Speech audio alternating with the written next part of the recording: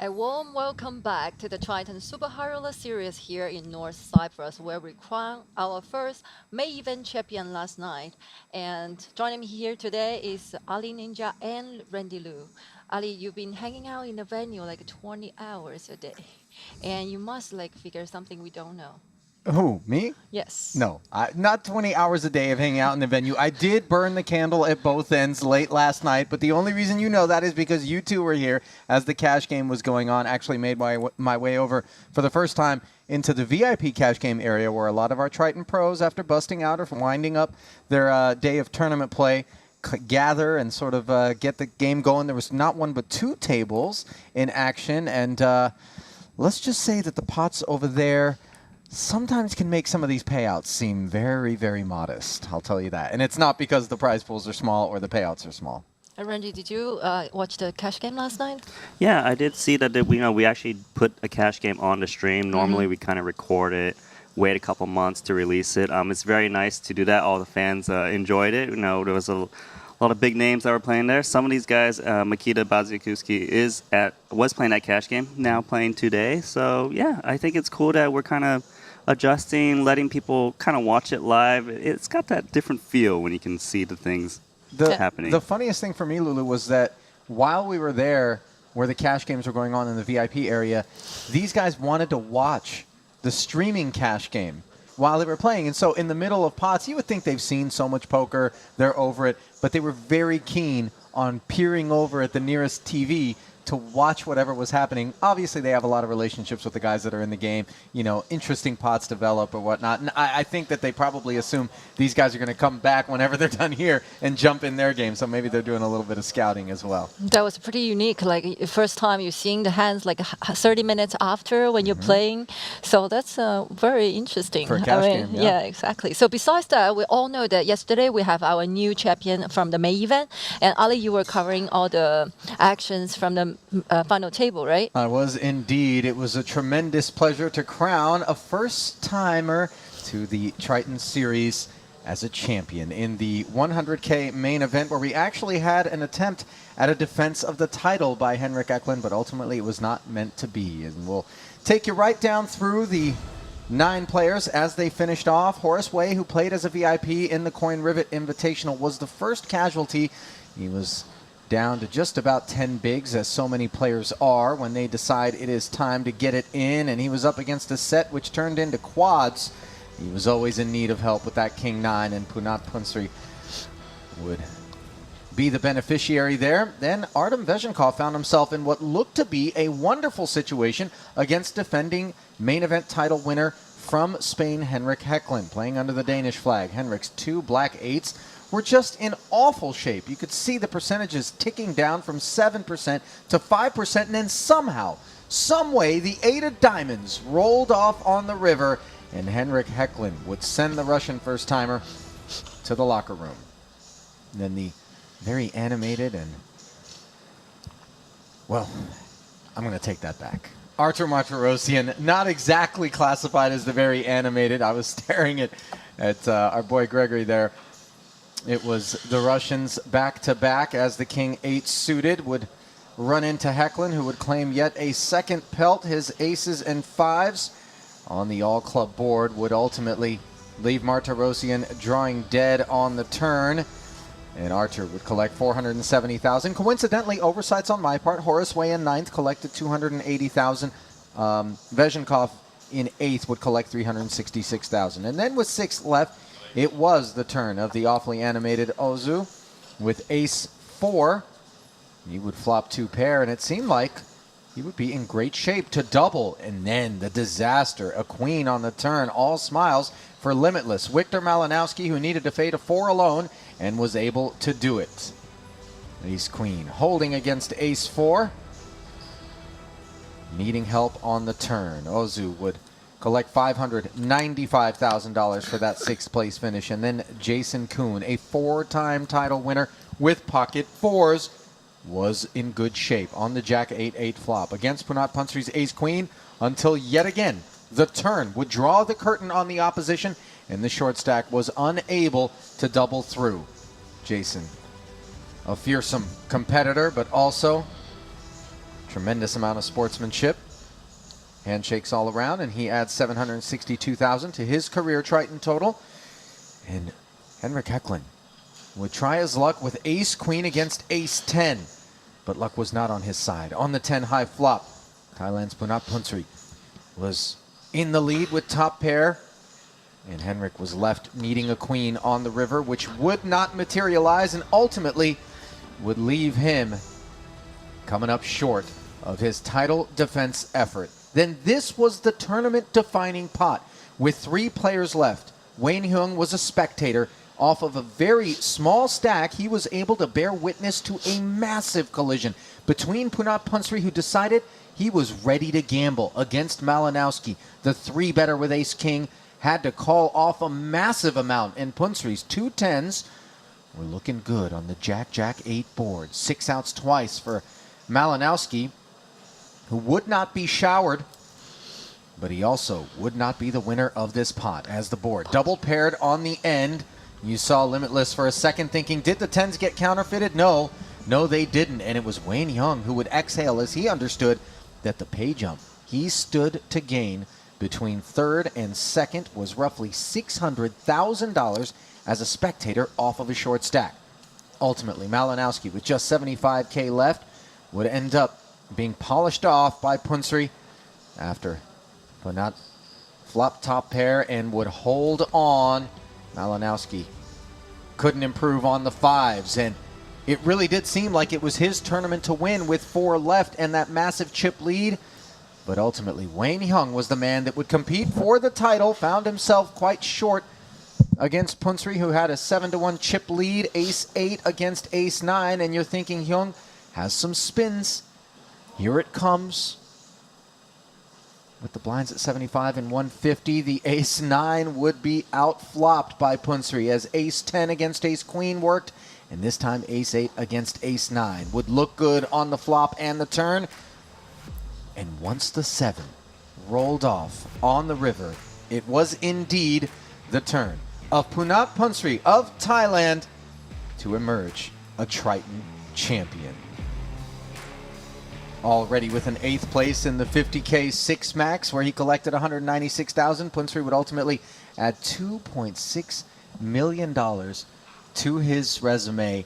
And what a festival it has been. What a tremendously humble champion. Loved my interview with him, the opportunity to sit there and kind of hear his thoughts and his take. And he also talked a little bit about poker in Thailand and how that has become popularized, even though there aren't a lot of opportunities to play in the country, online here and there, some traveling, and Wang Wichit, Thanaratnakul, among the other players from Thailand that have come in and really added a tremendous boost to our fields and to the energy in the room, let's say. Yeah, it's very amazing that you remember all those Thai players' names, Yeah. to be honest. And not to mention our main event champion also bring home the huge trophy, as well as the Jacob watch for Jacob & Co. watch, Yeah. which is only made for the champion. Yeah, only as Stephen well. Chidwick and Henrik Hecklin have watches so far as main event champs in short deck. Yeah. And, but and KT main event. actually bought one, right? So both the Thai guys. KT high bought- rolling And it. that's from another bought collection. a different watch. Yes. Yeah, KT bought. Listen, it would take quite a few main events, I think, before you're able to afford the KT watch. That thing Right, was but are you massive. guys like a little surprised because the main event final table finished so soon? I mean, I don't know, Randy. Obviously, it's just a function of how things take shape. The thing that was most surprising to me was not the speed with which the final table wrapped up, but the fact that Wayne Hyung, off of 6 big blinds with 4 players left, worked his way into second place. And over lunch today, as we were all sitting with James, our producer, we kind of felt this sense that those 3 players need to do some soul searching and ask themselves, how did we let that happen? Because the pay gaps in this main were massive. 4th was $946,000.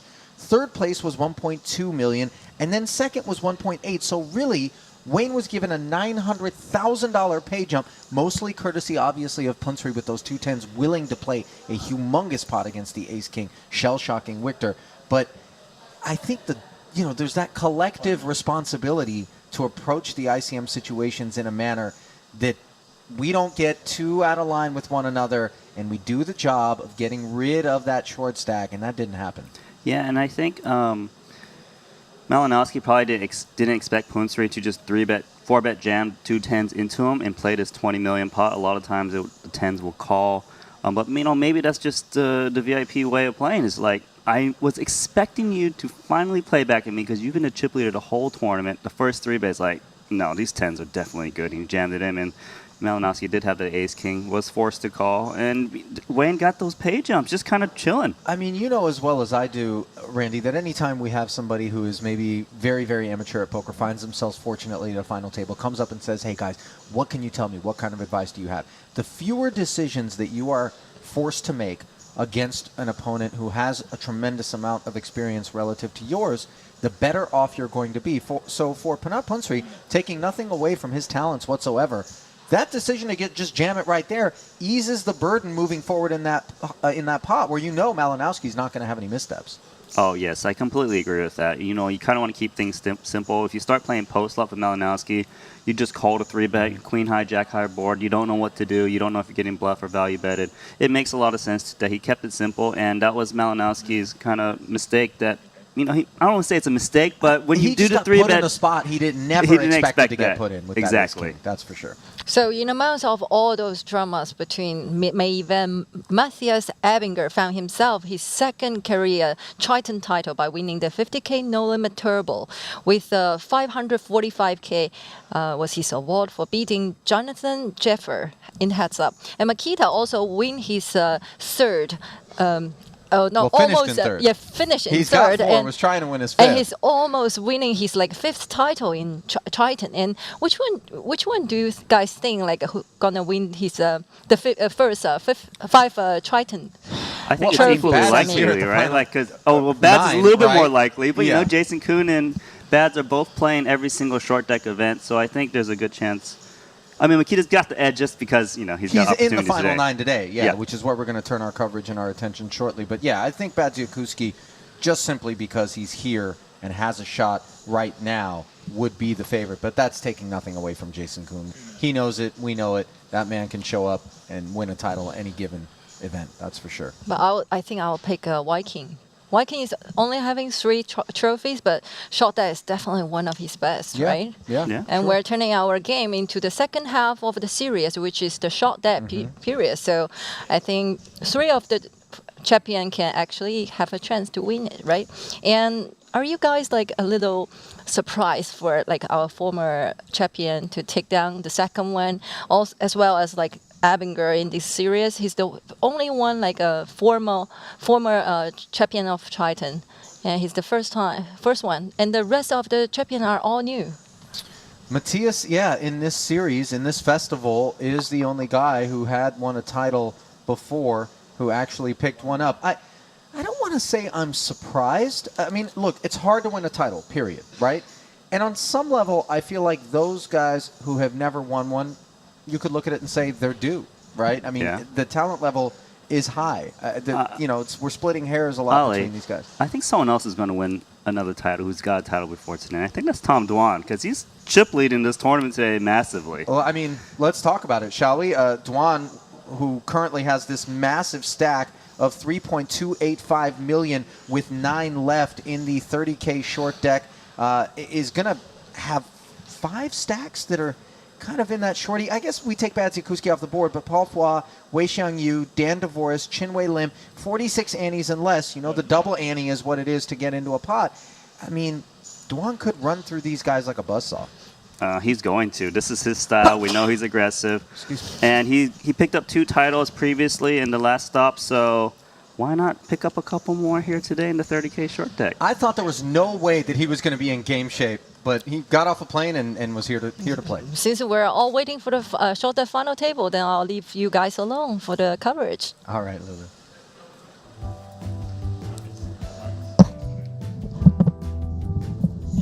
And there is a look at that massive chip lead, which we talked about. 2 tables remaining with 9 out there as we begin today's coverage of Day 2 of the 30K Short Deck Ante-Only. This is going to be the only short deck event of the festival where we will be playing No Limit pre-flop. From this point forward, as determined by sort of the aggregate player pool, we'll be playing pot limit pre-flop. I think consensus sentiment is that that is best for the game, as opposed to no limit. You see, Dwan is going to be playing at our 4-handed table. The other table will be 5-handed. We will merge once we get to 7-handed action. He is joined by Webster Lim, Dan DeVoris, and Wei-Xiang Yu.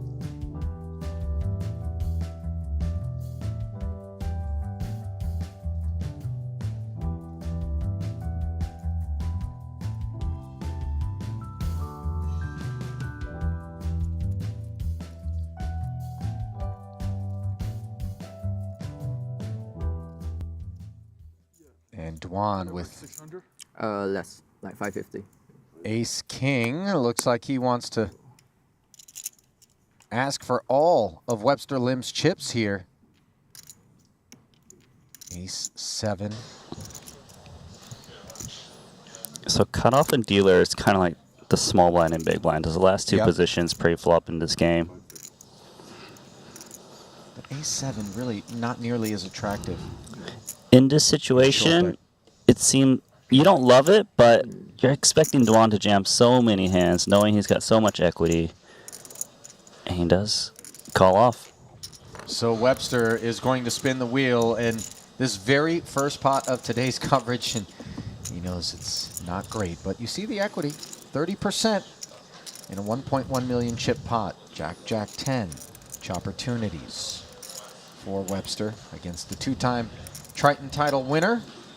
And now some additional paths to that chop, but that is not one of them, as Tom Dwan with the ace high straight will get rid of a player right away, and of course that will require one player from our other feature table to be shipped his way, as we will balance things Can I out. have the tuna fish 4 sandwich? and 4. Tuna fish with no sauce. And a coffee. Americano. It was always And going to be a a tough large bottle of proposition water. for Webster off of that Like a stack he cold- came in or with. some Just cold bottle of 27 water. antes, Randy, starting Thank on you. the button with the double ante. Yeah, I would say that that's a cooler in this game.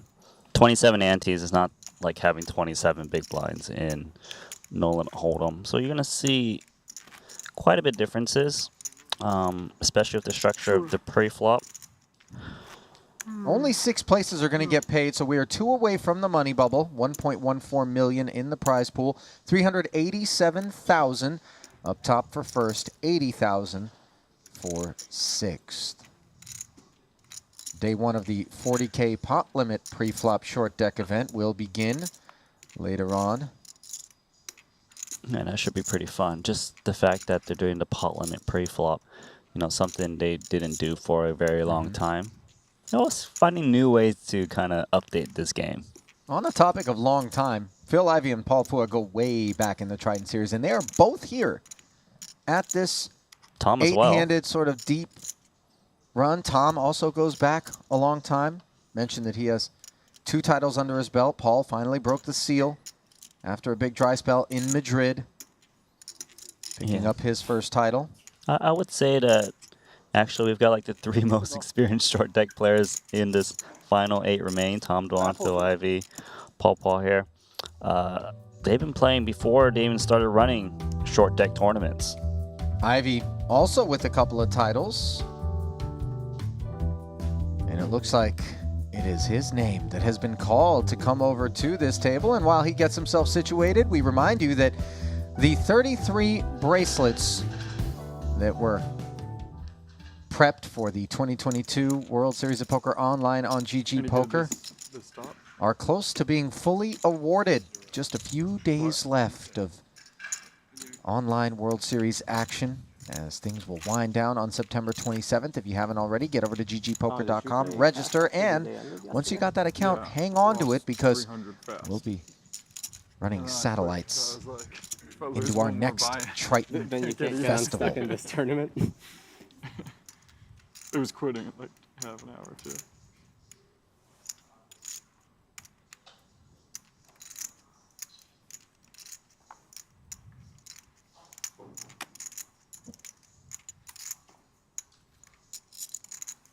And there is our first look at Phil Ivey.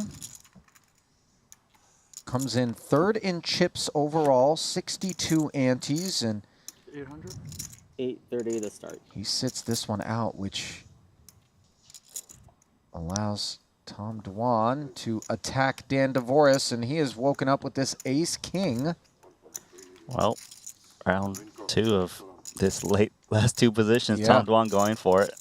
But you can see he's got 42% equity. It's not so bad in short deck when you jam it in. Lots of money in the middle. Pretty standard with his big stack. So we'll play a 1.7 million chip pot roughly as Dvoris is the favorite and stays that way on the Jack-Jack-6 board. Pushing ahead to 65% from this point forward. Hang on though.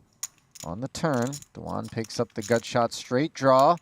Any queen 9 or 10 would have done the job. Instead, it is a clean double paired board, and the ace high gets to showdown and takes a bite out of the chip leader. Dwan, of course, doesn't look particularly phased. 8:30. 8:30, yeah.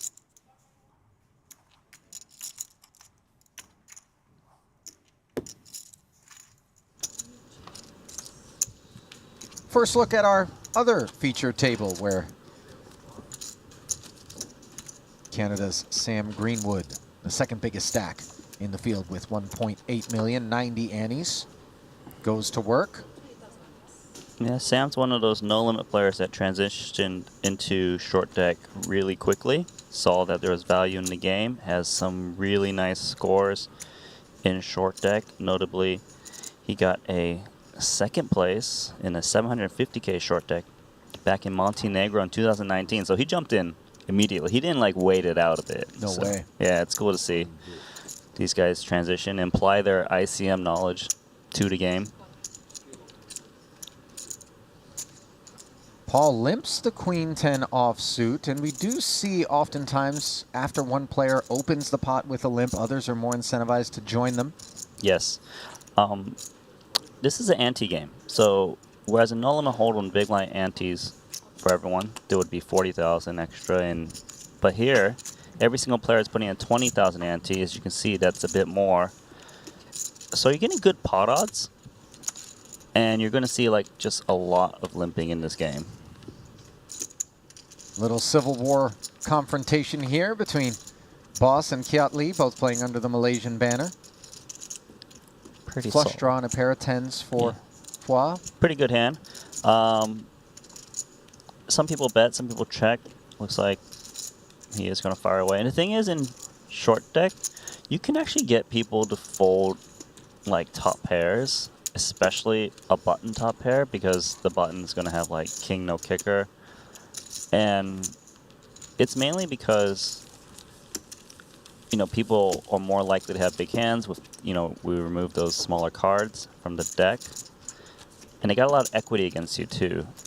So it's just a very different dynamic, and if you don't properly adjust, you're just going to give away a lot of value. Yeah.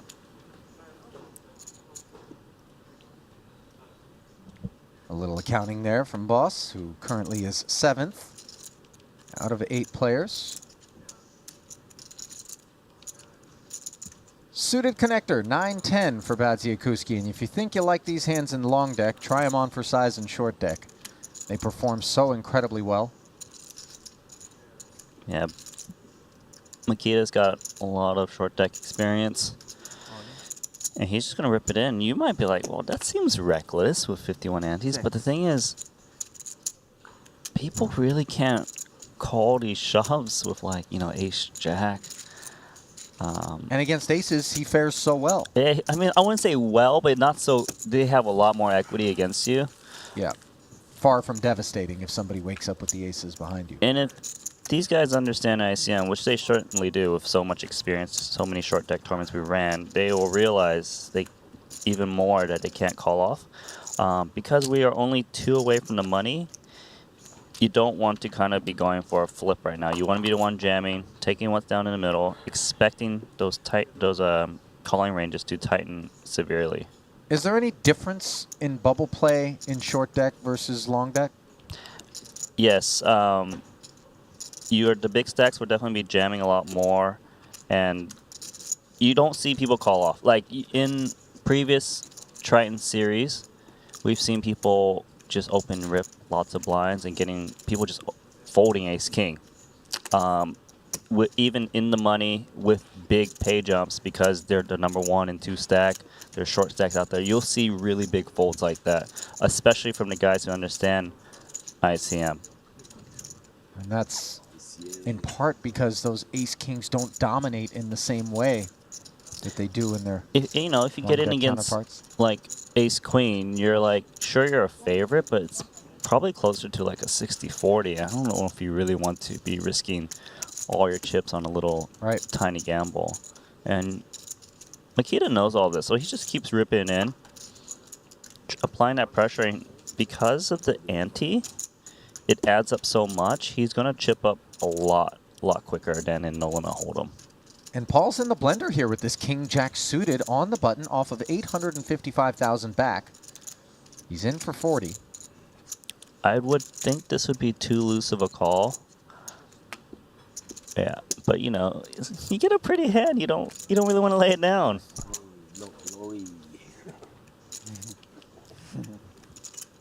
What is it, jacks or what? Why are you saying king jack suited? Easy fold.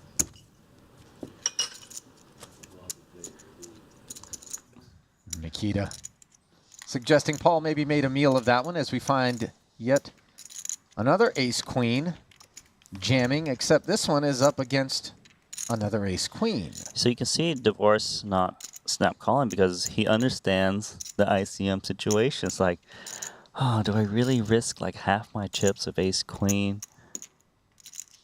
Newly minted chips as he doubled through Dwan. And that double actually put him second in chips overall, Randy. So very significant is his newfound stack.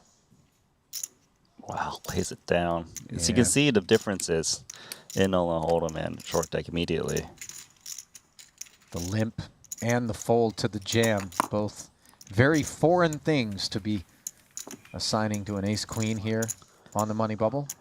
The Nice thing execution from Wei Xiangyu. Players who jam there actually jam hands like ace king and kings, whereas in Nolan Hold'em you might expect those people to just raise small. So ace queen, it's actually like dominated a lot too.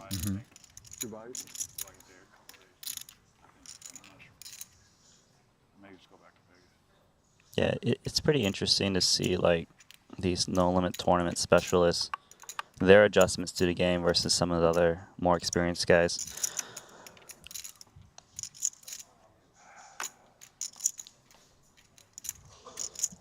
You got like 1-6 or something? 5-1-6? I have like 1.65, almost 1.7, I think.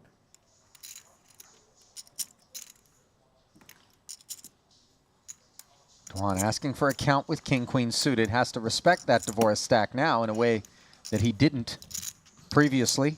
If he was up against half the stack like he was before, he would probably rip it in king-queen suited. But as played, that would be quite excessive. Just going for a limp. And Dvorak says, let's run it with Jack-10 offsuit. And look at that flop for Dwan. Top pair and the flush draw. Of course, flush is so much more difficult to come by when there's only 9 of each suit in the deck with the deuces through 5s removed. Middle pair and the gutter for Dvorak will face a barrel. 45K. Start to get a little bit of value. Is a game where you want to proceed cautiously on our flops, especially with middle pair inside straight draw. Even if you're holding a hand like 2 pair, you wouldn't be raising, you would just be calling.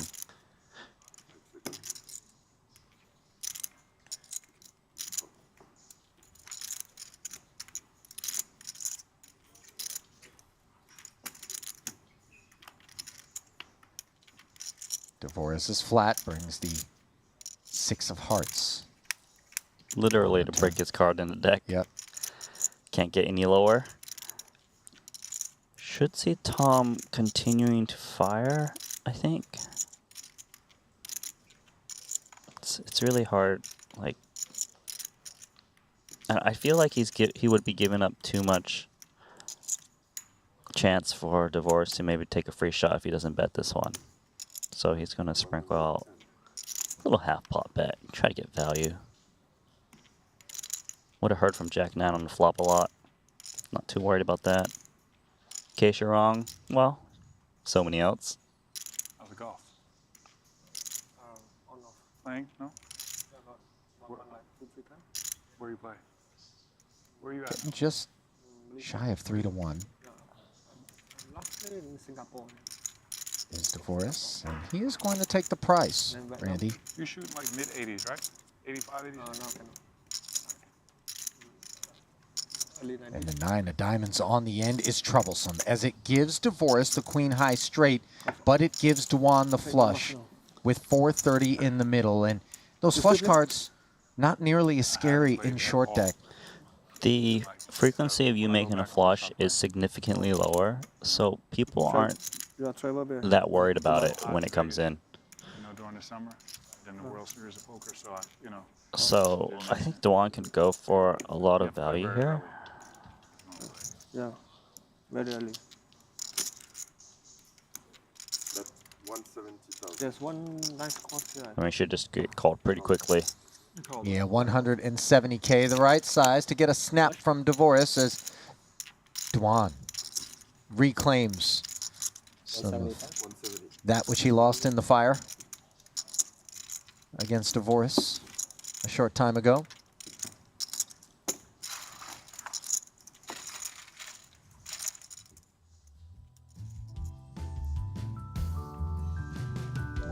Well, if you're wondering how these long hours are played at the felt or here at the desk, it is courtesy of the folks at Secret Lab, who have put together game-winning comfort for when the stakes are high. Learn more at secretlab.co/2022 and perhaps even get your hands on the Titan Evo 2022 chair.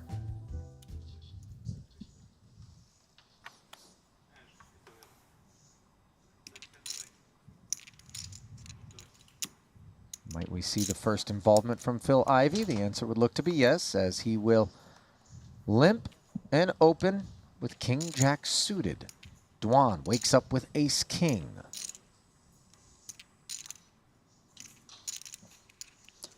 Let's see how Duan approaches this. Is he going to just raise, or is he just going to rip it in?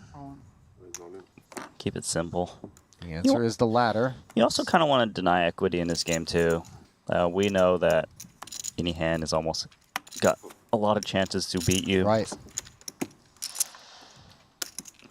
So that King Jack does find its way into the muck here. With 8 remaining and 6 being paid, we are just one bust out away from the pure bubble. Yeah, this, especially in tournaments, this is kind of the game where you tend to just keep jamming, you chip up slowly, and then if someone wants to clash, we clash. But by the time, like let's just say Duan jams all in, picks up a lot of chips. By the time he finally gets in, like Ace King versus Kings, you know, he's not even that far behind, and he's chipped up so much where if he loses a pot, it's not like he lost that much given all of the jams he did before. He's getting aggressive here, Jack 9 off, so just ripping it in. Now this is just some pure muscle. And the thing is, it may look reckless that Duan's jamming Jack 9 offsuit, but I bet you even hands like Ace Queen, not even going to think about calling, given 2 from the money. I'm just going to keep saying we're 2 from the money. How can anyone call? Well, every now and again, someone decides to wake up and make that call. It reminds me of the spot that Malinowski was put in by Punat Punsri with 3 left in the 100K main. Yeah. Victor was just bewildered. Like, buddy, are we really doing this right now? Do you see this other guy? That's actually a good point. Is if you sprinkle in some VIPs in there, that just like, no, I'm not having any of this. You know, it actually really changes the game where maybe I can't just be reckless and open jam. I mean, they have a loose understanding of ICM, but Yes. the deep technical sort of nuance may be lost on them. And sometimes they're like, buddy, this pay jump doesn't matter to me. Does it matter to you? Exactly, and we definitely saw that in those no limit events.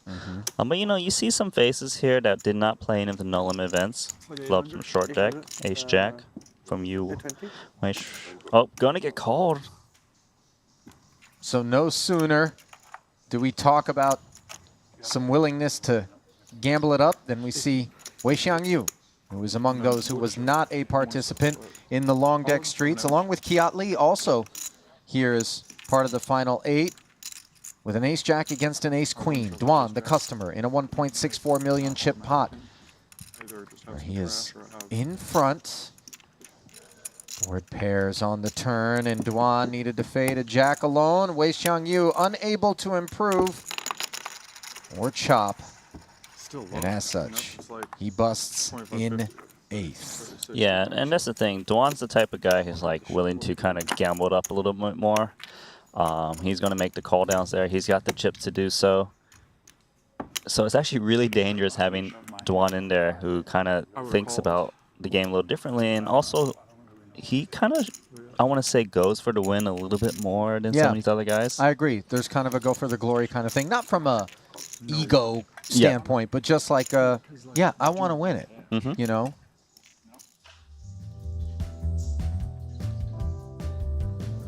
One of those guys that's oh so comfortable with a chip lead, and that is a great way to describe the place he finds himself right here. As the field will consolidate down to 7 players. Tom Duan, 224 antes, a massive lead over all other comers. Sam Greenwood currently sitting second in chips, average stack of 1.6 million, good for 82 antes, with those antes currently at 20,000, 40K on the button, of course. And short stack now will belong to Kiat Lee with 36 antes, Paul Foy, 38 antes. Randy, these are stacks that really aren't going to have an opportunity to do anything other than jam. Can't expect them to just be limping in there and hoping from this point forward, right? Yes, that's actually a really good point. If we weren't playing with a tournament structure, these short stacks, they maybe try and still limp a little bit. Hands are marginal, those king 10s and queen 10s that could limp probably will just open fold or happen to jam themselves. You don't want to bleed a little bit faster than the other player and become the clear mark on your head. And they will just be jamming. Even hands like kings, you're like, wow, kings is a great hand in full deck, right? But here it's jam, please fold everyone. If you're going to call me, make sure it's an underpair. Yeah. Tom Duan, 2-time title winner already, has himself almost $3 million in career earnings at Triton. He did pick up his second title in a short deck event in Madrid. It was a turbo. He won 336,000 euros for that. And he also won the 25K Pot Limit Omaha event. So it was a very fruitful festival for him in Madrid, and that was the last festival, so really momentum still in his corner. And as I sort of alluded to in the pregame show, I thought this guy was going to be so tired, just really not in game shape quite yet. Duan likes to play long hours. He plays sleepy. He's just not one of these guys that has some big routine, but shows up, gets himself deep. Now here he is at the final table with this massive chip lead. Can you really bank on anybody else being able to give him a run for the money, including Sam Greenwood, who is so far behind, out chip 2-1?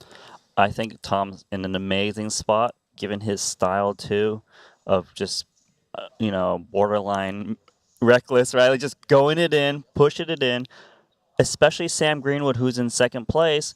This guy understands tournament ICM, probably one of the most of all these players here. He's not going to be calling it off, even with like kings, if Tom Duan just opened jams right now with 7 remaining, 1 from the money. Yeah, stone bubble upon us. So Randy and I will step aside. Don't go anywhere. When we come back, it is the final table of the 30K short deck from here in North Cyprus. Stay close.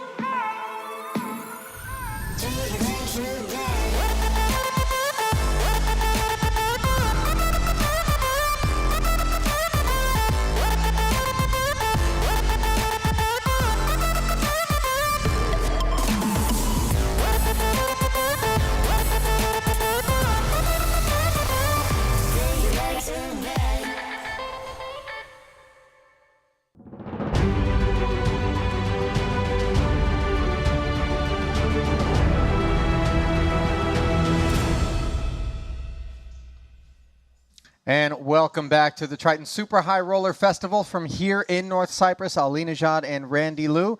It was a short but sweet break, and kind of a short, I don't know about how sweet it was for the players that were busted out, but run down here to the stone bubble. We started talking about it, Randy, in terms of who was going to do what, and of course we know from this point forward we can expect the Tom Dwan show to be on full display. Yeah, we know Tom Dwan's going to be pushing it in. He's already been pushing it in several from the bubble. Why wouldn't he ramp it up even more as we're on a direct bubble now? But, you know, we've got some other players who are willing to play. They've got a lot of experience. You know, we see Phil Ivey, one of the OGs of the game, who has played a lot of short deck with Paul way back in the middle when they invented the game. So, but on this money bubble, Ivy's looking down at Paul Foy's 38 annies, at Kiatli's 36 annies, and if Dwan feels like he's speeding and is out of line, there's still a lot of motivation to not be the guy that plays sheriff against him here on this pure bubble. $80,000 for sixth, $0, and we know the task at hand, regardless of how rich or how big a bankroll you have, is to get on the right side of this bubble in terms of tournament strategy. So I would expect that the only players that we would anticipate are going to want to call these jams from Dwan, which I expect to come fast and furious, are going to be the likes of Paul Foy and Kiatli.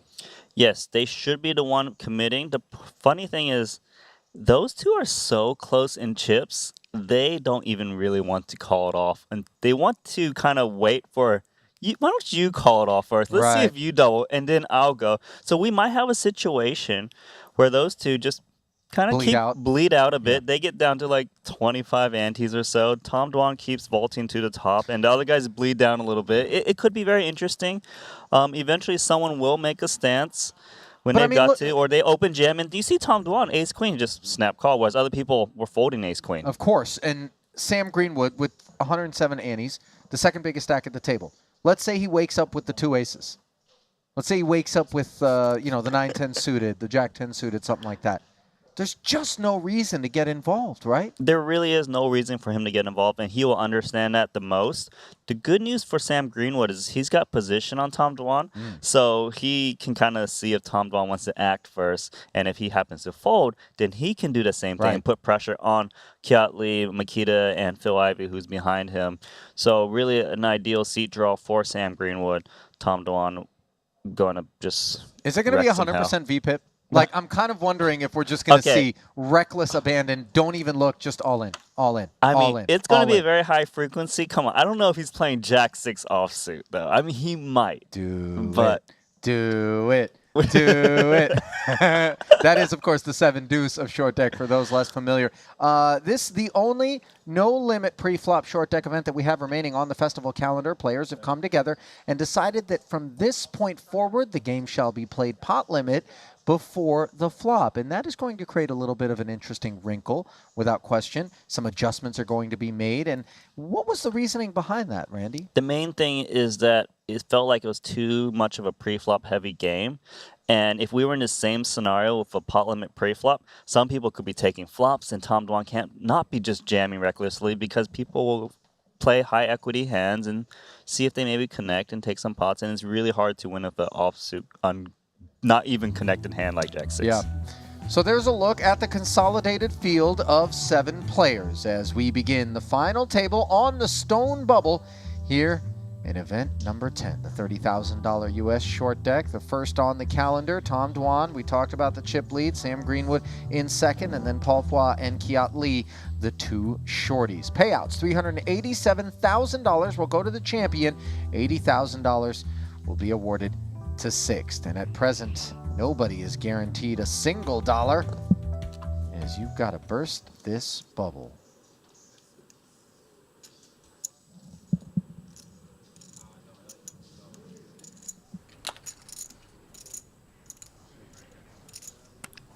Is Paul going to add another cash to his belt? I mean, it feels like it's in there every single event.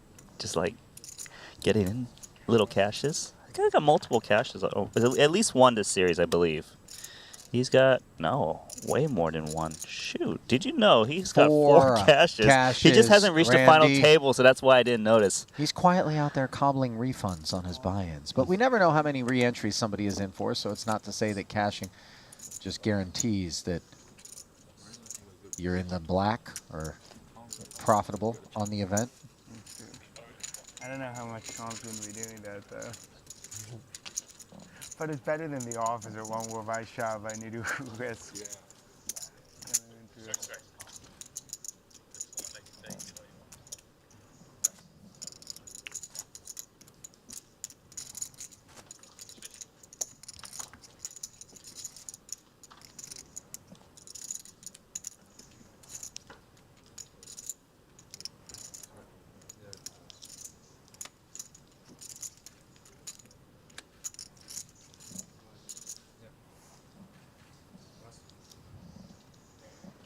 Randy, I have some disappointing news. Ollie, what did you do?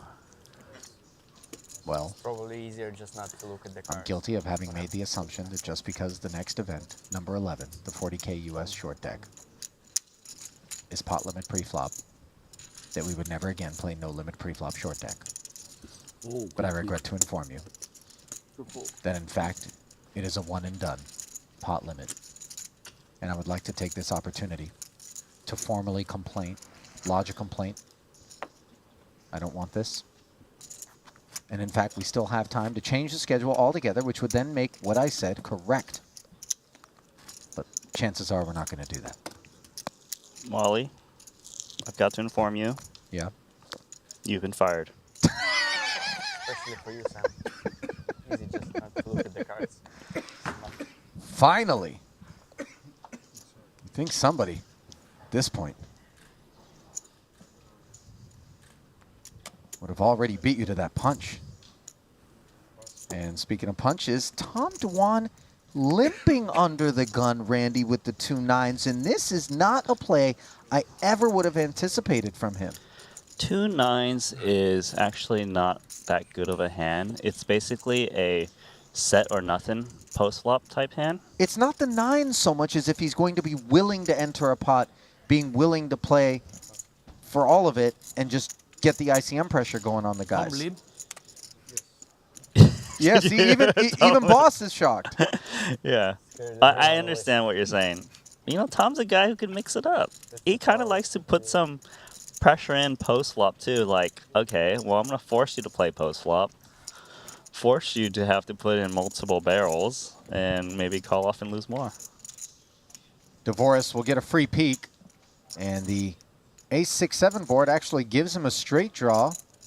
He needs a 9, however, and 2 of them are busy in Dwan's hand, who is looking for an 8.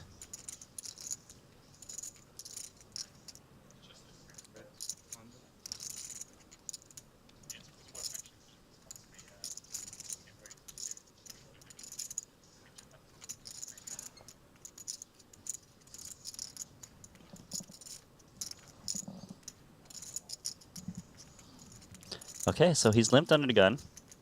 A lot of guys are actually perceived to limp big aces in early positions, so you actually see them just step away a lot. Looking for the limp jam, right?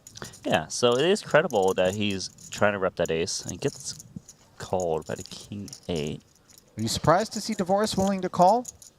He has the 3rd biggest stack out there. I wouldn't say surprise, but he does clean outs to the straight, which is... It's not like he's drawn to 2 pair, which he might still be behind against a set or something like that. It seems okay. Of course, he needs to be looking for a spot to barrel off and try to steal this, whether it's a turn or a river. He knows Dwan's going to try to rep that ace.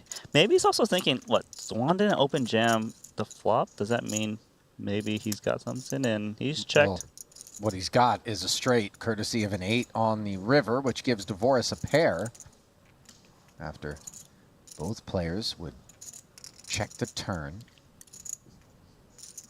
Let's see if Dwan decides to value bet his straight or try to induce from the dealer button, who can rep the 9 a lot more. I think Dwan might be thinking, look, you're not going to put me on a 9. I limped early position. Let me just try to represent something. Maybe you'll do a crying call with random 2 pair.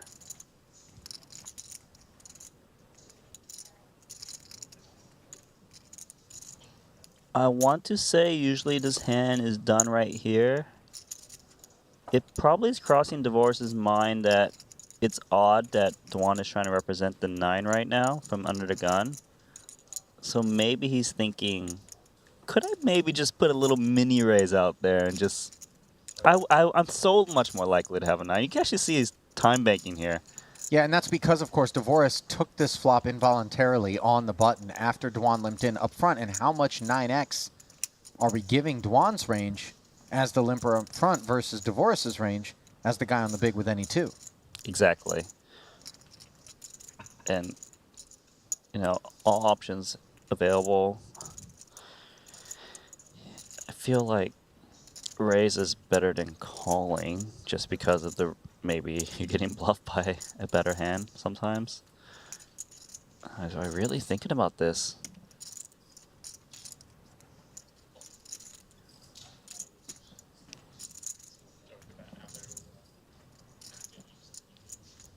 Mineral water.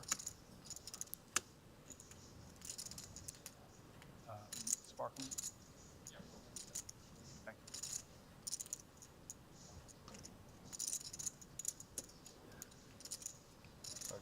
you. Maybe he's thinking about... Okay, he's going to lay it down. Gave it a lot of thought. And a couple of time banks. You No know less. you've got an aggressive image if someone's thinking about calling you King 8 on this board texture. Looks like that tuna fish sandwich has made its way to the table. It was a very specific Randy, order. no No sauce. We see it all, buddy. I didn't realize we had tuna fish sandwiches No, I did not. available. Have you looked at the poker room menu? I've never seen it. Me neither. Yeah. I would like to see the poker room menu. I'm thinking Is there's lobster producer- on there. No, come on. No. Say it isn't so. I actually had lobster yesterday. I confess that one of the fringe benefits of going to sweat the VIP cash game is access to that VIP cash game menu. Oh, I did not know about which this does little hack. contain a lovely lobster tail situation. If my tone has changed, it's because I'm a fan of bottom-dwelling seafood. I think I'm going to rail those games tonight as well. Come on, Randy, don't blow up my spot, man. You can come play backgammon. Can I play some backgammon? I don't know the rules. Perfect. Queen Jack suited. Kiatley knows the rules. I'm on a short stack, and that means I'm going to need to spin it up. But he doesn't put it all out there. 550K just in case disaster develops behind him. And now Badziakuski with a couple of 10s. Not interested. It's actually very important to leave behind that little extra, even more so in this game. If 2 other people just kind of want to get it in, you'll happily fold Queen Jack suited 3-way and keep the remaining 100 and potentially get someone to bust out. For someone to say rejam and someone to still commit means they've got some big hands and will clutch. And you see Lee sort of chuckling to himself as he understands nobody wanted to see him win that pot except him. Dwan didn't give it a second thought whatsoever.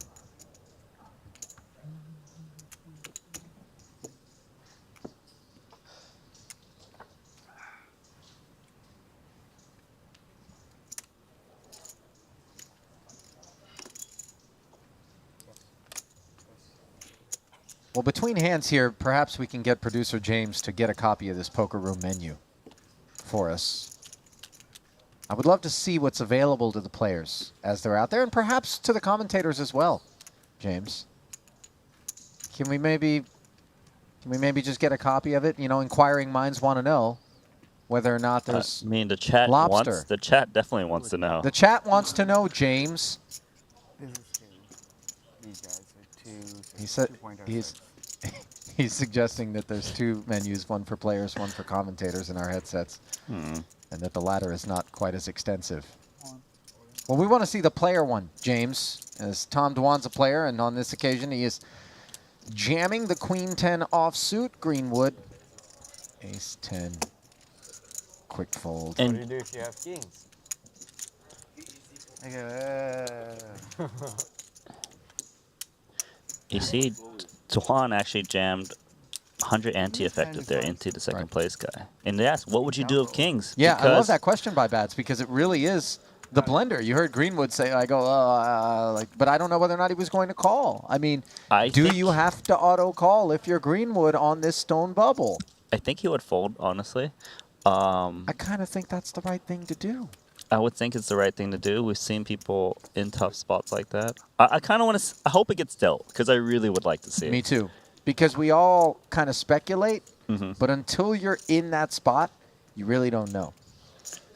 You know, Greenwood might say, "Yeah, I'll call now," but you know, it might be just a little bit of All advertising. right. Jack 6 What was that suited. hand you said that you didn't think he was going to do it with? Oh.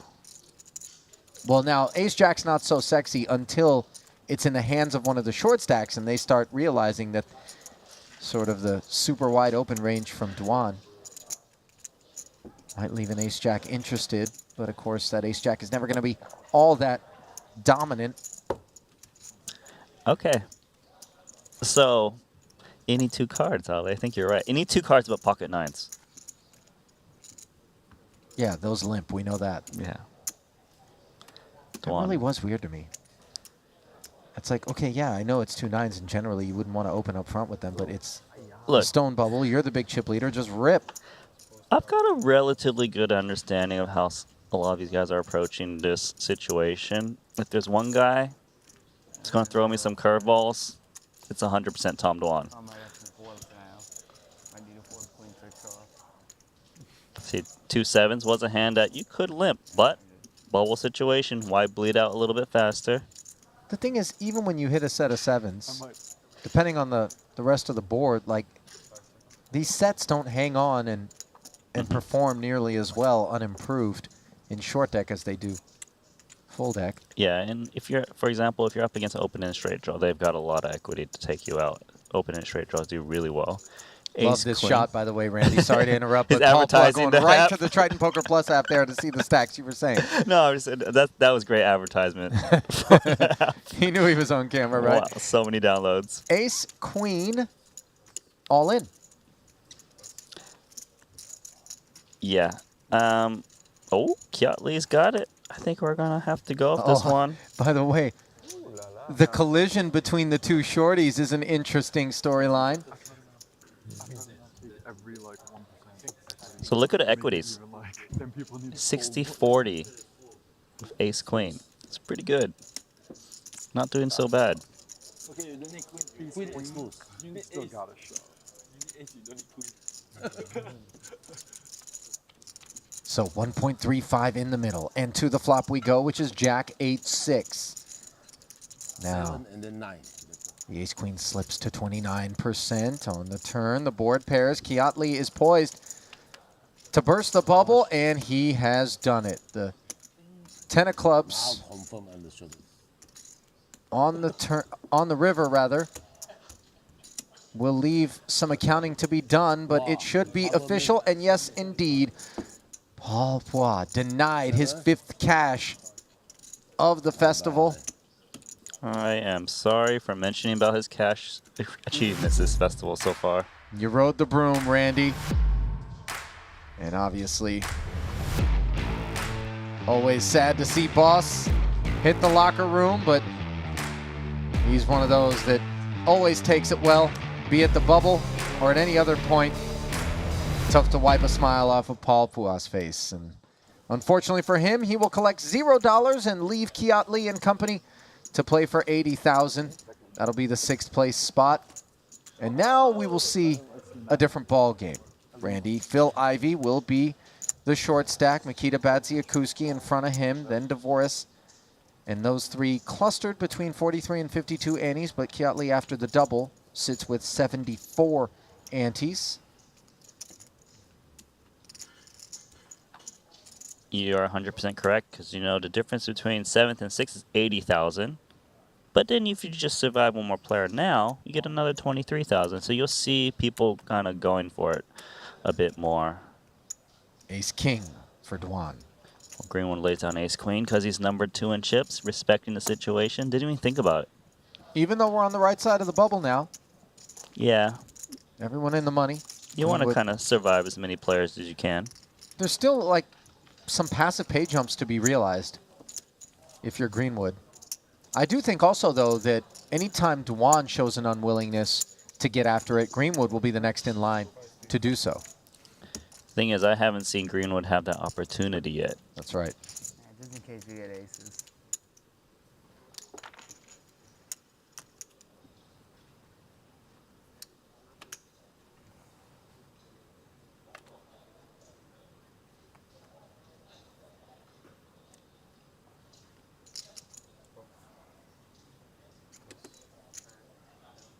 It appears to me maybe Dwan takes a little bit slower approach when he's first to act and just starts to limp.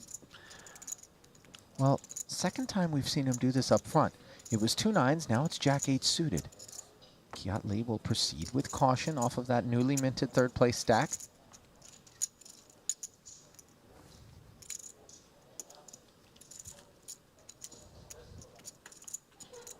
Just take a free flop.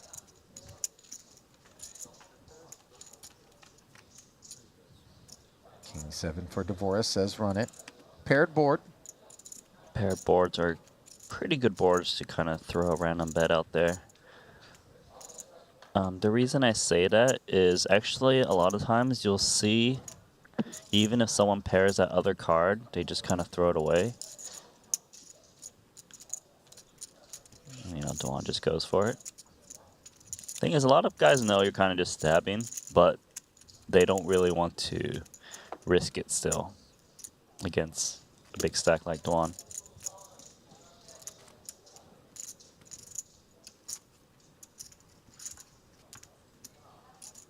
Nevertheless, there will be someone perhaps that will stand up to push back on what they know to be some out-of-line stuff in Camp Dwan. Who will that player be, though? High risk, high reward. Well, I don't think it's going to be Greenwood, given the approach he's taking right now. Maybe it's this guy. The guy looking for another title. Well, let's talk about Nikita Badziakuski's titles. As we look at his resume, he's just shy of $15 million in career Triton earnings across 13 caches. The 4 titles that he had, the last of them, came back in Madrid. It was a no limit. He beat Danny Tang 7-1 deficit. Heads That's right, up. yeah, that was a humongous comeback for him. Danny was so disappointed. Back in Montenegro, he did win a short deck event. That was his 3rd title. Jeju 2018, it was long deck, and then Montenegro in 2018, it was also long deck. Both so main events. One of the 4 titles, right? The first 2 titles were both main event, no limit, those back to back. Yeah, but not short deck though. No. Then he was like, okay, I need to start getting some short deck titles. Well, he did it. He did it. And now he's like, okay, let me just outpace Jason Kuhn. Try to, at least. While Dwan's thinking about Queen Jack, it feels like he just wants to end this tournament. Queen Jack is, I would think, maybe slightly ambitious. Go for a call here. I mean, he has to imagine that the Queen Jack will be beat. Dwan's the type of guy where he doesn't want to pass any edge possible, so he's like, okay. But that's not edge, that's gamble, right? He knows Queen Jack is behind whatever Badziakuski is jamming with here. I would say so. Probably not as I told. Yeah. But he doesn't, like, if he's sees like a 5% edge, like he's like, I'm gonna just take it. But here he realized He looks so annoyed. He's like, I should have just gambled with we're just Nikita. end him. He seems really bothered about that Queen Jack. The man likes to gamble. Let's just put that on record right now. Mm-hmm. Way more so than a lot of these more technical kind of ICM wizard sort of. Oh yeah, I don't think any technical player is jamming Jack 6 offsuit. I mean Jack 6 suited, sorry. Whatever. It's Jack 6. Ivy, meanwhile, going to do some jamming of his own here. 770K with ace 10.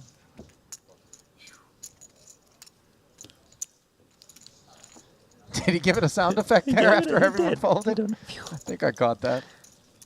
By the way, not to me, you don't really get that from Ivy too much. Only in these kind of Triton kind of friendly vibes, you kind of see him a bit more chirpy. you know, I'm glad that you brought that up because I've had the privilege of commentating across the bulk of Phil Ivey's career as a young phenom at the World Series. I can remember wearing a basketball jersey, his headphones, and then here he is, a couple of decades removed from his first appearances. And, you know, it hasn't been smooth sailing the whole way for Ivey. You know, it's been a difficult personal journey at times, and it feels as though there's a weight lifted off of him here at this festival. He's been just, like you said, a little bit more talkative, a little bit more relaxed. And we're seeing some of his personality, and he has always been such a mystery to so many people out there. So it's kind of nice to see him with, let's call it, a little bit of his guard down. Yeah. You know, I feel like I've watched some interview as of, I won't say recent, but of this year. And, you know, he kind of, it's like, yeah, happy to be back in the tournament scene. Just like, got things put together. Yeah, it's good. It's really nice to see. You know, I would say he's the majority of the people's watching's fan favorite. For sure. Now, ace-8 suited is the Badziakuski favorite right now as he jammed under the gun, minus 50K, which he left back. And for Dwan, 2 red jacks. The man's asking me for a spin again. I almost gave it to him with queen jack offsuit. Every time he waits, Makita's gaining more chips. It's going to get a bit more expensive. He's going to go for it. Wow. Plows over the top, which will give Badziakuski some protection, if we can call it that, from maybe some dominant aces getting involved behind him. And instead, it is Wheel of Fortune, and Tom Dwan will take 56% equity up against Badziakuski, who moved in with the ace-8 and flops himself 2 pair on the ace-10-8 board. But those sets tend to roll off more frequently in short deck. The 10 doesn't change the running order, and now the river is yet another 10. So Badziakuski able to double through Dwan. Yeah, and you know, that goes to show you my point is that Tom doesn't really like to pass very small edges. He was only actually a 56% favorite, whereas a no limit hold'em, of course, Jacks would be fare much better. It's scary to play against someone like Dwan at your table who's willing to kind of call off a bit more often than not. So you kind of need to adjust your ranges, and Makita was fortunate there. But Dwan, despite losing that pot, still has more than 2x the second place guy, which is now Makita Badziakuski. And that's dangerous for the field, Randy. Nobody was happy to see that in terms of now the path to victory will have to run through him and Tom Dwan.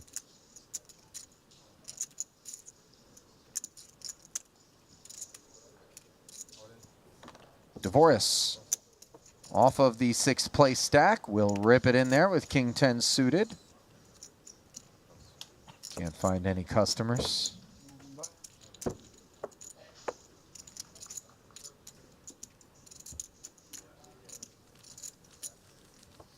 Is Dvoris wearing the matching jacket to Dwan's shirt? You see the little logo on his sleeve and then the one on... Yeah, I'm I see not that. sure I that know. Little faint. I'm not sure of that. Arcturix or something like that? Here I go again with the fashion takes. I think they changed it back to normal one. I think you're confusing it with the 1 bullet. The pot limit is just pot limit. It's also 1 bullet. Are you sure? I think so. Not you can 100%. rebuy, right? Yeah, but one bullet means like all the chips goes. Okay. Yeah, none of freeze out. 1 bullet to freeze out. Come on. You think we do freeze outs here? Why not? Yeah, then instead of going Put it all out in there. overhand with 20 antes, you just pot 2 8 antes. Do you think Dwan borrowed that from Dvoris? Or do you think Dvoris borrowed it from Dwan? You know what? Does Tom look like someone who borrows a shirt? Does Tom someone look like else? somebody who's wearing the same size as Dvoris is probably the other question to ask, or vice versa, as he jams the ace-7 suited. Ivy on the button, ace-10, but no thank you, he says. Boy, those two have some history, don't they? Yes. Epic online battles back in the day in Epic the live rail heaven on battles. full tilt. You remember that? Yes. They've been playing together for so long, the biggest pots, every single game possible. You think our YouTube chat is spicy from time to time. That Rail Heaven chat was something else. When chip leader is not allowed to, you just jam it in and Yeah. yeah. Because like short deck bubbles are kind of silly. Yeah, it's also like if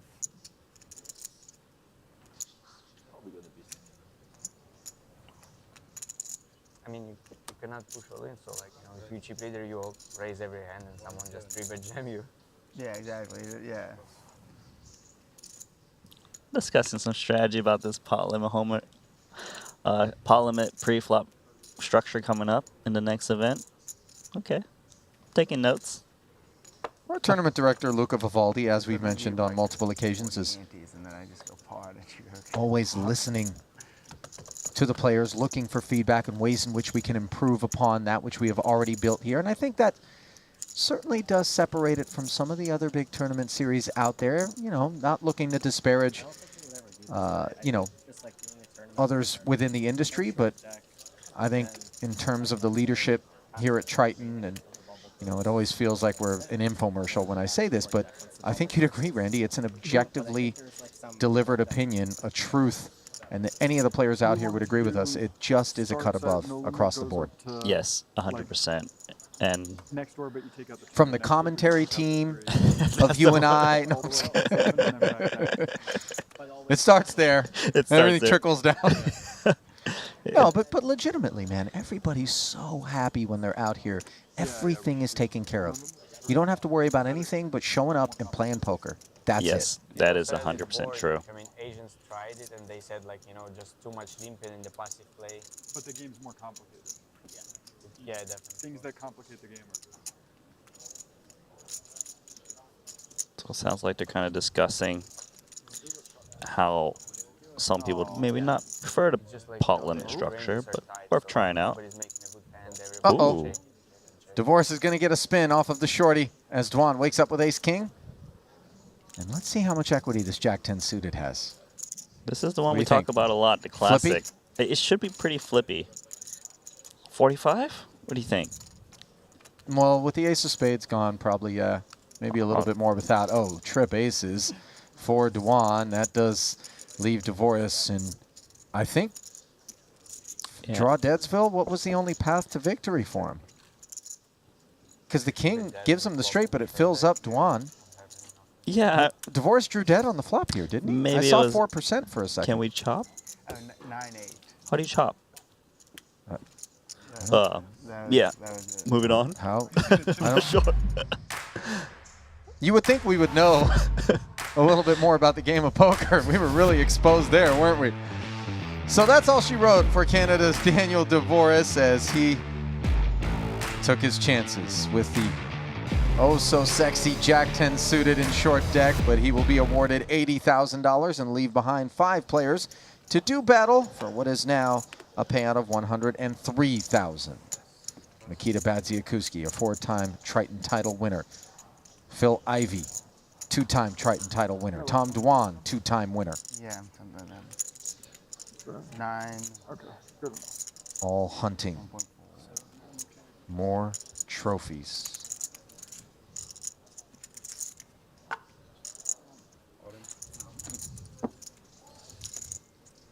Oh, the chat I didn't know what to do. has saved us. What was the They needed you needed a 9 and an 8. Oh, 9 and an 8. That's I guess right. we tagged some of them instead of us. They seem Yeah. to understand how this game works better. By the way, we are going to have an online qualifier to replace us since this is clearly our last festival. Those of you wishing to be in the hunt. That's right. It was just weird. I don't know. I just had like a weird aneurysm and looked up at ace, ace, queen and thought to myself, how? How is he ever going to win it? Oh. A little bit of Turkish delight here in my ear canal. Phil Ivey, 30 big blinds. The shorty. Dwan continues to be the big stack. Almost 3-1 lead over Badziakuski, by the way, who doubled through him. I find it soothing. Oh, Soothing, God. but maybe a little too on the nose. A little bit. You know what I mean? It's just a little. Right? It is soothing. It feels like if you Googled like Turkish chip count music, Like that was the first That was the pop-up.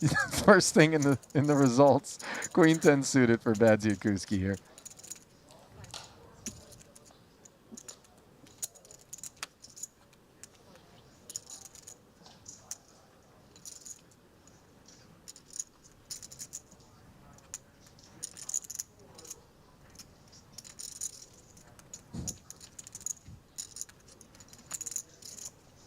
I just want to play one hand. Can't even get it. That's a good point. Greenwood hasn't played a single hand yet.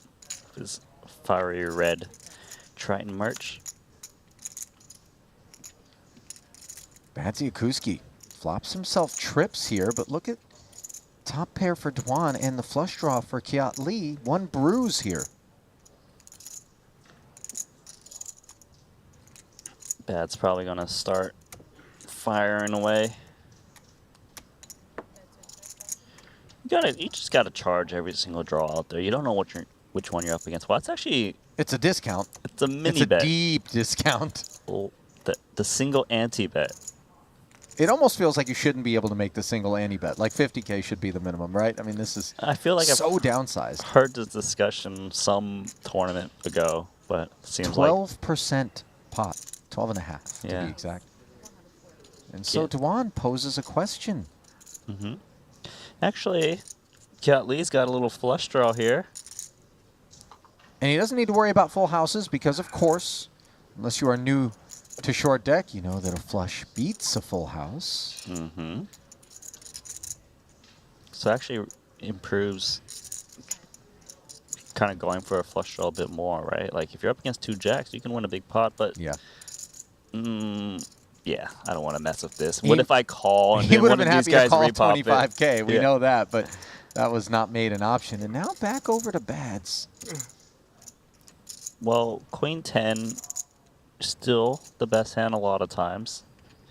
You're playing super deep. You could be drawing very slim. You're gonna call. You're gonna hopefully see some safe turns. Maybe call another one, check, check. You need to play small ball. Ace on the turn does not help Dwan. Does provide Badziakuski with a gut shot. Of course, well, King Queen got there.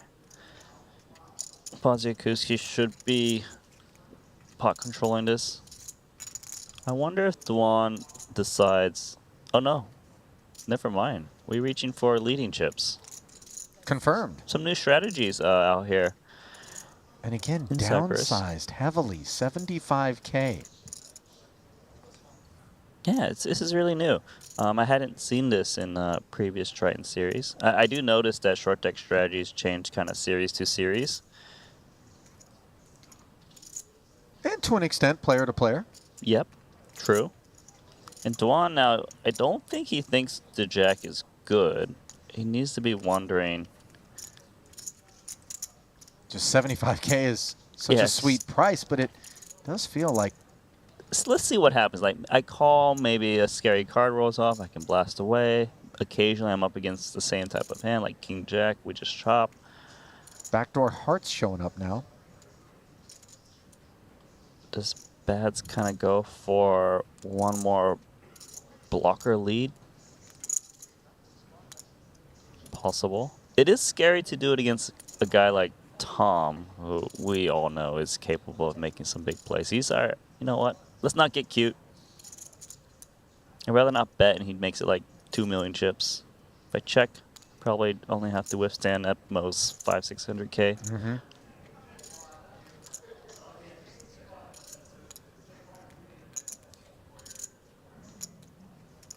Boy, if he says all in, It's what a disaster. It that would be for a this Queen disaster. 10, man. It's also pretty darn hard to jam 3x pot right now.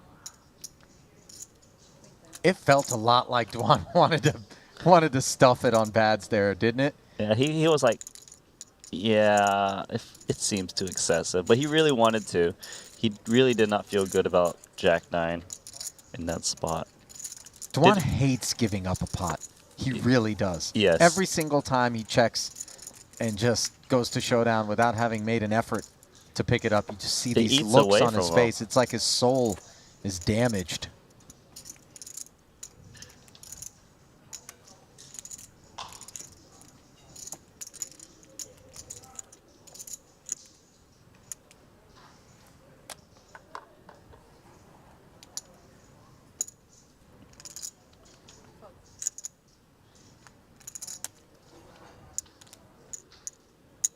Eight, 9 off. Mr. Mischief opens. Can't Greenwood just hit the autofold button? Does he have to sit there? He looks at it just to pretend he's looking, but he's not playing the hand. I mean, 0% VPIP. Not really in a spot where he needs to. Third in chips out of 5 players. I mean, he's collected a pay jump already. These guys are all splashing around him. Bads. Ace King ripping it in. He's not shy. That's the second biggest stack out here that's demonstrating a willingness to get involved. So we know that hand means business, and Duan folds.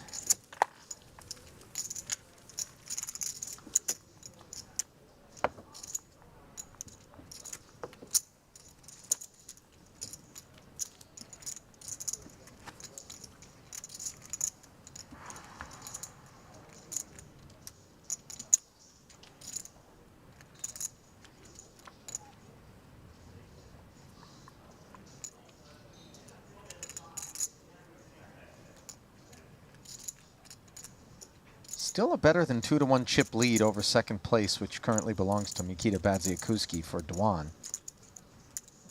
Well, he raised 9-8 offsuit. I wonder if he's going to keep up the antics. Nah, just It would appear so. It's just, hey, you know what? If I just go all in, they can't play back at me unless they got it. I mean, it's kind of irresponsible when we consider the ICM of 103,000 for fifth, 131,000 for fourth, and Ivy sitting with 28 Ivy's antes. reaching for chips right now. And Like, yeah, I'm done. he's ready to go. A brief wince, as Duan is obviously capable of waking up. And you see an eye roll there on Durr. These guys not folding to me.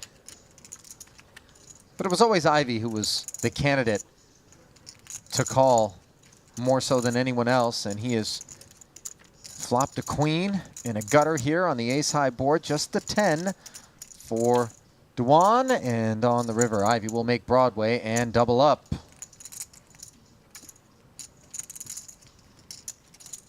And Kiat Lee, fourth in chips before that pot, thinking, thanks, Tom, thanks. Yeah. Now, I'm the one that's going to have to call off against you.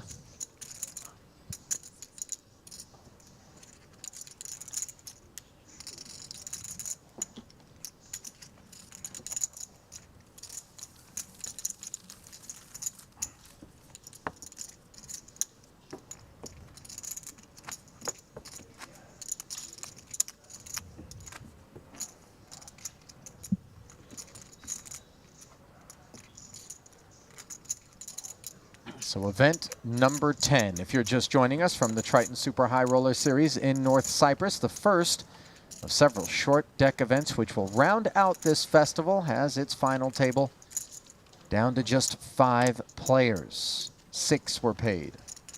103,000 going to the next elimination, but $387,000 and a title, of course, going to the winner. Ali Najad alongside Randy Liu. Pleased to have you with us. If you're streaming us live on YouTube, be sure to subscribe and like. If you're on the Triton Poker Plus app, obviously you have a wealth of stats and real-time info that you can feast your eyes on as things play out here on a delay. Phil Ivey puts another one into his stack. Back-to-back W's. Kiat Lee behind him, fifth in chips. And Kiat did double already earlier when he eliminated Paul Foy, I believe. It wasn't a full double. Yeah, he got in the 2 kings against ace queen to eliminate Paul. And he may need another double sooner than later.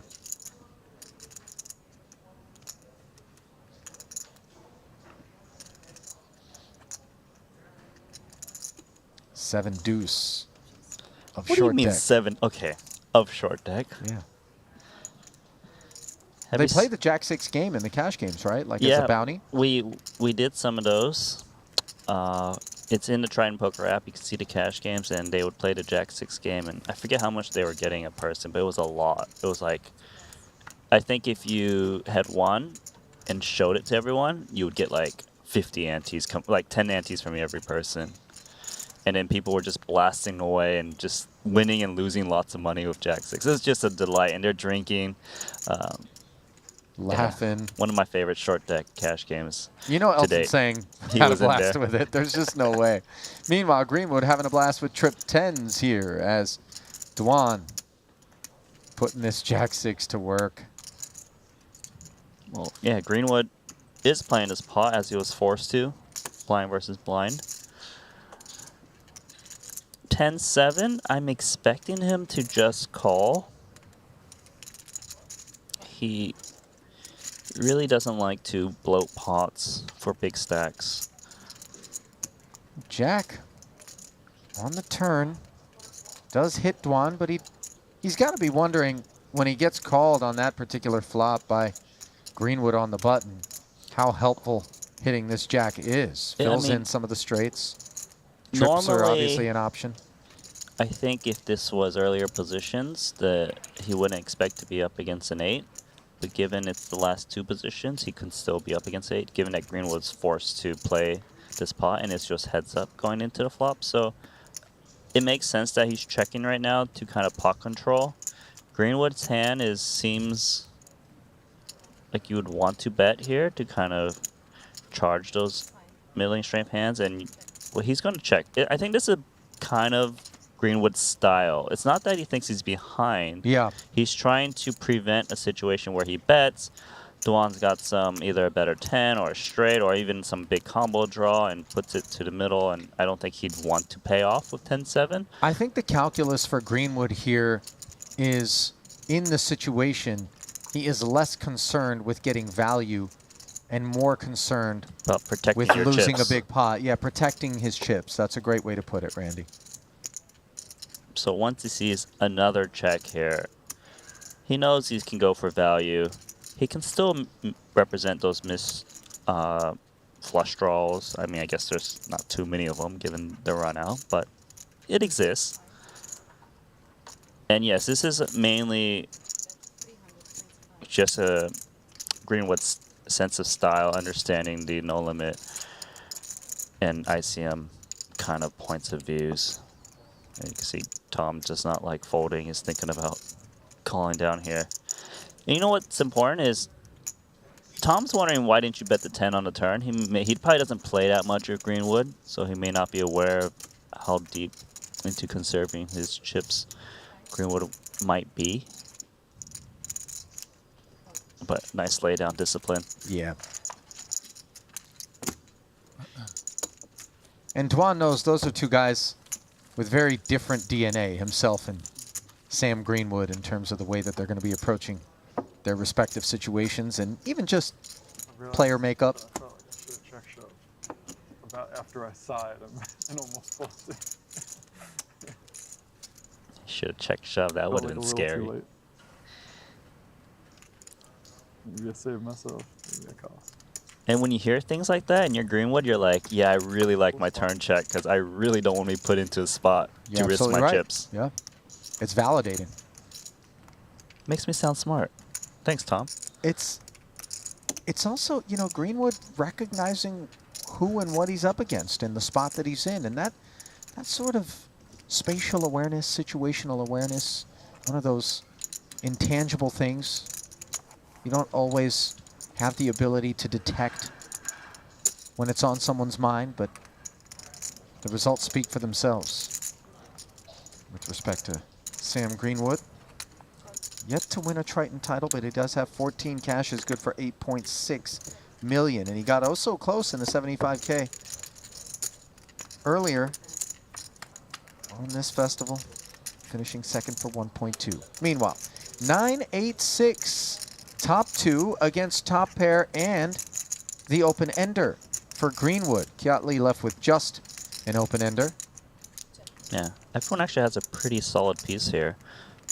Two pairs are cautious on flop straight type boards. It makes a lot of sense. You don't want to bloat the pot. However, you do let these guys hit some straights. And it's the big one for Kiat Lee, that beautiful 10, which does give him a straight flush draw as well. The worst of it is coming out swinging. Yeah. And I think a lot of this has to do with the fact that Dwan presumes Greenwood's participation in this pot is not going to be comprised of this part of the deck, which he blocks. And then Kiat Lee with any 2 would really need to have a 7 or a flush to want to, I mean, I guess Queen Jack, you know, any of the straights or a flush to want to get involved from this point forward. Now, Kiat Lee's got a nice straight here. However,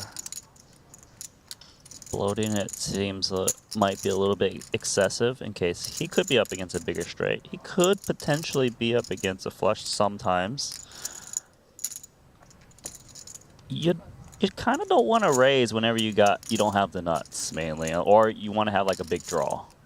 There's some Queen Jack in the mix as well, and look at that river card, the Jack, which now will draw Greenwood level with Kiat Lee's hand.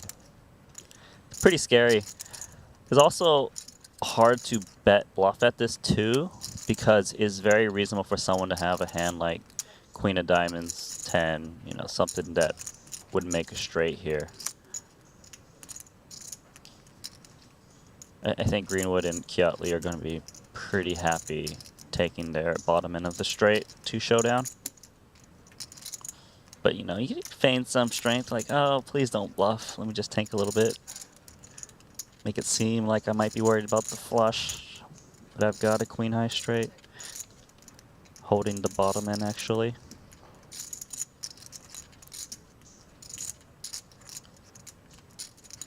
Kiat Lee from Malaysia. See what he wants to do here. Check.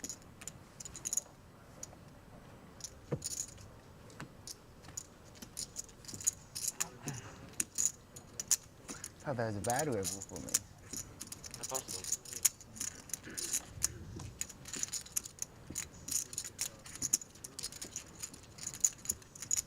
Chop suey.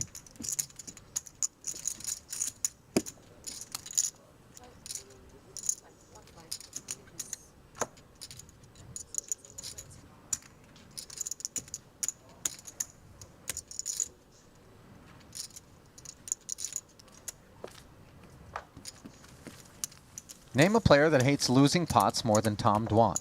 Go. Gosh, you know, it's a trick question. There is no one. There is no one. There perhaps. literally is no one. At least not visibly. Like, I'm not saying that he's ready to run over a bag of kittens, but he definitely doesn't enjoy the experience, and you know it.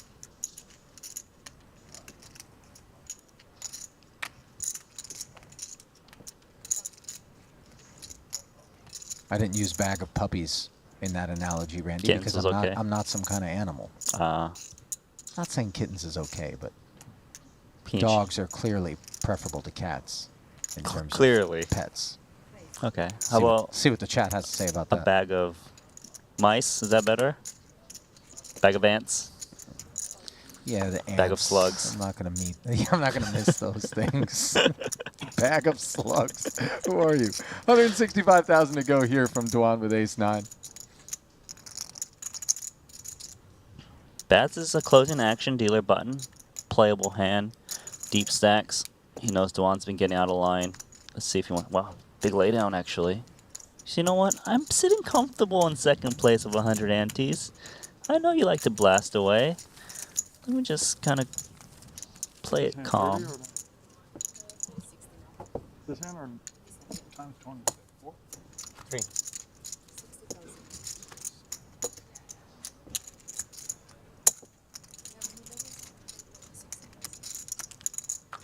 30K antes now. And that will dilute the depth of all stacks.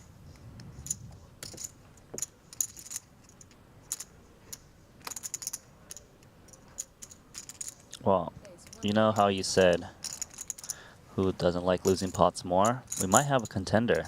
Did the chat give us a They submission? A lot of different people said the same answer. Phil Hellmuth, what do you think about that? Okay, but he doesn't play in the Triton Okay, series. so then you didn't tell me that. You didn't say it I has to kind be of thought it was exclusive to implied. Triton. I mean, well, in that case, me. But Because you guys haven't played with me. You know you're going to lose every I'm a pot. complete nutbag when I lose a pot. I just... Okay, 7-6 suited normally looks like a pretty good hand. It's actually quite weak. But Dwan's trying to leverage his big stack here. Which is not weak. Suited king.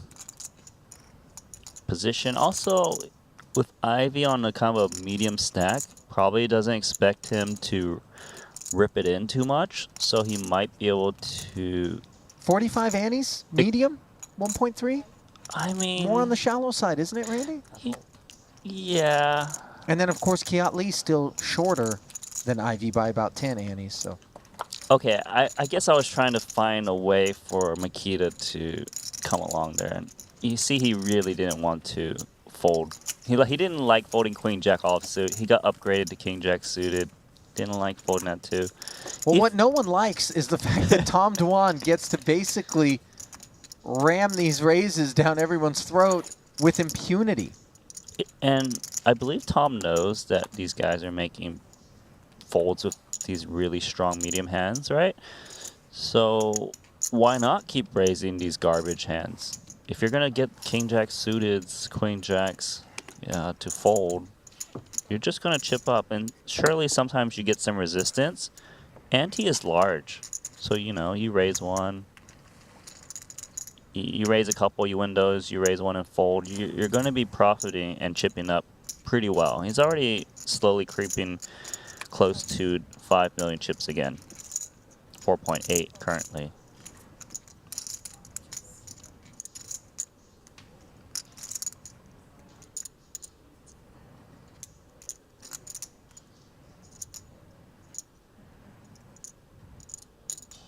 Bats. Limps the king queen and the suited jack 6. Says run it.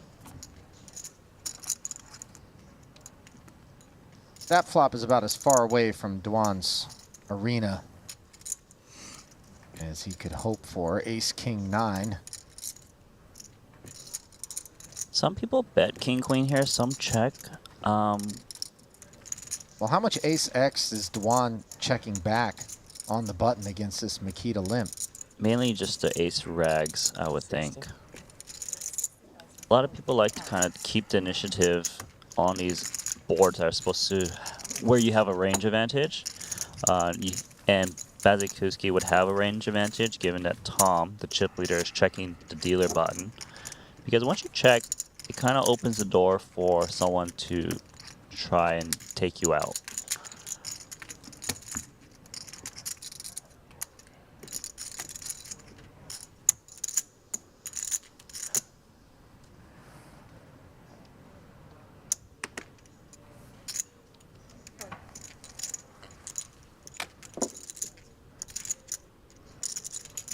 Cowboys for bets. Let's see, are we in a raising mood or are we in a limp trapping move and trying to induce?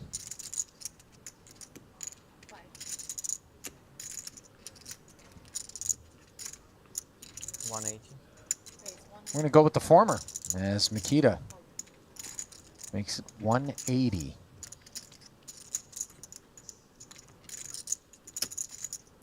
Tom seems surprised why Makita is just raising instead of jamming or limping, I suppose. It's like, he's like, oh man, I wish I had a play to kind of do something. Look, he's going to see a flop here, just trying to pounce on Makita, hopefully in position. 8-7 offsuit. It's really fun to watch how Dwan navigates these final tables. Just thinks about things a little bit differently, but there's not much thought to be given to this particular board. Ace, King, Jack. Middle set for Badziakuski. Dust for Dwan. Yeah, set of kings. Badziakuski is definitely thinking that, okay, he didn't re-raise me, so he certainly doesn't have ace-king. Definitely, yeah, just a little small bet. Does not look pleased, does he? 8 high on 3 over cardboard. I mean, I think the 7-8 is so unintrusive in terms of what we presume Bads' open range to include pre-flop. That's a good point. That it's almost tough, unless you're up against the overpairs, it's tough to imagine a board where we're going to be able to get more value out of Bads in this particular situation, right? If it hits us, it's unlikely to be hitting Bads. Yeah. I think now that you kind of brought some of these points up, I'm thinking Dwan was flagging there because he thought it was odd that Bads would go for an open raise, not all in. 3x. So it seems to him that, okay, that must mean that Bads is playing big cards. If it comes low, I know where I'm at. If it comes kind of maybe like queen high board, I might be able to maneuver a way to win this pot. You know, he's thinking about the ranges that he's up against. Kind of playing the man in the situation a little bit more than his own holdings. And kind of, you might notice that Dwan likes to put himself in situations to win pots that most players don't even get the opportunities to do so. Well, it's because those situations create murkier decisions moving forward, right? Most players are looking to avoid those spots. Literally, the art and the craft is keep myself out of that kind of trouble. Whereas Tom seems to have a nose for it. I'm willing to go step in these a dark room without a flashlight. He's like, listen, you take the steps into the pool. I'll be out here in the deep end cannonballing. Yes. See you later. Seeing Tom, Jack 7 suited. Another one of these hands most players would immediately pitch into the muck, even with a stack size like Tom Dwan. And yes, he does lose a little bit more pots because he's playing weaker holdings, but he is creating opportunities to steal pots as well. Let's see how things go. And this is a game where a lot of the important information is actually the pre-flop. Did this guy over limp? Did someone raise? How to define ranges? And then you see the flop. Apply that information pre-flop to the certain flops and then navigate accordingly. So for example, in this spot, you see him betting out with Jack 7. He didn't see the cutoff raise. He knows the dealer button is super wide because he didn't opt to raise with the 2 limps in front of him. So those big cards shouldn't be too strong for a hand on the dealer button. And even if the dealer button is holding like a king 6, it's going to have a lot of trouble even calling a flop up, potentially a turn bet. Yeah, such a coordinated board there. You see Kiatley snap folding his queens with the gutter. 2 10s he needed, busy in Badziakuski's hand as Makita will flat and now makes a set of 10s, but the oh-so coordinated texture, a 4-liner on the board in short deck no less, will leave that set very vulnerable. You know, this is actually a really interesting card because Tom has the ace-X's or no? I Because he want to limped. say it's almost impossible for Badziakuski to have an ace. It's not impossible because ace king would raise, ace queen, ace jack. These hands raise a lot. So you're telling me that Badziakuski is calling an ace? I'm just saying, I don't think he thinks that Badziakuski would call with an ace on the flop, like ace 5. Ace 5 is not even a hand in the game. No. Ace 6, ace 7, ace 8. So this is actually Dwan, once again, realizing the position that Bazikuski's in. And barreling 300 into 450, which is 2/3 pot. And he's going big because he wants to get like the 9x hand to get out of there. But man, Bazikuski sniffing it out, also has backup in case he is up against an ace. Yeah, I'm not sure that this call is with the intention of being able to, as we see both players playing the board, so things got really uninteresting, but unimproved on the river. Let's say a 7 or a 6 rolls off. What does Bazikuski do in the face of another Dwan bet? I don't think he's going to look him up with a set of 10s. No, he's definitely would be folding. So But he was just trying to pair the board and beat a straight. He was, yeah, trying to pair the board. Also, he doesn't, once he calls a turn, would never expect Dwan to multi-barrel. You disappointed with this river? Not ideal. Would you prefer to see a 6? Yeah. Hmm. Much better than a board pair. What about a jack? Well, as we swap dealers, we'll take a moment to remind you that GG Poker is the official online poker partner of the Triton series, and that is where the oh-so-official World Series of Poker Online is happening at present through September 27th, including a $20 million guaranteed 5K on the 26th, I believe, is when they play that one. 33 bracelets up for grabs. Sign up today at GG Poker.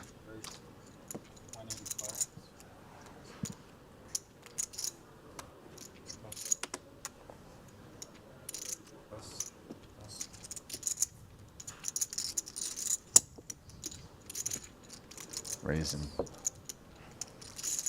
take it officially for Dwan. Actually, I'm trying to think back to all of the previous short deck events.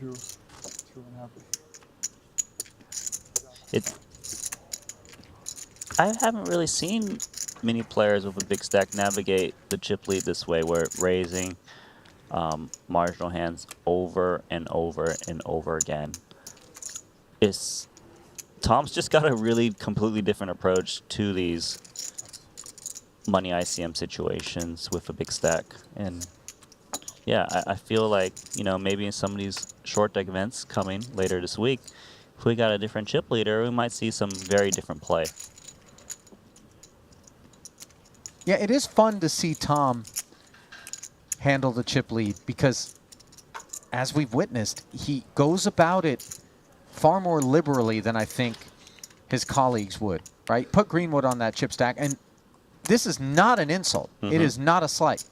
But Greenwood's going to operate differently. He 100% will operate differently, and I've seen him operate differently in previous stops. So, like, the way Tom's approaching right now kind of reminds me of how someone with a chip lead in a no-limit event would just keep raising, but not all in, and, you know, if you get resistance, sure.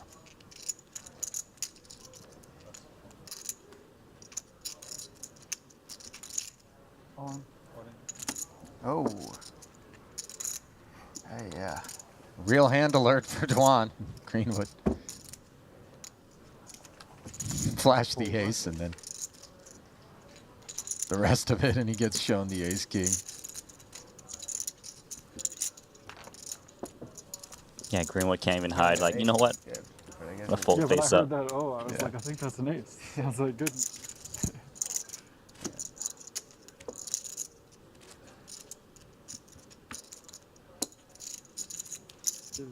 Gives you a jack.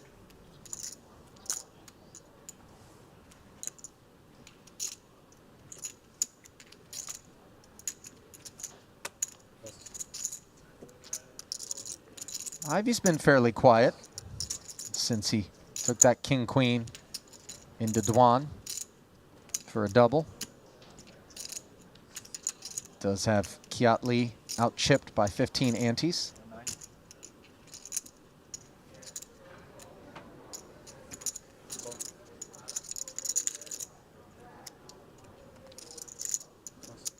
King 7 offsuit, Randy, just limping. Yeah, Now- this is just him trying to play pots post-flop. Expecting more folds on random flops. Kiat Lee is probably thinking, okay, you limp the hijack. It seems pretty darn weak. So that's why he's kind of making a stance here of the king-queen. He would expect Duan to just open rip it a lot with those two shorter stacks remaining.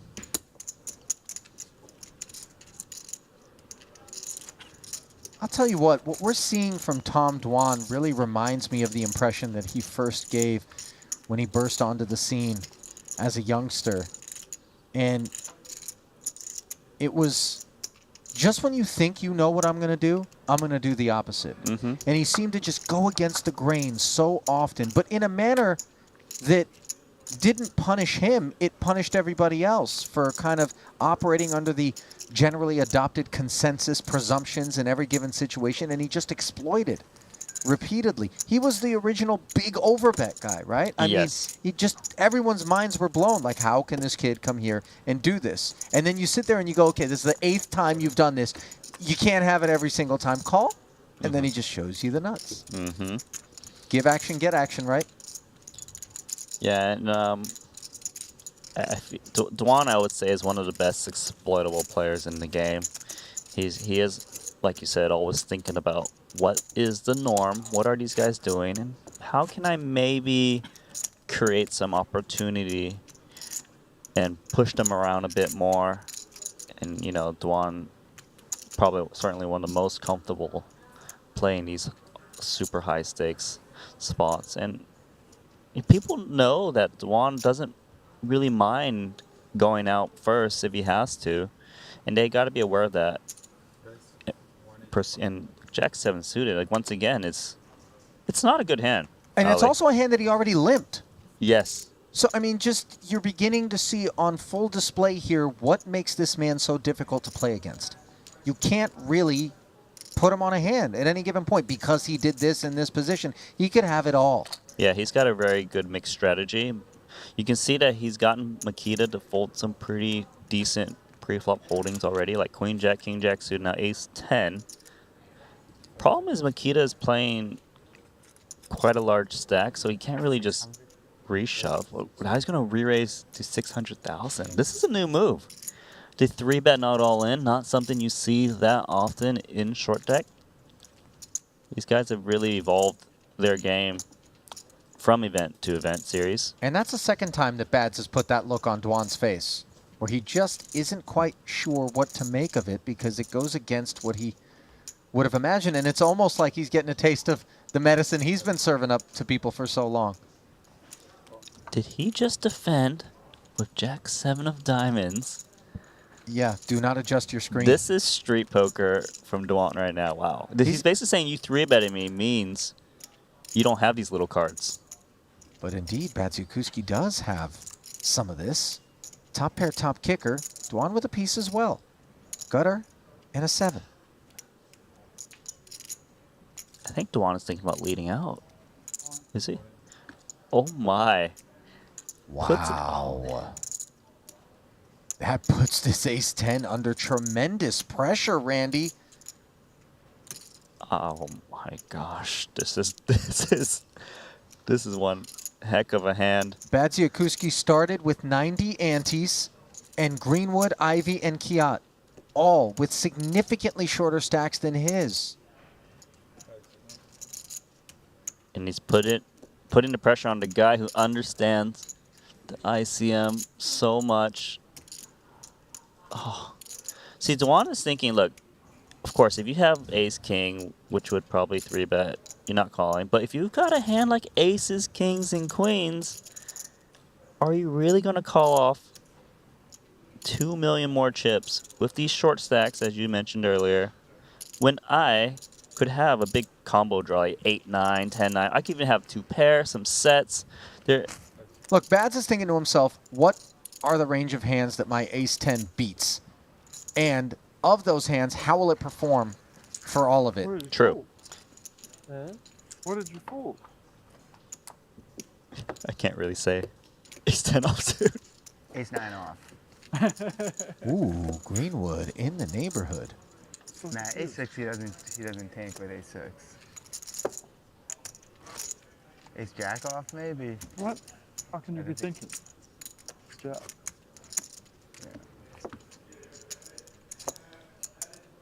Yeah, it could be the Payouts too. No way. No, Ace 8 like Ace 8 off. Like yeah. Boy, they're all around it. How does it? That's snap fold. Ace 8, Ace 9, Ace Jack. The one Andy hasn't said is Ace 10. Maybe Yeah, because they don't think he would have folded. Makita's a deliberate guy. It's a big part. They're all discussing his hand about him in the conversation. The one person with all the answers is not involved in the conversation, understandably. I mean, you'll find out in I think like 2 hours or something. 1 hour. That was a really fun pot. I guess it just started. Wasn't it? What they were doing over there? Doing over there. Yeah, but they do a big like pre-show beforehand. Yeah. Now I think they're probably actually doing hands. Ivy. Middle pair. What? Probes.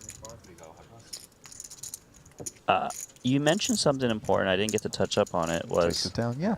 how does the Ace 10 perform That hand? No. And, against the hands that Dwan was going to put in? And I would say that if he was ahead, he was barely ahead. It was against a big combo Correct. draw. I was also thinking, well, I'm like, So well, that's why clean up it the really king wasn't outs, worth the but risk. And if he was behind, he was very behind. Correct. All the thoughts that come together to deliver the Ace 10 into the muck. And by the way, all thoughts that Dwan knows that he could create in Makita's mind, a mind that is sharp enough to be interpreting Dwan's move along those lines and in consideration of all those metrics and analytical points. Ivy jamming, meanwhile, here with Ace 9 of hearts. Dwan's got hearts of his own, including the one beating in his chest, which is a lot mightier than the average. Dwan is always finding a way to try to put chips in the middle. King 10 suited, you would imagine this should be a fold, but Dwan is thinking about some stuff. He's like, you know what? I might be up against that Jack 10 suited. Well, Let's run it. Look at the tongue here. Remember Michael Jordan? Mm-hmm.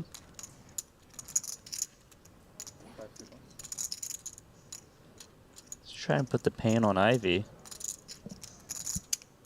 This would be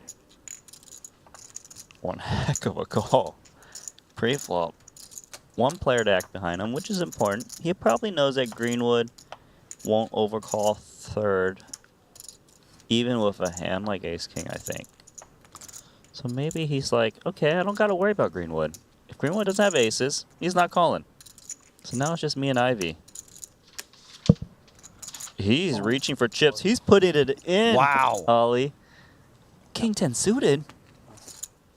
So Ivy is going to be just about a flip here. Wow, I didn't Believe realize it it or was not. so close. Yeah, I didn't either. Juan has done his math.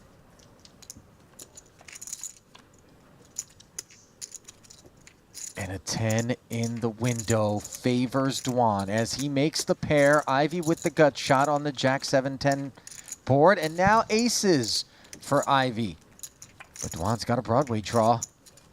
Instead, it is a 9 on the river. Aces up for Phil Ivy. And if he seems stoic and motionless, that's because he's not going anywhere. Double up one more time through Tom Dwan for Phil Ivy.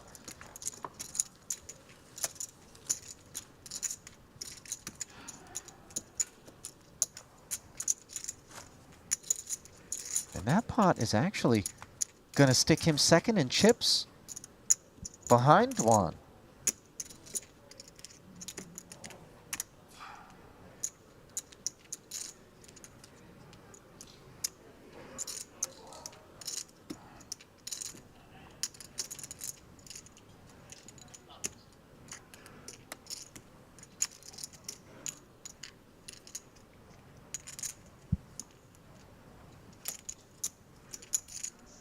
Nines for bads up front.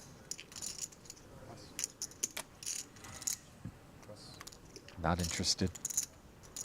On. And Dwan says, let's play some more roulette. This time with ace-9 offsuit. Greenwood, 2 10s into the muck as you see the power of the big stack leveraging. Kiat Lee, though, is ready to go. Off of 34 antes, just about 1 million to start the hand. Who's going to take the dominant ace up against Tom, who has 31% equity. 6-6-8 board presents some chops.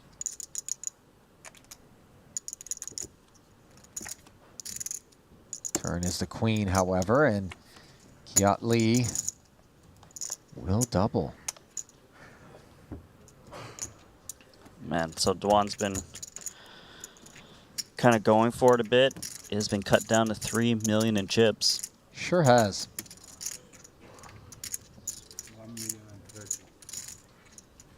And we'll see how he reacts. Obviously, the previous double for Ivy, second time he's done that against Dwan. Didn't stop him from jamming the ace-9 here. Now Kiat Lee doubling through him, and Tom Dwan has slipped to somewhat of a low water mark. Like Hollywood. Recent stack depth. All right.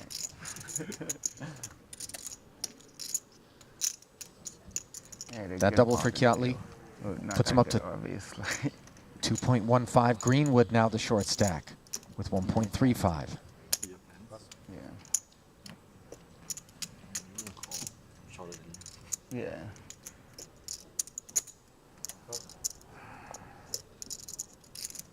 Back at it is Dwan, but with an open limp, and Greenwood, the 10-9 suited. Randy, is it go time? Or does he just flat? He doesn't really strike me as I want to kind of rip in. I don't know. Oh, he is going to go. It is go time. Okay. Guess you stand corrected. Ooh, ace queen. Another one of these ace queens, this time suited. Kiat Lee asks for a count off of the second biggest stack. Third biggest, rather. No. How did you say? Let's see how Kiat responds to this. Ace queen suited. I thought you said 2 million. Sorry.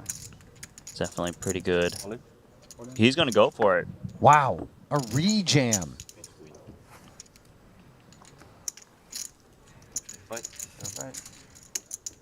So Kiat Lee will claw back some of that all in as it's so close. Words fair fight are muttered by the boys who know that the equities are tight in this spot. 2 diamonds on the Queen 7-7 board.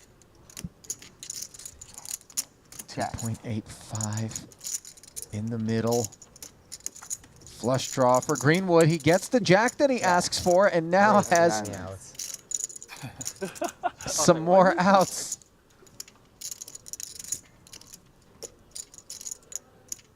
And there's one of them. The King of Hearts giving Greenwood the straight runner. And Kiat Lee's tenure presiding over that third place stack is short-lived.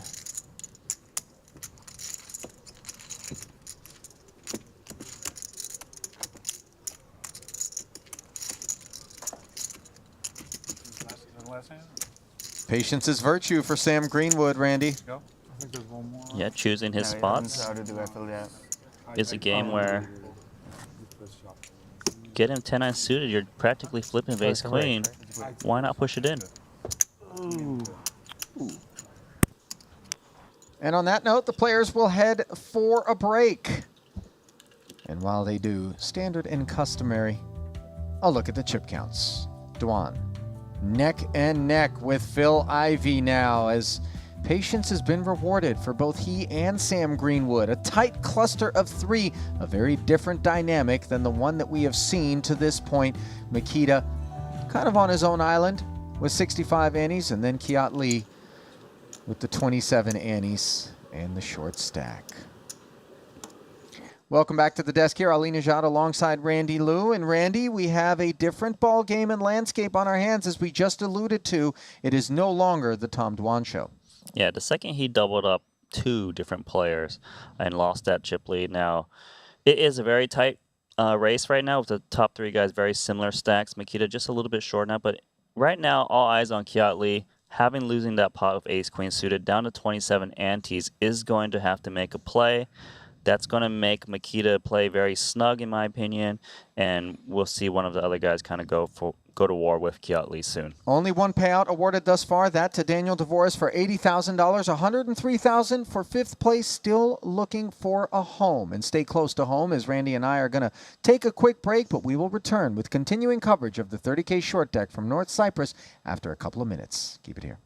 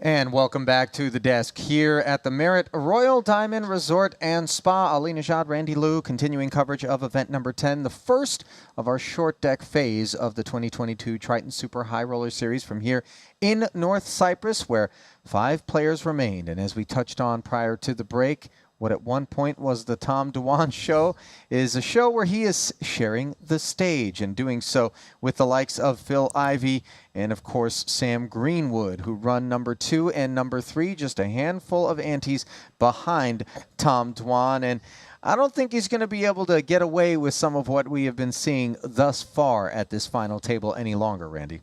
Yeah, his strategy definitely should be changing. He might not be raising some of these Jack 7 suited, limping, you know, whatever, a Jack 7 suited as well. Yeah. So dynamics will change a bit. We know Tom doesn't like to lose pots. He's definitely going to be thinking about what just developed, what transpired in these last few hands during that break. And I think he's ready to play. And he's going to realize, you know what? No, I'm going to keep the gas pedal on. Let's go for it. Well, time will tell. $28,000 pay jump between 5th and 4th. The ultimate champion will receive $387,000 of the $1.14 million prize pool. And cards are back in the air.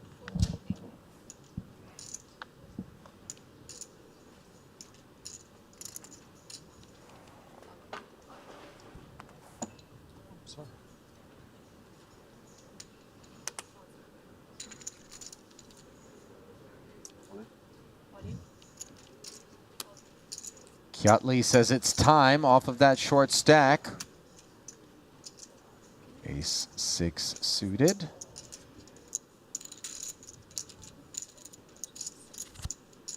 Making sure it is properly recorded there.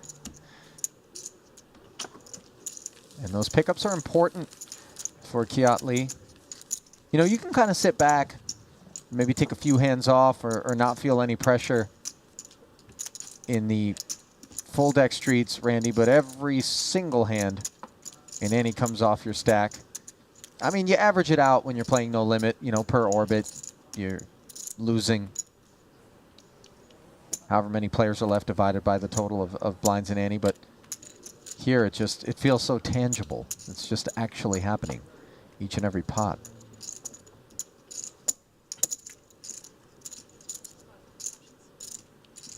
So let's see. Queen 6 suited. Another hand. Does not play well in short deck. Let's see how he wants to navigate. You know what? I don't want to punish the guys. They all seen me splash around a bit. Oh, listen. His stack is no longer the Punisher sort of stack that it was, and he's up against Ivy, who's just a couple of antes behind him. And they take the 8-7-6 flop, where Dwan's got bottom pair up against top pair, but the advantage of position. Ivy checks it over to him.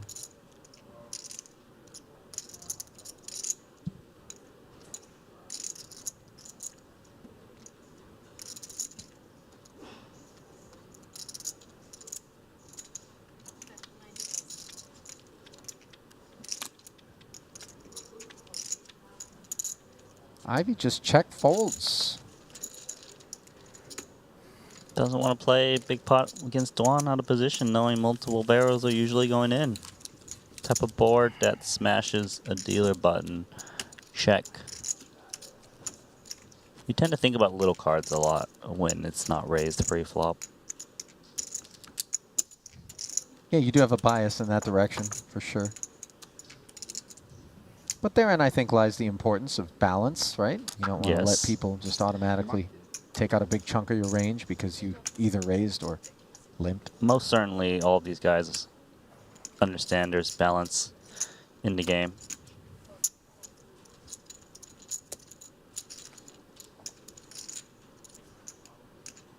Look at Webster Lim back there, soaking it up. Webster finished in 9th. Was a part of the onset of day 2 coverage here today, but his time 9-handed was short-lived. Jack 8 suited, Randy. We're getting our answer. A limp. Yeah, a bit more limping. Greenwood checks it.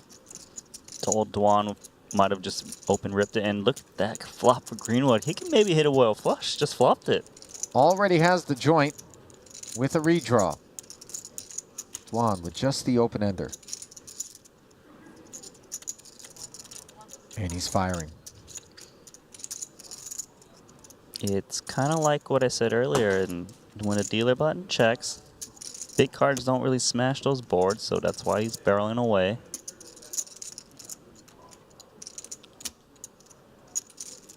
Green was like, man, do I raise? It seems like I want to get more money in, but I also don't want to blow away my opponent for making a big fold. Well, you definitely don't want to blow away your opponent now, as you have the ace high club flush. Do not need to worry about a full house. Yeah, just second nuts, right? Jack 9 of clubs is out there. Hard to see. Dwan saw his opponent call the flop. And he's firing away into the nut flush, just thinking Greenwood's range should be very wide, even if Greenwood has a hand like Queen 10. Is he really going to call a turn bet on a 4 flush?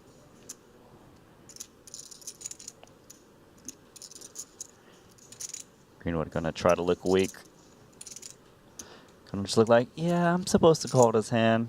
Maybe try to move me off of baby club. Ace on the river does give Dwan a straight. Now, Dwan's hand has enough showdown value here. He case he was up against a straight himself or some two pair that didn't want to fold. I think he'd want to check. I mean, how many hands that Greenwood calls the turn with do not contain a club? Not that many, I would imagine. I'm also thinking that Greenwood doesn't think Dwan has much of a hand to call river bet to, given that it went turn bet call. So that's why it kind of looks like he's reaching for not too many chips, half the pot. Dwan does get crafty. Sometimes he just talks himself into a call. He's like, did you really float me to bet the river without a big club? Seems improbable, doesn't it? It does to Especially a me. guy like Greenwood. But every now and again, some of these really self-aware players in terms of tight table image will leverage that in a spot. I don't know that this is the one, but sometimes they do. They step out of the box to kind of make a play. Appropriately, mind you. And you saw how Makita tried to make that play earlier with ace-10. Probably didn't expect jack-7 suited to call. But Dwan trying to talk himself into the call. Looks like he's going to pitch it.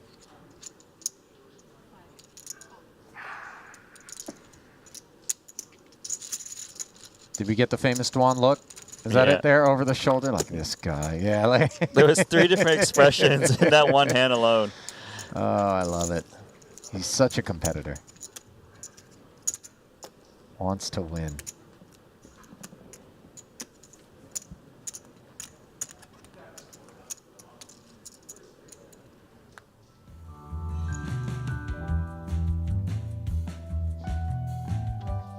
And on that note, we'll take a moment to remind you that Jacob & Company is the official timekeeper of the Triton Poker Series.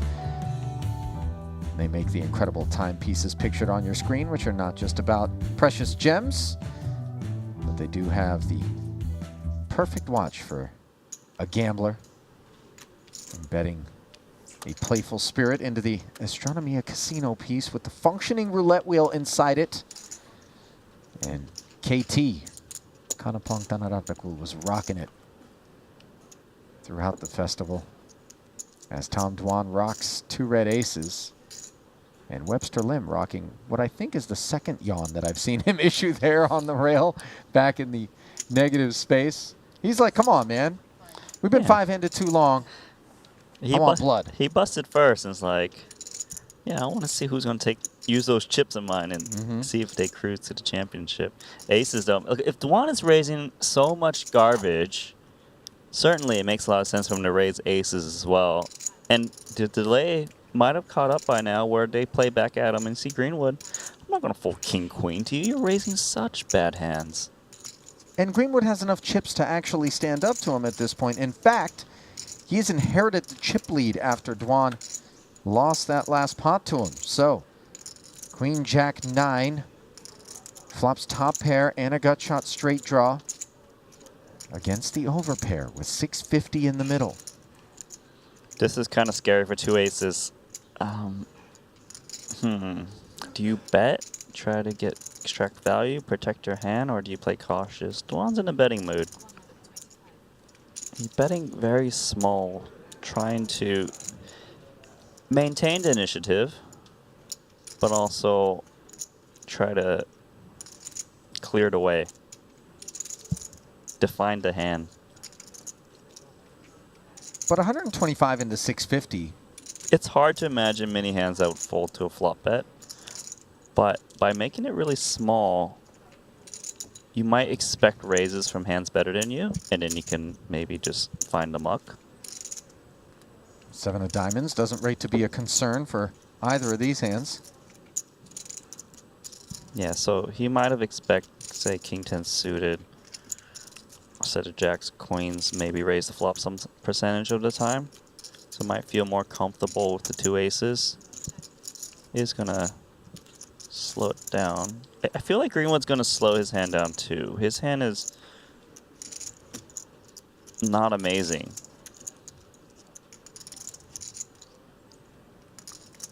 And he also knows that Dwan is one of these guys that really likes to throw you a curveball with the big check raises. I mean, in spots where you just think you can't check raise me here. He mentioned it earlier too, right? What if I check jam that river? So it's got to be in the back of your mind. Yeah, seeds have been planted, and now 2 pair for Greenwood, courtesy of a king on the river. Texture, awful for the 2 aces at this point in this 900K pot.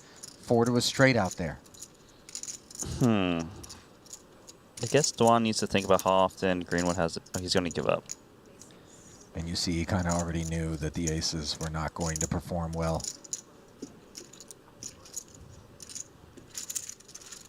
Chip lead is slipping away even more. Now he's down to 2.7. Greenwood smashing it, just playing solid. Did get lucky with 10-9 suited earlier before. Yeah, just a guy that keeps it clean out there. Nothing too fancy. Collect the paychecks. Well, listen, it's certainly something that is in Greenwood's DNA. The man has a math and psychology degree from the University of Toronto, the city that he calls home.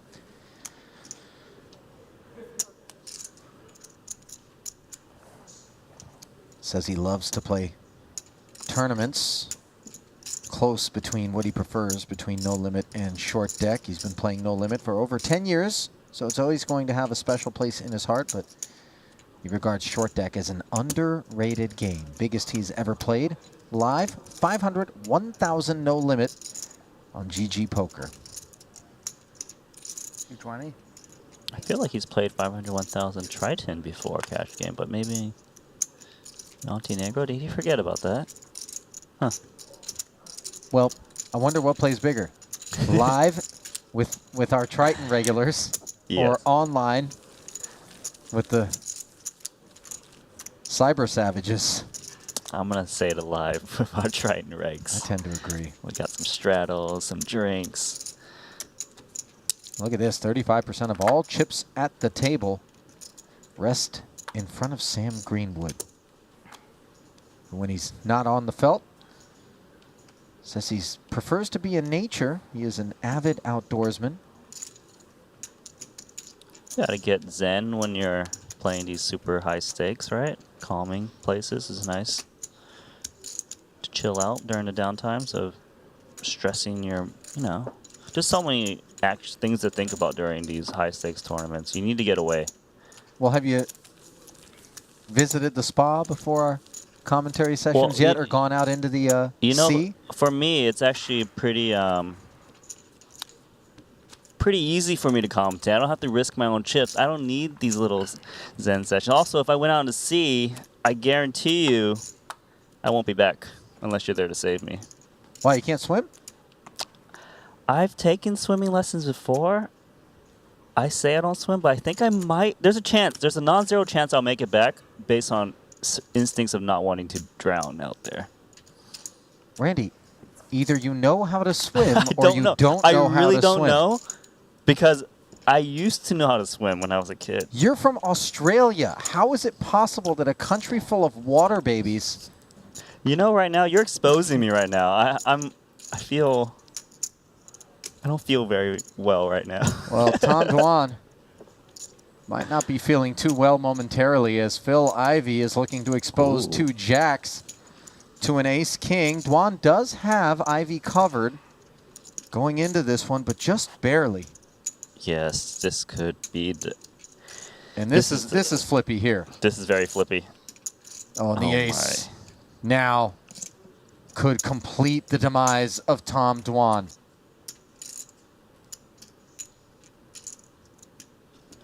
What is the turn? It is a king, and despite improving Ivey's hand to 2 pair, it does provide Dwan 4 new outs in the form of queens. 5 million chip pot, and the river is no help to Tom Dwan, who is left with vapors. 145,000 when the dust settles, as Phil Ivey will emerge the overwhelming chip leader. As they say, easy come, easy go. It's just, when you go for those wins, when you splash around a bit, you could go out before everyone else very easily. Those swords are double-edged, aren't they? Mm-hmm.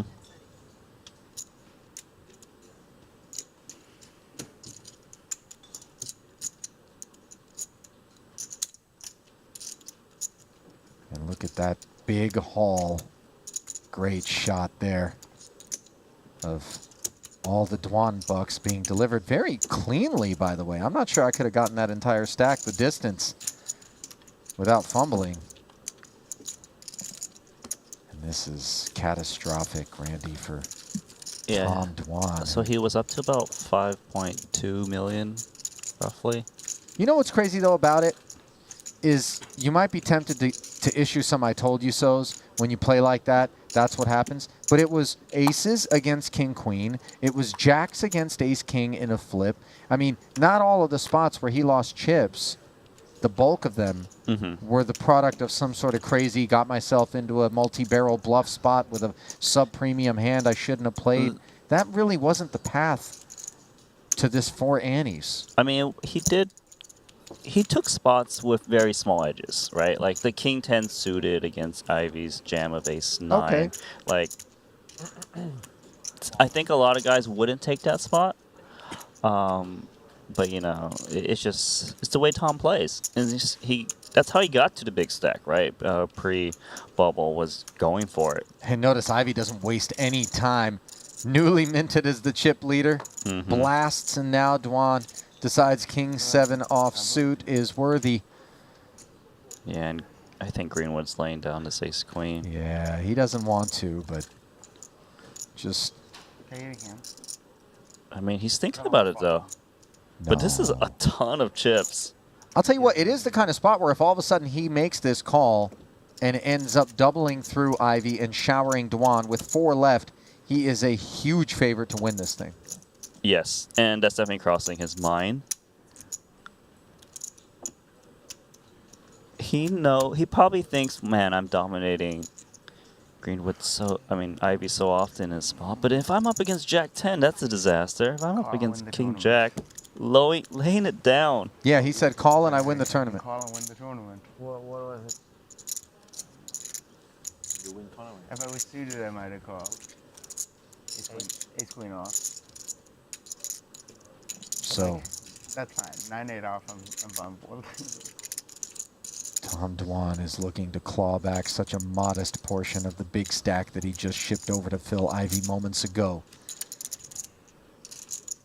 And note Ivy with 9-8 actually is the favorite pre-flop. However, king 10-6 now turns Dwan into the favorite. But somehow he hits kings and 7s, which give Ivy the gutter. Now he needs to fill up, which he cannot. And it is the completion of a real tailspin here at the final table of the 30K for Tom Dwan, who is denied his 3rd title. And that is the kind of unraveling that sticks with you, Randy. Yes, he lost every single all-in ever since from his peak. Well, he will add 103,000 to his career Triton total of just shy of $3 million. But for Tom Dwan, very much thinking about what could have been.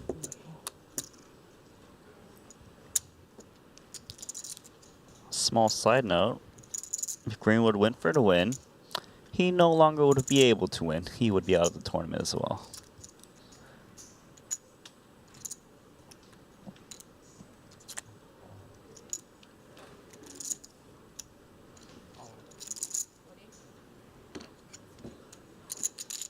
Yeah, ace queen would have been showered. Meanwhile, Ivy back at it this time. 10-8 suited. And the bullying looks to have taken root in that seat. Yeah, it's actually it's going to be refreshing to see how someone else approaches the chip lead. Right now, it's kind of got the same vibes of ripping it in with reasonable hands. Short deck is a bully's game. You know what I mean? You get a big stack and it's like, yeah, my turn. It's a confidence booster. But then, also, it makes you feel very weak, right? When you're folding these ace queens, these jacks, you're like, oh man, I don't like this game anymore. All in.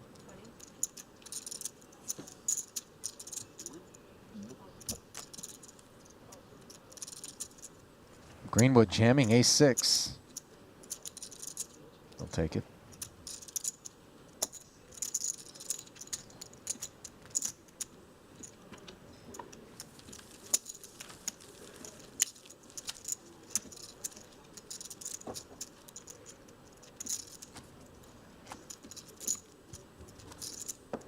Well, when we asked Greenwood who the most difficult poker opponent he's ever faced is, he said, I can't say that. It would give them an edge. But with respect to who his favorite poker player is, he said he doesn't have a single favorite. Every player is great at something, and he tries to take whatever others are best at and become a blend of those things himself.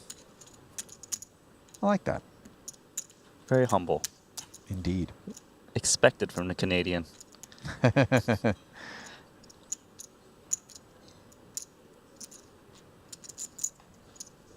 Guess what? Mm-hmm. That actually wasn't what Greenwood said. It was what Dvorak said. I read the wrong spot. Luke Greenwood is Sam Greenwood's favorite player. So you might have gotten baited there. In fact, Greenwood's most difficult opponent is Linus Love. And says that he makes plays different that, answers. I know, it's so great. He says he makes plays that get him off tree and that he's not used to playing against. You really don't want your job, do you, Ollie? Dvorak is also Canadian, though, so obviously you were accurate in terms of your assessment of the opinion. As we look at the chip counts here, Kiatley 13 annies. The bell tolls for him as he has already enjoyed a pay jump courtesy of that 5th place departure for Tom Dwan, $131,000. On tap, $171,000. Going to third as just 4 players remain, Randy. This is our first short deck event. Then we're going to throw a little curveball. Mm-hmm. One bullet. One bullet meaning all your chips in play at once and pot limit pre. We got some fresh blood out here playing short deck exclusively. I doubt that.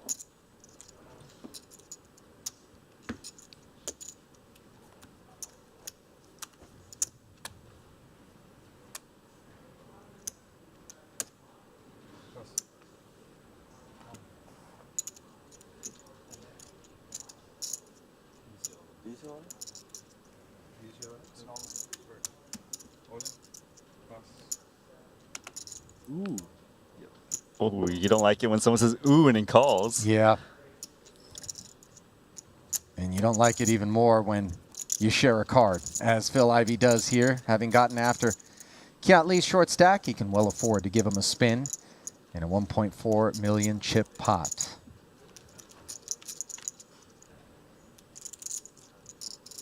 King, Jack, 9. Both players with the gut shot straight draw. Of course, Kiatley with top pair well in front here. Turn is safe.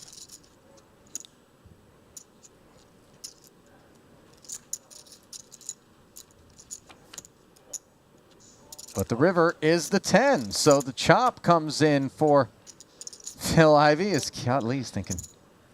I saw that little smile This is from tough. Ivy. Like, yeah, good day. Yeah, I run good, buddy. Lots of chops in this game. Mm-hmm. The waters are choppy, Randy. Ivy try to put pressure on that shortest stack. But you can really jam into a 18 ante stack very, very wide. Expecting folds. 2 9s are going to limp, similar to how Dwan played it under the gun. The newly departed. Greenwood follows suit with Queen Jack.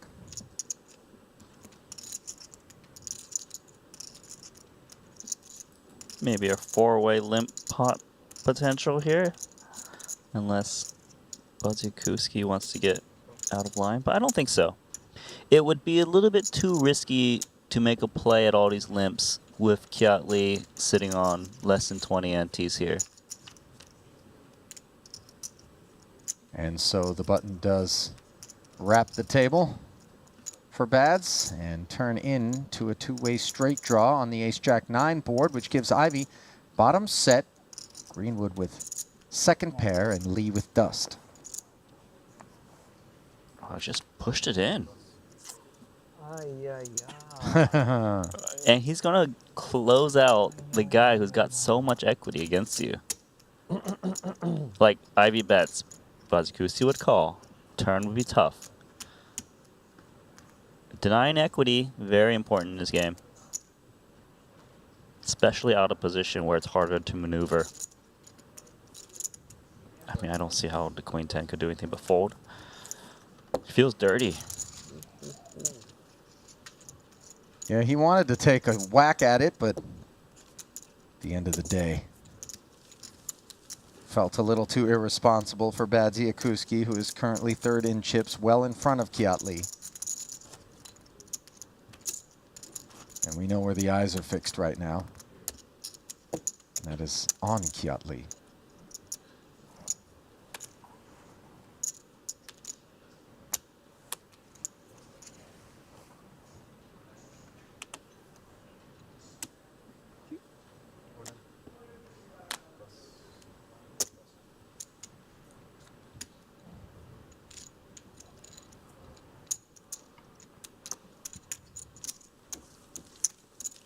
Lee able to collect some biscuits there, uncontested.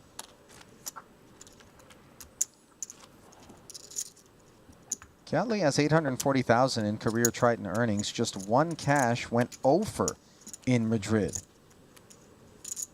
Played 8 events, including no limit events, mind you. Yeah. A couple on the front end, but really his focus was in short deck. In Cyprus at our warm-up event, he went 1 for 2. Finishing second in a 75K short deck for that 840,000. Short deck is one of those games you can have amazing runs or some incredible dry spells. A lot of it. The key pots is when you get it all in on a literal coin flip.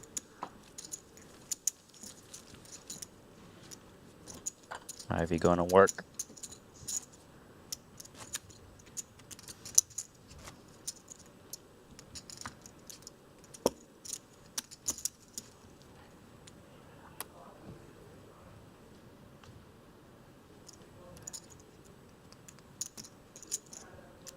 Bats has got ace king. He should be going for a jam rather than a limp trap because Kiatli's got a micro stack. He doesn't want to induce action. Try to minimize the chance one of the big stacks play back at him. Average next side 60K.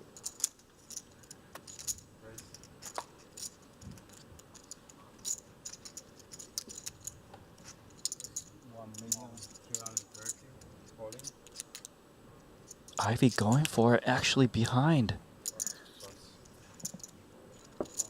So the ace-queen is going to be a dog against the ace-king. Bad news for Ivy. Great news for Badziakuski, who really did require a good amount of hand to be willing to risk things against the likes of Greenwood and Ivy with that Kiatli short stack still out there. Yeah, 28% chance to win for Ivy, 10% tie. And he's flopped top 2 pair. Jack. Cold, cold flop for Bads. Jack. He picks up some outs. Now, not just the king, but a jack would rescue him in this 2.9 million chip pot. And instead, it is running tens. So Badziakuski gets cooler to finish in 4th place, and that is great news for Kiatli, who manages to secure a pay jump from 4th to 3rd of $40,000. But for the Belarusian, he is going to have to take home the 131K. I was disgusted. And that'll put him up and over $15 million in career Triton earnings. Denied his 5th title, but provided his 14th cash.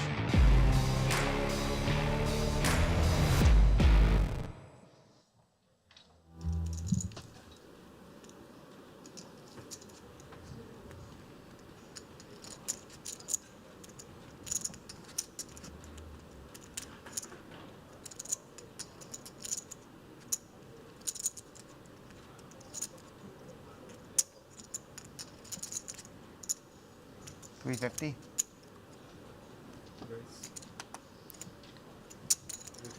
Now, three-handed. Sam Greenwood goes to work. We got 2 aces for Kiat Lee. Just Good what the timing. doctor ordered, but let's see whether or not a cooler is in store. Yet again, as Greenwood's ace-9, obviously a big dog. The hard one. Rocket. 680. 16% still. Ace-9. Still a chance. Some hope. Greenwood, 17% equity with backdoor diamonds and a pair of 9s on the Queen 9-6 board. Jack doesn't help him, and he slips to 7% as he has just 2 outs one time against Kiat Lee's aces, which are looking to double up here, and they've done that. 680. Should be 680.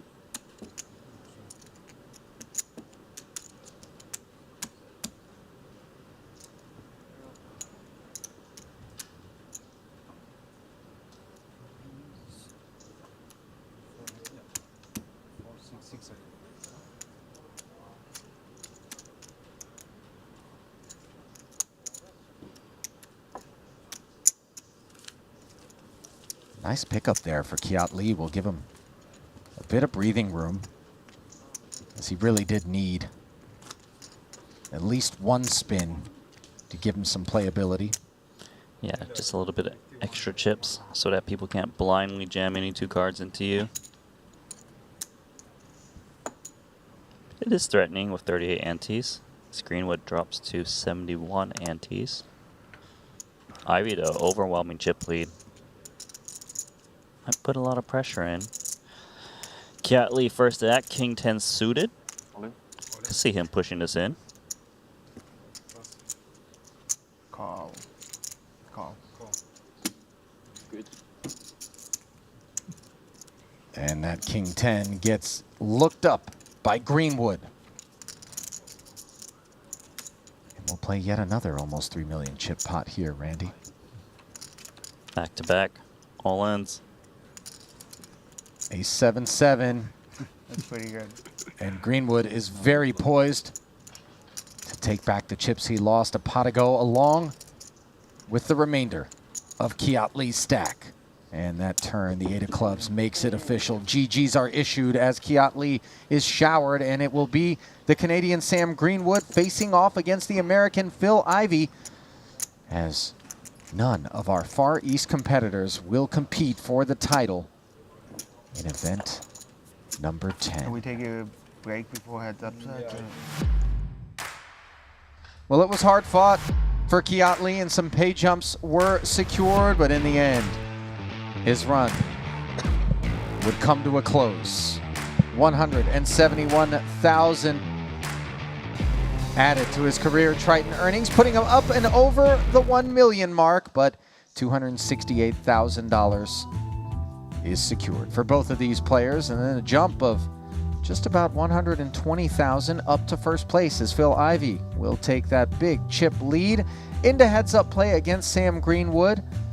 Contrast of styles, perhaps, for these guys. 50K ante as we welcome you back to the desk. Ali Najad alongside Randy Liu. Just briefly, Randy, looking out at that chip count, 6.985. I think it was actually over 7. And then Greenwood there at, no, it was 6.985. 4.4.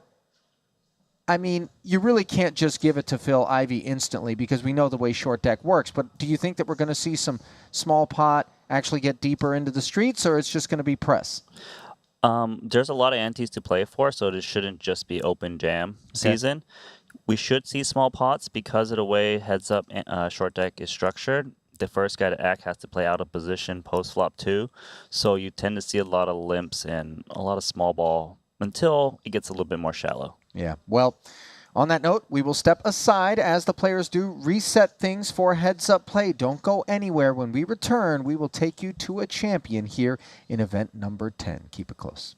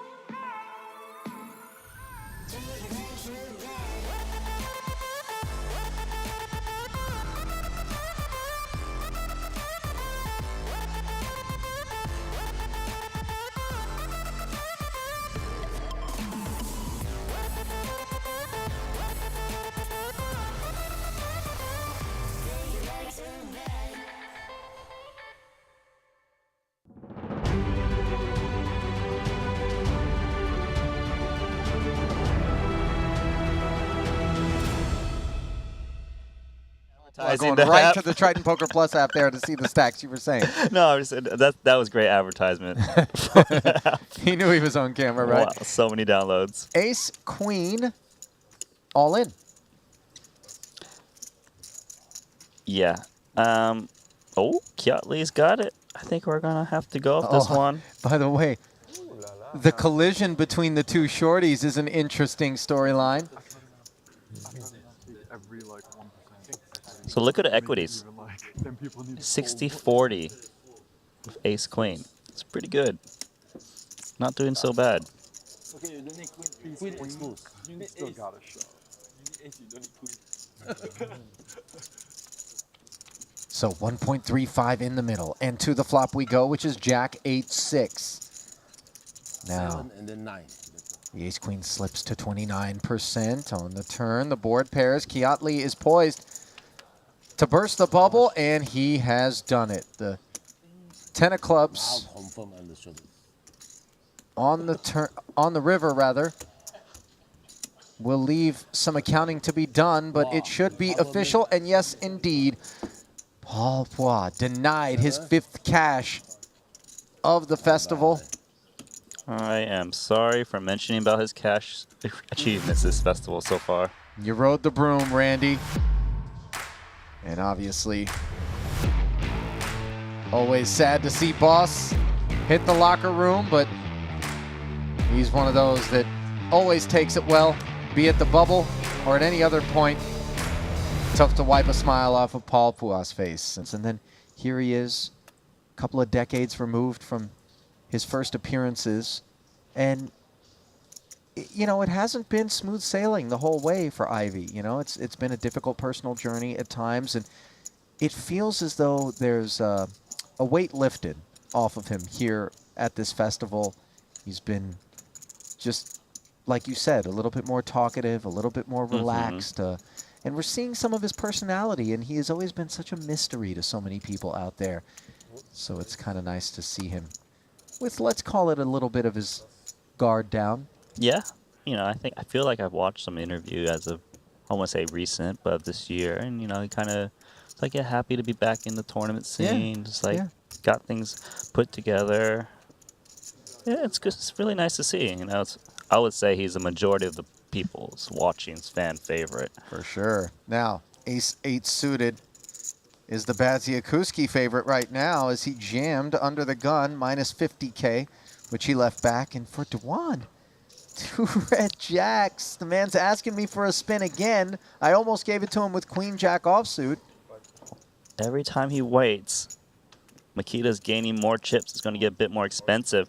He's going to go for it. Wow. Plows over the top, which will give Badziakuski some protection, if we can call it that, from maybe some dominant aces getting involved behind him.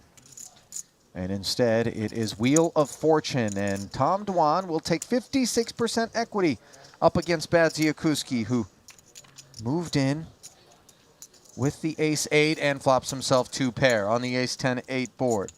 But those sets tend to roll off more frequently in short deck. The 10 doesn't change the running order, and now the river is yet another 10. So Badziakuski able to double through Dewan. Yeah, and you know, that goes to show you my point is that Tom doesn't really like to pass very small edges. He was only actually a 56% favorite. And next door, but you take out the from the commentary team of you and I. No, I'm just it starts there. It starts everything there. trickles down. No, but legitimately, man, everybody's so happy when they're out here. Everything is taken care of. You don't have to worry about anything but showing up and playing poker. That's yes, it. that is 100% true. I mean, Asians tried it and they said, like, you know, just too much limping in the passive play.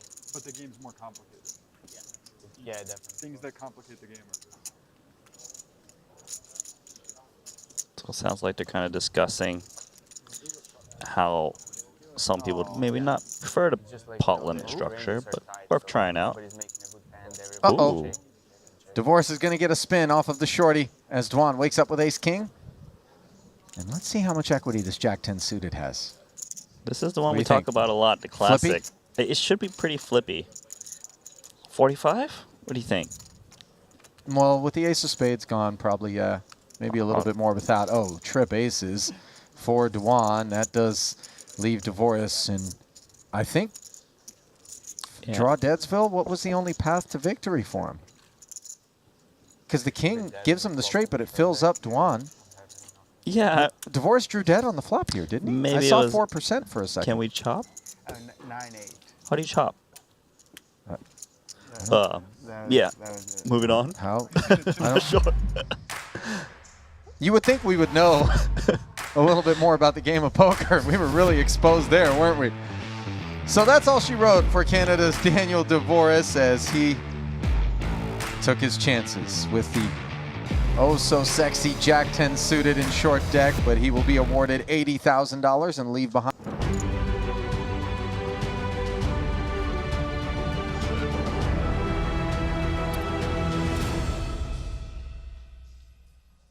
And welcome back to continuing coverage of event number 10, the 30K short deck from here at the Triton Super High Roller Festival in North Cyprus 2022 edition. Ali Najad and Randy Liu have the stage set right now for a heads-up showdown between two Western players in the short deck streets. In Canada's Sam Greenwood and the United States' Phil Ivey. $7 million for Ivey as the chip counts are updated slightly here for Sam Greenwood, 4.375 officially, and they will be playing for $387,000, a pretty healthy pay jump of almost 120K between second and first. So, Randy, just about set to get back down to play with the 50K ante, 100K double ante, heads up short deck.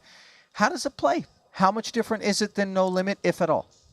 It's very different. First thing is, first player to act pre-flop also acts out of position. First one to act post-flop throughout the rest of the hand. Whereas in No Limit, you know, if you act first, you get to act second post-flop. So it'll be different. It's very deep stack. We probably won't be seeing these open jams as much as we did in the full ring version of the short deck.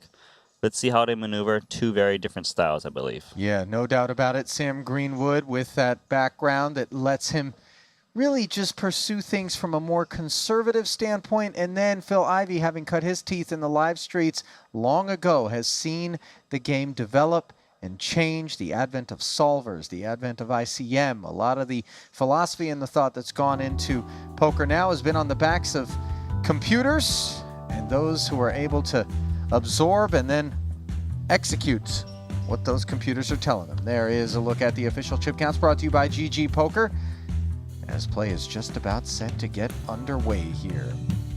Event number 11 will also be starting behind us not long from now. Payouts also on display.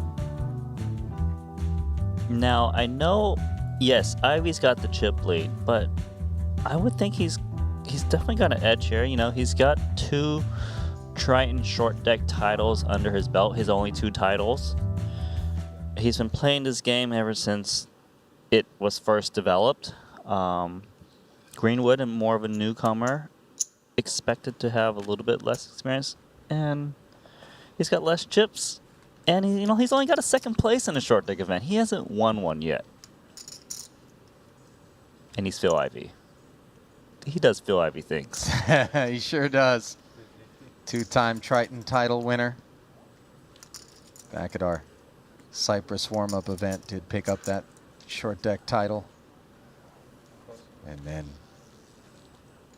also won one back in Montenegro in 2018. So clearly understands what it takes in order to emerge victorious in this format.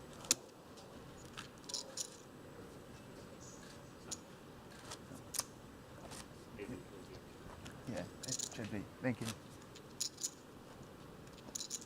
You have another one of those? Oh yeah, this is much better.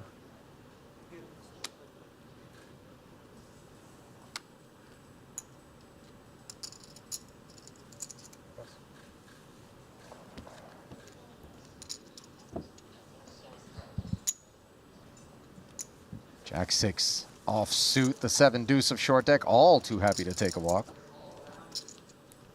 I think in the beginning stages of this heads up, They're going to kind of feel each other out, do a bit of limping, very deep stacks.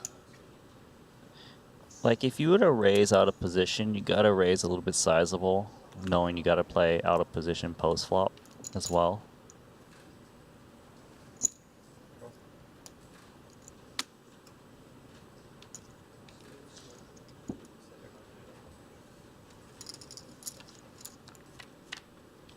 Two nines for Ivy. Two pair on the 10-10 jack board. Paired boards, a lot of people like to stab on them. Hard for your opponent to connect.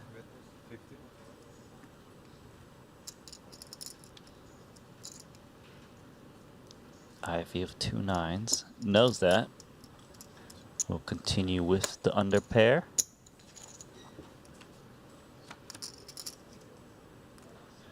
Greenwood hits the 6. Not sure what that side card is. If it's somehow another 6, though. I would think that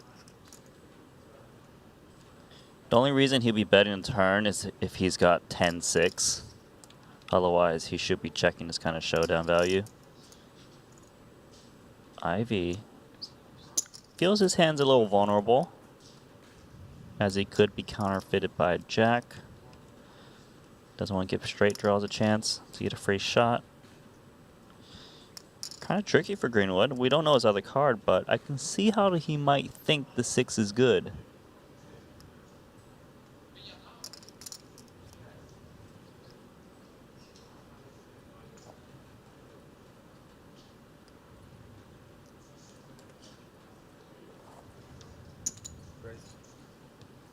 Ooh. Some spiciness now as Greenwood check raises Ivy from 125 to 525, and Phil will easily lay down. Now, do you have a sense of what that other card is after the check raise? I'm thinking maybe a 10. It would make the most sense. Okay. I don't know why he would raise if he just had the naked 6, but then again, short deck strategies and heads up should be different in ring game. We remind you that GG Poker is the official online poker partner of the Triton series, hence the ability to qualify for Triton events on their platform. If you haven't signed up already, do it today and maybe get a taste of the remainder of the 2022 World Series of Poker Online, where 33 bracelets are being awarded.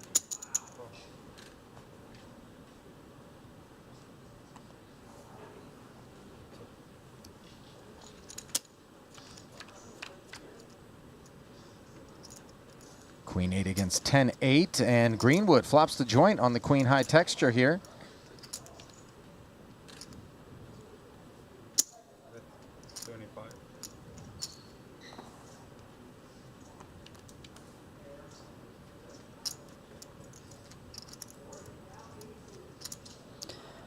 So a lot of times you actually would be a little bit afraid not holding the absolute nuts. You could make a case for raising more. He is going to keep it slow. Indeed. 9 is a little bit scary for Queen 8. Its opponent could have improved. You do tend to see a lot more pot control in this type of game. Greenwood probably thinks he's up against a Queen X or a 10X type holding. Needs to charge appropriately. 9X might not bet the flop, also probably would bet the turn.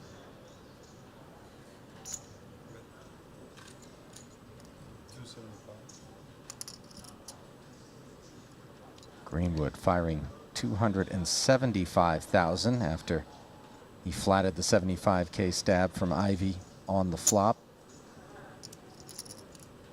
Phil's going to make the call. Pot shoots up to 900K. 7 doesn't complicate anything.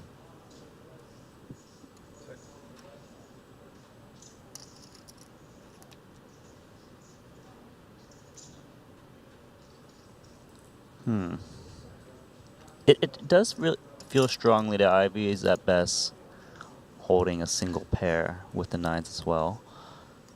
he should be targeting accordingly against those type of hands. Him blasting big, I think, would deter a lot of hero calls. Although in heads up, sometimes people will call you down a bit more lightly. But he's actually reaching for a lot of chips. Trying to 975. rep What was that? Oh, wow. over the pot. Yeah. Trying to polarize the hand.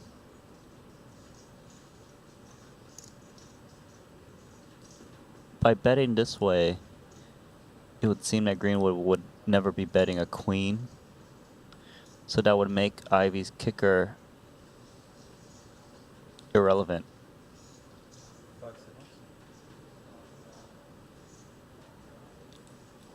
No, I feel like Ivy's good at sniffing this one as a strong hand. I don't know, he's reaching for chips.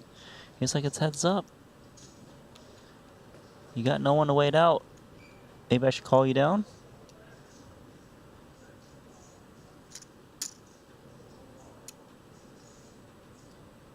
He bet flop, check call turn. His hand does look like Queen X.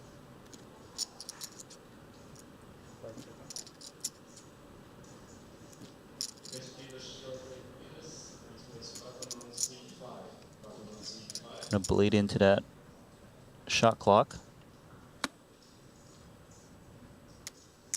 Oh man, it seems like he's about to pick up his chips and move them in and changes his mind. Well, he does a lot of that, and then he'll just dart a look Straight. over to see the reaction from his opponent. And in the end, Ivy does decide to make the call, and Greenwood off to a good start here, heads up, as he picks up a bundle, having flopped the straight.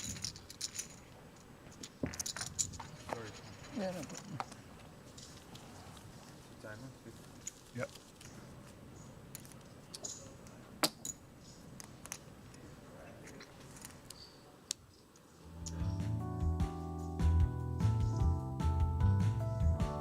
And just like that, Randy, Sam Greenwood is the chip leader here, heads up.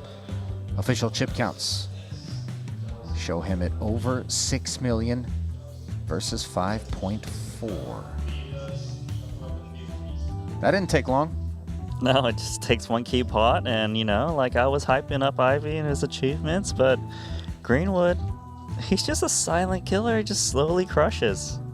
Well, it didn't hurt that he flopped the joint there, and Ivy decided to look him up. He did manage to get the overbet in, though, and get paid, so obviously credit to him for recognizing that he was going to be able to get max value.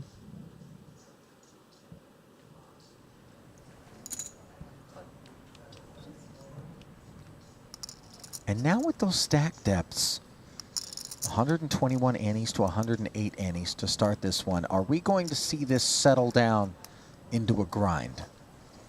Yeah, I was already expecting settling down to grind a bit, but I mean that last hand was quite a large pot, given the hand strength that Ivy was holding. But we should see lots of limps. You don't really want to bloat the pot and play out of position. The guy in position, a lot of incentive to call your raises, knowing that you got to play flop, turn, and river first. Yeah, it seems like Greenwood actually feels very confident in its heads-up short deck game. Like knows like the sizings you want to use very confidently. Let's see if Ivy takes some tweaks.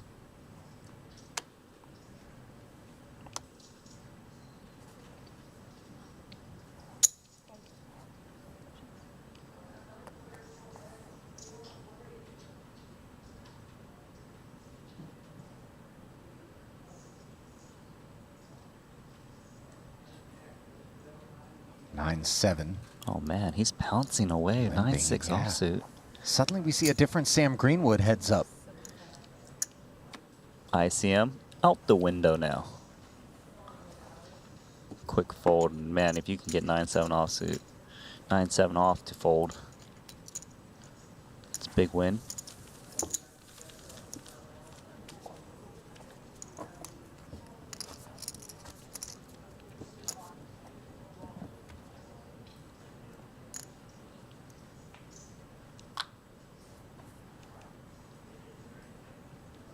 $125 antes, good for 55% of the chips at the table here for Sam Greenwood.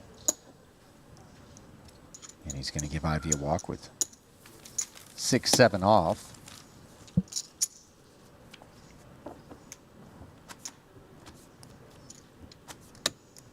Apparently, his favorite player was actually someone. His Luke brother. Greenwood. This Luke Greenwood. Where's Luke? His favorite player isn't here to rail, though. Come on. It's because he's too busy playing. How could he be his favorite player If he doesn't play. if he was just on the rail the whole time? So I got some limping action as expected. Decent texture for Ivy, open-ended. But the type of open-ended, you wouldn't mind making a straight, because your opponent, if he's holding a straight too, would lose a ton of chips.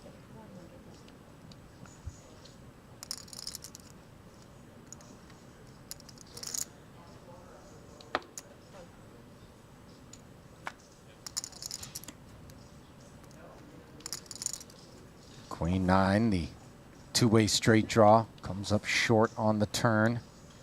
Greenwood with the gutter, such a dust bunny of a hand.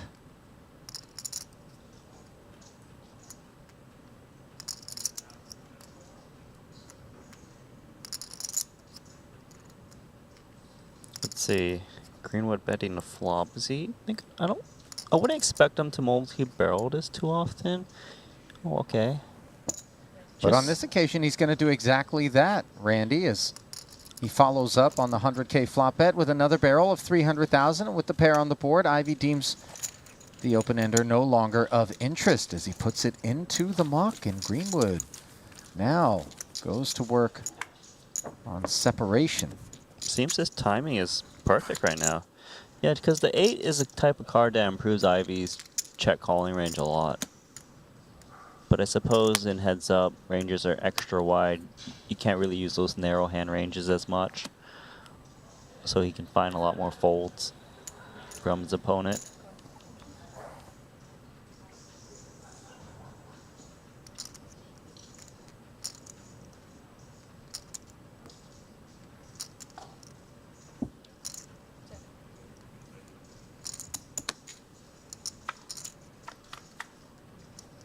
Both players sharing an 8 here on the King 9-6 flop. Top pair against an open ender. Advantage Greenwood in a major way, considering he has the flush draw to go with top pair, but he does check it over to Ivy. We'll see how Phil responds. It is with a check back, and now Greenwood has made the flush on the turn. A baby flush. Hard to get value from worse. I think you usually gain more value from checking and deucing, but Greenwood actually betting once again. A mini bet.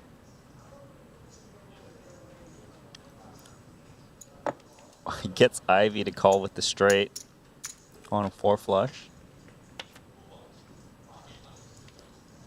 Paired board, and I suppose people don't put you on flushes as much in this game since it's so hard to make. Yeah, so. and that obviously is a big part of why Ivy called the turn. It is easy to overlook that the ace does play as a 5, given we are so accustomed in long deck to not having to think along those lines. Man, this is... Got a flop turn bet in, going for a river bet, and a sizable river bet with just the 8 of hearts. Really trying to outlevel Ivy.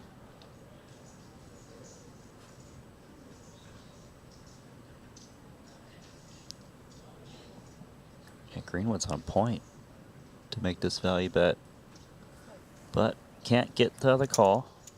Yeah, Ivy figures if he's willing to bet 250 into 300 on the river here, he's got to be doing so with better than my straight. With the 4 flush on board, he does put it into the muck correctly, and Greenwood creates some separation.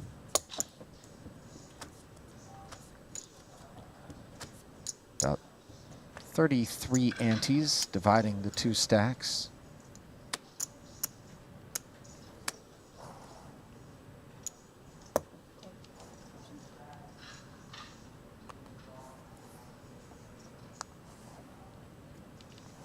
So we're now continuing to see this limp pot fighting.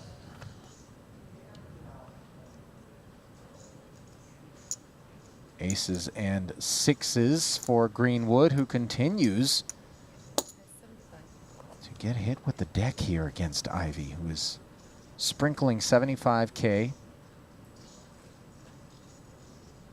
Just trying to find out whether or not he's going to win one pot against this guy. And once again, Greenwood putting in more chips. Ivy with not much of a hand. Turns to set, though.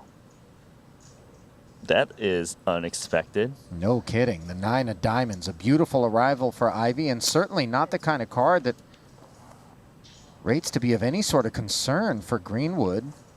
Greenwood's really underplayed his hand by just calling the flop of a6. Turns a bit troublesome since a straight is out there. We'll just call, I imagine. Don't want to bloat the pot on boards where someone could have a made 5-card hand.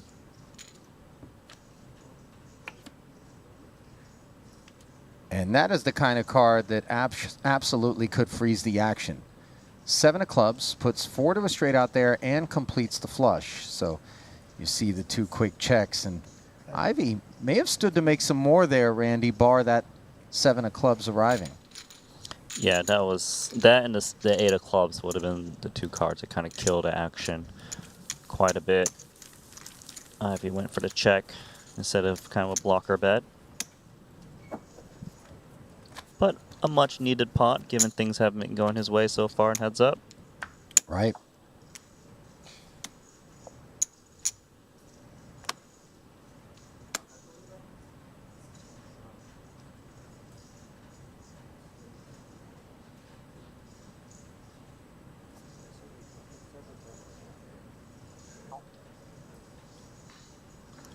Seems a different approach may be coming here. Greenwood opening instead of limping. A hand like King 7 suited.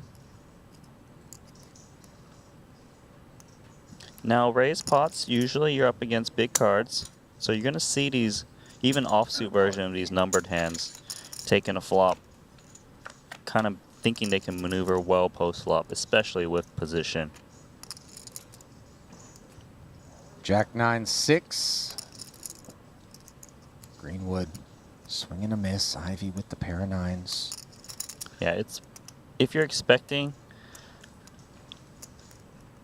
your opponent to have like those numbered type hands, this is the type of board where it's really not worthy of a continuation bet.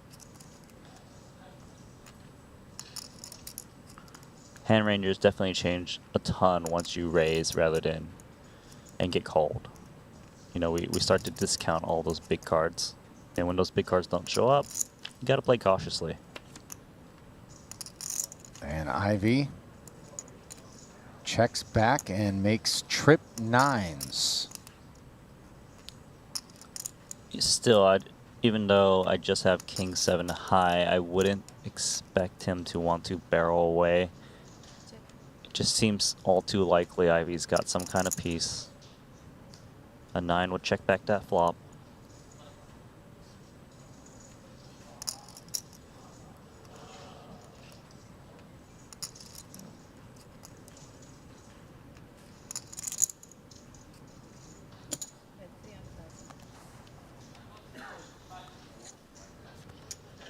Ivy barrels 300,000. The King 7 just promptly gets out of there.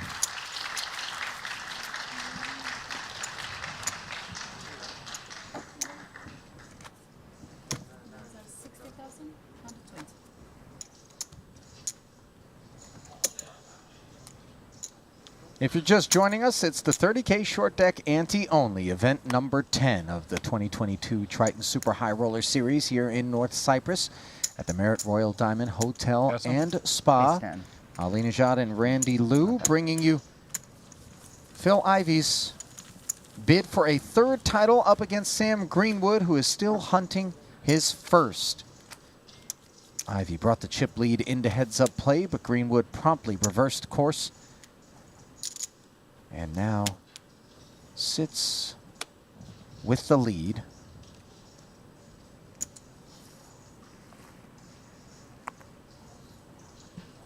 Ivy with 2 short deck titles. How he picks up ace king against ace 6. But, you know, stacks are so deep. I wouldn't expect Greenwood to get too out of line.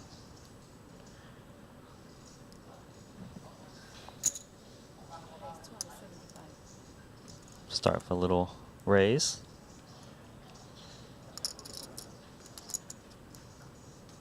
$60K ante. 120 on the button. 275 to go. And Ivy with the ace king says all in, ready to play a big one. Yeah, we're just hoping that Greenwood would read into this with like ace queen of like, okay, it's heads up, go for it.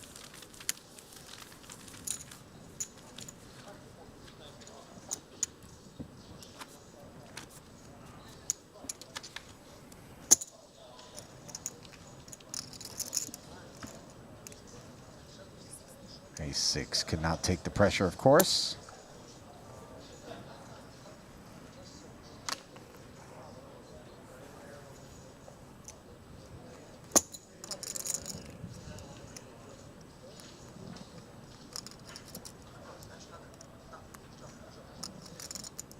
Ivy just limping with queen 9 now. Greenwood, those jack 6s of the world perform so poorly. A lot of times they just decide that they want to put the raise in right now and end the affair. 330 announced by Greenwood. Yeah, Greenwood's actually been pretty relentless pre-flop. Sure has. He's the one that's kind of open raising, as well as raising weak hands against the limps, whereas Ivy is taking more of a limping approach.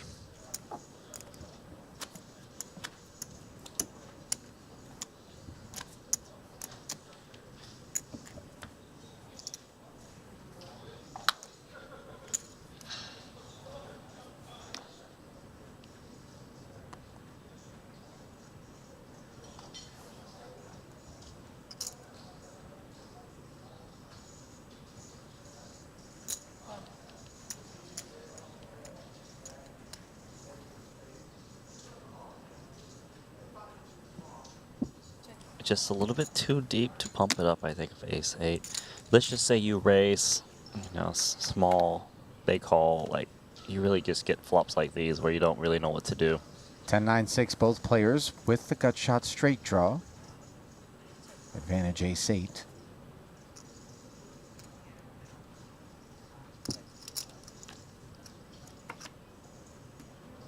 Board pairs, third club on the turn.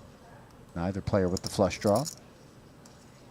Greenwood might be tempted to fire, considering how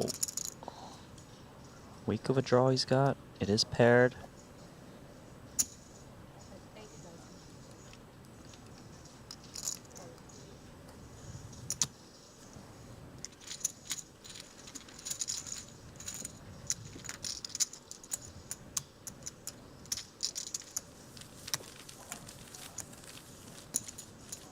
We see Greenwood. The advantage of being able to speak first into that 240K pot.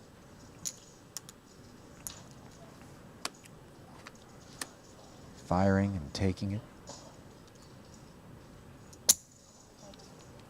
So you can see Ivy's approach is, since he's been limping a lot of weaker hands, he's going to limp the ace king as well, as Greenwood actually has been pouncing on these limps, looking for a limp jam spot. Does not get it. Does get ace high. Ace 10-6, both players with a piece here. Greenwood second pair, Ivy top pair. Start to extract some value. 10-9, enough of a piece. See a turn card, middle pair. Board where a lot of guys like to try to rep that ace as the original limper.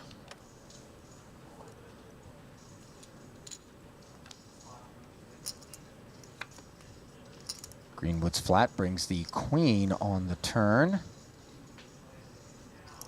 Broadway gut shot acquired for Ivy. A little bit scary with ace king. Still the best hand oftentimes.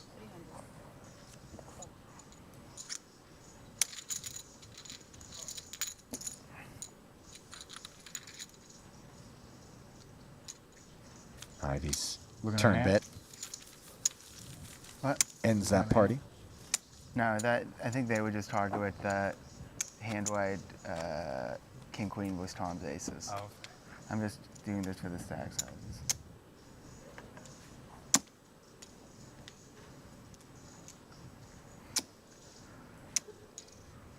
Referencing that hand that Greenwood did win with King Queen against Tom's aces earlier today. Yeah, hit the king on the river.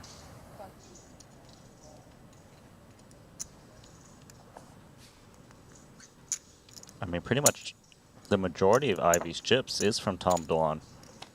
One of the jacks. Again, he beat jacks. He beat With ace King king. 10 suited. Yep.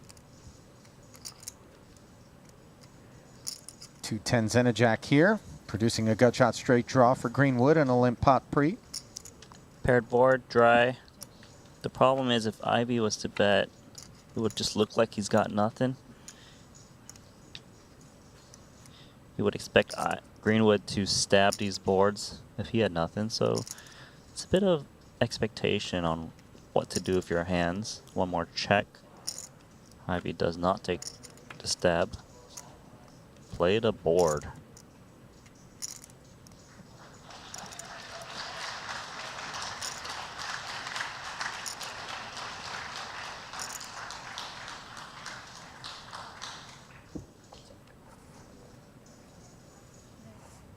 And they'll chop it up.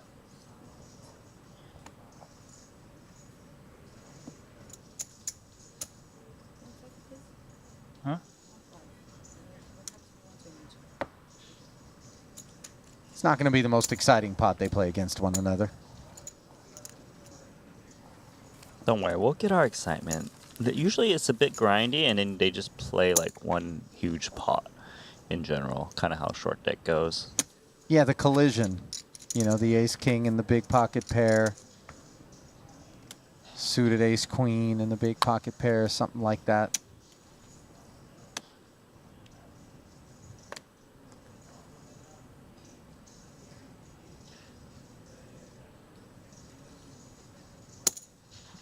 Stick to the limping strategy for Ivy. Jack 8.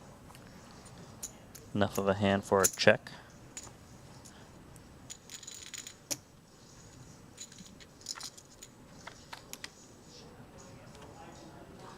Queen 7-6, top pair for Ivy. Ivy laying the trap, Queen 10. No bait. Greenwood turns a 6. Very, very dry board. Ivy, while probably thinks he's got the best hand, might want to pot control with trip 6s being a possibility. If your opponent is holding a pair, he doesn't have much chance anyways. But maybe you induce a bet sometimes. That looks like I want to bet just how much. Trying to rep that 6.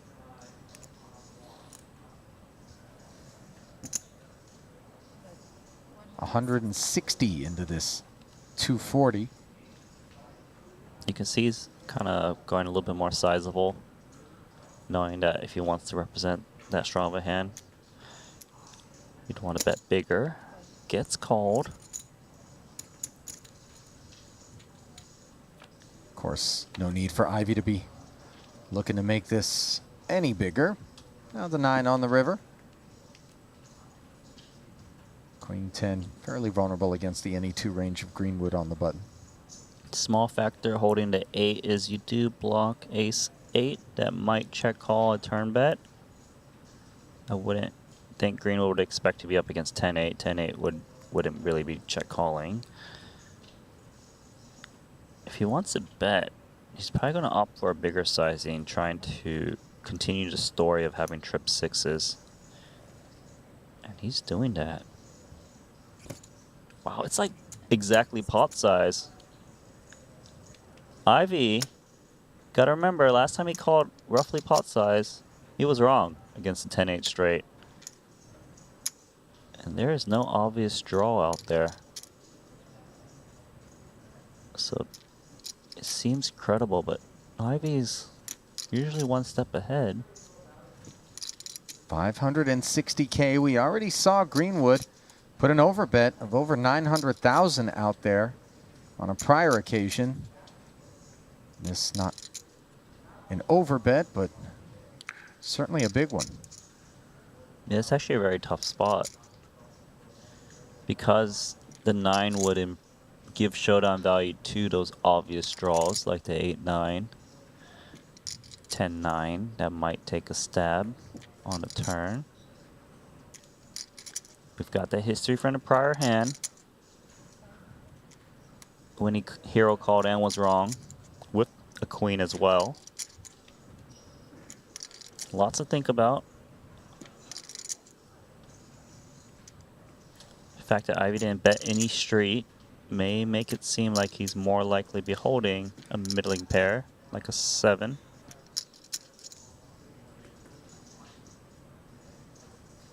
Oh, touching those chips again, trying to make a decision.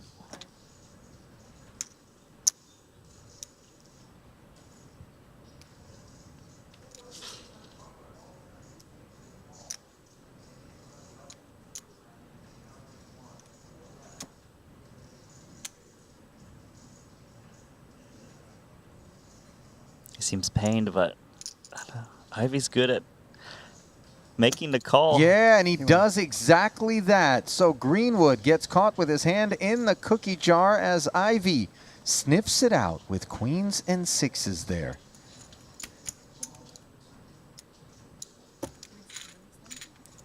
This is what's tough about playing Ivy. When he makes a great call on you, you feel a little deflated. I'll tell you what, Greenwood knows he's got his hands full here, not only just due to the reputation, but just take a look at his career Triton record. The 2 titles, both coming in short deck events. This man understands the game. Going to give you a real run for your money. So he does lose the chip lead with that pot.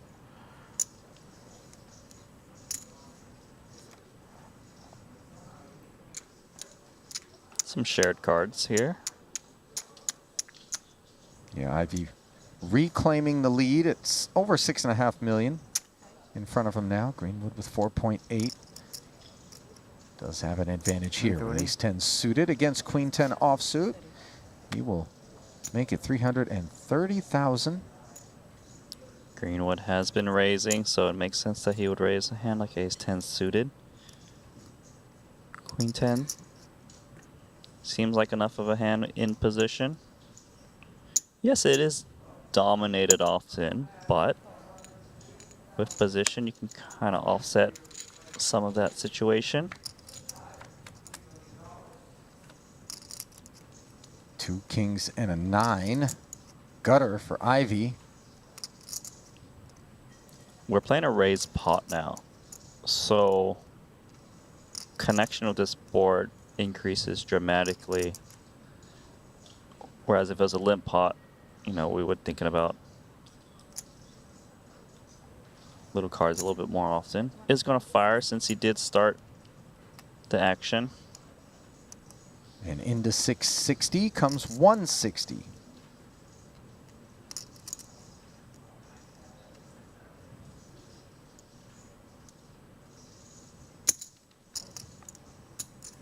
Small bet invites some hands to call more often.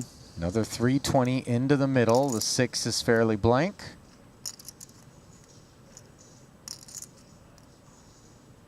Note ace 10 is the best hand right now, but given Ivy's willingness to call the flop, how often will Greenwood find the second barrel?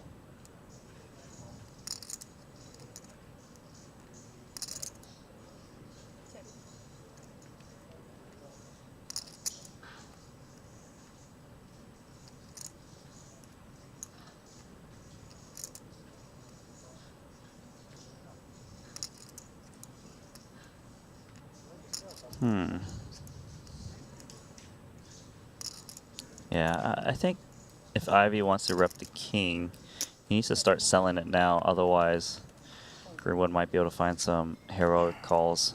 And indeed, after Greenwood knuckled it over to him, he barreled 400,000 and manages to steal that one. Although Greenwood clearly didn't express any interest in continuing.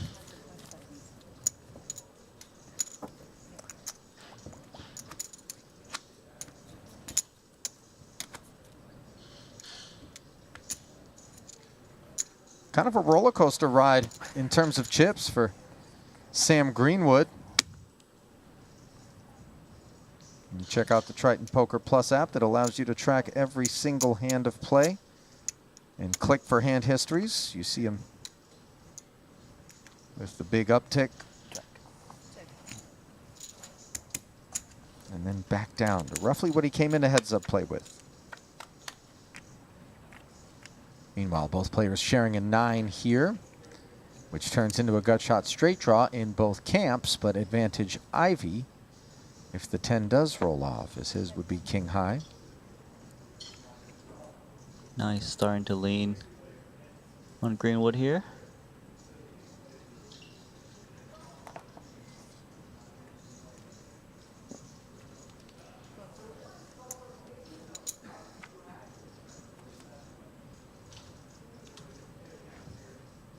Board pairs.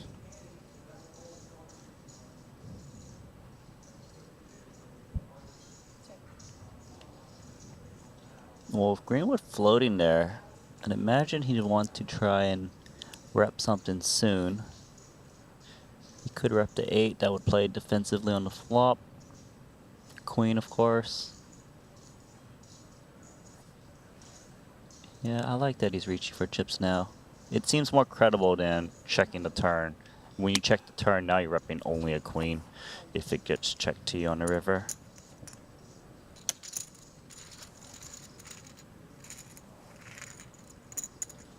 Nice there from Greenwood as the peel for 100,000 on the flop opened the door to him to be able to take the pot on the turn in position. So there it is, 6.83 to 4.57. Current state of affairs here between two-time Triton champ Phil Ivey and Canada's Sam Greenwood, who has a healthy amount of cashes over the course of his Triton career, 14 in total, 8.6 million in earnings.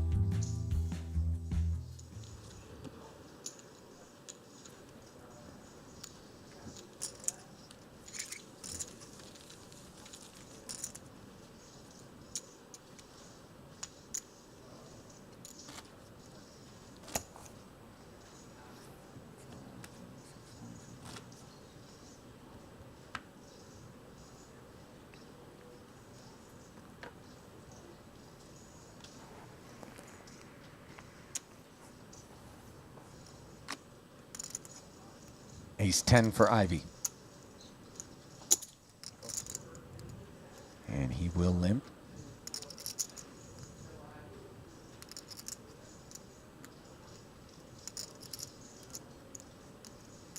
King 7 off suit for Greenwood doesn't appear done with it.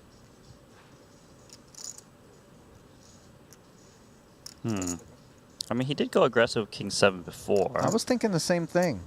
And it Is worked. there something about that hand in particular that he finds so attractive? I think it's the King X unconnected where it doesn't play well post flop. He likes to kind of go for blocking the hands that are willing to push in a lot of chips in pre. It's a bit sizable raise, but we know with the blinds up it makes more sense.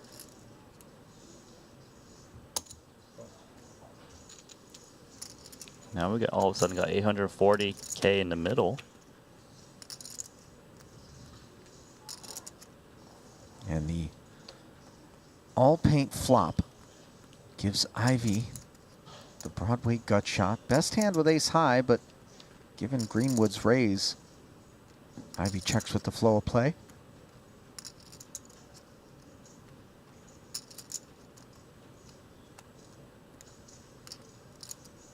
Well, if you raise pre-flop, might be tempted to sell the story. Not yet.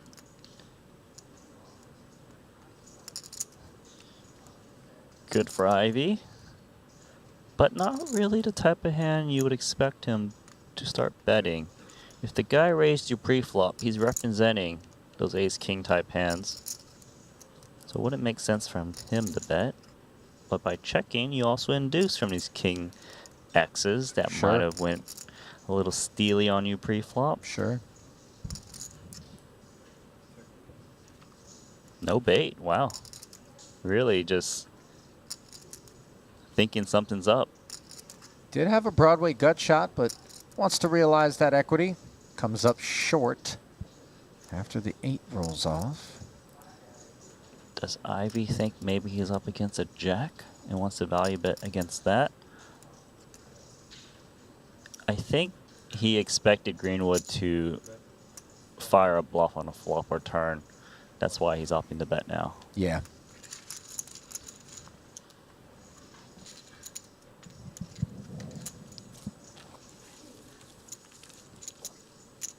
So that bet on the river from Ivy draws the curtain on the pot without him having to show down.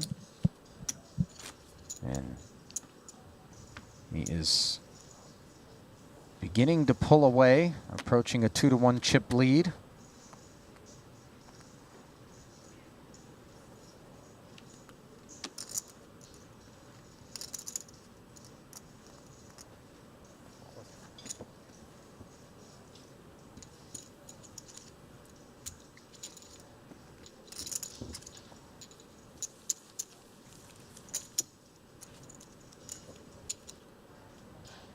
Takes a walk there.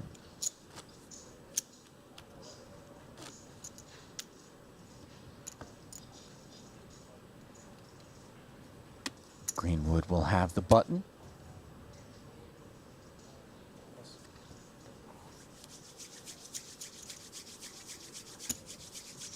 Sure, he would have been more than happy to play that Queen Jack suited.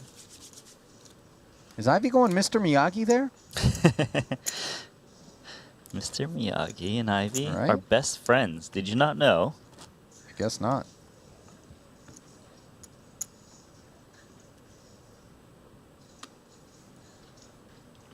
Ivy's just so good at grinding things out.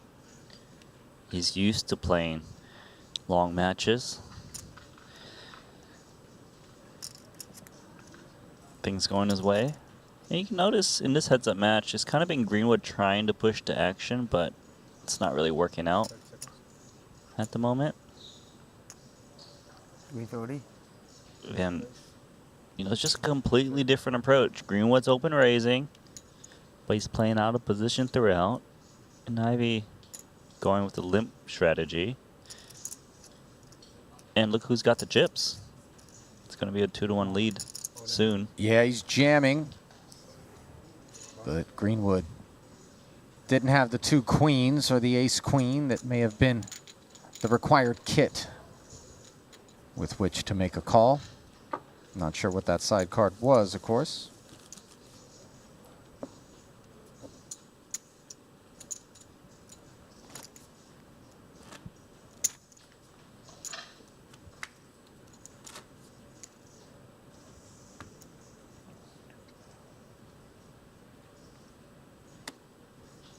Not the chattiest duo, are they?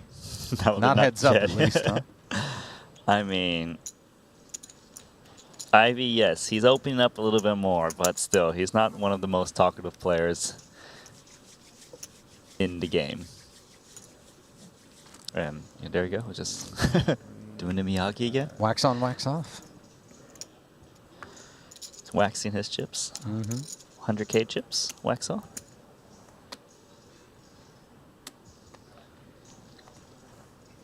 Well, on the topic of 100K chips, the action that they get here at the Marriott Royal Casino, Vegas-esque and then some. And then some. I'm telling you, man, I've lived out in Las Vegas for 6-7 years. I've seen all the high-limit rooms up and down the Strip. Maybe not the most private of salons where some of the stratospheric gambling takes place, but heard some stories. They got their hands full out here with guys looking to bring down the house, but instead they keep funding new towers. Meanwhile, a set for Phil Ivey here on the ace-10-7 board, where Greenwood has flopped himself a gut shot straight draw. got shots with considerably more equity in short deck than they have in long deck, as there are less blanks to contend with. Greenwood bets 60K. Once again, he is firing away. Ivy just with the call. Of course, he's not worried about not having the best hand. He just thinks that if he raises, he's just going to blow off way too many hands. Jack of Hearts is pretty wet. Completes the flush draw. 8-9 gets there. 360 in the middle. Yeah, not nice. Greenwood with some showdown value. Beats 10x, beats 7x. Trying to get to a river safely. Ivy, mid-set, drawy texture. You don't want to let someone get a free card.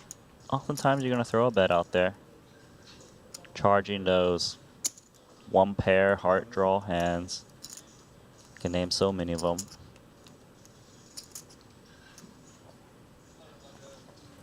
Grinding his way. Greenwood just check folding despite improving so much.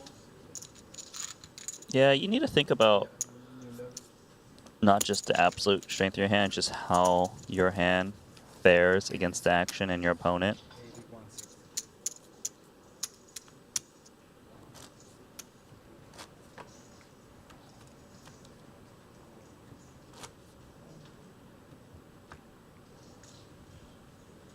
So the ante, 80K.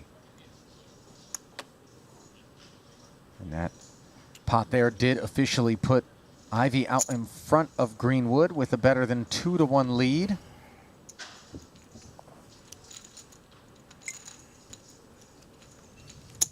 It's really kind of been only uphill for Ivy ever since he made that one call against the straight and lost. Been grinding slowly and surely.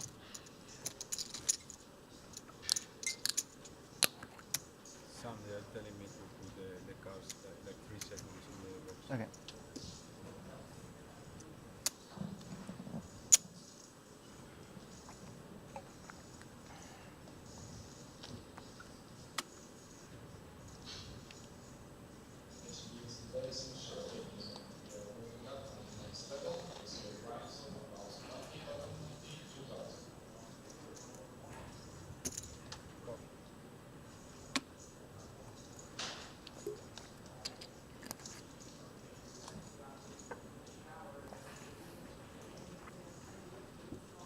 Greenwood limps to Jack 9. Ivy checks on the button with 7-8.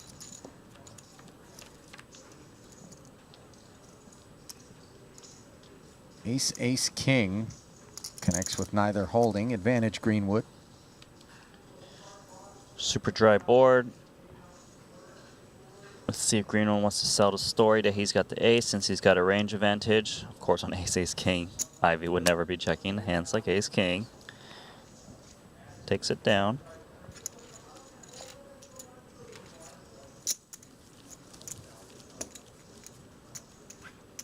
Bet and take it, sir.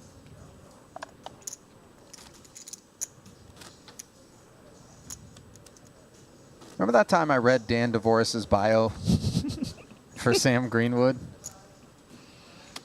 As soon as I read the part about being outdoorsy, I was like, really? I don't know. Let me double check. So what does Greenwood like to do? Well, in my defense, Randy, this week the bio printout situation has gone from 4-point font, which really tested my 2010 vision. I'll give you that. It really would require a bald eagle to read the ants on the page. Then today it was delivered in this fashion, which is, of course, 2 folded up pieces of paper side by side. It's a little tough for me, man. I'm trying to focus on the action. So Right. I want. Did you get a bio on Ivy at all? Does he have a favorite player? Come on, do you really think Phil Ivy's going to peel back the curtain? He's done us a massive favor by chatting even just a little bit. Be happy with what he's giving you. Bio. You want this man to fill out a whole sheet? Huh? You want to know his social security number and mother's maiden name too, Randy? What kind of hacker are you?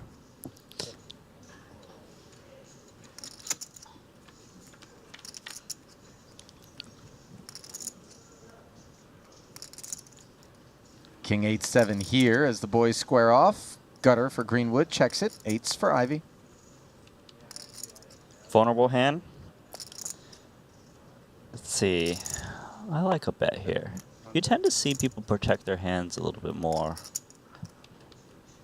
with bottom pair in heads up. Inside straight draw. I'd imagine he'd want to peel here. One overcard to the middling cards. Could go check, check. Lots of value.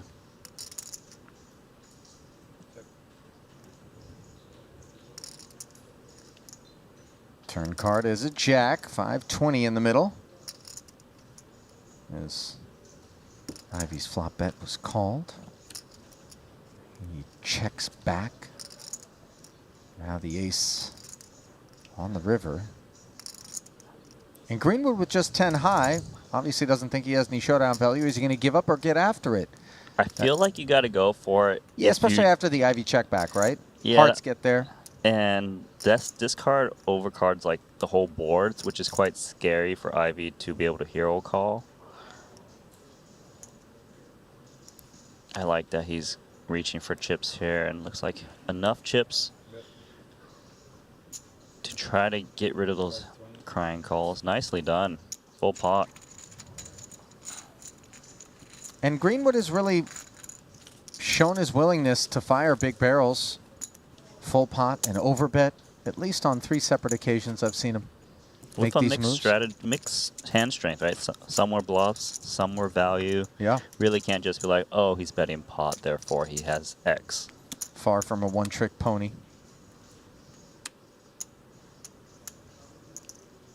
He has sort of come alive, by the way, and I appreciate the way in which we're seeing sort of the spectrum of Sam Greenwood's play. When it was 6-handed, 5-handed, when we were on the bubble, I mean, he just did what he was supposed to do. He kept it clean, as I mentioned. And then wound up here heads up, and now he can roll his shirt sleeves up, go to work, show us a little bit more of his mettle. Yeah, it's a completely different animal when you only have one person to beat. No more pay jumps, no need to adjust your play based on surviving. Now it's just pure chip EV. Try to grind out your opponent. Isn't doing it successfully yet. Is up against aces. But you see aces limping first position in heads up. Consistent with how he's played all of his hands. Right. It really has been 2 very different styles in this heads up match. I'll tell you Different what, approaches. Ivy's approach in that sense, especially given the better than 2-1 chip lead he held at one point in time, does make it challenging for Greenwood to be able to claw his way back into contention all at once. Yeah, you could potentially fall in a trap of being a little bit impatient because Ivy's way of approaching things does slow down the heads up tremendously, creates larger stack to pot ratios. And if you're impatient, you can make some missteps, put in a few extra raises, which Greenwood has been doing pre-flop and not working, and bleeding out a little bit more. And when you see these 2 aces, you're like, okay, this guy is trapping me. Yeah. Consistency is important, and you know, it's not like, oh, Ivy's limping all his bad hands, and when he gets aces, he raises. I haven't seen Ivy make a single open raise in his heads-up match so far, I'm pretty sure. Not only did he limp pre, though, he just check-called on the flop. Yeah. Check on the turn. And Ivy recognizes spots where, look, I usually got the best hand on Queen, Queen 10 Rainbow, but I need to think about not only getting value by betting myself, but maybe checking would get me more value, induce those little bluffs, as well as pot controlling the situation in case I am up against a big hand. all sound. As Ace-Queen awaits Ivy's button here. Greenwood, the limper.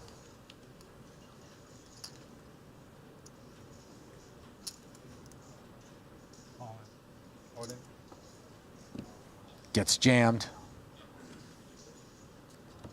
And we haven't seen a lot of that off of Ace-King and Ace-Queen specifically, Randy, I think is where the 2 little words have been past Phil Ivy's lips.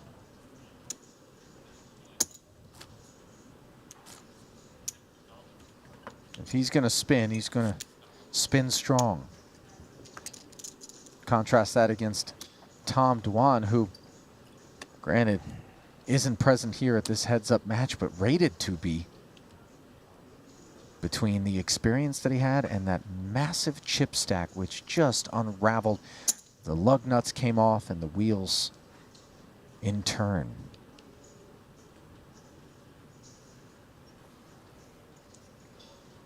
Jack 10 limps. Queen 9 says, let's go.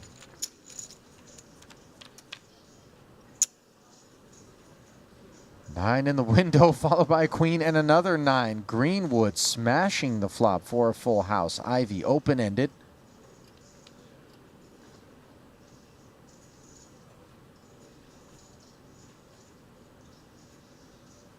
Well, Greenwood's like, I smashed it so hard, but I want to start developing a pot in case you got a little piece. You notice he bets the minimum. Like, okay, don't want you to fold your little weak gut shots. Let's see if Ivy calls. Yes. Well, that is what I call an action killer. Yeah, the board double paired now, so Ivy's open ender. A lot less attractive than it was on the flop.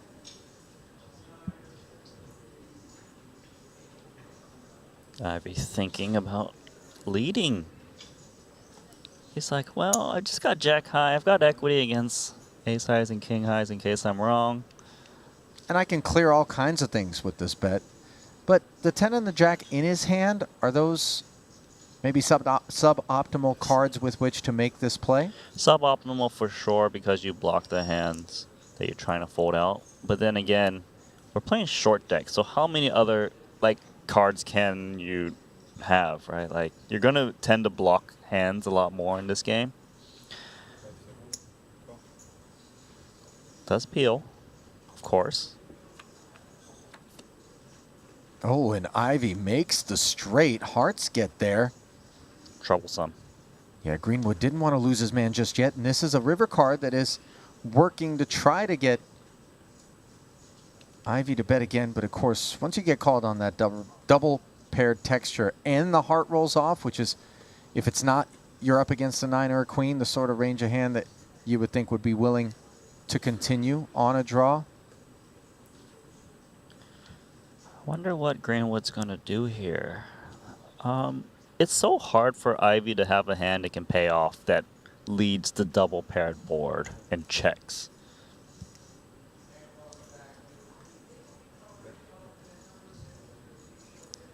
Gonna take a shot at it. Greenwood trying to represent a hand like King 10 and King Jack that might have got ambitious on a turn. Ivy has read situations pretty well lately in this heads up. Holding a 10 doesn't help. You block the hands you want to pick off that might float the turn.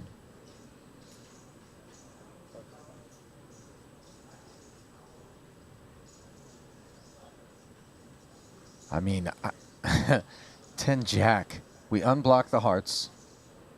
We block the King 10, sort of King rando missed draws. Good lay down. Great lay down.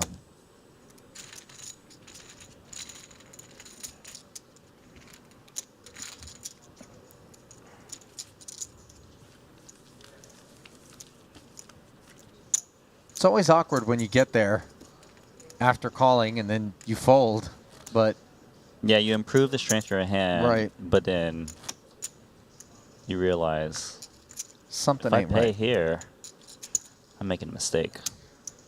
There's a look at the Triton trophy along with the beautiful Shambhala bracelet that is awaiting the victor here as Sam Greenwood. Going to work. King 10 off.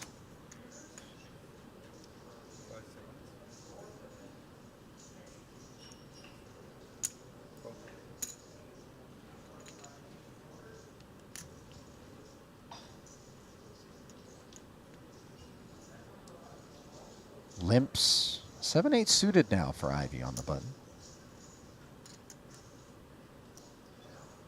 Can't see Ivy now punishing. Something we haven't seen too much of him in this heads-up match.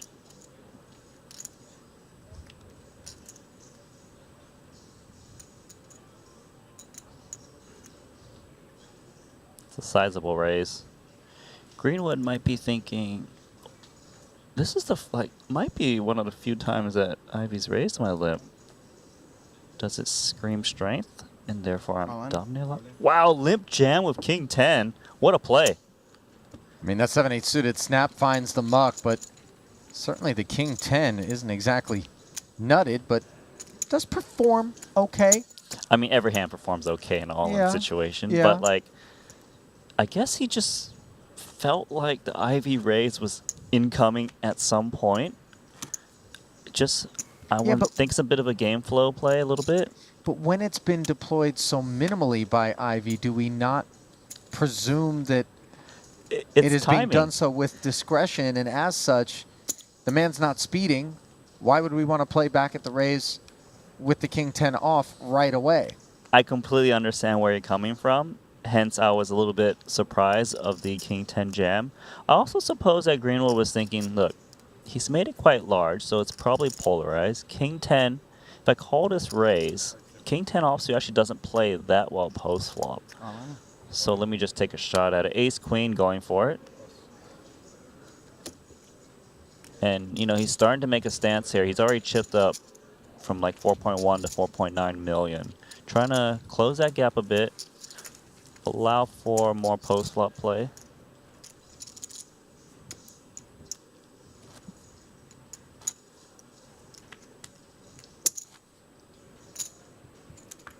The one thing you know about Greenwood, the man's not going to punt. That's just not in his makeup. He would not. I don't think I can think of a single time I've seen, whether it be heads up or whether it be in a situation where he's on a bubble, nursing a stack in the sort of the technical streets. He just doesn't have that. Approaches in a very technical way. Like you can see, he's very well calculated, especially his bet sizing is on point. Whenever he bets big, like it's exactly the pot size. You know, he's never like slightly off. Yeah, he's not a punter. He would not play on a football team. Ace Queen 7 here.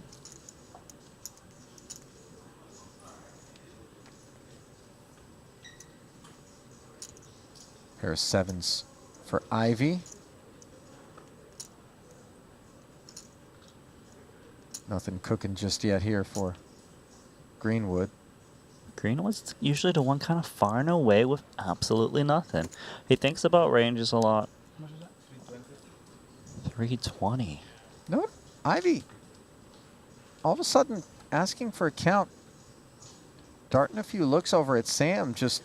Well, if you think about it, it's a little odd because Greenwood has been doing the little mini bet in these spots, right? And why is he all of a sudden potting it? The problem with King 7 is it's such a vulnerable hand where, okay, I think I've got the best hand I call, but what happens? I got to dodge everything but a king and a 7? Sure. That's not nice. Not easy to do. I like that he didn't snap put it into the muck, though, because there were some things about that pot and that spot, that hand, that stood out. So he just kind of dressed his man down a little bit. I can tell you. I see you. The fact that Ivy thought about it is meaning that he's thinking about that bet sizing right now, how it can play in future spots, and maybe use that to his advantage. Like Greenwood, I mean, Ivy, he really does think about every single little thing. That's why it's very scary to play against a guy of his caliber who understands little nuances that can kind of give away the strength of your hand in future scenarios.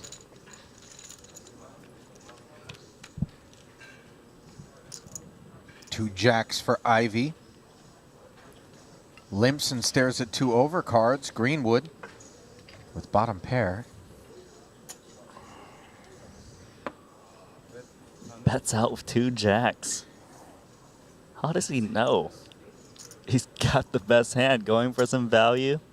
Well, I mean, maybe it's some of that assumption that Greenwood's going to take a decent chunk of his ace-x, king-x, and Yes. do a little bit of raising That's on a the good- button with? Very good point, because Greenwood actually has been raising the Ivy limp with King 7, King X's, so Ace and King is very unlikely for Greenwood to be holding in a limp pot in position. Spades also unlikely, of course. Yes. Vulnerable hand. Pot control or protect against spades or counterfeit. Does check. I think both guys are happy to try and show this down. We'll see whether or not Ivy Jacks. Jacks are good. faces a bet or decides to go for value. Instead, as you prophesized, Randy, to showdown they went with no added chips inserted. Ivy picking up another one.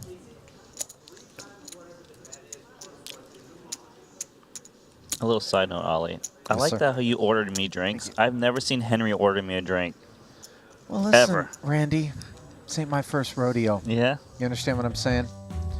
In order to build rapport in a partnership, one must do the little things. With Henry, it's the Henry Show. You know what I mean? I know what you mean. Only teasing. Of course, how is it that Randy and I are able to deliver the wealth of information that we do from here in the booth? Well, it is not without the help of the Triton Poker Plus app, which is available free of charge to both iOS and Android users. We heavily encourage you to download it. Just so cool how robust it is. What's the over-under on how much it costs to develop that app, Randy? Jeez, I don't really know how much it costs to make an app, but I'm telling you right now, whatever it is, we ended up on the upper end of that range. A lot of work goes into the app, of course. It runs very well. But to give you the data, I don't know if you realize, or the people in the chat probably don't realize, there's a person operating at each and every single table, watching every hand, recording every hand, and inputting that data so that the player's experience is drastically improved. In real time with a tablet standing behind every table in action. And You usually get a Ivy massage. just- after this, You How need a do I- where do I massage go to? after More? dealing the finals. Yeah.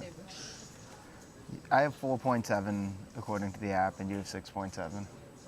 oh, right on cue, the boys. Yeah. They know. Are they listening to us?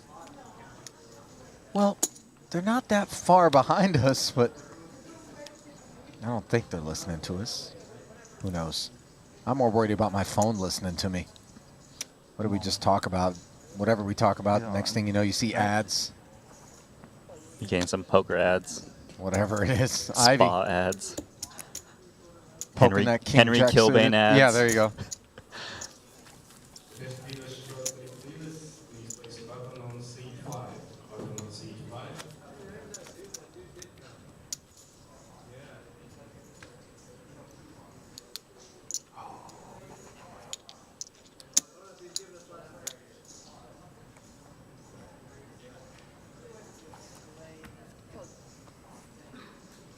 Jackknap.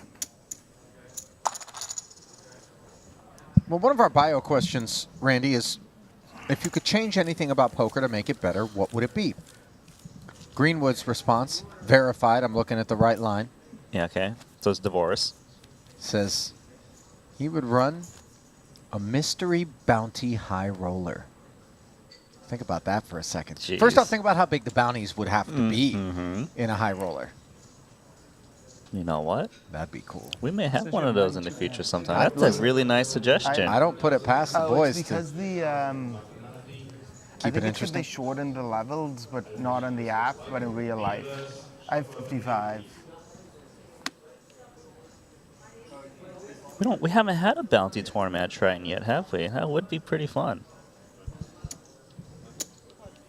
Should we make a date with Henry Kilbane, one of the bounties?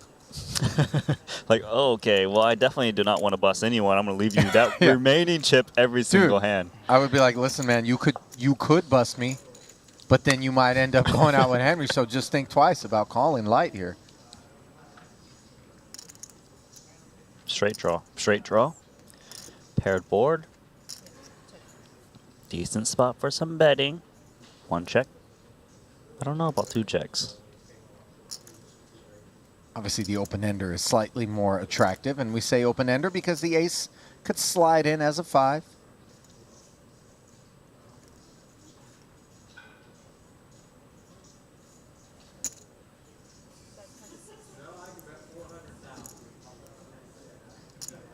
So we do have a 2 ante bet. As Greenwood adjusting his sizings a little bit as this heads-up match has been going on. Will get peeled.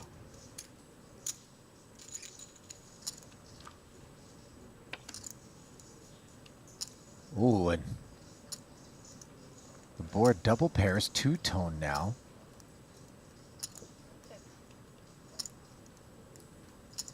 Very hard to multi-barrel here, and the funny thing is, you would think Greenwood would have a good chance at multi-barreling, but when it double pairs, I'd expect Ivy to win this pot way more often.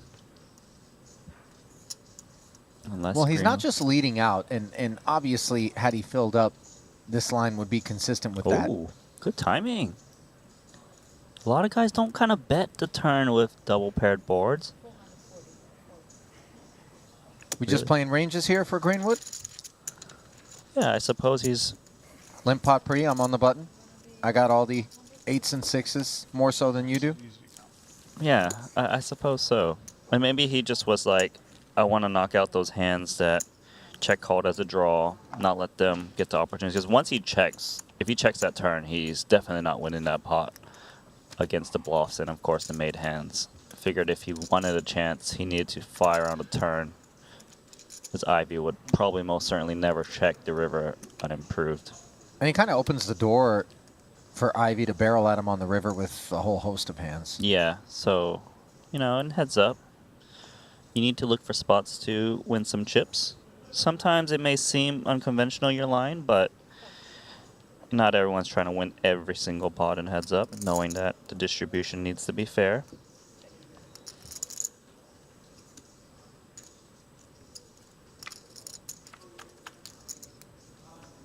Jack 8 and Queen 7 turns into top 2 and bottom pair for Greenwood and Ivy respectively. Greenwood's been the one firing lately. Don't really see why he would stop. But very mixed strategy on the sizings. Now he's kind of going for that mini bet again. The cutesy. Ivy's like, okay, don't love it, but if you're going to give me that price, why not? And now we get one of the annoying cards for top 2 pairs. Obvious straight. Very hard to maneuver.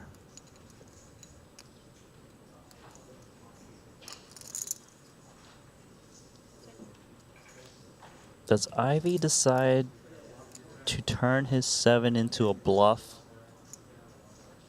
Try to rep that straight. Yes, he does. You smelled it.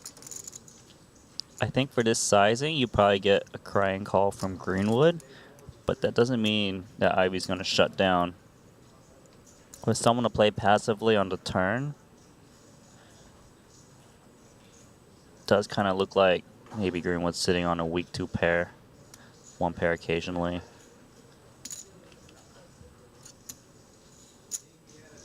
Got a big hand here. Actually, 32% still with Queen 7. 100. Yep. 9 burger on the river. Straight on board now. Just a really poor run out for Greenwood, of course, who goes from top 2 to playing the board. And for Ivy, somehow, he's got the check mark. Yeah, and it's actually pretty annoying because Ivy could just have a stone cold bluff playing the board.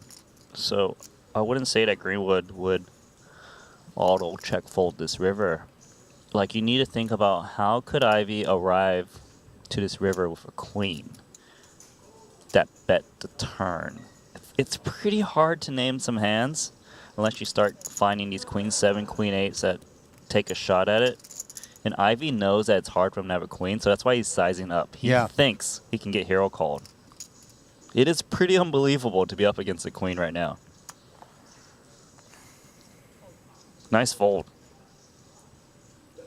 And didn't take long for Greenwood to make that fold, by the way. The value proposition, of course, calling 900 just to chop as you play the board. Not particularly attractive, but I suppose, nevertheless, he's one of those guys that gets deep into the thought, decision trees, and thought maybe he would, as you mentioned, think, how do you have a queen in this spot? Maybe he was thinking, well, it is heads up. You got a lot more random hands. So normally it is really hard to have a queen there. Like queen jack probably doesn't bet the turn. Maybe Green was always like, okay, if he goes for big bets, maybe I'm just gonna not go for half the pot. Odds aren't so good. Yeah, it's nice to see the little adjustments that are going on. But I wouldn't have faulted him if he took some time and found a call. Meanwhile, queen 9-8. Greenwood, second pair. Ivy, bottom pair, goes to work. Yeah, heads up. Short deck is actually... It is a bit of small ball, but it's actually very technical. There's a lot of boards that kind of connect both players in a marginal way. It's quite uncomfortable if you're used to playing a full ring table normally. These two guys are playing pretty well. You get lots of these boards, middle pair, and then random 4 straights running out. Do I start bluffing at it? Do I turn my hand into a bluff? It's not as simple as, some spots in No Limit Hold'em where people of some showdown feel comfortable taking it there. Like, see, look, 8-7. Just going for it. It's so funny because on the surface, as we see Greenwood folding, and Ivy picking up yet another one, short deck is a game, Randy, where I want to presume that there's less bluffing because of the card removal, because of sort of that, ability for so many boards to just hit your opponent, and it's just tough to imagine they have not enough to maybe call. You need to adjust your ranges of what your opponent would continue versus No Limit Hold'em full deck. You're right in the sense that there is less bluffing, but with more players. As we dwindle down the number of players, here now with just 2 remaining, it's like small blind versus big blind and heads up in No Limit Hold'em. There's wide ranges. We're now throwing in these offsuit unconnected hands. And yet again, we see a king 10 drawing an all in from Greenwood, this time suited.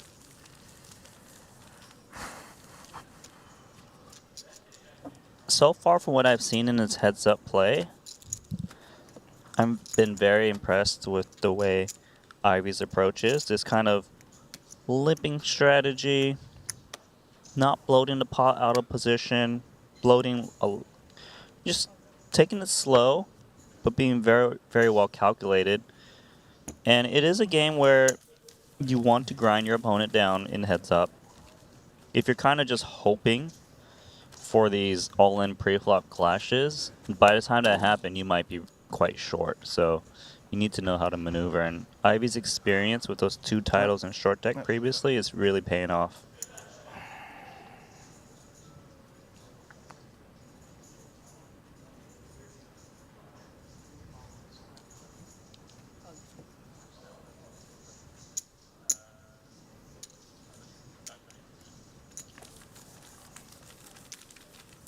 And just one extra note is, short deck just seems to have more different strategies in heads up, whereas in No Limit Hold'em, all of the best regs play a very similar pre-flop style, whether limping ranges or raising. I will say that Greenwood does have a 4th, a 9th, and a 2nd in short deck under his belt, as we see Ivy jamming ace-jack suited, 10-8 suited.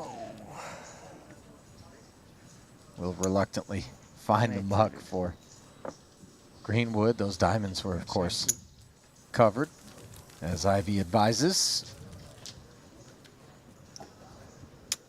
Yeah, stacks are getting more shallow, though, so the amount of post-flop play should be reducing.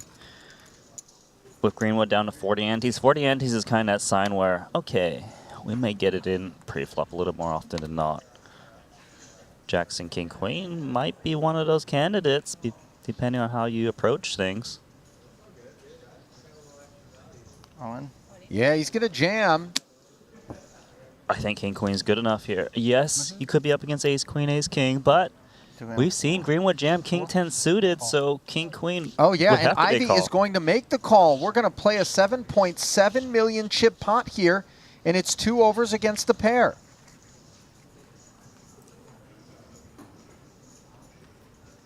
So all of the jabs have given way to a big blow on the flop. Queen, Queen, 8. And Ivy has Greenwood in a world of hurt. 10. Even if Greenwood were to fill up with a jack of clubs, Ivy would draw live with that king of clubs to a flush. No club on the turn, however. Greenwood did pick up a straight draw, and instead Ivy makes quads on the river. And with that card, Sam Greenwood finishes in second place, and Phil Ivey is your event number 10 champion, picking up his 3rd Triton title. How about that? $387,000 will go to Phil Ivey as he began today's coverage 9-handed, and the official final table was 7-handed. And we thought that Tom Dwan would certainly be among the final 2 or 3 names, but Ivy's ascent began after doubling through Dwan, as Paul Pua was the button. DeVoris in 6th.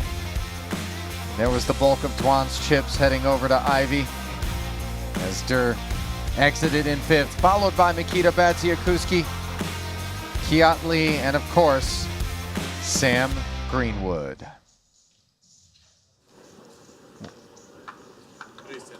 Final payouts.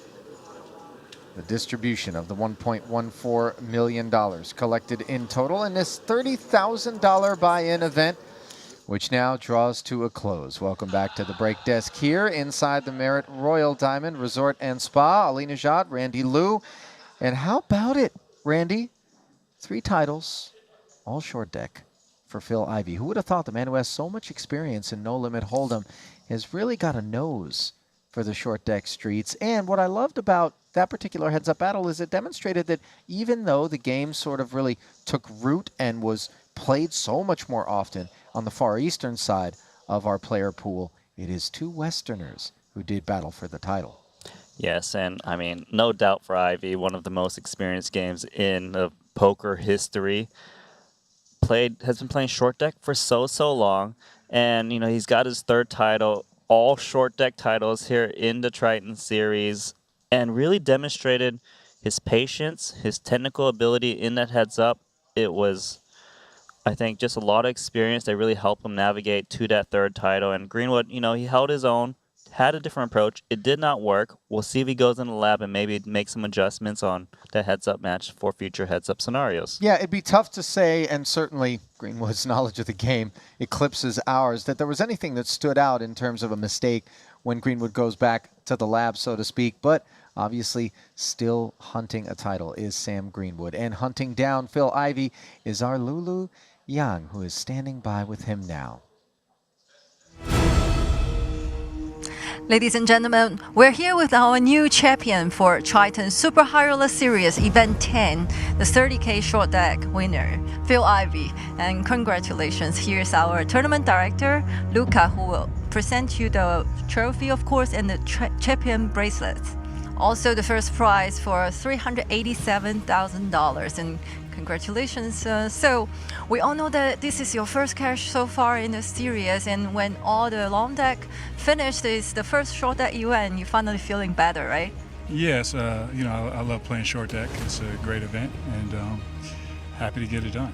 Yeah, and this is your 3rd trophy from Triton series, and it's all from short deck. Are you now a short deck pro more than a long deck? I just play whatever's available, you know. And you're aware that you just get Sam eliminated like the 4th time in the 2nd place. Oh, is that right? No, I wasn't aware of that. Well, Yeah. was it hard to play against him? Yeah, he's a tough opponent. He's very tough. You know, he plays back at you a lot, and he makes it very difficult. I believe you and Duan are like two very players who have played short deck a lot, and you started very early, and then you busted him with 2 hands in a row. How do you feel about that? Well, you know, I'm just happy to win the hands. You know, there's a lot of flip situations where, you know, you get all in. Like the last hand where I had king, queen, and he had 2 jacks. You know, I could have went either way. So, you know, it's fortunate that I was on the right end today. Yeah, well, congratulations again, and it's a good start for you. And our short deck series just started, so hopefully you can win more in the future. Okay, all right. Thank you. Thank you.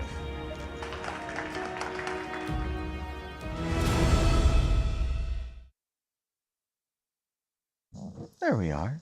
I was saying, nice to see Phil Ivey wearing that smile. Very familiar spot for him to be in, of course, Randy, in terms of picking up a short deck trophy. And I'll tell you what, he's not done. He's not done here. No. This, you know, Lulu mentioned that we're just beginning in short deck. We do have this one single event, not the rest of the way, where we're going to be playing pot limit pre-flop, a bit of an experiment to see whether or not the game is going to evolve, and curious to see how our players handle that kind of wrinkle as we're trying something new on for size. But Ivy's going to jump right back in there. We got the 40K event number 11, which is just getting started. Players trickling in. Obviously, registration wide open, and re-entries will be available. And in terms of that strategy, as we're still a ways away from taking that coverage, Randy, what are the arguments for and against Ivy just hopping right in, or anybody hopping right in, playing early, playing those sort of smaller ante-periods, and then those who maybe want to come in a little bit later?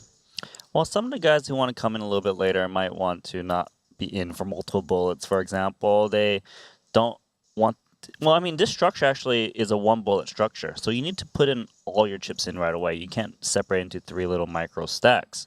So it's actually very deep, and if you're not comfortable playing this deep, it makes a lot of sense for you to jump in later. Ivy strikes me as a guy who can play all different stack sizes, so he might be like, okay, I got a trophy, maybe I'll grab a little bite, but gonna jump in pretty soon. And what are your feelings on the 1-bullet format in contrast to, you know, what most short deck tournament players are used to in terms of having the 3 different bullets that they can redeem? I feel that buy-in? with the deeper stacks, like the 1-bullet style, it's going to favor people who have more experience rather than kind of like, oh, get some 2 cards, jam in. You can't just open jam pre-flop 400 antes. A very different game. So we'll see how the approach goes. And it's a bit of a big experiment, like you said before. And yeah, it will be nice to see the different plays. Yeah, we are not far away from taking coverage of that 40K, the event number 11, as the short deck portion of the program is upon us. Phil Ivey, the event number 10 champion, and we will play down. Not sure how long, how deep today, but tomorrow we will be taking the final table of this particular event, and then event number 12 will get underway. So here's our first look at our featured table. No, we definitely did.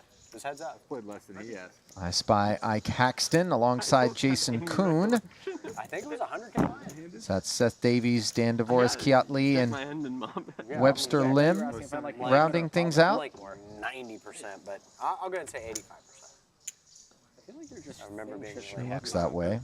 And it's kind of working. I know I won a pretty big 25K in Prague one time. Davies I remember with that. 2 aces to start. Limps it.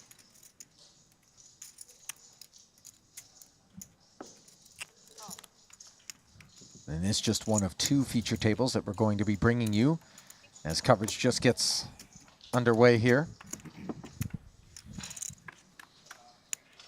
Davies unable to be given the opportunity to maybe check or limp 3-bet rather. King 7-6 with a couple of diamonds. A dynamite flop for Haxton, who came along in the cutoff with Jack 6 suited and is performing quite well. And they're playing 400 antes deep. That is wild. one different animal. Not too often you're going to say that in short deck.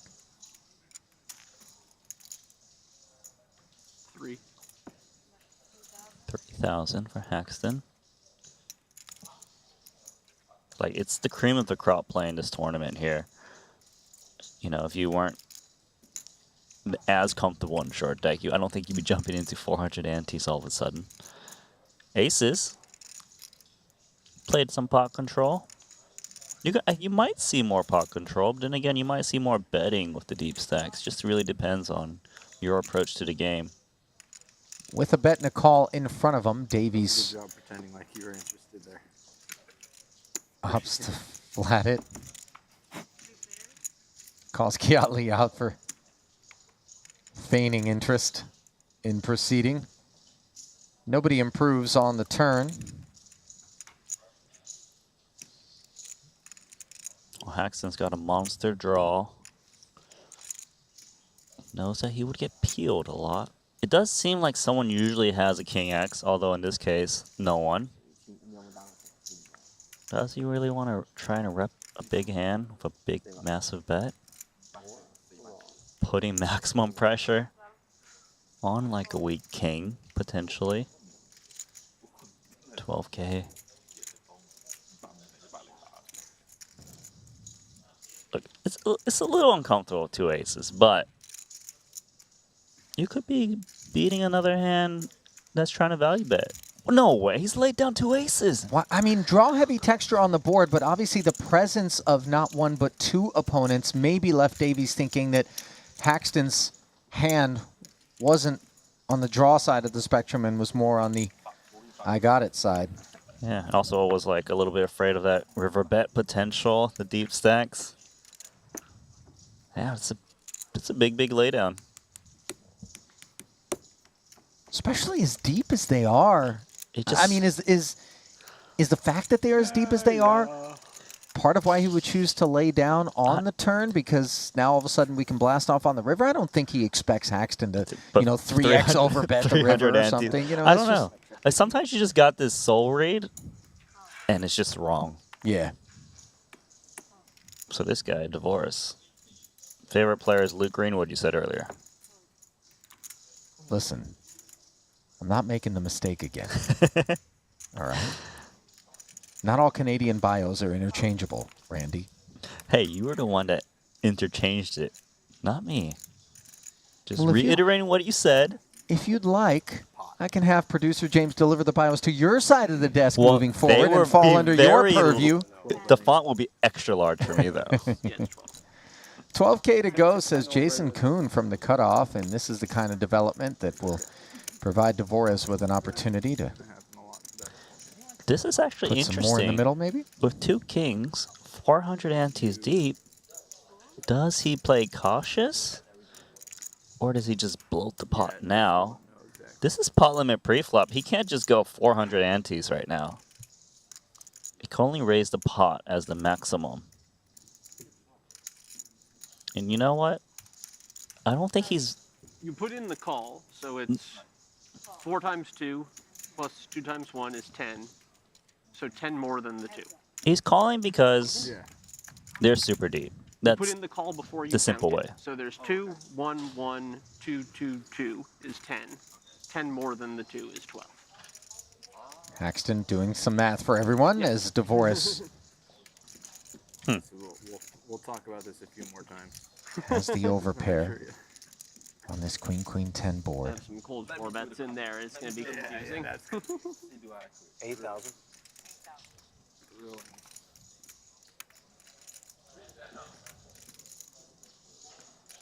Put in the call, then add it up.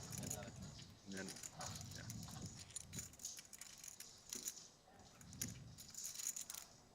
You could be a real jerk and raise the half pot. Kuhn has fired 8,000 into 30,000 here. Think you've done that yourself. That's a good policy.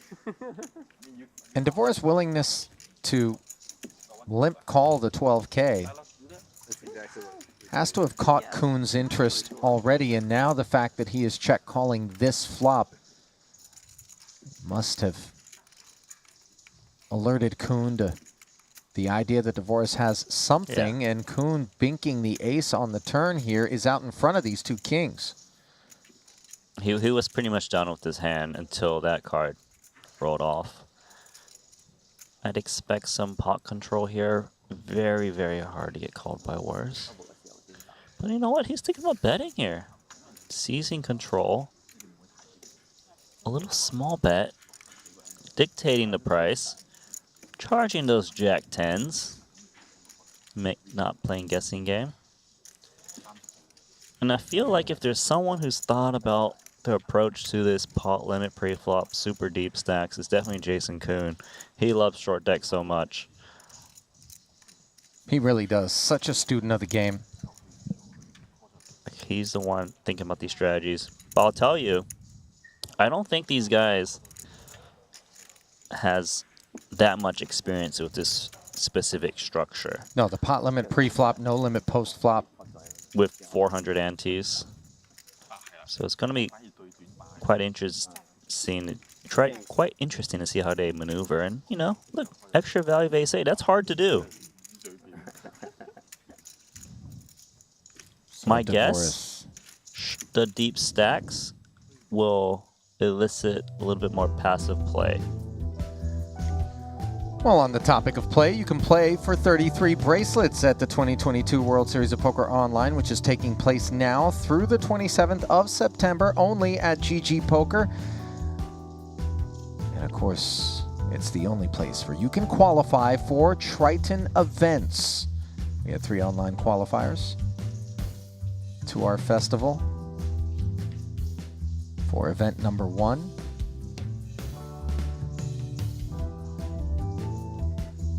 So, Ollie, I'm looking at the app a little bit. Most players have about 400k to starting stack. There's one guy has 1.385 million chips. Stephen Chidwick. Looks like he won a huge pot.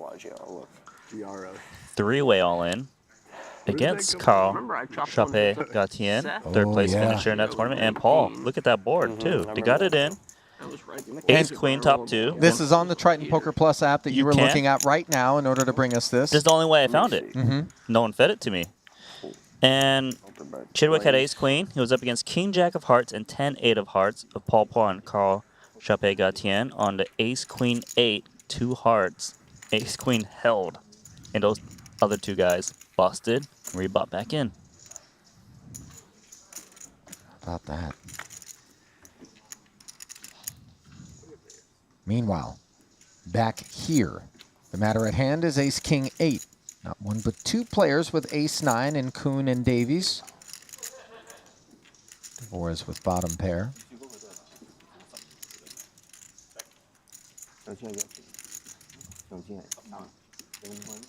A bit of checking.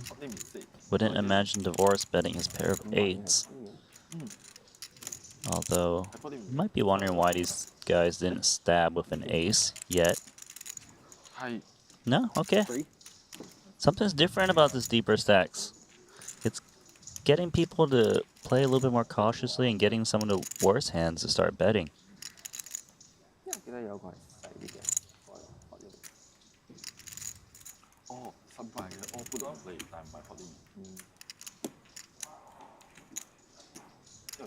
Bet and a call of 3,000 in front of Davies. A little bit awkward, but being laid 5-1 here. He did make a big laydown earlier of 2 aces on the turn. Is he going to make another one? Wow. Davies playing a little bit conservative. I kind of get it. It's uncomfortable. I'm sure you do too. Yeah, just a weird spot to be in. Now the 10 of diamonds providing Dvorak, who just had 8s and an idea in position in the 3-way pot with not only the gut shot straight draw, but a flush draw as well.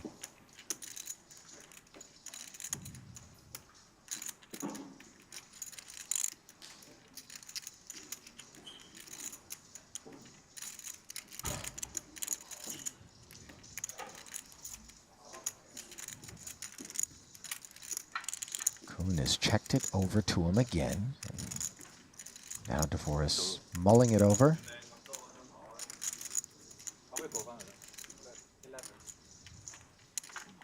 $11 into 15. I mean, you've got a lot of equity. Does look super strong.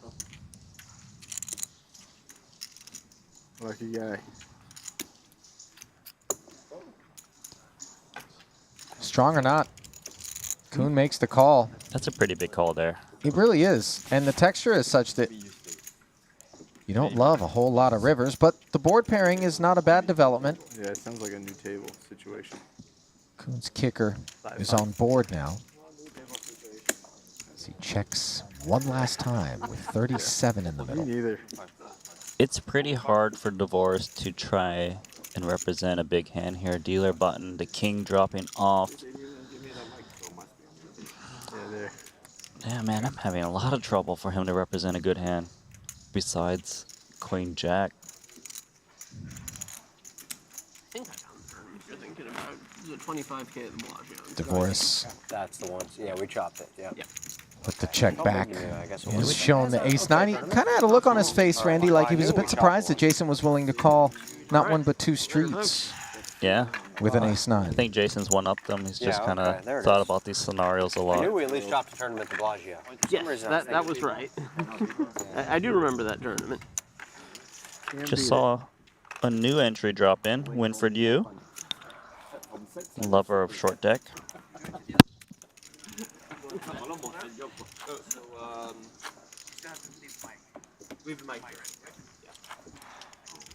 Let's have a mic'd up on the outer table. Yeah, you are here. Look at those shoes. Yeah, I'm loving it. We won't be losing Winford anywhere on property tonight. It's like, how would you describe that color? I'm thinking radioactive 100K green. there. Yeah, like To really ectoplasm. entice you.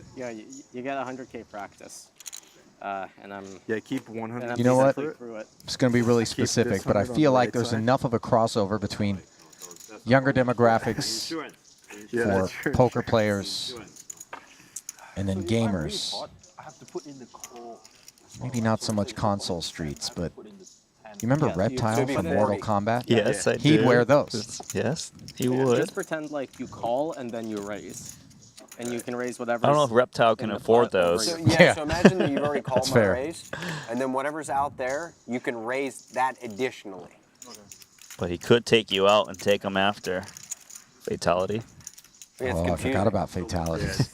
That's what we need to add to the Triton Right. You tours. lose we the look tournament. to Fatality. CLO, It's a right? team. You get so showered. It still confuses me. fatality. I'm like, are we The problem counting is we're gonna run out of ante and the players big so blinds, and fast. we're Oh, not that counting- part is confusing. Yeah. Because like for live, they do it like you can only 3.5x pre-flop, even if there's an ante. Right. You can't 5x or whatever. Yeah. Everybody. Yeah, it checked around. Yeah, Sorry, buddy. We're one step ahead of you. it's all good. Ace 10, Ace Jack, and King 6 took the flop, where Kiat Lee has the best of it. Is it safe to say that we'd have to do a freeze out though? No, post-flop is no limit. Would re-entry be? What's that? Sub-Zero. What? Would we have to do a freeze out or re-entry with the fatalities in play? Just wondering. Well, the thing is, if you re-enter, then we bring you back to life. We reanimate you.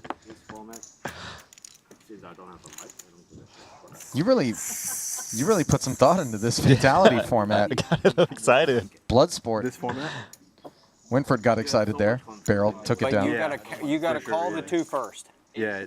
I know the nature of my 10. So Yeah, deep yeah. pot have to be 10, right? Right. Like, no one wants to have this talk all day. So it would be 2, 4, 5, 6. It would only be 7 now, I think, right? Yeah, feel but like this- 7's the raise, so you make it Yeah.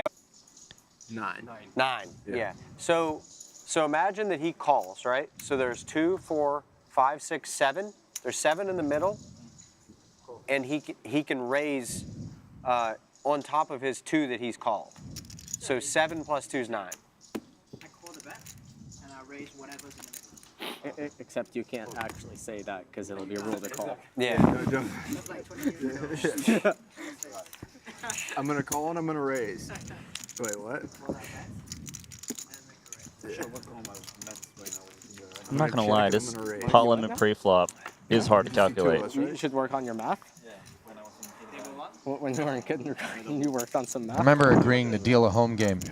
Yeah, you should have paid attention. And- You're bad kids, probably. I was under the impression that it would be predominantly no limit and nothing else, and then PLO started getting a little popular, and I'll tell you what, it got a lot more exhausting by the end of things when you had to think about pot. There's some really cool shorthand ways to calculate it, by the way. One of the little tricks is you triple whatever the amount is directly to your right that a player makes it, and then add up whatever's behind. That knows what? Confusing. It's the first time I ever played it. Yeah, it takes some practice. If I ever dealt Harlem Omaha, This is my way rule would better be for you sure. can't say if the you word just think pot. of it from the way games work, it's way gonna make it because hard, final tables Randy. you just can't go all in every hand. Bubbles you can't go all in every hand. So it actually creates a little bit of play. For 50 antes or whatever. But we don't want to play. We want to gamble. Yeah, yeah. So if you just want to gamble, this game sucks. But if you want to play, Maybe it should be pot limit after reg closes. Or maybe you change it to Or, limit when close like, to You bubble. try to explain the VIP that they understand much about poker and English, and then like, Why are you and moving? they say like, I don't want to play. you think so? I think so. 100%. You just don't Have they never played PLO before? Maybe 0.0002% of Chinese. Like how he landed on the 2. Winford doesn't seem to like this. 0.0. I think way less than 0.002% of Chinese play the below. Yeah. Way less. Well, Jason That's a Kuhn big number of people. shedding some light on what some of the objectives of this I missed that. experimental format shift are, which is to What is it? prevent Still a the pretty big number. situations like when we're on the bubble Still from like 100 million. being so blatant an opportunity for people to just jam. Do get a lot less post-flop action. And it is an experimental format. I believe Winford was So saying that. Not basically, too everything many. that brings more gamble, more fun, huh? No, it's way too deep. No The rush. deep stacks has complexity. Just first level, 2 hours and gonna be not deep. Yeah, I think the bullets are fun.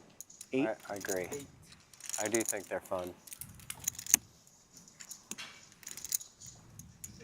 But it's probably a good idea to have like, one tournament out of 5. Bro, I love it. I love the deep ones. Everyone just try Open ender for Dvoris gets busy.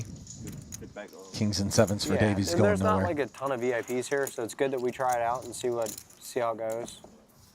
Work out the kinks. Oh, it's sevens full now. On the turn for Davies. Dvoris totally unimproved, 24K in the middle. Yeah, Tom. Almost like one bullet, and another one was pot limit, right? Yeah. Pot limit. Yeah, the 150K was one bullet, and then there was like a small pot limit tournament. Note that Dvoris went full pot Yeah. on the flop. Yeah, you just started this Randy. deep. It was crazy. Yeah, he was trying to put maximum pressure Still against everybody all Jack in X, first level 7X. every time. He's thinking He about was coming after us. blasting some more. He's I He's got know. a third one now. I know. We got to get it together. How many times have you almost won the fifth? I mean, today I came 4th. Do you have any seconds? No, last 2 nights ago I came 3rd. I've got 2 seconds. 16K. Second barrel from Never Dvoris. finished second. Yeah, I got 2 seconds.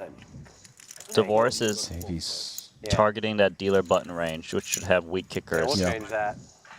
We'll change that this week. I mean, it's Holding not that hard. Queen 10 too, Probably blocks wouldn't king queen. just that one of us will make it. Like, I mean, the fields are so small. So. I mean, it's crazy. It just happens to be this way, but 2 of the ones I've won have had, I think, 90 or more in it. Yeah, 9. Yeah, I had, the first big short deck main event in Montenegro. That had a ton of people. Yeah. And You then- win 2 main events? Yeah, the one in Jeju. Yeah.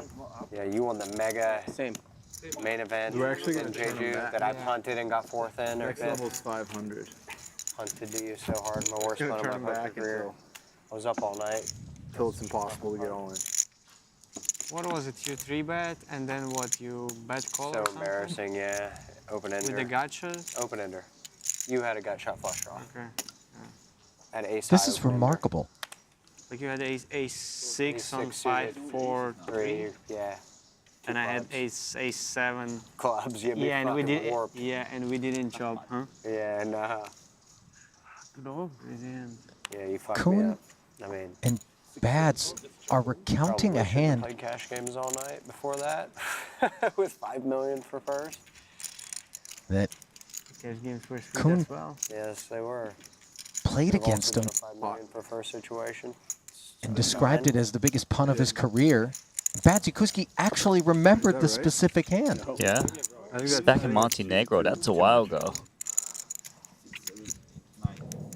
You can make it 10. 10. Yeah, it's 10. You guys don't have a like a paper, you know, which says. That's what we should do. Yeah. I mean, it depends how many people are at the table. Didn't I get the paper? No, you got it right. It's 10. You got it right this time. I got it right? Yeah, you did. He got it wrong. You got it right. Yeah. I have no idea how they calculating it, but basically the goal is that, you know, the odds for the caller will be 2 to 1. So like if you make it 10, then it's like, you know, 8 to call to win 16. Oh, that's another way to count. Yeah, that's a harder way to do it. I think this is the easy way. Yeah, you could take the integer and Y equals mx plus b. I don't think calculating pot is algebra, but it can be a little bit complicated if you're not accustomed to it, as we see Davies Yes, I'm potted doing it. the other way around. Dvorak defended his button and flops an overpair on the 8-8-6 board. See how much representation Davies comes with. I will You say, guys got already 2 they are invites, very huh? chatty Who's the compared to lucky the one? heads-up match It earlier was, today. It's like a 3-1 cocktail all-in. hour. Like second hand of the tournament. Really? Stevie against High smoke hour. high stakes capital. Yeah, number 2 on the day. Paul. Careful, it's the Ace, second queen, one that eight. keeps you up all night. The French guy had king jack of hearts on ace queen 8 2 hearts. Paul had 10 8 of hearts, and Stevie had ace queen. Just no one had a good hand. He just played a 1200 empty pot. Wow.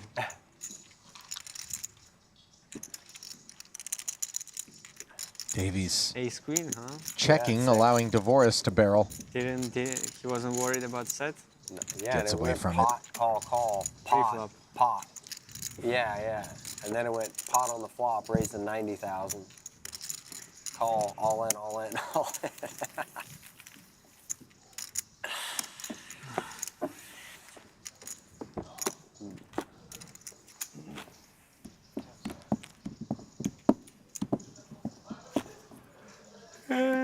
Well,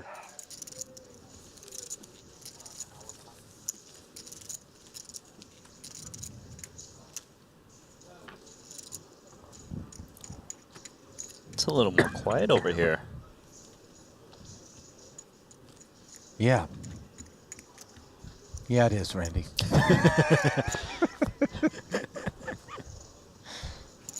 Santi Jiang, Ike Haxton, Winford Yu, pictured.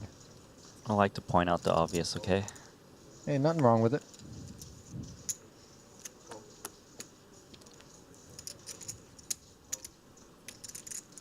Santi Jiang, one of the lesser-known players who's an absolute crusher.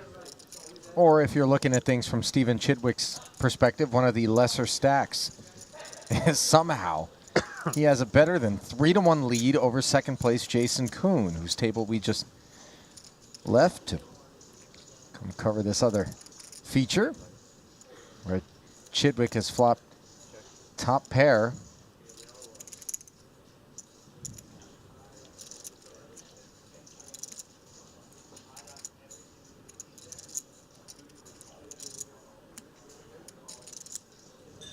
Well,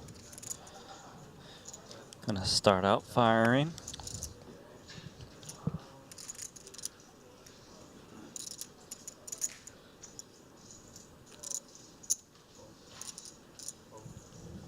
$5,500 keeps Winford Yu engaged with middle pair, which does not improve on the turn. Chidwick picks up the gutter.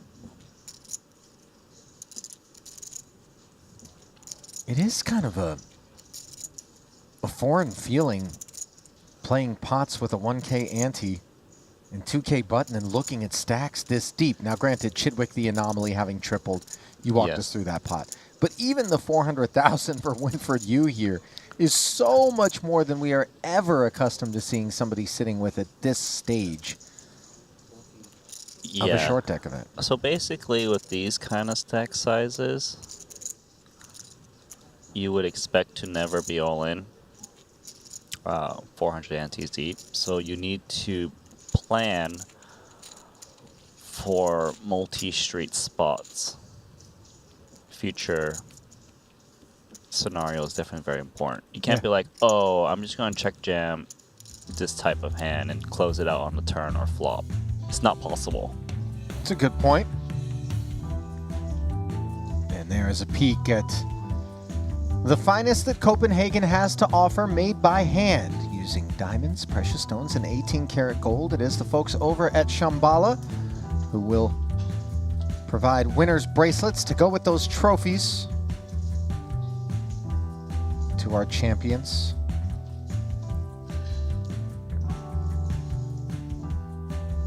How come they don't have a pop-up store over here? I feel like maybe I'll go dust off a little bit. For one of those Shambalas? Yeah, I mean, I'm not going to try to buy the exact one we give our champions and pretend that I'm a Triton champ, but whatever that was on the screen looks like something I might rock. You know? Can do that. All right, you want a feedback card or comment card? No, Something? man, they probably have a website. I can just go on there and buy it. What are we talking about? But you know how it is when it's right here. You're just like, okay, throw it in a bag. I'm in. Meanwhile, on the topic of being in, Santi Jang, ace-queen suited under the gun, starts the limp parade. Axton finishes it by checking back 10-7 off suit. Ace-jack 8, 2 spades. Dynamite flop for Jang. I'm noticing more like four-way pots lately in this very early levels. Because of the pot limit structure, people aren't really worried about limping and in having to fold, keeping people honest. They can't make it too large. You usually never see gut shots fold, especially this deep. But you may see from time to time Jack 10 just decide with a bet and a call in front of it that it doesn't necessarily want to get into the weeds. He's like, not win for you, though. It's only 3,000. He's got 400,000. Like, sure, maybe he doesn't think he's got the best hand, but he can maneuver in a spot. Turn card pairs Chidwick and gives Winfred the same Broadway gutter. If Santi Jang didn't have the flush draw, he would not be too pleased with the king dropping off. Here he can still continue. I was thinking about reaching for chips to bet. Yeah. But just a little. Oh, I was gonna small. I just misread the chip. 25,000. That's a muscle. Into 18. Hmm. Equity denial. The name of the game. Yes. Also might be thinking he could blow off some weak 2 pairs maybe? I'm not sure. But it's just the power of having a lot of chips really changing the dynamic of how some of these hands are being played.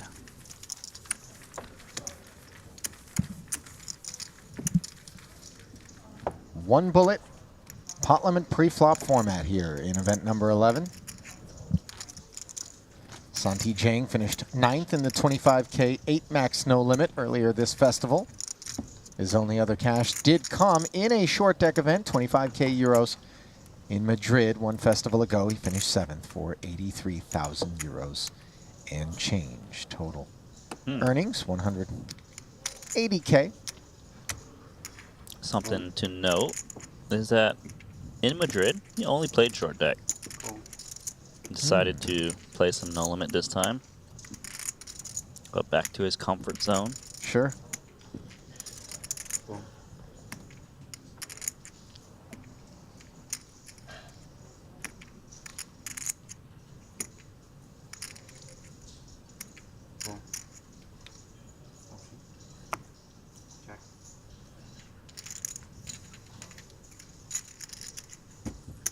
So we'll play this one 4-way after Chidwick Got the party started, and he is flop bottom 2 on the monotone texture. Only flush draw belongs to Santi Jang, but just 9 high. Chidwick will check and see what's what here.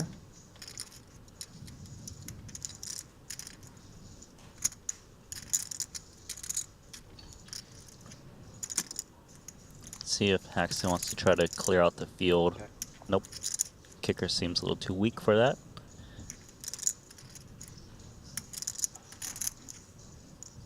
And the diamonds do get there.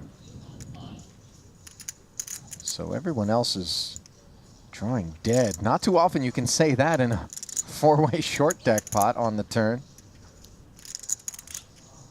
Yeah, Chidwick was a little bit worried about having bottom 2 on that flop, so let Santi Jang get that free shot at it. I'd imagine this should check around. Santi Jang doesn't need to protect against like a full house draw. See, Haxton actually thinking about turning his hand into a bluff and stabbing, it seems. Nope. Quick checks.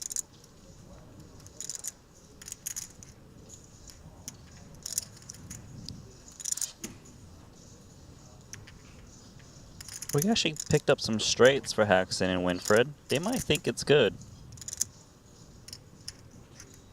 It's one of those boards that's so scary where you might think someone just wants to try and stab and take it down. You surprised to see Santi checking the 9 of diamonds? On the turn, I like it. You just don't get called by worse, but you can get people to bet out. On the river, as we see Winfred doing for 6,000 with the Jack High straight. Because if he had bet the turn, Jack 9 would have went out. King 9 would have went out. He's actually earned more chips by checking back that turn card.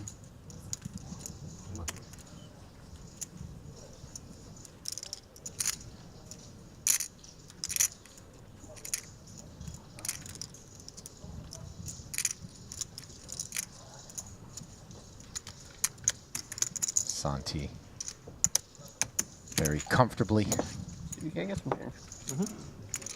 looking his man up. Is Webster okay? He's falling asleep. I know the feeling, by the way. It looks like Webster might have been pulling double duty. The overnight shift.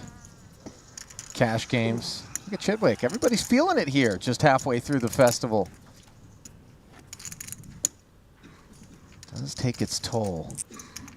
Playing this much poker.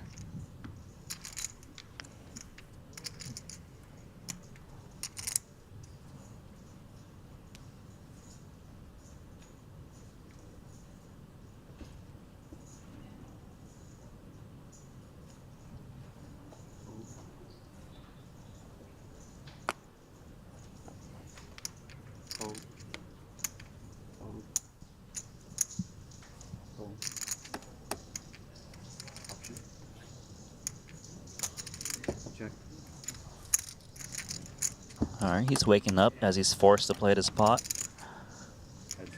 As the dealer button. Queen 10 and Jack 10.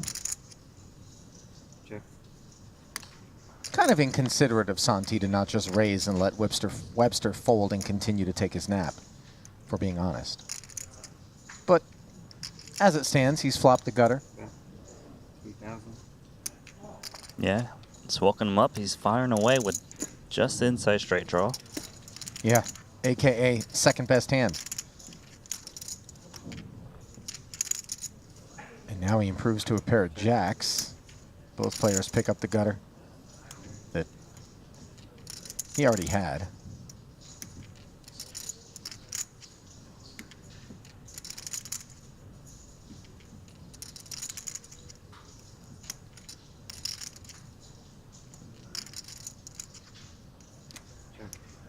Let's take that little bit of showdown value. Take a free one off. Scary card for both players. Ace of hearts, backdoor flush. Overcard to the pairs. If Santi Jang didn't have showdown value, he probably would be trying to rep this ace, but a queen is pretty solid. Well, how much ace X does he have limping? The cutoff? Yeah, good point. Like, you think he'd want to raise into the last guy behind him. I see what you're saying. But you know what? How often do these guys play 400 antes deep?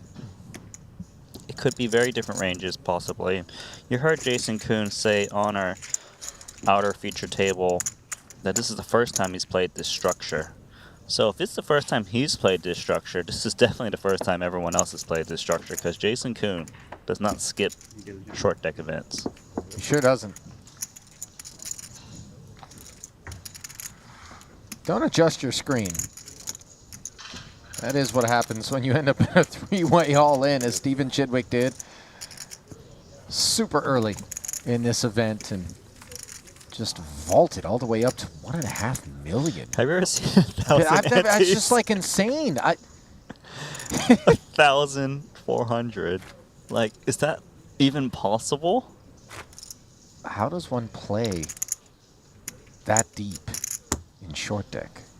Just defies imagination, doesn't it? Like, no, I've never seen that in my life. Like, I'm trying to think, when would you ever see a game this deep? I feel like only Teddy KGB, maybe. Right. Winford's got ace king, and you know what? It's actually kind of interesting what to do with ace king, because you can't just limp jam. It's literally impossible. So we're going to start with a 6 ante open. Santi Jang going to call as well. I like this mix-up structure. It's really just creating some different spots. And the spot not so great for Santi with ace-jack, until, of course, the jack-9-7 board rolls off, which now puts him well in front of Winford Yu. The opener up front with this ace-king to 6K. When you raise pre-flop, they're putting you on ace-king, ace-queen. When it comes middling cards, you just got to check fold. You repping something here is pretty much kind of giving away a lot of chips usually.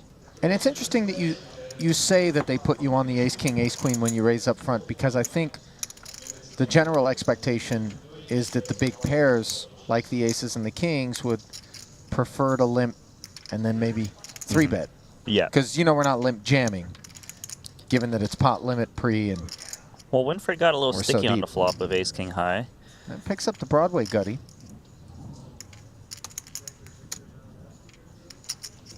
Santi reaching for chips. That is a bit of a mergey bet. Just a middle pair. Doesn't want to check and maybe face a larger bet. Maybe he doesn't think that Winford would have a queen here too often, given how he's played the hand. Yeah, it's Santi kind of strikes me as someone who's maneuvered a lot of short deck in his career. Like, I would say that's not an That's not expected bet. a barrel for the faint of heart.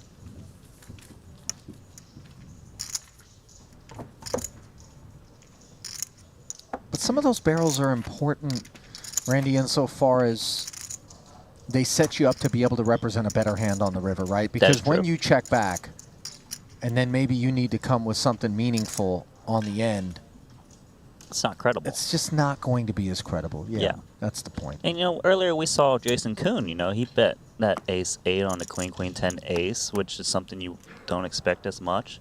Maybe a byproduct of the deeper stacks. And, you know, it's kind of funny that we talked about maybe those big pairs go for that limp in first position, and Q and Isaac Haxton, queens, limp.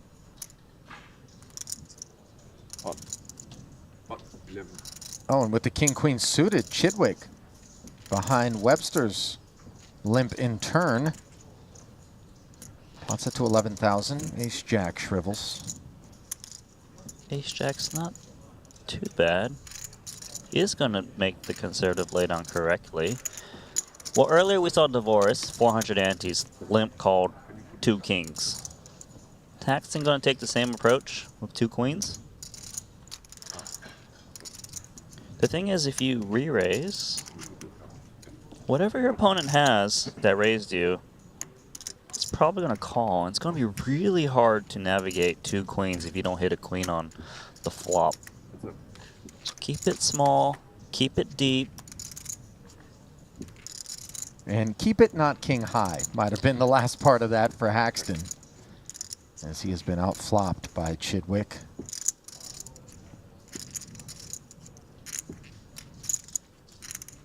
King queen looking good here. Gonna discount ace king a lot, given ace king did not raise or re-raise pre.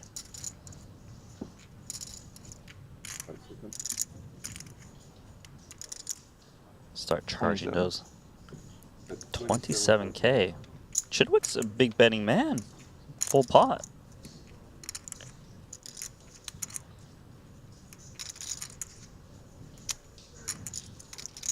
Well, he's got that big, Stack. humongous stack. I mean, it's just no better Like, way to describe it. relative to me, this is a small bet. For you, maybe a lot. Yeah. You don't have to keep betting the pot after you do it once.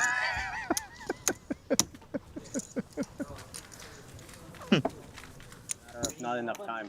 We have 2 hours in between breaks.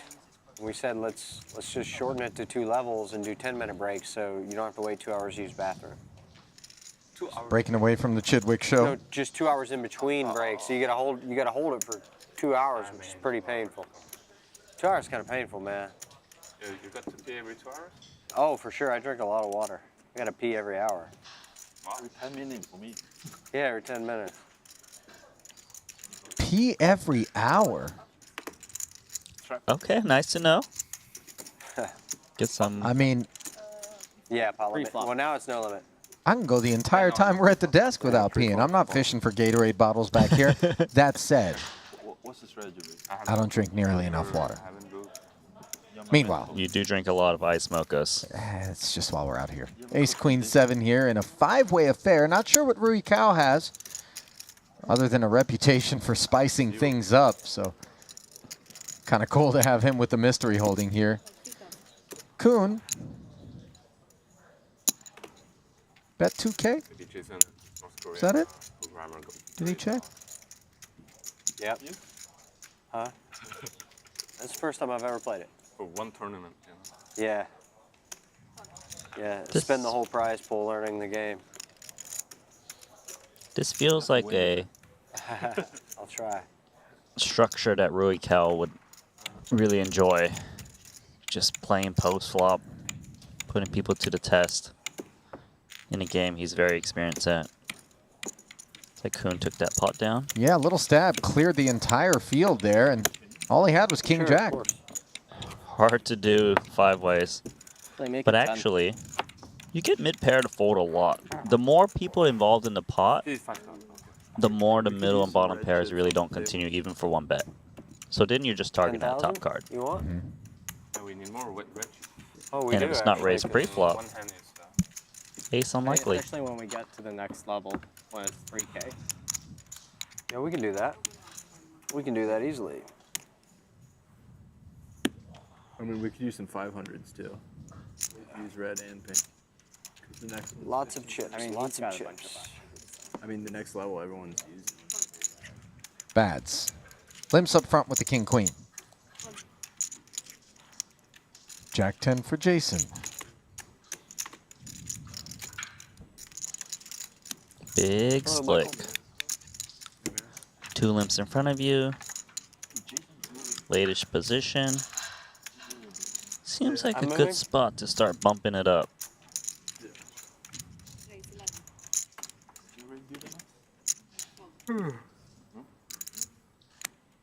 Ace King wants to play for 11. It's a better game for me for now. Not too much. Okay. I mean, now it's deep, so I No, think it's King going to be Queen great in the for bottom. Bads. and then the final Got game. right out of It's way there. better, really. It's a way better game, for sure. Would you rather have the King Queen or the Jack 10 as a caller in this spot, Randy, against the Devoris pot range That's a good question, actually. Behind the two And limps. you might think King Queen would be the answer because it's better in an absolute strength point of view, but it's Well, actually the Jack 10 and a yeah. raise pot because the hands bumping it up are Ace Kings, and Ace Well, if you Queens, look from this and perspective, Ace then Jack no and limit Ace is 10 clearly doesn't better, raise which is not as necessary much true. often pre-flop, so you're not dominated as often. And Jason now deciding to seize the initiative. 2 overs and the gut shot. It's a raise pot. Even for pros, when they see it in the Player who raises, repping Ace King, Ace Queen, gonna have a lot of trouble to continue for a big bet. Nah, you can't shake Divorce. He's like, I know what you're up to. Or he at least suspects what Jason is up to. And this is a wet card on the turn. Both players have picked up the flush draw advantage. Divorce, Kuhn also picks up more outs to a straight. Yeah, Kuhn is trying to think what hand raised me pre-flop and still called this flop. Depends if he thought Ace Queen and Ace King would fold on the flop, which I think he thinks, Did you play given any he poker did delete since in the first Madrid? place. So he might think Divorce is on an overpair.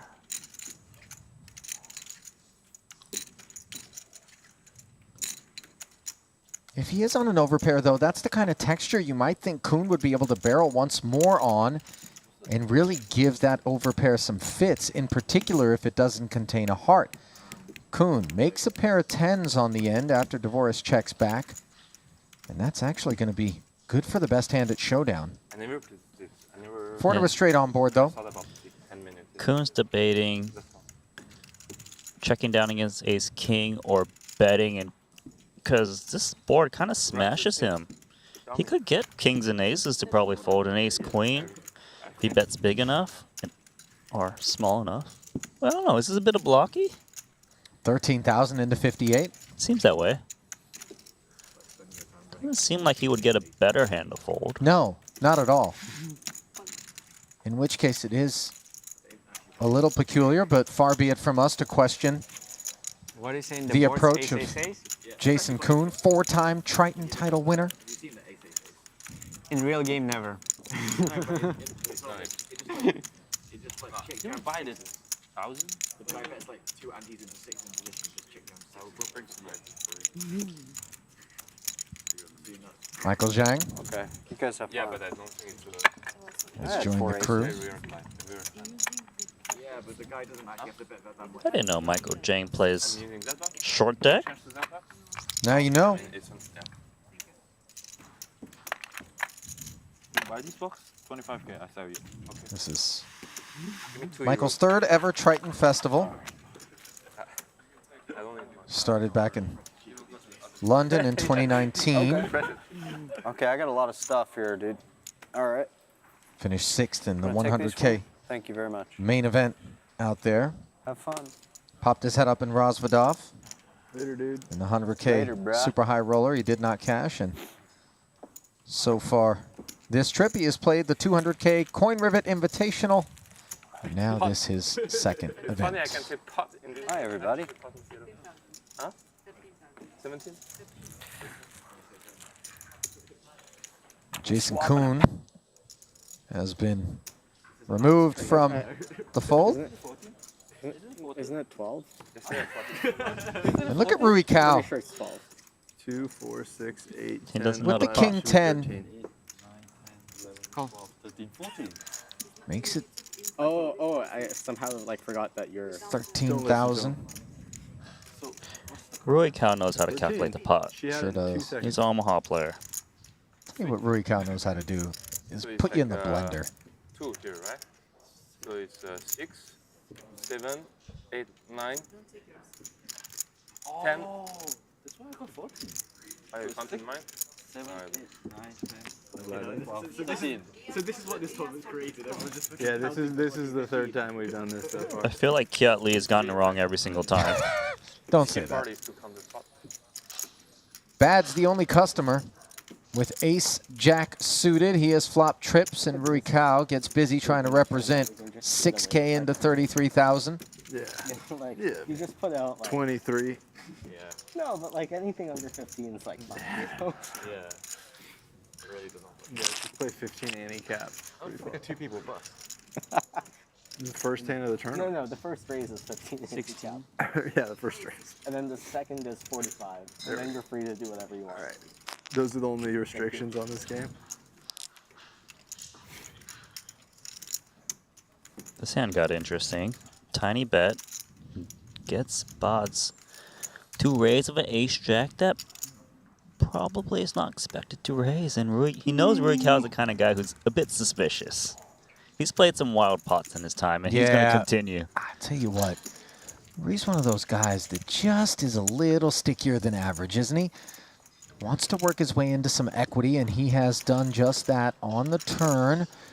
Having picked up the gut shot straight draw, he checks it over to Bads. Yeah, that was a really nice raise on the flop. I wonder if Bads is going to take it next level and just start checking, expecting some floats here and there. I mean, it's tough. It's a good question. Remember that Rui Kao has a reputation, but at the same time, he did it. He made it 13K with some, limpers out in front of him. I'll tell you, Bads definitely raised that flop playing the player for him to check that turn card.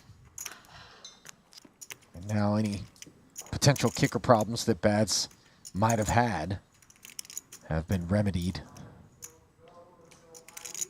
Courtesy of the running queen.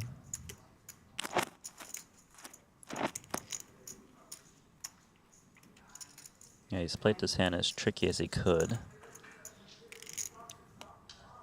35.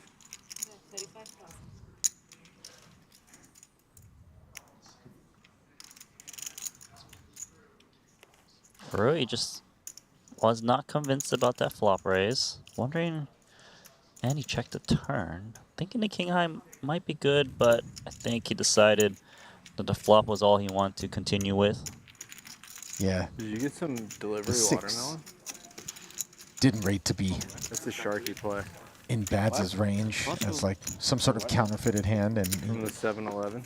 would be so unlikely to raise that flop. Yeah. That's a sharky move. King. Earlier this trip, I ordered a espresso with a little bit of milk in it. Too much credit. She showed up with a shot of espresso and a pack of cigarettes. Like a 6-bit alpha group. It was so funny. Rui's got 10 high. He beats 9 high. It was outrageously funny.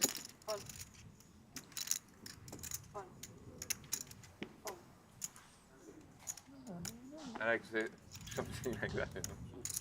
No, that's good. That's what it is. Something like that.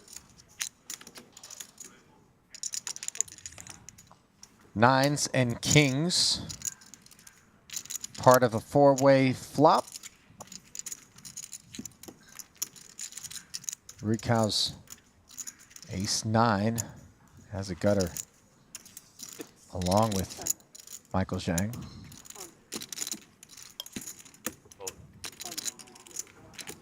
Kiat. Yes. That's just 6K. Bluff, dude. No takers. What? Nikita, was this event in Madrid? What was pot limit? Did pot limit exist in Madrid? Yeah, it did. Yeah, there was one event, but it was turbo. 3 bullets? Okay. That would make more sense. I think pot limit should be 1 bullet. Why? Because it's pot limit. Yeah, because it's pot limit, so. Oh, yeah. I mean, the whole appeal of it is that you play deep. Oh, yeah. So that there's a lot of raised pots that go post flop. I guess it makes sense. It's like when you have the 3 bullets, it's always like 25 anti-bullets, and it's like not really any. Yeah, like what's the point to be like pot and it's basically the same, like all going That on. doesn't make sense. Yeah. Or maybe we just play no limit after registration close and pot limit. Pot. I mean, the reason. I mean, pot limit from beginning is. I mean, the reason you're trying to get pot limit is because of the bubble. Not really. You want to try Not it? only. Yeah, no, I don't mind pot limit deep. Still got Jack 6 in my head. You have mostly Davies. bets. I have 4 bets, something you don't have. Ace-8 suited. Raises and clears a limper.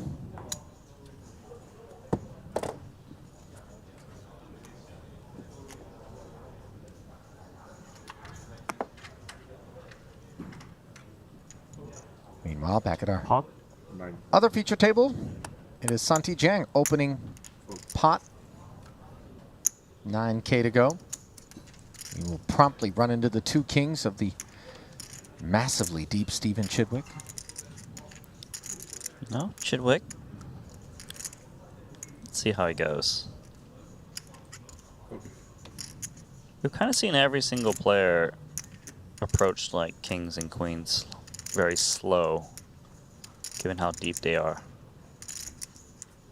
Figured it's uncomfortable. You 3-bet, what if the 4-bet comes in, or you play some flops. There's some raising going on if you don't hit a king, don't really know where you're at. Seem to be able to extract a little bit more this way. Look at this board. Flush draw. Waiting for Santi Jiang, and Chidwick's extraction bid could be thwarted. Like the last hand where I had king queen.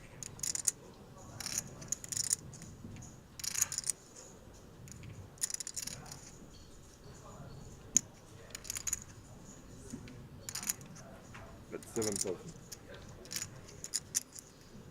7K into 21. 1/3 pot out of Chidwick. Let's see if Santi Jiang wants to get creative here.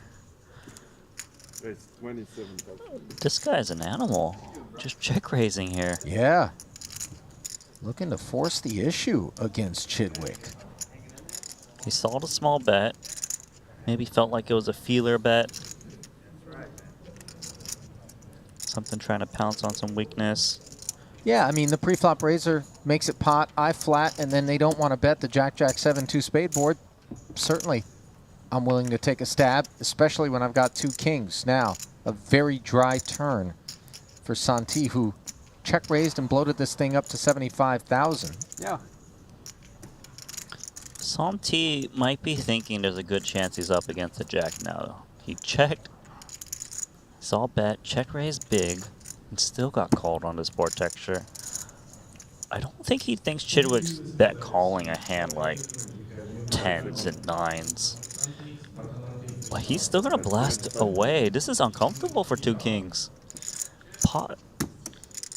Full 75K.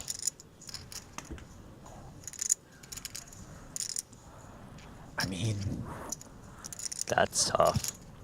But how much Jack X is a part of Santi's range as the pot size opener? You know what? People are been pretty creative. First time everyone's played this. They don't really know each other's ranges too well, but Chidwick, that is one heck of a call there of 2 kings. This pot's getting big. Ooh, that's a good card for 2 kings. Especially given that that 3rd jack reduces the probability that Santi Jiang has a jack. And would he really play aces this way? No. I would say the chances of him at aces are very, very low. They would want a pot control on the jack-jack board. They definitely, if they did happen to raise a flop, they definitely probably wouldn't be betting the flop, the turn, full pot. If he's the bet here, he's representing a jack and only a jack. It is really hard to do.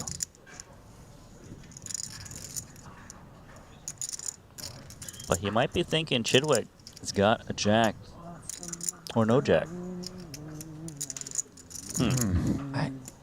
Yeah, I mean, for Chidwick to call that check raise, it seems like Chidwick's got a jack or like a ace high flush draw a lot of times. it's not just the check raise on the flop, but also that pot size bet on the turn that he calls that does create some real concerns. But for Santi Jiang, if he removes a jack from Chidwick's range, he's got to ask himself, what did this man flat me with?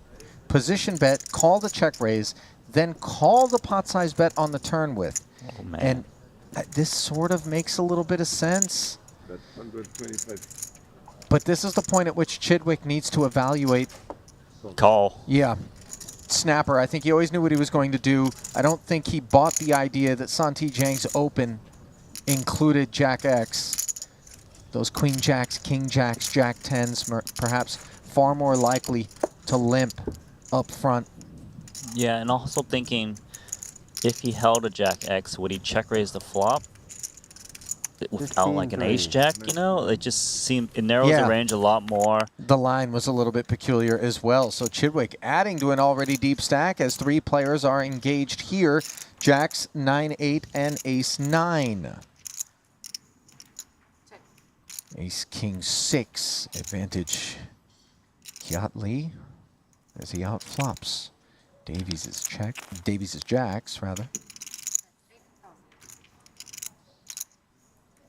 Michael Zhang asking the question.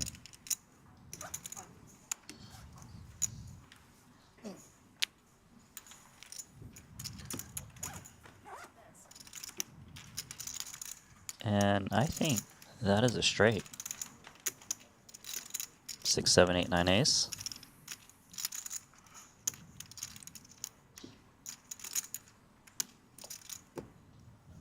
Go for some more value. Try to represent inside straight draws like Queen Jack, Queen 10, Jack 10. Such an incredible card for Zhang to hit after just really barreling so light on the flop. And Kiat Lee's going to call here because he's got the inside straight draw. He still beats those hands he was trying to pick off on the turn. Oh, and this is a problem card for him on the river as he makes trip aces, and that could be earning Zhang Got to be feeling good about that card. a payday. But, you know, it's not impossible for Kiat Lee to be full in this spot. Yeah, Kiat Lee would definitely play ace 6, ace 7 in this manner.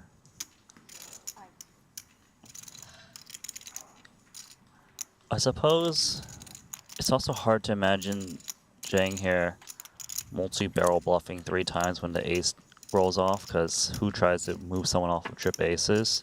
So he's thinking about that athletic and peens you're might drinking? try to find the right sizing. And it's kind of that. I like jeans. How much did he bet? Full pot. Really trying to rep that bluff. Mm-hmm. Snap call.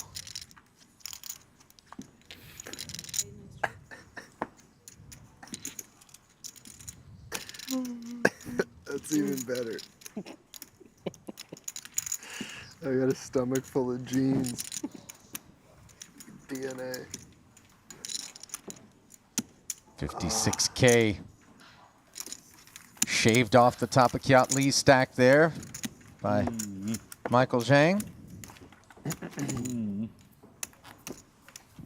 Very affable young man. Yeah.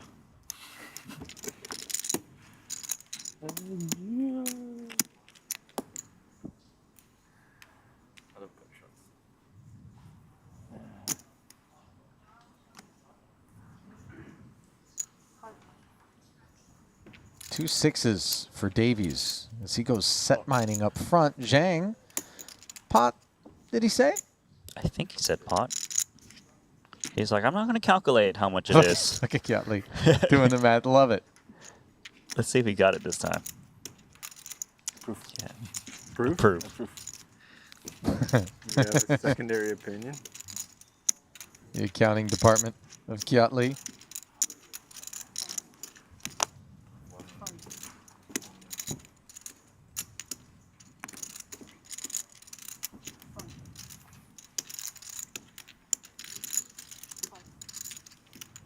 Davies actually makes the call here, Randy, with the 2 6s, and he does flop himself a straight draw. That board texture there, monotone, overpair, and the flush draw for the 2 queens of Zhang.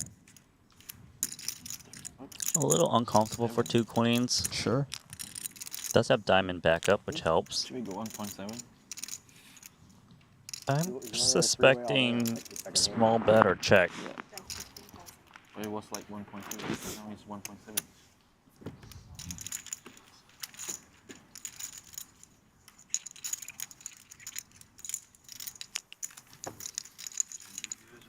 Sure. Yeah, good.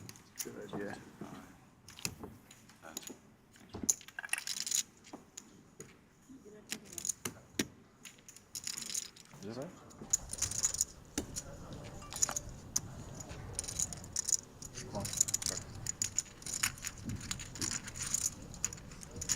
Flipping it back over to our other feature. Chidwick with top pair. Santi Jiang with trips. On the button, he was given the opportunity to close the action. 2 checks in front of him. So Can I have a bottle of water? open it up, post flop. Water. Well, Santi's going to play off the image fresh of green him tea, please. blasting away, Thank you. showing the bluff. Queen 10 suited earlier Yeah. against 2 kings of Chidwick. Thank you very much. And look, same 2 contenders. Yeah, both of those. Thanks a lot. Paul. Might not believe the guy on the dealer button trying to represent the 7. Yes. Thank you very Although much. he is the most likely. I'll take this. He knows these things. You got it? Down to heads up as Chidwick makes the call, and his kicker problems are solved courtesy of that king showing up. But the bigger issue is that Santi Jiang is filled up. His trip 7s were always in front. I feel like Santi is going to size up, expecting an ace to not fold, especially what just happened between these 2.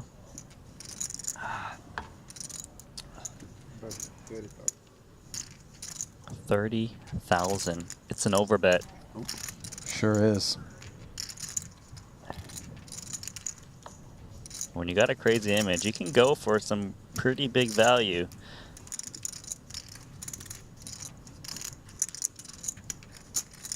It's got to be crossing his mind that maybe Santi's trying to get back at him. Making the call for only 7% equity.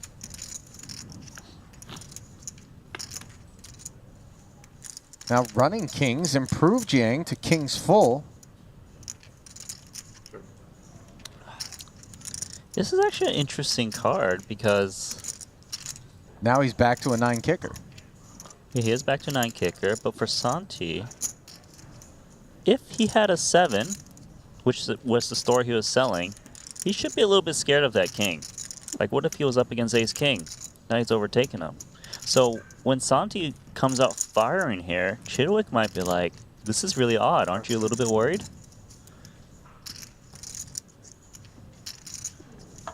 Because I don't think it was a question of kickers for Chidwick when he made that turn call, when he saw the overbet on the ace 7-7 king. I think it's a bit irrelevant.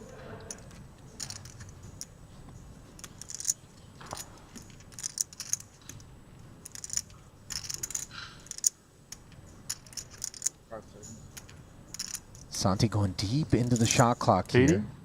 80,000. And he wants to bet full pot. Yeah, it doesn't really make sense that Santi Jiang would have a king as played. Up against a super thinking player of Chidwick. Santi Jiang also going for max value against a 7.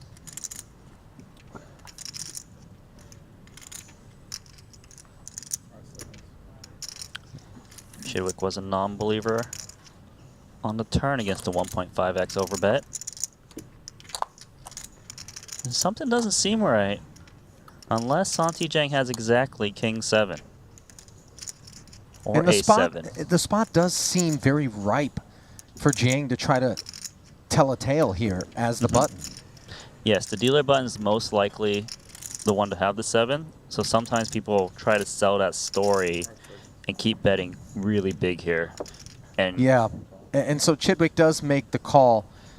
An ace should have checked back on the turn, if not the river. the 7 probably would consider checking back too because Yeah. the king is there. Yeah.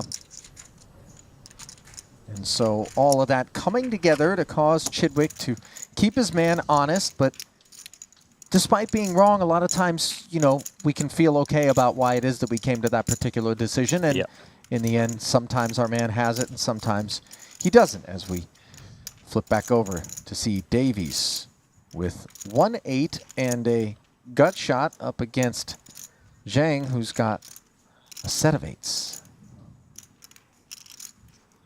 7K barrel out of Seth. Raise 21. MC Jang here, raising it up. Bottom set. I think you can go with raising with sets more when you're really deep.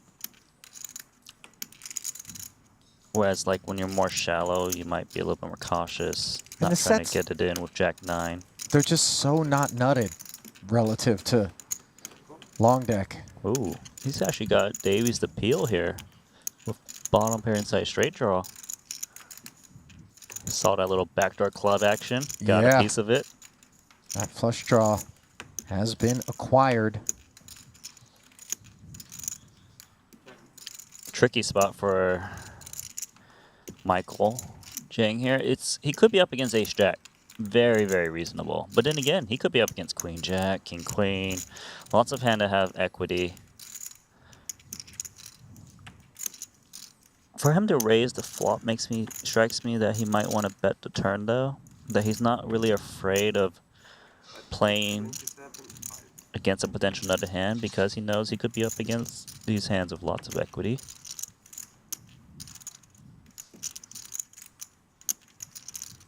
It's pretty tempting to do something here with 9-8 of clubs, but then again, well, say you check raise and he calls, then you don't know what to do anymore. I think you just call and just hope you hit your flush, and maybe it pairs the board as well or something funny. Ace Jack would make sense here for Davies. Yes, it would. Seth's hand.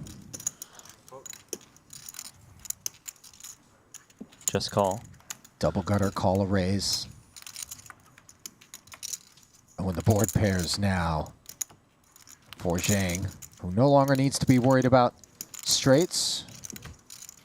But then he's got to be worried about bigger full houses. Queen 10. Yeah. That is very possible for Seth Davies.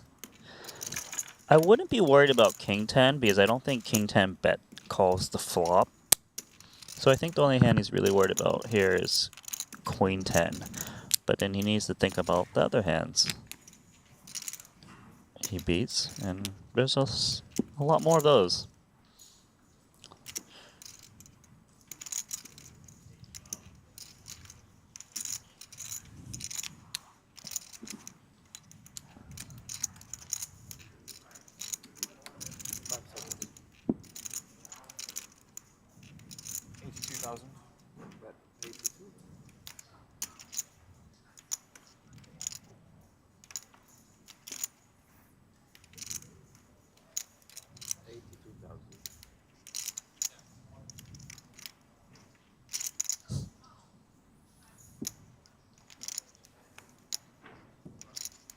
Not into the muck. We thinking about something crazy, Ali? I mean, obviously he's not bluff catching. Okay, there we go.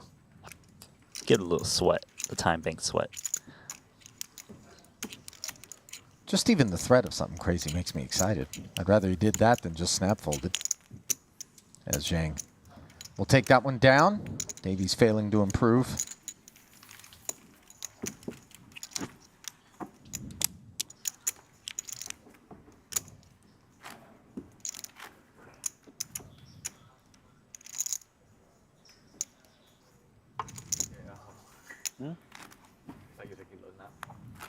Now it's Makita's turn to take a nap as Webster. What happened last night? Infected the field. Nobody remembers, Randy, okay? What happens at Makita is you're over there just going like Merit Club? Stays in Merit Club. Stays at Merit Club. I did till like 4 a.m. Wow. Oh, it's being released information slowly. Makita, keep it quiet. Says he played cash till 4 a.m. It was a great game. Oh, he was playing that cash game the other night. And everyone else in the chat saw it, so game is the best. we know what he was doing. What were you playing? Half and half PLO short deck. No, half and half short deck NL. 300 ante and 1k, 500 1k. Who were playing? Carl. And, yeah, Carl. And Carl. I was going to start mentioning other people, but then it's just kind of insignificant. Look, it's Carl's first time playing short deck. So Zhang giving us some insights into what was going on off stream. Carl Chapegatien playing short deck for the first time in a half and half short deck in a big one. limit game over in the VIP poker room. He's happy to splash around in a new game after that huge score in that Coin River Invitational. Don't blame him. See, when he doubles someone up, he goes and fist bumps them and hugs them. That's the kind of guy you want to play with. 300 anti's a big game, but like losing 5 binds is only 150k. Seen him do much worse to Rui. Meanwhile, 300 ante, huh? the turn. Where is the games, you know, when it was like 20k HKD or something? Short the games in the series? A couple of straight That was the real draws. games. 50k HKD. But it felt normal back then. My brain was so fried. It's like, Oh, and the 10-6 binks the river here. I didn't play- yeah, I 5-6 does the same, and by 5-6 I mean ace-6 for Zhang, so this is going to be a problem for him. bigger back then, right, on Circle. He told me some stories. Yeah, there is some full houses and flushes in there. So, with a pot size Still bet. at the pot anyway. There's 12 in the pot. 12. It is no limit post flop. Yeah, it's definitely 10. I said pot. I was about to say. Okay. So what's it? Pot doesn't mean anything. I know. I'm just saying it anyway. 10-6, 10-jack, diamonds, and all the full houses, the hands that this ace-6 falls to for Zhang. Nevertheless, the 10K bet into 12. So pot doesn't mean anything if you're playing a street that pot is not allowed. So that's why the 10K bet stands instead of the 12. I would think divorce would just call here. Straight. Real straight. The real straight, not the short deck straight. Yeah.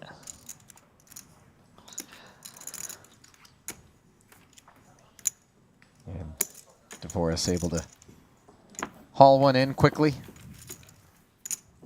You think they're going to start coining that term at the tables? I got a real straight, buddy. Not a short deck straight.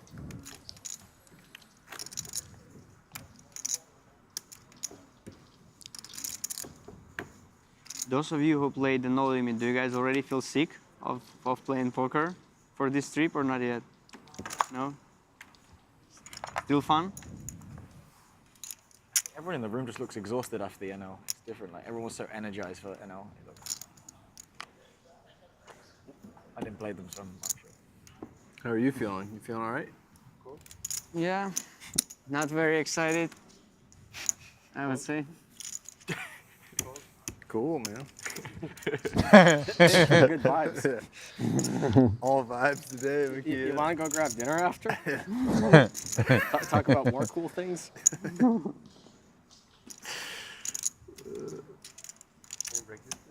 Sure. Yeah, you got all the good chips. Want any more good chips? I would love some more. 10. 10, wow. What a guy. Thanks.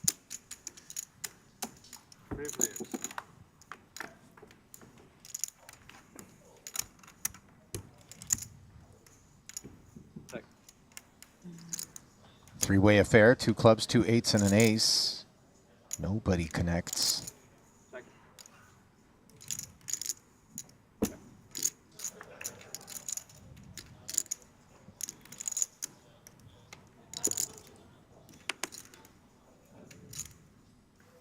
Round of checks allows the queen to roll off, which creates some straight draws for Batsiakuski and Dvoris.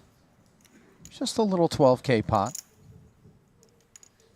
Oh, makes sense. The hand Chidwick tripled is with Carl. That makes sense. Yeah. 6,000.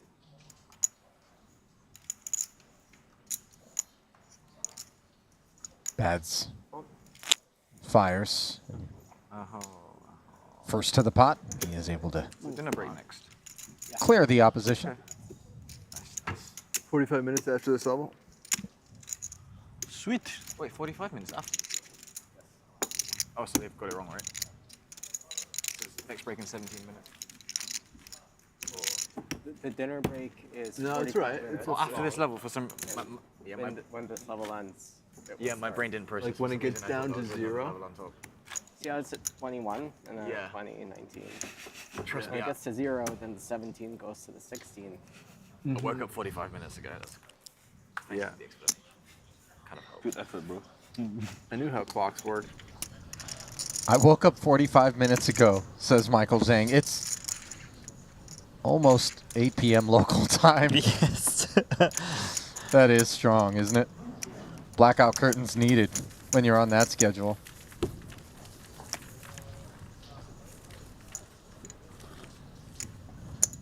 I had some go to bed at 6, 7 a.m. nights already on the Have you? trip, including last night. I don't know about tonight. Did I don't you think wake- I'm going to be able to do it. Well, you were able to wake up early though, still. Jason also a little Today, bit difficult on early enough. Early enough. Early enough to not miss the China, broadcast with me. Yeah, that's a good visa thing. coming. Couldn't leave me hanging. Where No, where are the best wouldn't do visas? that too. Where, China going out? yeah, for Chinese gamblers, like where can we play? Nowhere. Fuck. I think my friend just recently got visa to go to Thailand and Singapore. So more of you would tell them to go to like Cambodia, Philippines, and very hard, difficult to get visa. Is Macau I'm just sure. completely dead right now? Huh? Is Macau just completely dead right now? More than that. Really? Totally dead. Like, what's the scene like right there? Like right now, what's the scene like? Like nobody's there? Nobody's there. Holy shit, man. Nobody's there. Like even though what else? I didn't. Oh, sorry, I didn't see the staff here. Sorry. 4,000, I said.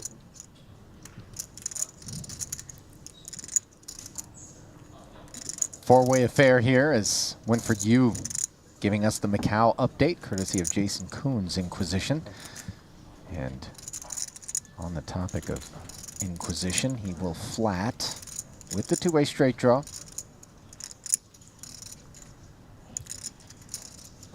Actually, everyone's got a really nice connection here, despite all being unpaired.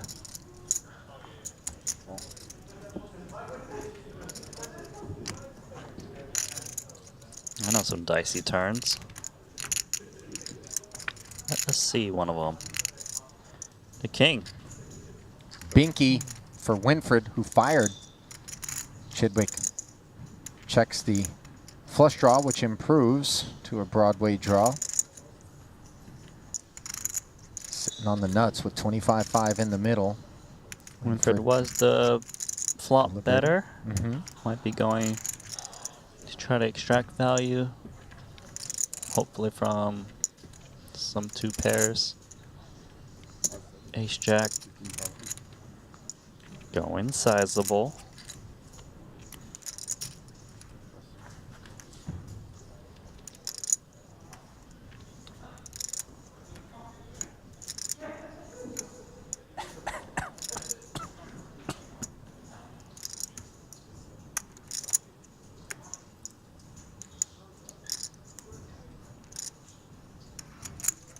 You got some naughty thoughts here when you got the queen high out of position. Maybe you're like, what if I just try to represent queen jack right now?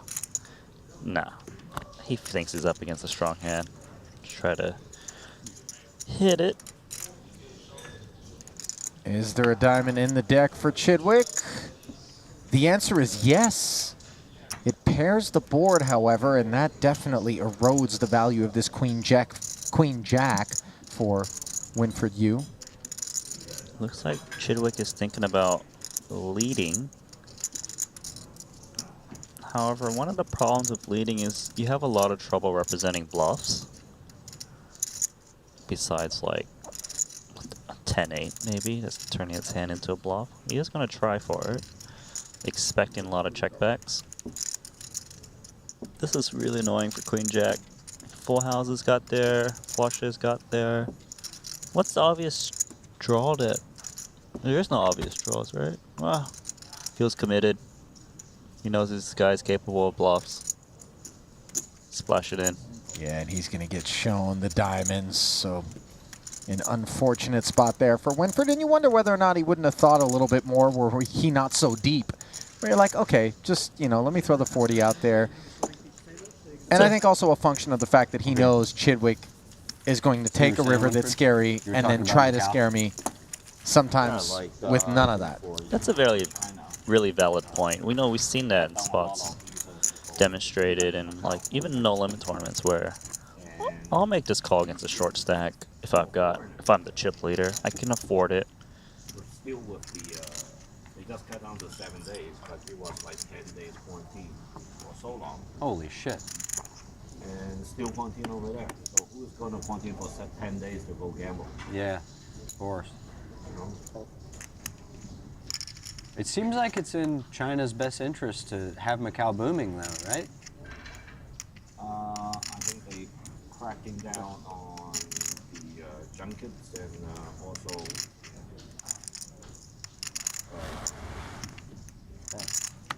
changing the rules of the game. And I don't think China has a right Pot.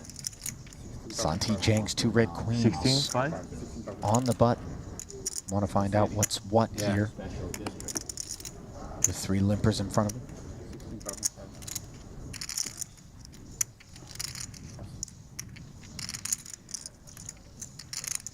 Well, I want to say Santi Zhang seems like the most aggressive player we've seen so far this tournament. And he's always been given action with Chidwick. They've been splashing around back and forth. Don't think Chidwick's going anywhere. We dropped the right flop. These guys are willing to play for a lot of chips. Also, like, not much chance for poker. There's still only 4 persons per table, including the dealer. So how can you play poker? Heads up tables only. It's crazy, yeah. Queen 9-8, somewhat troublesome for Chidwick. The only customer is he has top pair, top kicker against top set with 40,500 in the middle. And Chidwick has called him down, seen a bluff, called him down, and seen the goods. So even though for Hong Kong people to go 1 bridge away, it's still 7 days quarantine. Like, it's like ridiculous. That's crazy. You know, you technically go from both cities that belongs to China from one city to another over a bridge. Yeah. You know, 600,000 people in Macau. So any other sub-cities like in Hong Kong got more people than that. Yeah. You know? Wow, man. That's terrible. So just like terribly no communications between Hong Kong and Macau, the 2 government or the 2 governors. Both of them are not working together, definitely. Wow, he laid down top pair, top kicker. I'll tell you what, he escaped some potential damages there. Granted, the coordination on that board is in part why I think Chidwick finds his way to the exit as he tries to ask himself, what do I really want out of this hand? Yeah, I think you'll realize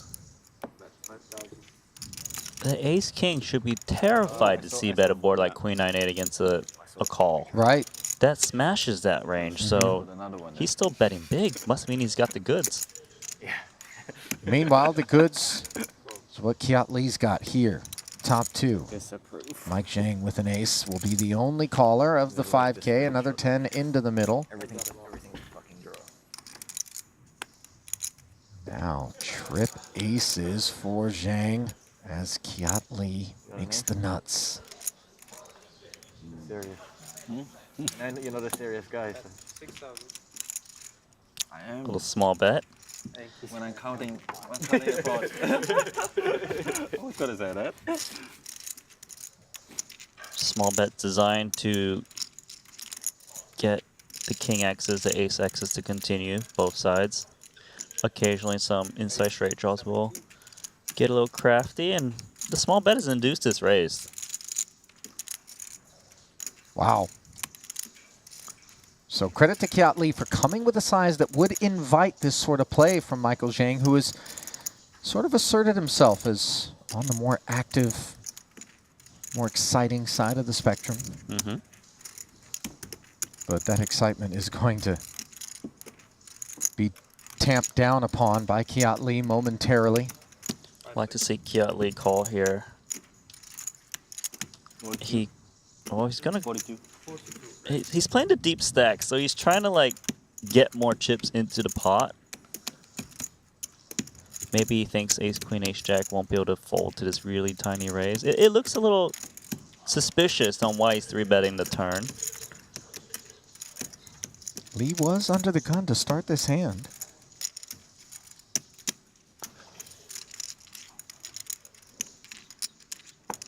Gets the call. Wow, they put a lot of chips in on that turn card. Extra 25. Sliding in. Now the queen does sort out kicker issues for the ace-9, but of course, we know nothing was going to sort that hand out as it's up against ace-king with 107,000 plus in the middle. Kiat Lee here trying to think what he can get value from. To bet call a turn, seems like you're up against ace jack, ace queen a lot. Going near pot.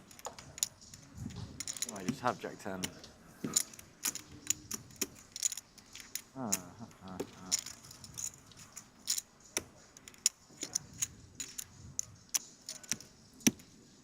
This hand got interesting with that tiny turn bet. Really changes the dynamic in the way you would read into this hand.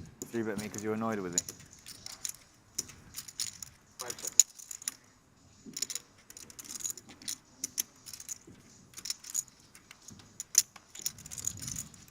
Zhang putting a live read on Lee, it would appear.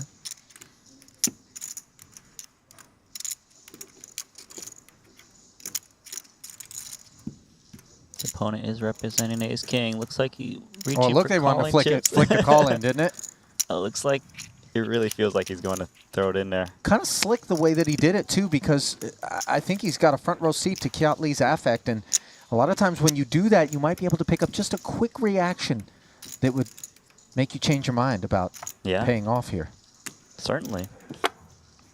And that's the view from Michael Zhang's vantage point. So, wondering about the small sizes with deep stacks. You think his opponent might want to bloat the pot more if he had a big hand?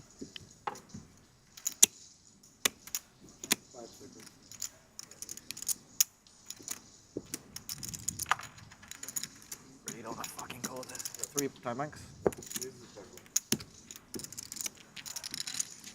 He's back and forth between calling, folding. It's kind of weird. I heard him say the words Jack 10 at some point. That hand certainly doesn't vibe like it has anything to do with this spot. Yeah, he's just trying to... The line is so different, weird on the turn that he's trying to find some hands besides ace king that beats him, potentially.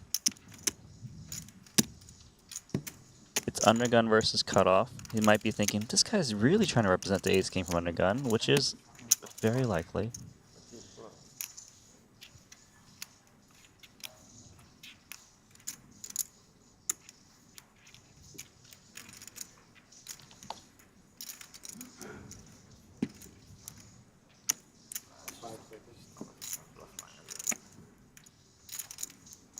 Nice lay down. Yeah, it took a lot of time, Banks, but in the end, it was Banks well spent for Michael Zhang. And Kiat Lee will be disappointed not to get paid off in full there. You trying to tank till the stream catches up?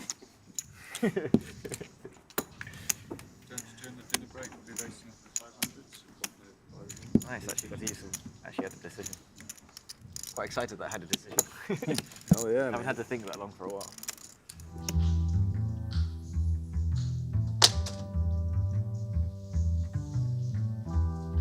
Peek at the chip counts here With the antes having gone up, Stephen Chidwick's stack not quite as deep as it once was in terms of antes, but still over 1,100 of them in total. Just look at that massive chasm between he and Jason Kuhn at this table.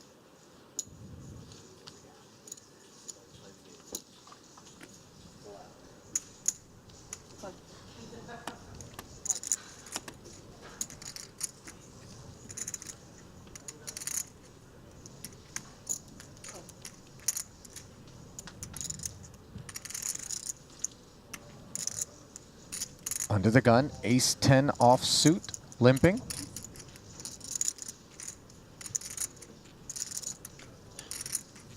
Webster joins. Chidwick, 8-6 offsuit, wants to party. Yeah. He's got the party stack. He's got the party stack, but that's not a party hand. King, queen for Winford. Close the action from the button. Ace, jack, 9. Top pair for Kuhn, but it's aces and 9s for Webster. Kuhn's first one to act. Going to try to clear out the field with a bet here. We know it's not going to work. Chidwick, by the way, does have the gut shot straight draw. Same story for Winford. So everybody has a little something. I'll tell you, Chidwick's inside straight draw is very disguised. Hard to see. Bottom, top and bottom. Chidwick's is out. Winfred. Draw to the Broadway straight. The answer is yes. You know, you hit those inside straight draws a lot more in this game. Might as well. Like that. Binky. 10 on the turn, and what a card it is as Jason makes aces up.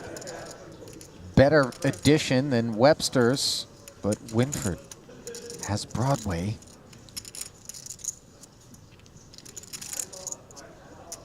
Yeah, this is a little bit concerning for the ace-9.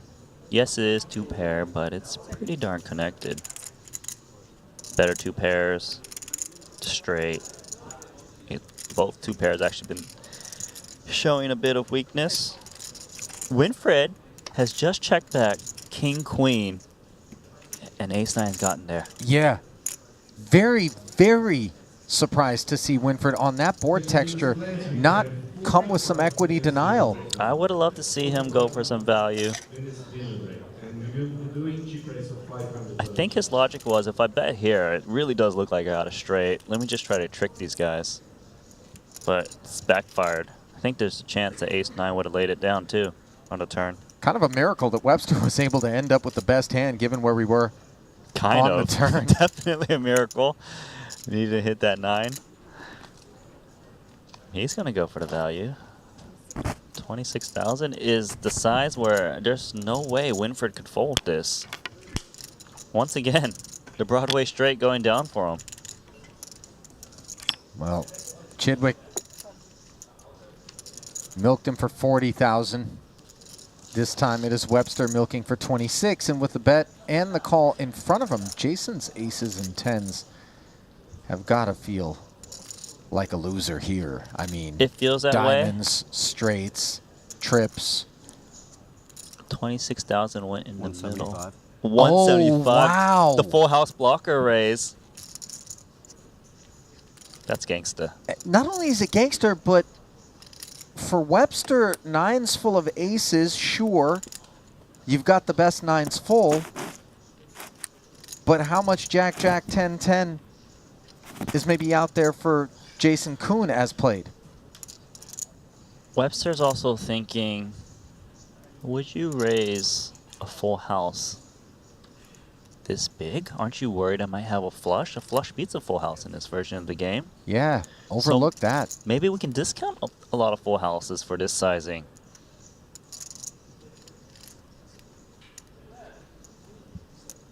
And plus, him betting 26,000 wasn't that large relative to the river pot size originally, so maybe Kuhn might be thinking he's not up against full houses that often. And if you don't have a full house, it's pretty darn hard to put 175K in the middle. So we'll see. A really cool pot.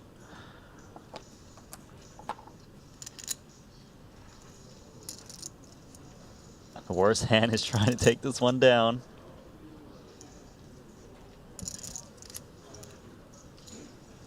Webster reconstructing things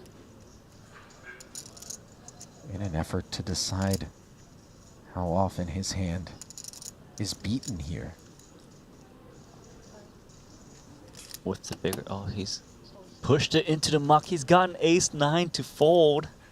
And you see the power of this particular play for Jason Koon.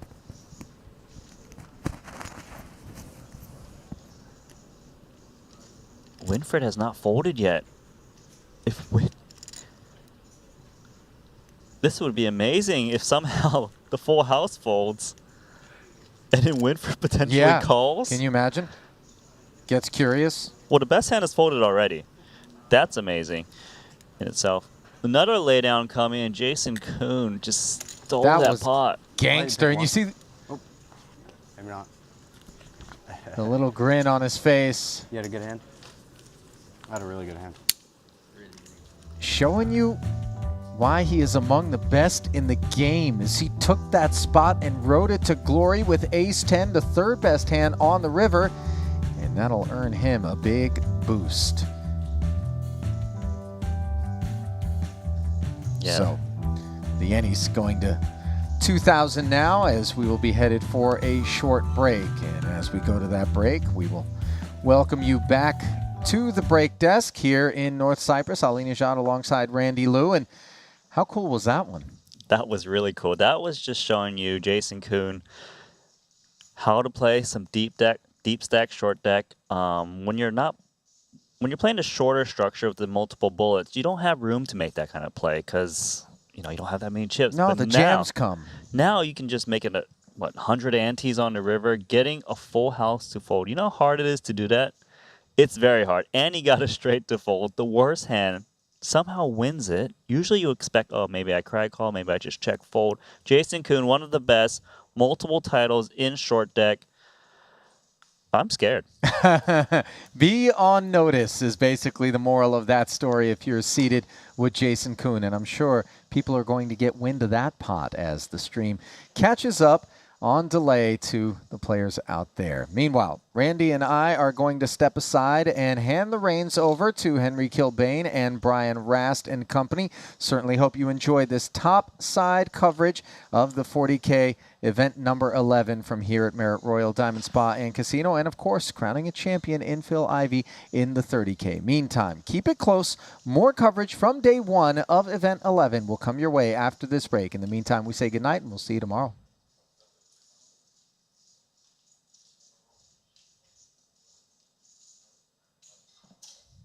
Or maybe we won't.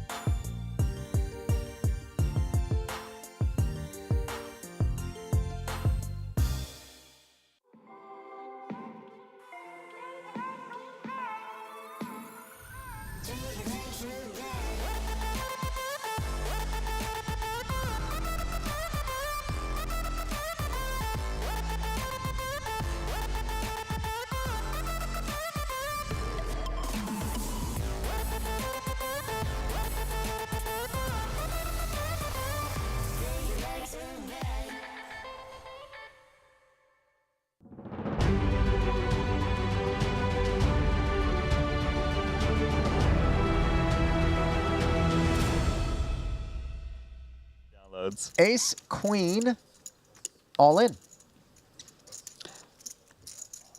Yeah. Oh, Kiatli's got it. I think we're gonna have to go with this one. By the way, the collision between the two shorties is an interesting storyline. So look at the equities. 60-40 with Ace Queen. It's pretty good. Not doing so bad. Okay, you don't need queen exposed. You still got a shot. You need ace, you don't need queen. So 1.35 in the middle. And to the flop we go, which is Jack 8-6. Now, 7 and then 9. the ace-queen slips to 29% on the turn. The board pairs. Kiatli is poised to burst the bubble, and he has done it. The 10 of clubs on the river, rather, will leave some accounting to be done, but it should be official. And yes, indeed, Paul Poix denied his 5th cash of the festival. I am sorry for mentioning about his cash achievements this festival so far. You rode the broom, Randy. And obviously, always sad to see Boss hit the locker room, but he's one of those that always takes it well, be it the bubble or at any other point. Tough to wipe a smile off of Paul Poix's face. And then here he is, a couple of decades removed from his first appearances. And, you know, it hasn't been smooth sailing the whole way for Ivy. You know, it's been a difficult personal journey at times. And it feels as though there's a weight lifted off of him here at this festival. He's been just, like you said, a little bit more talkative, a little bit more relaxed. And we're seeing some of his personality, and he has always been such a mystery to so many people out there. So it's kind of nice to see him with, let's call it, a little bit of his guard down. Yeah, you know, I feel like I've watched some interview as of, I won't say recent, but this year, and you know, he kind of like, yeah, happy to be back in the tournament scene. Just like got things put together. Yeah, it's good. It's really nice to see. You know, I would say he's a majority of the people's watching's fan favorite. For sure. Now, ace-8 suited is the Badziakuski favorite right now as he jammed under the gun, minus 50K, which he left back. And for Dewan, 2 red jacks. The man's asking me for a spin again. I almost gave it to him with queen jack offsuit. Every time he waits, Makita's gaining more chips. It's going to get a bit more expensive. He's going to go for it. Wow. Plows over the top, which will give Badziakuski some protection, if we can call it that, from maybe some dominant aces getting involved behind him. And instead, it is Wheel of Fortune, and Tom Dwan will take 56% equity up against Badziakuski, who moved in with the ace-8 and flops himself 2 pair on the ace-10-8 board. But those sets tend to roll off more frequently in short deck. The 10 doesn't change the running order, and now the river is yet another 10. So Badziakuski able to double through Dewan. Yeah, and you know, that goes to show you my point is that Tom doesn't really like to pass very small edges.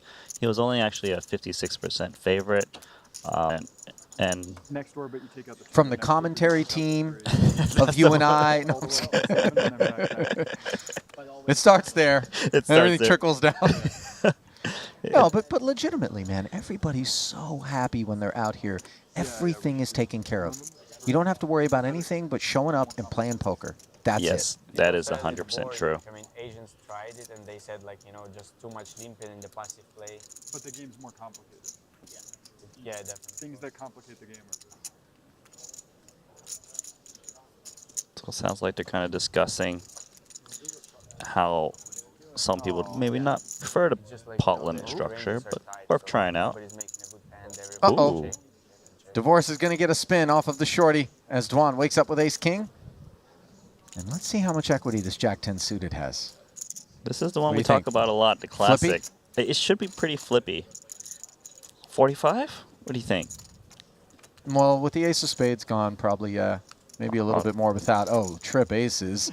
for Duan. That does leave Dvoris, and I think draw Deadsville. What was the only path to victory for him?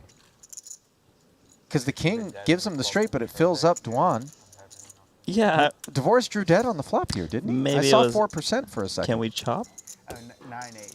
How do you chop?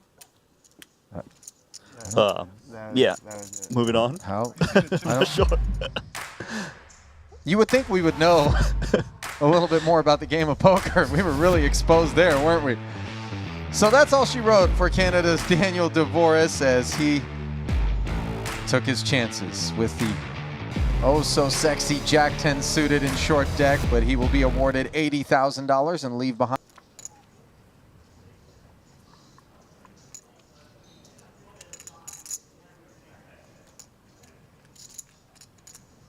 Still a better than 2-1 chip lead over second place, which currently belongs to Mikita Badziakuski for Duan.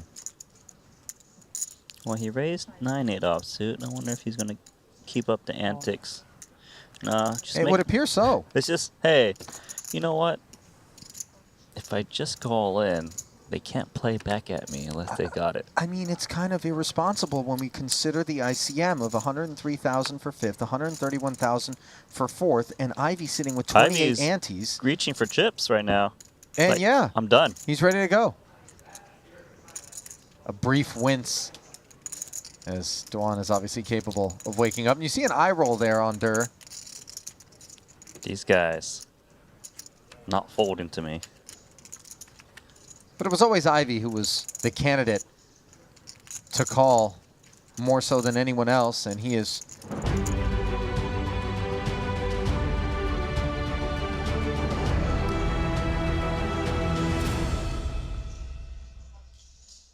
Warm welcome back to the break desk here in Cyprus. Brian Russ alongside myself, Henry Kilbane. Brian, we are down to the short deck part of this Triton Super High Roller Series, with the first short deck title going to none other than Phil Ivey. And coming into this event, the 40K, we have some very recognizable names, Stephen Chidwick and Jason Kuhn, amongst the top of the chip counts. But the thing that I'm most excited about is dissecting some of these hands with you, Brian. I know you've been, since Madrid, kind of in the short deck streets, if you will, studying the game. And what are some of the core differences that we're going to see in this format of poker compared to what we've had over the past week? You mentioned a lot more bluffing opportunities. What can we kind of expect coming in? Yeah, I don't know if I would say there's more bluffing opportunities. It does. Listen, this short deck is going to be different than previous ones because they've changed the structure up. They have. In fact, I've never played short deck this way, like pot limit pre-flop. So that's going to drastically change the bubble dynamics, like more than anything, where people can't just go all in and put pressure on the pot, and it's so hard to call with ICM, right? That's going to be one of the biggest changes. So yeah, it will mean there's more post-flop. I think there are a lot of opportunities in short deck to bluff, especially. You'll see one of the things about short deck that happens even more extremely than lawn deck is people are like playing their range. Like there's range advantages on certain boards based on when you came in, and now you just like fire indiscriminately in multi-way pots. So I think that, you know, let's see. Let's check it out, Henry. Let's delve into it. I mean, it's a new format, as you mentioned, so it's new for us in the commentary booth. So I'm thrilled for this as we throw it back down to the blue feature table. So I apologize, the red feature table with Rui Cao, Ike Haxton, Ivan Liao, and Danny Tang. And we'll obviously be jumping in between. So we've got Bossman Paul Poir, Sam Greenwood, Richard Young, Carl Chappé, Gatian, and Phil Ivey over on the blue feature table. Where's Stephen Chidwick with a, I mean, I don't know if you've seen the Triton Poker Plus app yet, Brian. He currently has 1.65 million. Second in chips is Jason Kuhn with 570k. So he currently has 4 times average stack in the tournament. 19 players out there in the mix as we. He has almost 1,000 antes. That's a lot of antes. You ever studied 1,000 antes? No, in fact, I really haven't studied short deck. I mean,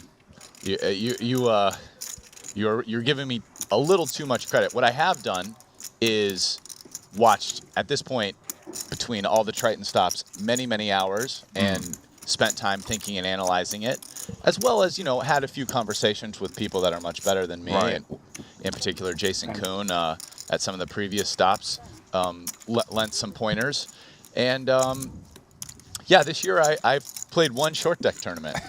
I got third in the WSOP. It was pretty sweet, and I will credit that to the likes of to Jason and Triton. Yeah, like sitting in the booth for hour after hour, watching the hands, reverse engineering the play. I mean, it's been a great learning experience, and I think again that's always the way I approach sitting in the booth and my job here. Which I'm sure some people love. They're like, oh, it's time to learn with Brian, and other people are like, oh my God, Brian, will you stop nerding out on poker? So I don't know. It's how it is. Ebbs and flows, my man.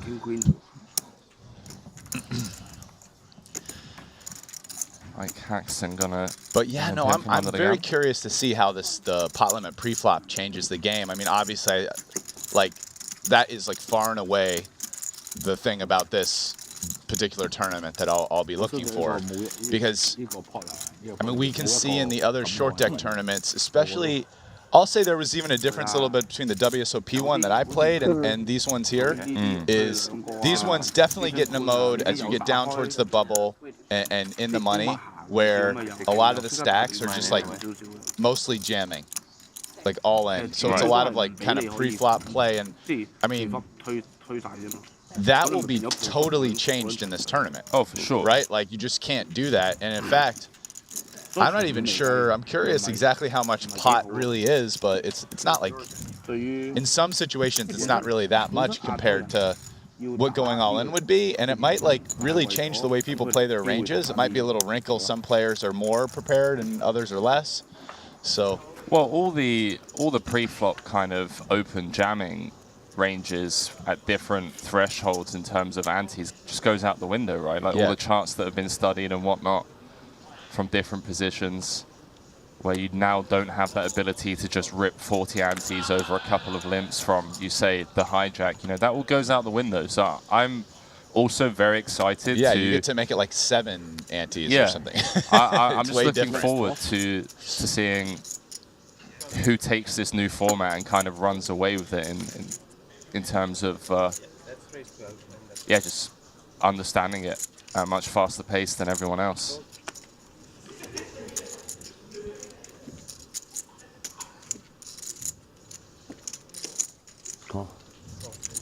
So Paul bumping things up from +1. The ace queen of spades picking up 2 customers. Ivy in the hijack, playing sub 40.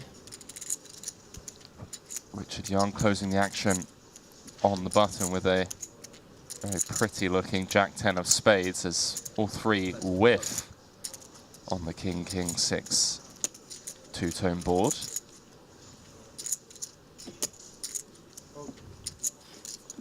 Yeah, Paul Siebert just going to take this one down as he chips up to over 500,000. Good for 4th in chips overall.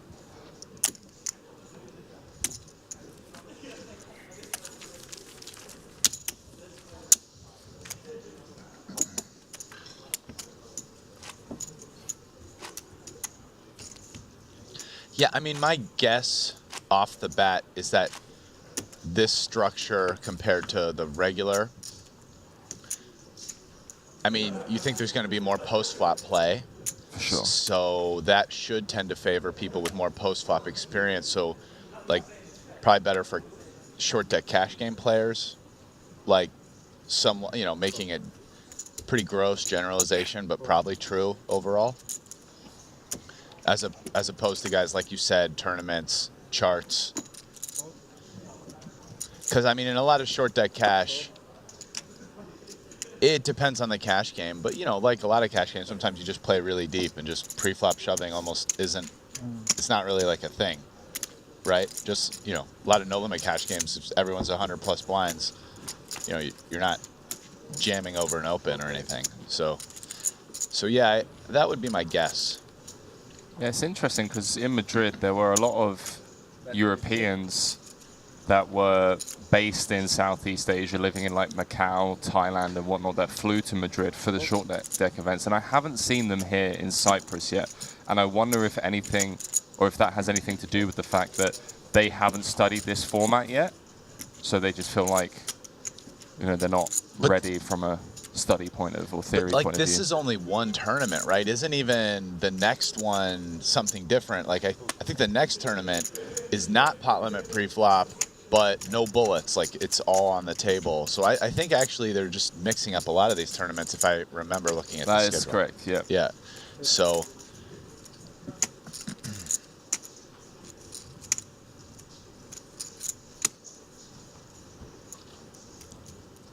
All right, so a bad card for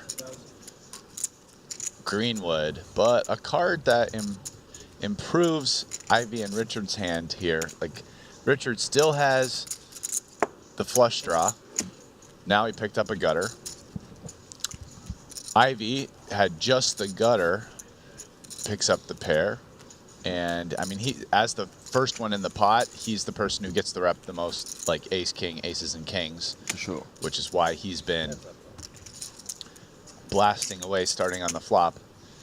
Now this is an interesting card because Ivy has a lot of showdown. And Richard made it straight. So, I mean, you can definitely expect to see a value bet here. Wow, that's like 2x. Yeah, Richard Young coming with the 2x pot, effectively jamming the river. Oh, Ivy's. right, Oh, yeah. Ivy only has 100. There we Okay, go. so it's like a pot size bet. We caught up eventually.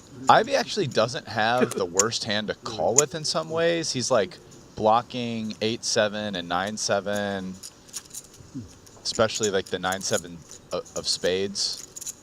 Because Richard might limp behind a couple limpers in the cutoff with those hands, right? So in terms of, you know, for a pot size bet here, most two pair is probably bluff catching. I mean, maybe you could argue like ace king could be ahead of value. I don't know. It's dicey.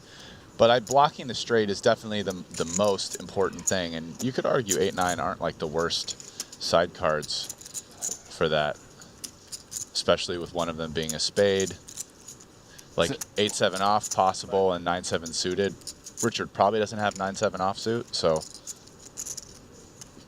Is it also nice to be unblocking hands like Queen 10, Jack 10, or is that Sure, major yeah, a stretch of the imagination? I think so. I mean, I think the turn, those hands probably fold unless they're spades. Right. So, but yeah, I mean, they're definitely hands you're going to find bluffs. So, which is why, like, Ivy's, you know, really considering calling this because I do think he has like one of the better bluff catching combos. Yeah, he agrees with you, Brian. He flicks in the call with the two pair. And Richard Young tables a 7-6 suited, 9 high straight as our first short deck champion of the Triton Super High Roller Series Cyprus. Phil Ivey is eliminated. Still has time to rebuy. I'm sure we'll be seeing him jump back in after a quick walk. Yeah, Henry, not trying to claim that I definitely think it's a call. More just, I understand what Ivy's thinking. Yeah, there, when he's calling with that particular hand as a bluff catcher. Seems to make sense to me.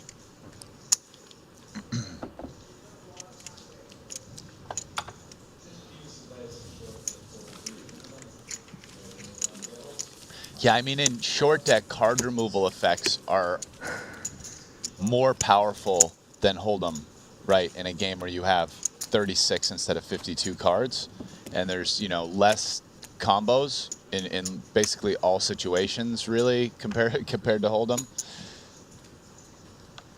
I mean, it'd be like, you know, it'd be like in a Hold'em spot, like in 3 or 4 bet pots where ranges get really tight, and now you're like, you know, if you're you know, have strong card removal effects in those spots, it'd be more like that, I guess.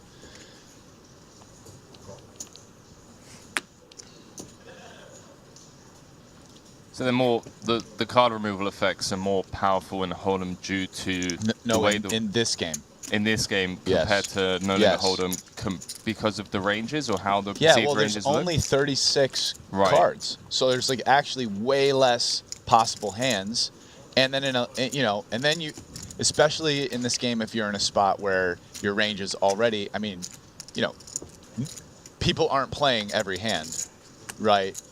And based on whether they come in for a raise or they limp behind limpers, now you're already like narrowing that range down quite a bit, right? That makes a lot of sense. So when you start to remove cards in this game, it becomes like very powerful, which, I think was probably played. I'm gonna go ahead and guess that played in huge for Ivy there. I would guess if I asked Ivy, he'd be like, yeah, I felt like I had really like my best bluff catching combo or something. Yeah. I doubt he was just thrilled to pay off Richard. Richard plays a bit more solid. He's not, it's not like Roy Cal. Okay. But sometimes if you just have an amazing bluff catcher, you still feel compelled. Like, Richard's capable. I'll talk about playing solid. Brian, how about playing solid for a WSOP online bracelet? 33 bracelets up for grabs over on GG Poker. And obviously already had the hugely successful $1 million mystery bounty event. And coming up in just 11 days' time is the 5K 20 mil main event, September 26th, which you viewers at home can qualify into for just $5. Oh, the 26th? Oh, yeah. Oh, that's it's going to be after. Yeah, it's going to be after Cyprus. Oh, we're in. We're in. We are. But yeah, I mean, and you even pointed out something important in that. So let's say Richard's not crazy, but Richard's still going to show up there with like the 10 jack, 10 queen, queen jack of spades. Right? Yeah. Like those hands are like he's definitely going to have and bluff those. Yeah. Right. So he's not blocking those, and he's blocking.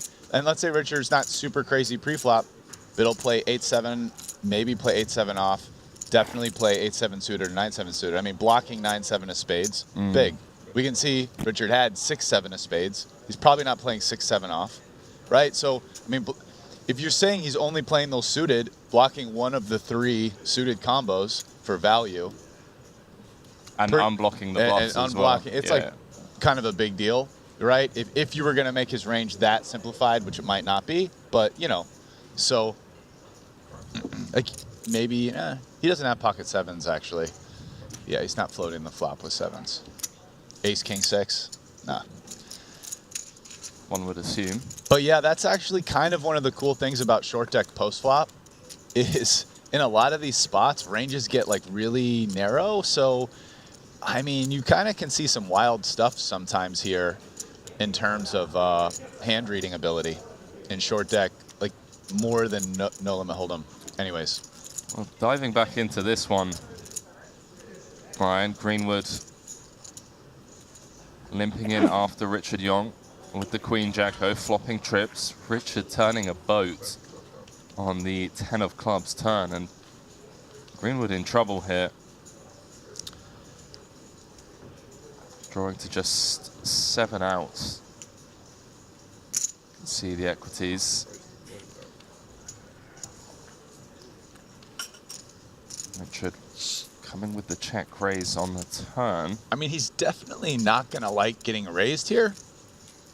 That said, the raise is small enough that, I mean, your queen is a clean out. That's a good point. Is the 8 a clean out? Is the 8 or 10, like, no, I mean, probably not a 9. You guess you're not getting raised by a straight. So, but like, yeah, so I'm going to be surprised if Greenwood, well, I don't want to say I'll be surprised if he puts another chip in the pot, but if he does, it'll be as a bluff raise. I don't think he's calling here. I think it's pretty hard to see how Queen Jack is. Well, I guess, your opponent could take like 10-8 and be bluffing it, but.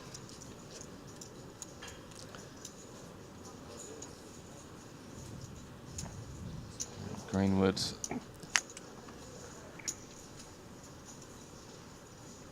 knows it's grim, pot-sized river bet from Richard Young. Yeah, I mean, the truth is that at this point, I mean, Richard is repping full houses, so the fact that the 9 is a straight, like, kind of doesn't really matter. Right? You have to raise turn pot river. Yeah, Greenwood looks pained by that one, Brian. So Richard Young moves up to 3rd in chips. I'm going to go 80% pain, 20% acting for the camera, just in case he got bluffed, to save a little face. You always forget about the 20% acting for the camera, just in case you got bluffed. Yeah. That's something you don't remember too often to do.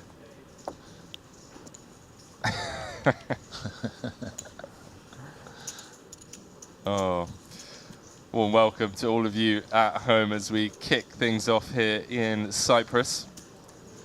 Day 2 coverage of the short deck action. A lot of you know Brian and I were in here till the early hours of this morning covering a high stakes cash game of 500 1K 1K. Real blistering action in that one. Man, it was, you know. I'll tell you, my sleep schedule is completely shot now. I'm just done. Yeah. if I have to do, the next time I have to do morning shift, it's going to be a problem. But. Uh-oh. Yeah, no, the thing that I'm most excited about from last night is there was a PLO game that was filmed. And if the Madrid cash games that were filmed for post-production are anything to go by, I mean, I can only kind of start to speculate as to how insane that PLO game was. Yeah, I thought at first we were going to do the PLO game. That would have been, I would have, you know, but I'm a patient man, I don't mind waiting. Oh, yeah, post-production, that's right.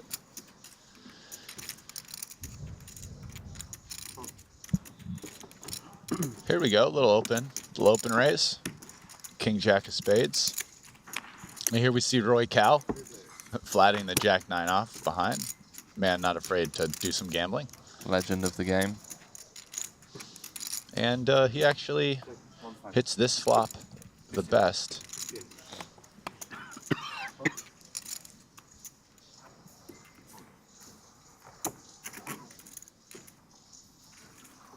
Yeah, Rui just taking it down on the 987. Trophy for playing faster. When you die, you know. That is fantastic.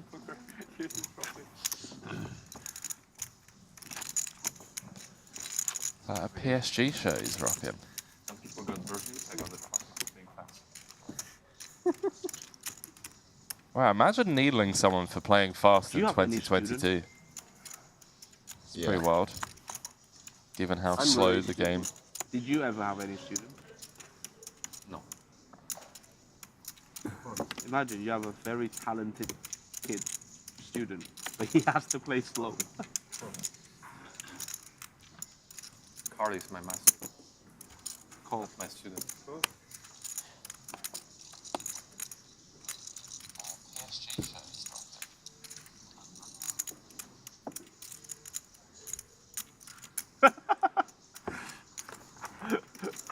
Normally you don't smile. Normally you roll your eyes. But really, like, long term or just seldomly? All right, and this is definitely a better flop for Ivy. And I say that because, I mean, Danny has a super weak made hand versus a guy who has no showdown and some semi-bluffing equity, and those spots usually go to the guy with no showdown and some semi-bluffing equity. Ivy with a fresh stack, 400k.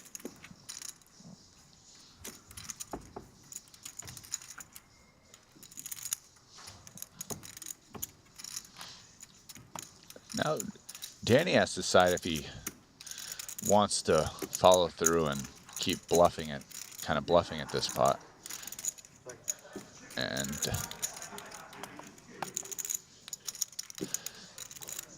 Feels like a knuckleback from Ivy, in my opinion. Now, I don't see Danny calling. Not, he has a 10. It's maybe not really the best check raise bluff combo, all things considered. But it's not the worst. I mean, a call here would be pretty wild.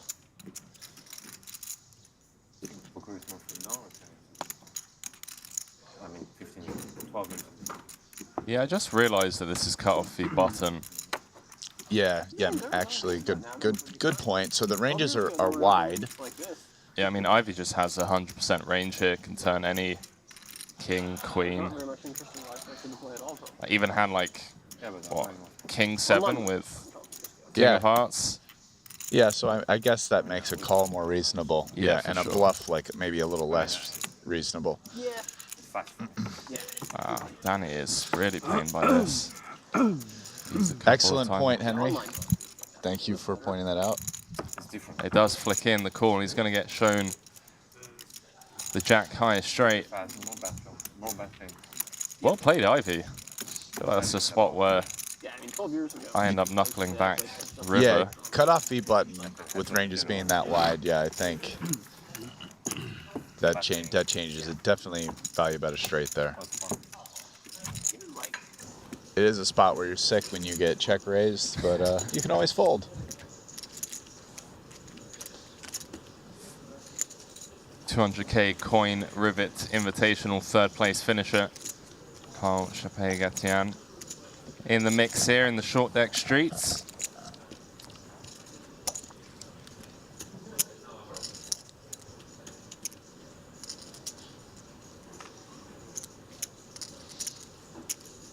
Pretty dusty one here. The under the gun limp with the 8-7 off.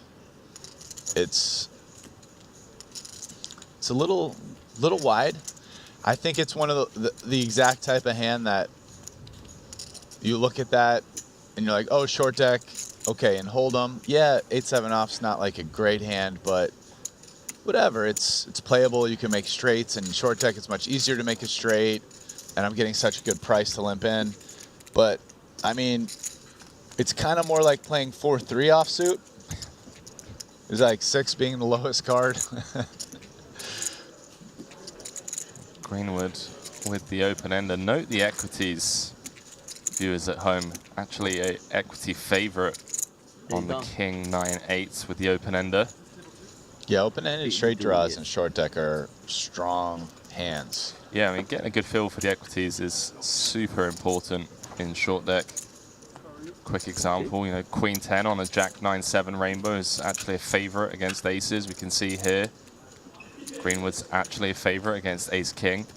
Yeah, in some ways you'd rather, I mean, not in most ways you'd rather have Greenwood's hand because, I mean, the thing about made hands in short deck, especially just like top pair, is, I mean, because you have all those cards out, it's very hard for blanky runouts to come. I mean, like everything, just think, like, you only go to a 6. 6, 7s, 10s, jacks, and queens all make straights.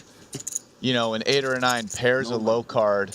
You know, the flushes, not that likely. I mean, really, like, the only safe cards you have are, like, the ace and the king. Like, maybe a 6 if you can rule out your opponent having 7-10 because of the ranges. Right. But, like, you know, it starts to be, and now you don't just have to fade that once, you have to fade it twice.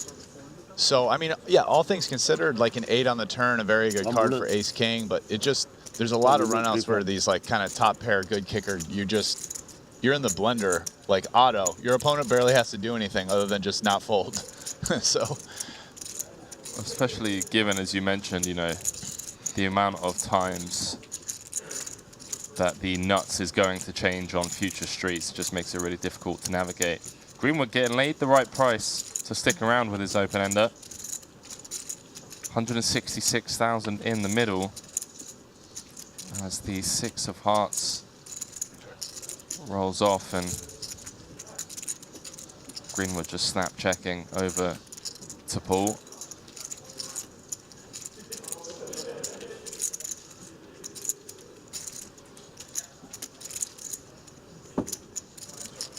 You win.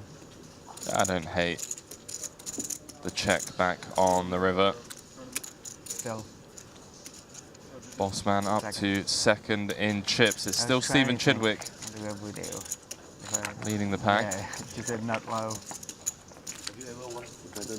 No, I lost to Tail heads up, Phil heads up, Nikita heads up, and Zoyza heads up. Oh, yeah, like me. Lose a lot heads up. Wow. Greenwood 0 for 4. Nikita had that hand he made at 600,000? Yeah, he did. Did you see? Or were you asking? Oh, he had ace 10. He had ace 10? Off.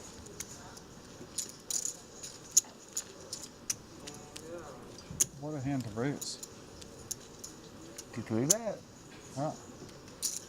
I don't know, it seems like if you want to have like a non-aces hand to 3-bet, it's pretty good.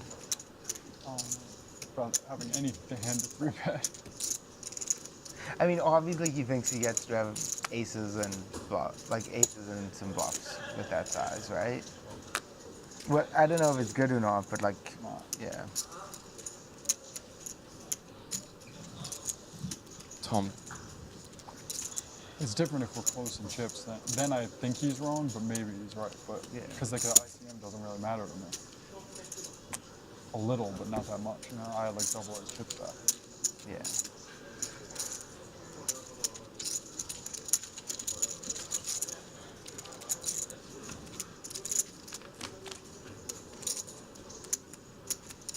So Dwan and Greenwood referencing a hand from the 30k final table earlier on today. As Richard Young flops an open-ended straight flush draw. Like I think probably supposed to drawing to a royal. If someone's shoving like normal. Phil can have like 8-9 suited sometimes, I think. I think King 10 suited is also close just because. Sure. Like just because like keeping 5 million is just like. Yeah, I almost folded that hand.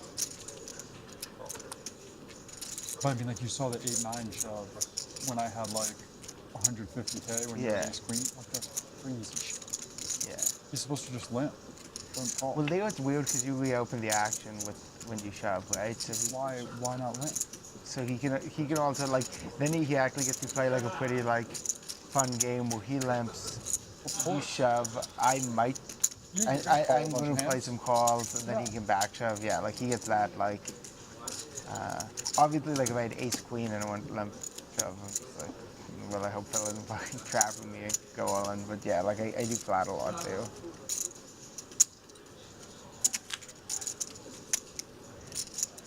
Tricky business. That's why I call the jacks. Your brain just soaking it all up, Brian. Yeah, they're talking Jack about. the same thing, like what happened. Apparently, there was a hand yesterday where Ivy open jammed Jack 7, I guess, on like 7, 8, 10, So like if you call and win, and like a pretty. I believe Ace 10 was folded by Makita. Yeah, and then this hand has been. Tom is shocked and been arguing about it and whatever. And I don't know. When I think of players that I would maybe kind of pick their game apart, Makita Badziakowski doesn't really come to mind when it comes to. But hey, I'm not saying, you know, Well, he's listen, human. everybody makes mistakes, including the best. They just make less, right? For sure. Yeah, but no, I mean, I agree. I think Makita plays great, but doesn't mean he doesn't make mistakes. Doesn't necessarily mean that this one is one, though. You know, I don't know. I mean, at this point, Tom seems to have an opinion on it, and we haven't heard what Makita said. Maybe Makita agrees after the discussion, and maybe not. You know, it's hard to say. Well, it's impossible to say right now, but. Did he hit, right? We have a pot situation. I'll tell you what, I don't know if on stream publicly, whatever Makita says, also that may or may not be what he actually thinks. That's true. He strikes me as a guy who's like kind of sharp and secretive. Though. Yeah. He's not just like out there just giving it all away. Yeah, that's very true. Yeah. So look at this. So Paul limping in from the hijack. Dwan ISO potting from the cutoff with King 10-0. Carl Chappé Gatian calling the pot size raise on the button with 7-6 of spades, and Bossman Paul Poir with the repot to 84,000.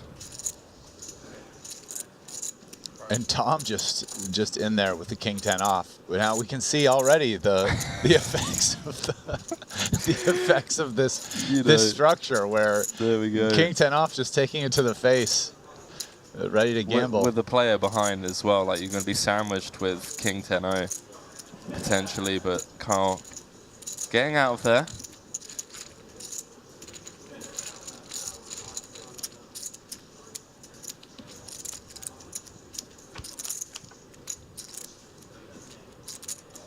Ooh. Wow. Maybe trouble ahead for Tom Dwan.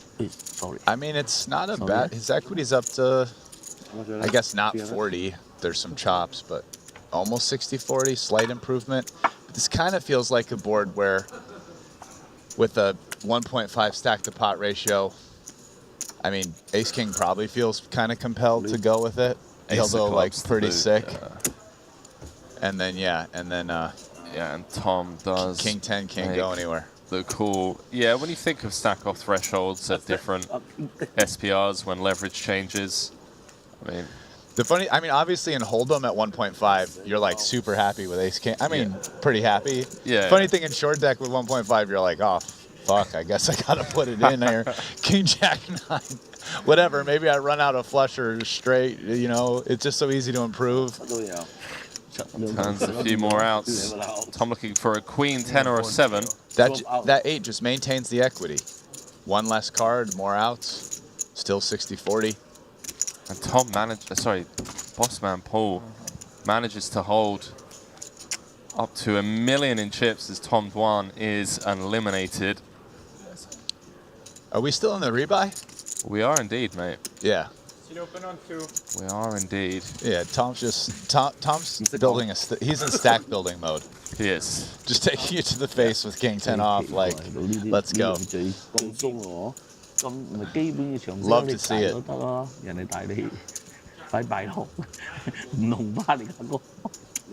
It's just found out that you can rebuy through level 8, so long old way to go, Brian.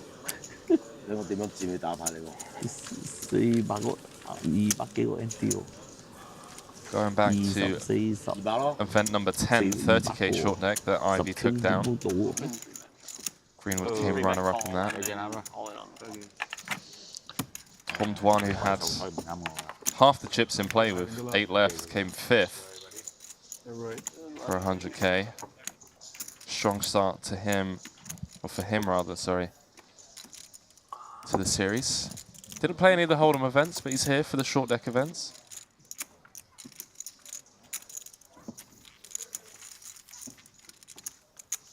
So we move back to the blue feature table. Elton Tang.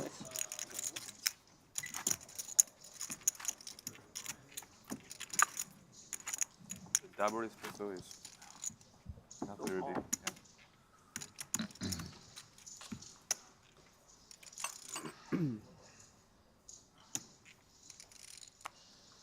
Not sure you can order a quadruple though. And I wonder if Ivy and Elton will continue their conversation from yesterday. I think you weren't privy to this, but they were sitting at the 30k short deck talking about how, basically like comparing stories about how bad they've been running. Like, okay. Oh, yeah, no, neither. I haven't cashed. Oh, you haven't cashed. Oh, yeah, but like, Ivy's like, I haven't even gotten close to the money. Elton's like, oh, me neither. Actually, I'm usually out by the second level with multiple rebuys. Ivy couldn't top that one. But I was like, well, I was out the first in the 200K. Yeah. It was just, well, I guess it's a different story today. Ivy just won, and Elton still hasn't cashed. So there we go. Just one-upping each other on the amount of money they've dusted off so far. I mean, Elton's like, bro, you just fell off the wagon. What's going on? That's brilliant. Are you winning tournaments now? I thought we were together, brother. Come on, brother. It'd be amazing if Elton just goes on to win this now, and you know they just both moan it in simultaneously. Yeah. The good old moaning.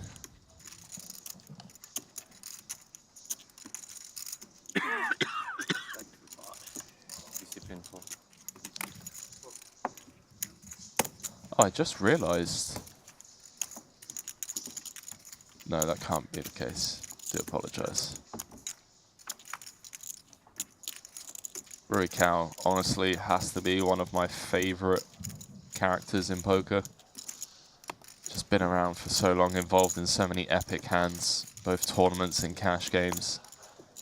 Saw that 7-deuce hand against Tom Dwan go viral from Madrid. Yeah. Just a legend, mate. Legend of the game. Another guy who I first met and played with, who knows, 10 plus years ago in Macau. He was there a long time ago. Superstitious spot. Got superstitious spot pre-flop from me. Superstitious. That's a superstitious hand. It's like the 3-5 of hearts. I don't know. 3-5 of hearts? I got 7-9 of spade. The 3-5 of hearts You of can short weight deck, it ladies more and gentlemen. in my range.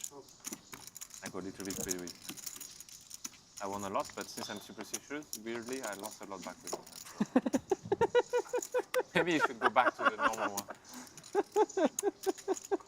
For some reason. Right, 20.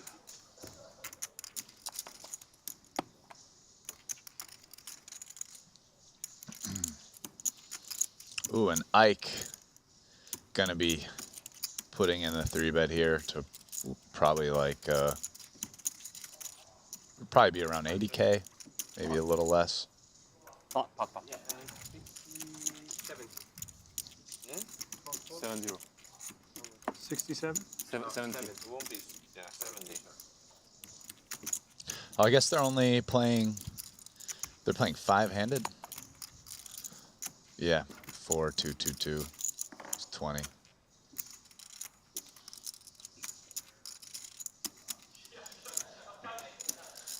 So what does Ivy's mystery card? We saw an Ace Jack out there, so Way better. You know, maybe Ivy's got. I'm gonna go with like Jack 10 suited. Since another Jack is gone.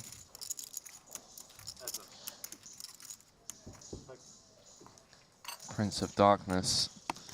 Well, it's not Ace Jack suited because the Ace of Hearts is there, and I don't think it's Ace Jacko. No, probably not. We're waist deep in waters, Brian, with this these assumptions being made on our end. 22. Ike coming with 15% and snap fold from Ivy.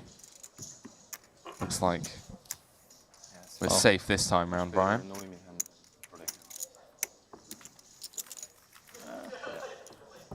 Me too. Huh? Yeah, so I not Ace Jack O and probably not Queen Jack of Hearts.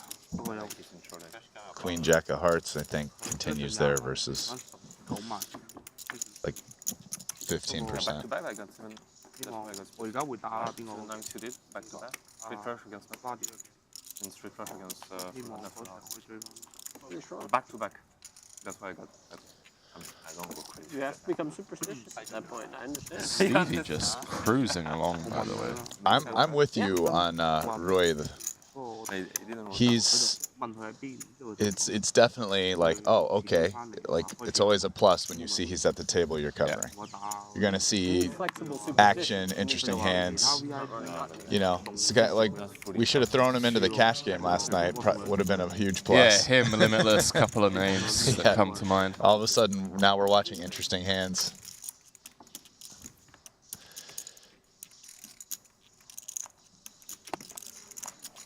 Love how there's chatter at the table and then the flop's dealt and everyone goes quiet.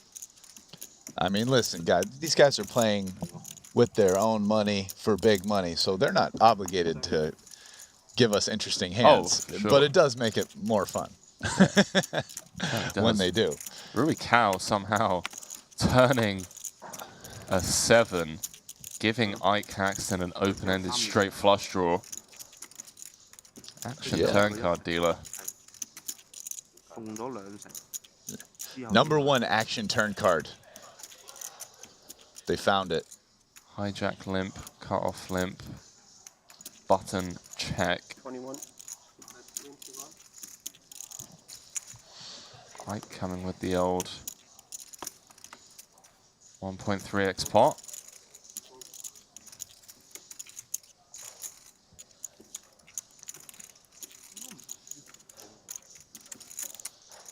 See how Ike proceeds on Brick Rivers. That's quite bricky. I mean, King Jack was already there, and don't imagine he has too many like ace. You know, like, I mean, does Ace Queen 1.3x? Maybe. But like that would be the only hand. Maybe aces. I don't even know. Well, from Ike on the time. It seems a little wild, 1.3x, one pair into two players, even if it For gets sure. checked back. Especially against a button range, you know? Yeah. Like, Buck can still have 8-6. So the ace is pretty blanky, I think. But the 8, still a good blocker. I mean, obviously Ike is just considering bluffing here. That's what we're waiting on. Yeah, I think something in the form of 1.5x, 2x pot would need to be the sizing. And Ike disagrees with you. To me, I feel like this size is going for trying to get better one pair hands to fold, something like 10 Jack, Queen Jack, King Queen, etc. Possibly a weaker two pair, but a hand as good as Roy, this is not folding. I mean, I think Roy can come up with value he's beating. Like, does Roy, does Ike have Queen 10 now? Does he have like Ace Queen of Spades? You know, some hands like that. Maybe you start to think you're beating for value versus that size. So yeah, I mean, Ike's bet makes some sense, but it's just that it's not targeting a set to fold.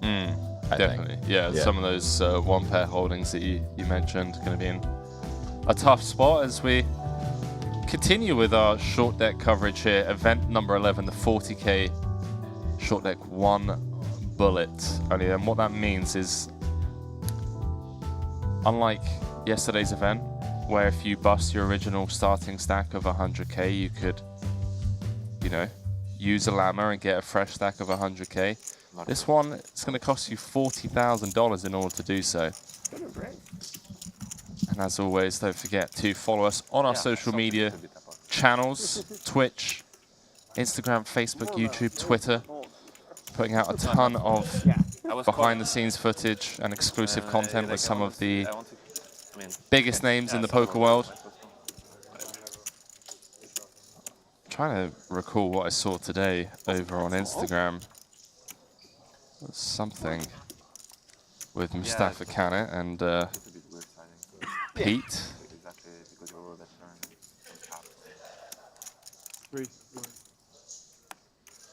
Hold up. I haven't acted. I thought it was him.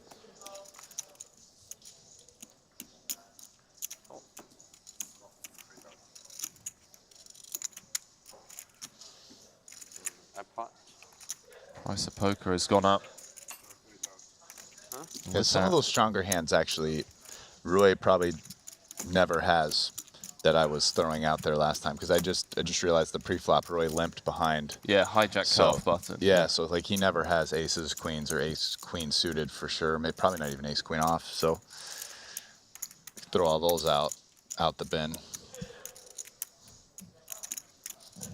Thank you. And given the flop check, yeah, I think it makes sense that, and then add the big bet on the turn. Ike's targeting hands that have like higher pair equity plus like the straight draw that called him. King, queen, queen, jack, king 10,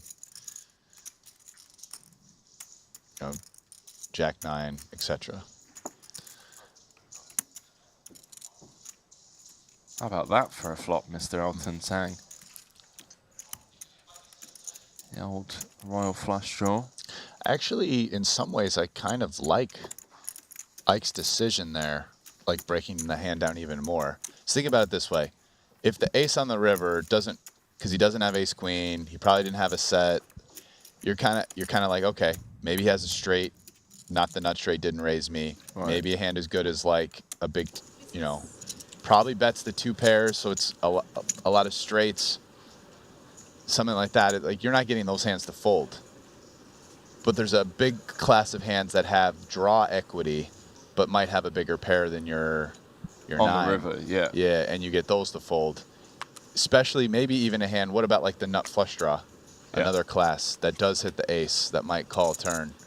And now, I mean, you're targeting 1 pair there.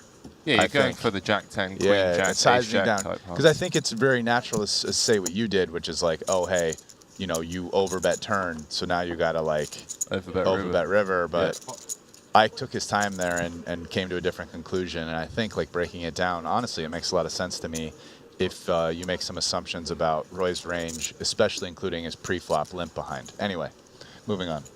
Yeah, moving on into this hand as we have Greenwood all in for his final 19K. Ivan Liao with the pre-flop pot to 42,000. Carl Chappé-Gatian flicking in the call on the button with ace-jack of hearts. Greenwood the player at risk. 69,000 in the main pot, 43,000 in the side pot. A small piece for everyone. 2 overs, gut shot for Greenwood. Ivan Liao top. Carl with nut flush draw. And 2 overs, don't forget. Flushes beat full houses in this game. Chappé-Gatian has had to stay out of the action for a little while when we've been watching. So, I mean, this is the type of hand, you know you have a big draw. You know, even if you don't play a lot of short deck, you're like, wait, yeah, flushes beat full houses, right? Got some overs. No matter what he's got, I'm drawing live. Let's go for it. I absolutely love this, man. Just rocked up into the Coin River Invitational 200K. One of the most entertaining final table performances. And here he is. Just, he's like, I'm all in. If you have kings, I don't care. You have aces, I don't care. I have outs. I'm all in. Let's go. Let's run it, dealer. Exactly. I knew this was coming aggro this time. I could just feel it. Also, the energy of him just kind of getting shut out at some pots recently. And you're just like, you're just watching all these guys stick chips in the middle, shovel them in, king 10-0. And look, you got ace 10 off and is now up against queen jack as a big favorite. There you go. Okay. That's how you do it. So he's free rolling the main pot regardless as he takes down the side pot. Greenwood looking for an offsuit queen or an offsuit 9 to triple up.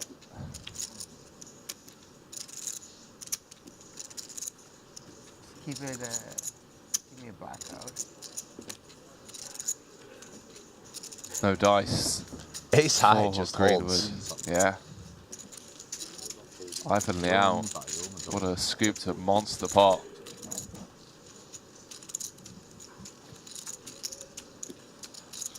That man doesn't care. I mean, that man just got the best result possible. If you could see everyone's hands at the table, he navigated that as well as possible. He got the one guy who had reasonable equity with him out and took down that 35K side and got heads up all in as a 3-1 whatever plus favorite against the queen jack. Oh, you know, not too shabby.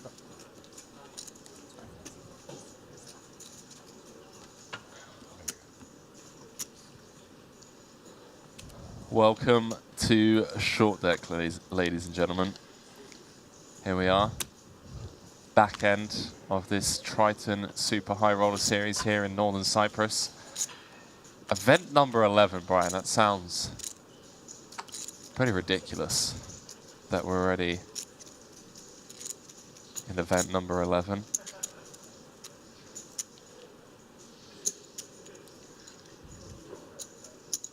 Imagine this being your 11th event and you've been here and you haven't cashed yet. I Oh, wonder if bro. anybody's in that spot. All 11.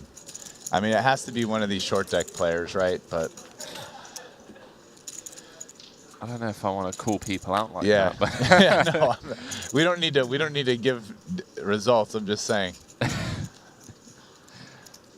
You're just here. You're like, man, maybe this place is kind of nice, but you know what? Fuck Cyprus. It's like 11, and now you're playing like a 26-person tournament after like firing in 2 bullets in the coin rivet. yeah. Well, I'll tell you who hasn't come up short here in Cyprus. It's Bossman Paul Poit. 4 for 6 in cashes, extending his Triton record of most cashes. Triton track record moves him up to 25 cashes overall now. So he just casually turns the nuts. I mean, he's a great poker player. There's just really no other way to say it. And I mean, maybe historically you would say cash game player, but it seems like increasingly doing well in tournaments. You know, won his first Triton title this year. Did you say 4 for 6 cashing? 4 for 6 cashing. I mean, that's pretty strong. That's a solid conversion rate.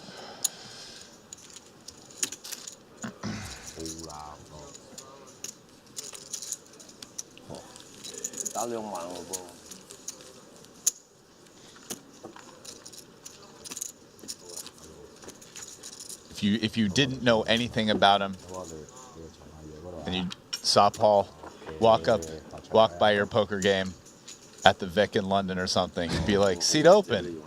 You know, little do you know. You just invited a shark to swim in the waters, but you're like, elderly Asian gentleman, yes, seat open, sir. Come take a seat. A lot of assumptions behind that one that in this case are going super wrong. They say never judge a book by its cover. Stephen Chidwick and Paul, the only players with more than 1 million chips. Michael Zhang, Ivan Liao, and Jason Kuhn rounding up the top 5.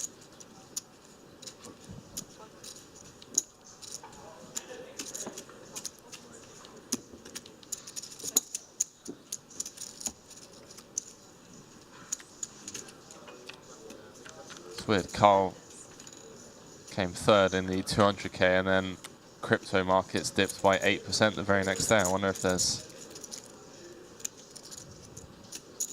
any... Is that just a pure coincidence, or, you know? He was too busy playing poker. The markets dipped.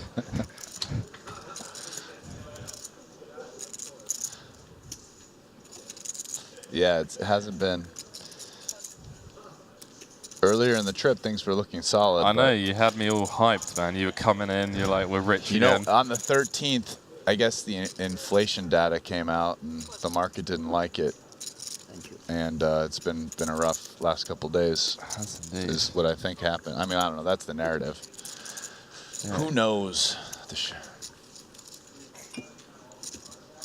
Who knows? Well, tell you what, I know. The jack is kind of a rough card to hit because it makes the straight. Ivan Liao turning the nuts. Does need to fade a board pair, as we can see. Any board pair would give either Chidwick or Carl a full. And he's going to lead into 2 players here. Yeah, he bet flop. Going to keep betting turn. And I don't know, Chidwick might fold here.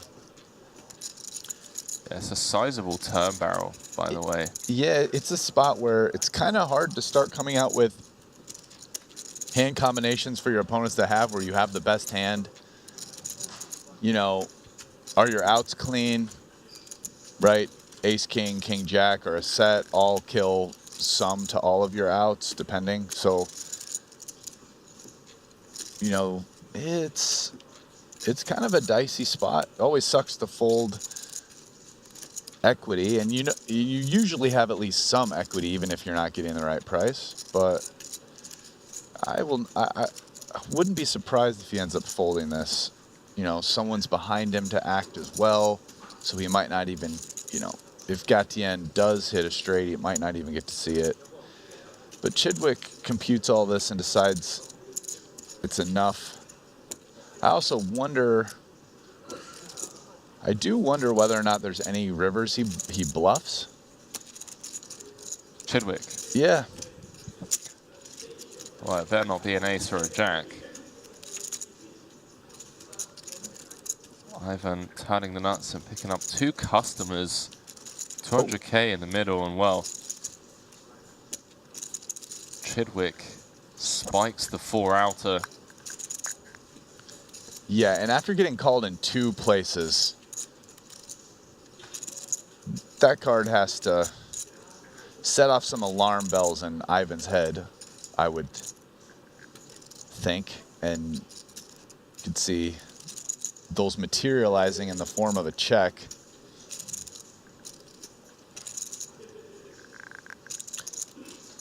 Now, Chidwick making kings full, part of the annoying part of king 9 is you're losing to any other kings full, but still reasonably likely to be the best hand, and definitely might merit a value bet here. Yeah, we can comfortably remove ace-king from Carl's range right after just flatting pre. So, and having a king yourself makes it less likely that he does. And you can also see Chidwick, I think the 9 probably meant this river value bet downsized a little bit than, you know, maybe if it had been a jack. Or I guess he doesn't really have ace-king, maybe, having not 3-bet. Wasn't this just like open call, 2 calls behind? Is that how this? Yeah, right. So maybe doesn't have ace-king himself.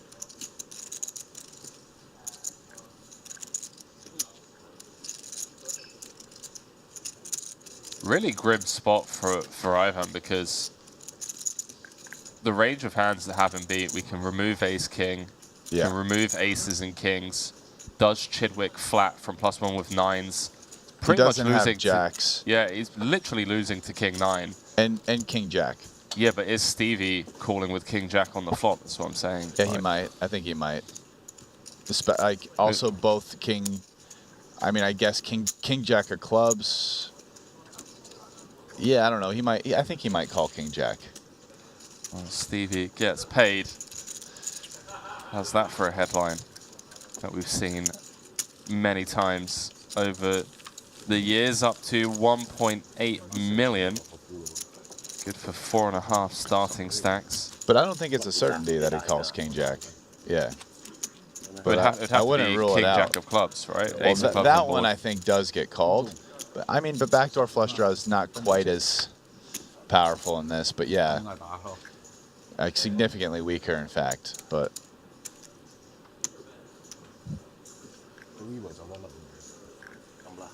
see Chidwick rocking the Jacob & Co. Triton exclusive watch that he won back in Madrid for taking down the 150k, sorry, the 100k short deck main.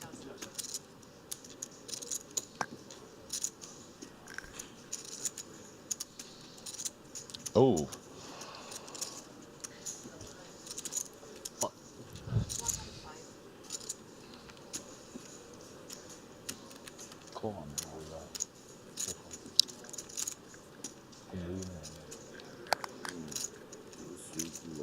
So Carl with the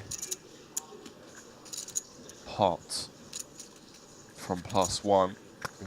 Ace Queen O, Richard Young, 1 seat over. well, if how he plays Hold'em is any consideration, I don't expect a fold. Oh wow, It's a changed man. Yes. Interesting. It's a changed man. At the Hold'em final table, he was not a big folder to 3-bets. You know, I don't believe in folding that much myself, to be honest with you. So that was a little surprising, and actually he made a good fold. I mean, just ace queen to ace king, no big deal. Nice fold.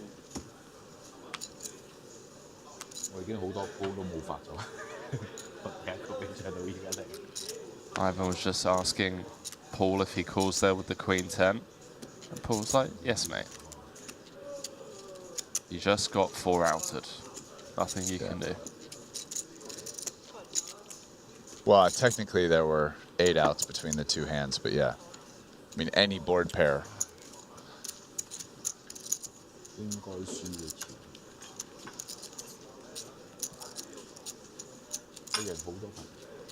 Chidwick on the button. Jack 9 of clubs, gonna bump it up. Yeah, he wants 30K. And now it's a little easier to do this in some ways because you can't get the most that can be raised back to you is pot. And my guess is Chidwick's probably ready to gamble versus aces, kings, and ace king that limp repot. We can even see queens didn't do it as Richard. So. Wow. Jack 8, couple of hearts. Chidwick flops trips. Richard Young with the overpair in trouble. Out of position. 75K in the middle. See what Stevie comes with.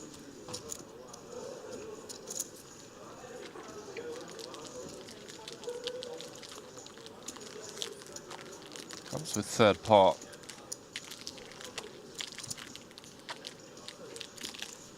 And Richard not going anywhere just yet. No.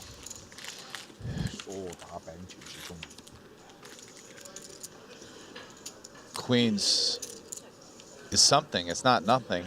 And if you're behind, you can always hit a queen. So I think third pot just not going to clear that out. Very reasonable. And Chidwick very likely to keep on value betting his hand. Now they're okay. He doesn't. It seems like there are some hands that he could find to barrel with, such as ace 9, ace 10, maybe some diamond or heart draws. So you could maybe find, but I guess Chidwick decides maybe not going to go for 3 streets with Jack 9 here. So he prefers Jack 9 to be in the check back range. No, just last time we Chidwick. Probably bets ace jack, king jack. Pretty disastrous run out for Young's queens. Yeah. May end up looking this up. Hot size bet. Is Chidwick value betting aces or kings for this size? I mean, it's just getting me to try and fold a pair, like 10s. Kind of under-repped your hand pretty significantly pre as well. 100. Yeah, agreed. Chidwick gets paid yet again, and he moves up to 5 starting stacks. Over 2 million in chips now. Overwhelming chip leader of event number 11. I guess you're running Richard's into a lot more, also like, blocking ace-king every off and stuff like combination that, of so you queen can jack play suited. priority, like hands that So. shove. But still. No, the range is set for right? But it still feels like. Yeah, weaker range. Yeah. Who's yawning? Sound like Danny.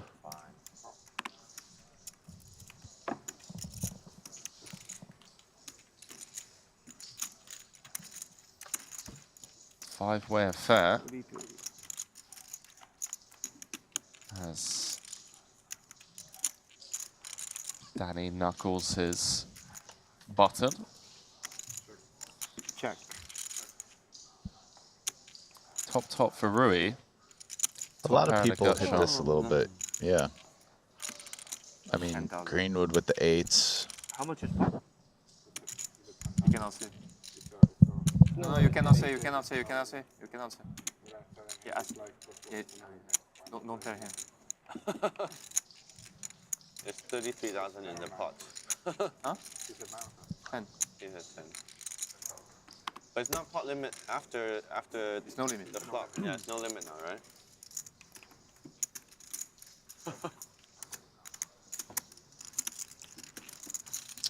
Greenwood with some decisions here. I mean, he's got eights and even the 8 of spades, which are like very nice blockers to have versus the late position limping hands. Blocking ace 8, 8, 10, blocking any open-ended straight and flush draws.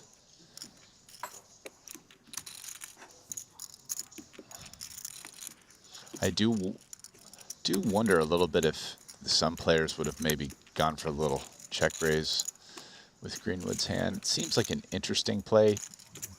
Not sure if it's good, but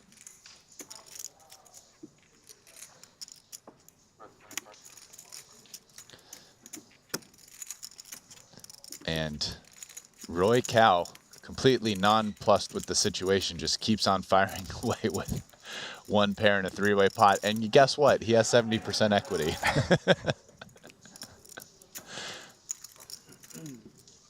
And now we're going to find out exactly if Sam Greenwood has some diabolical machinations on this pot. Because I starting to get, I guess he's getting a good enough price to call, actually. And Greenwood is a person who, so far it seems like when he's getting the right price to call, seems pretty happy realizing his equity. Loves the maths.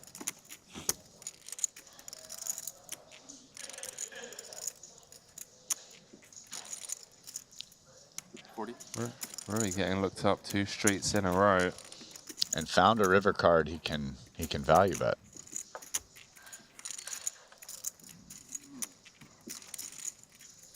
It's that 80% pain, 20% what if I'm getting bluff face again, Brian? He has cooling chips in his hand.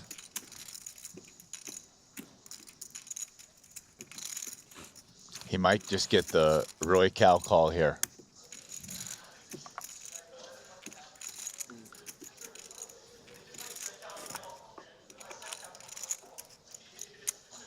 I feel like this feels like a value bet, but you are Roy Cal.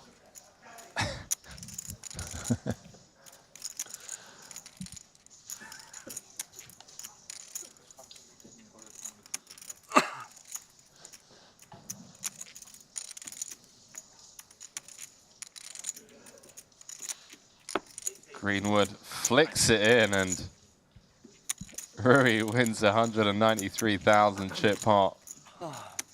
It's shown the ace-9 and Greenwood down to just 300k. 3/4 of a starting stack. All aboard. All aboard, Sam Greenwood. Yeah, 1 ticket stamped to Value Town. Your passport has been validated. Yeah, I wouldn't use a time bank. Quick dealer changes. We take a look at the chip counts. Event number 11, the 40k short deck. Pot limit pre-flop is Rui Cal leading the field. Only player at the table with more than starting stack at this feature table, at least. Stephen Chidwick leading the field overall. 5 starting stacks with just 5 eliminations thus far. He really is cruising. 4 times average with 650 antes.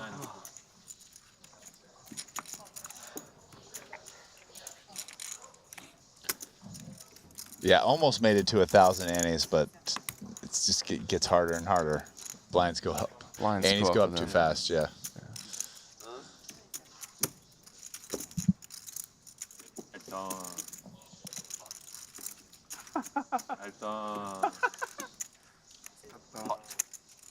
Oh, look at this. Rui with the hijack raise to 27,000 with the 5-3 suited of short deck. And he's going to flick in the call against Elton Sang. I mean, Brian, good luck reverse engineering this one, pal. This is just some, I want to spin it up, poker going on. There it is. 2 pair. SPR 1.5. Elton comes out firing. The 9 and the 7. Call better. Huh? Queens? Nothing. Uh-huh. Oh, really just snap reading Elton's hand here. Queens actually has 40% equity. I guess Roy would want queens to fold. Yeah, more than happy to just take this down right now. I mean, between the immediate 5 outs of the king and queen, running pair and running straights, 40% here. It's pretty strong. Just cooked if you're up against king, queen, though. 90, 100, fuck you. What do you have? What do you have? And this is a pretty easy math problem. Because Elton basically has to put in 200 to win 600, so he needs 25% equity, and he actually has 40%. So, you know, let's forget theoretically, but at least in this hand, that would actually be a pretty big error versus Roy's holding.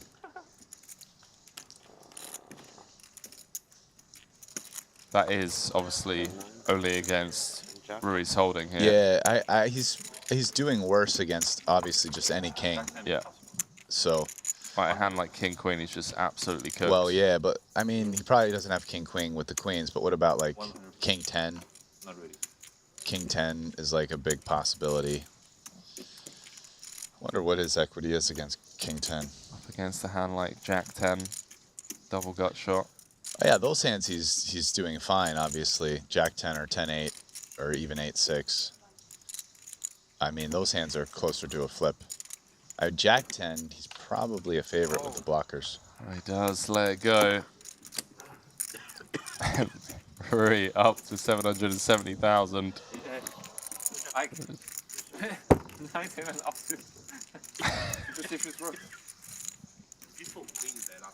It's with the superstition hand. I know. On the rare time, he has 10 jack a lot. Yeah. And actually, 我唔信佢個，我覺得佢個 set 啊係唔會推你嘅。點解咧？因為係唔係佢大細喎，你唔會喺個 turn 度無啦啦 check 到底喎。佢反而會可能佢會將佢啲98嗰啲 set 帶跟你咯。你明唔明？ All the 3-bet, of course. You told me you have to be trusted more in your hand. 佢係得呢一副 I listen to you. 先會咁打。I listen. Listen to Ike. Ike said you were smart. That's Yeah.冇乜傾嘅 People told me listen to Ike. And I listen. 你真係女女啊？ Good music, thank you. 唔可以咁女女啊！女女有後面。 Oh man. Yeah, he has 15% equity against king 10. You rarely hear Ivy say much. 你係望住佢呢副牌，你都係秒跟嘅咯，得你女女。 Ivy just coming with the. Ike said you're smart, Rui. You know, take it as a compliment.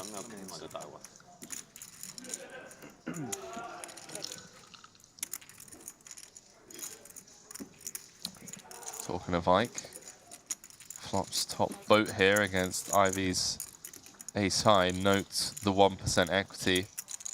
Ivy drawing to running aces. Running aces only. Oh, running sevens. Do apologize. Queens is almost a 2-to-1 favorite against jack 10 there. Really? With a double blocker of taking 2 of those outs. Yeah, but it's 15% against king 10.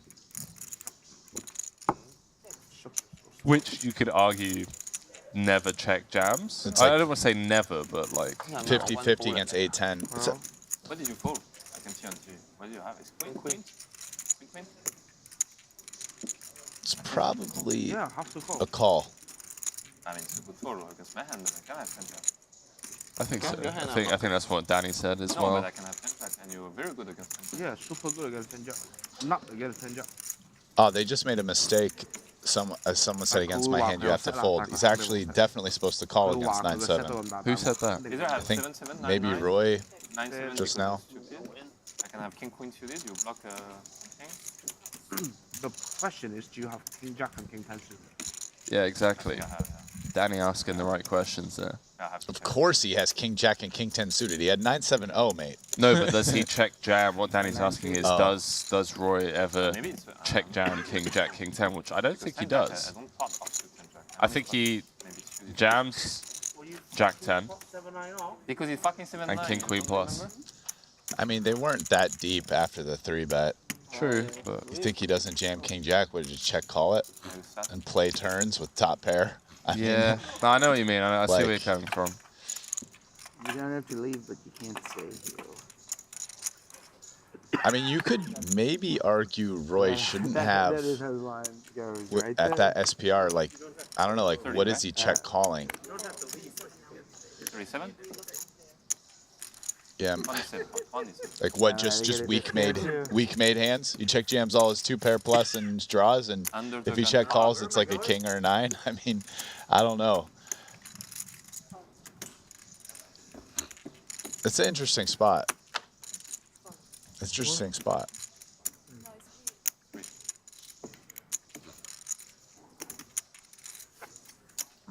Roy with the raise and take. Oh, Elton just letting go of the ace jack. 但你做咩打咁大？你揸住女女。係咯。我冇發叫 bluff。即係講個 flop 係咪啊？係咯。好大咩？成咯。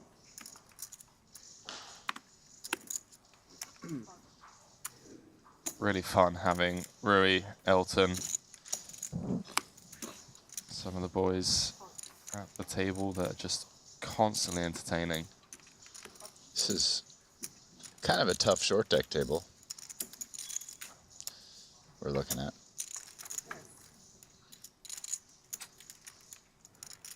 Top set for Greenwood. Quick glance up at the tournament clock. Snap randomizing. And a snap call from Rui against the 1/3 pot stab from Greenwood, and well, disaster for the Frenchman. Fortunately, note the SPR, Brian. Yeah, they're 8-1. They're deep. Oh, SPR of 8 rather. Greenwood getting crafty. One more.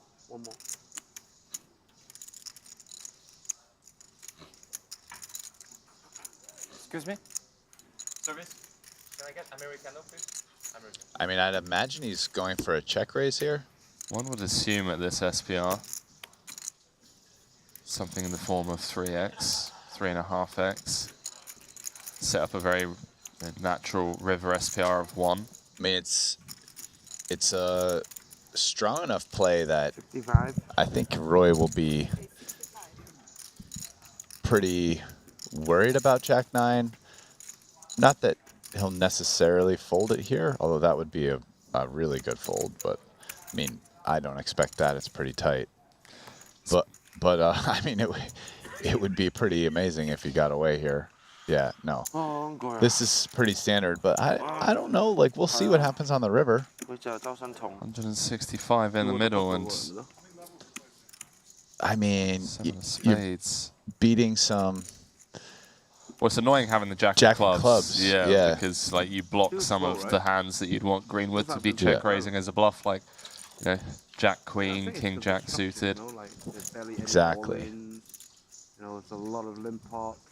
So I think he might get away from this one. Yeah, fortunate run out. Although, given the check raise, Greenwood polarizing himself to I don't know if it's all the boats and boats only. you don't feel like burnt. What?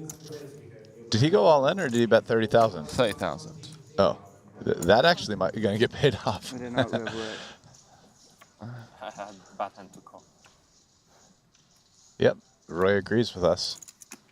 225k pot. Nice, pounded out right here. There we go. The great Roy Cow agrees with us. Tag us in, coach. Tag us in. Greenwood found a bet size he could get paid off with, though. Kind of a fun little one.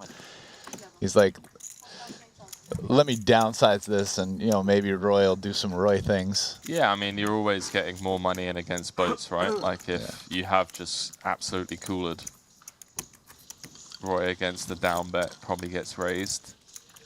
Get to bet 3-bet. Well, that's the thinking. That is the thinking. Then when your opponent just owns you by calling the 9-7 for the 9s full, and you're like 10s, and he's like, hey, look at what I have. Hey, I would have called pot, buddy. Here you go. In the muck. 30K your way. Thank you. I'm not saying that would have happened. I'm just... No, I know what you mean. That's happened to all of us before. Oh, for sure. Yeah, you have So this many like, oh, bet 3-bet river, and I got this all worked out. And then you do it. The guy sitting there for 2 minutes calls, and you're like, oh, did he make a light call? It's like, no, he actually has a monster, and somehow you got the minimum. You would have got more betting big yourself or checking, but there may be trouble ahead. Elton just leading into the field with the pocket jacks. You can see drawing pretty slim on the ace 8. Ivy flopping a boat. Rui Cow with ace 9. I mean, it's 10 into 40. And, again, you see these things where the first one in the pot on these boards that favor high cards and strong ranges bets at it.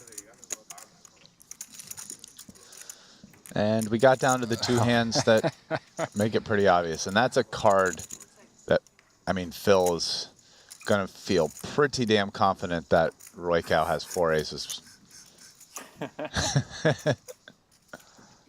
It shows the pocket 8s. Of course I have it. Danny rooting for the 7-9 overcall. 7-9. Yeah. Oh man, what a table.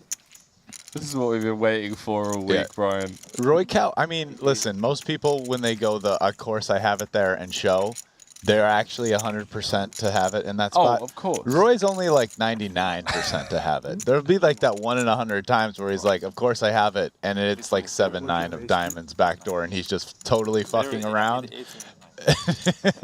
And hits his like 1 out to like steal the pot. Tell you what, if I ever see Roy Cow show up with 7-9 in that spot, I don't even know. Just check myself out of the booth.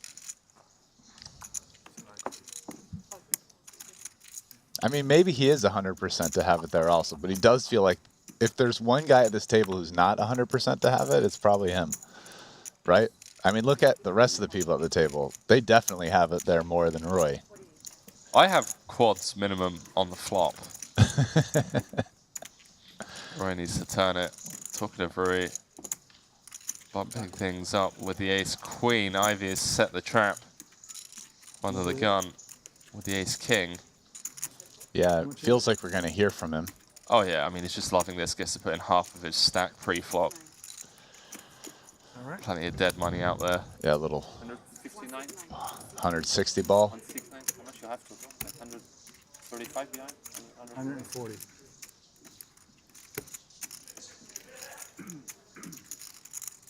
Really didn't fold the 9-7 to a pot 3-bet.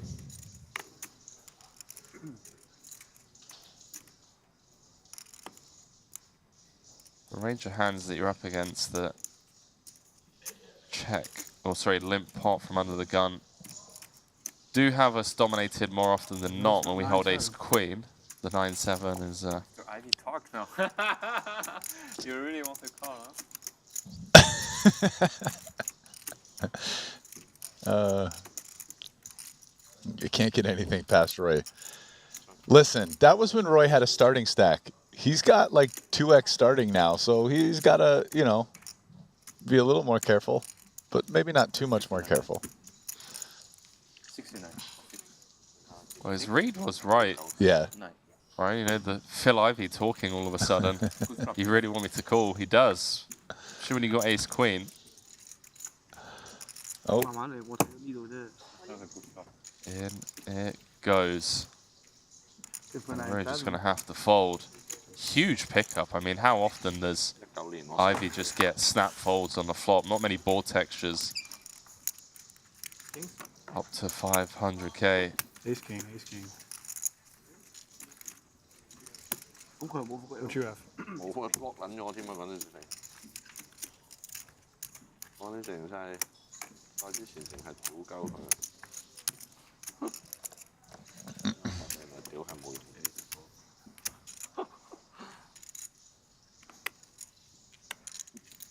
Yeah. All joking aside, though, I mean, Roy plays this game really well. Like, I mean, it's fun to see the pots, but he knows exactly what's going on here.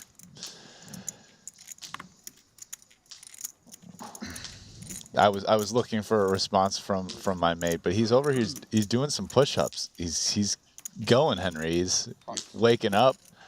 It's the start of a long night, and this is the start of a pot that's not going to work out well for Elton, because Ivy wakes up again. The aces, Elton doing the work for him. Sorry about that, Brian. I just needed to, you know, you bring in a like different level of energy, and I just need to match it at least, you know. I like it. I like it. I might do some push-ups tonight. Morale is high. Short deck. Part of the series is upon us, and Elton's kind of run into a pretty rough spot here. A little brutal. And against the aces too. I mean, it's kind of actually hard in short deck to be this big of a dog, but that's what happens sometimes when your opponent has aces. It's the one hand that Elton says whatever. Flicks it in and does run into the aces of Phil Ivy. It looked worse because it's pot and pot, you know. Yeah. Otherwise, you could have just jammed and he would have re-jammed. It's just cooler. Nothing wrong with it. Well, some potential outs for Elton. Note the equity increase on the flop. Yeah. And well, 3 diamonds. Not the concerning. and actually went up a little bit despite losing a card. There it is. How'd you like them apples, Mr. Tang? Has he finally moaned it in? 175. I mean, You stand up in short deck. It works, huh? Tang cracking the aces of Phil Ivy with the ace-jack-o. I don't even know if there was too much moaning in that pot. He just looked not happy. You must have a rule in short deck: never stand up with flop holding. Never stand up with flop holding. Really looking to I think it's a sick game. to the TDA meetings in Vegas next year and try and introduce that rule to future short deck events. No standing up. Yeah. I mean, come on, guys. Listen. Yeah, maybe you don't want the guy to stand up, but let's say there was actual power of the superstition that somehow it made you more likely to win. Well, then it's kind of doing everything in your control to like maximize your chances to win the pot. Stand up, walk away, whatever. It's all, nah, no rules with it. It's all just part of the, it's like that language behind the game. Poker has all its little customs. Lucky traditions. You got to keep it. It's one of the things that makes the game a little fun and enjoyable, like the color on the edges, you know? You peel that away and it gets a little more black and white, a little more drab. Not quite as fun. Greenwood just picking it up there pre-flop. On the button, King Jack suited.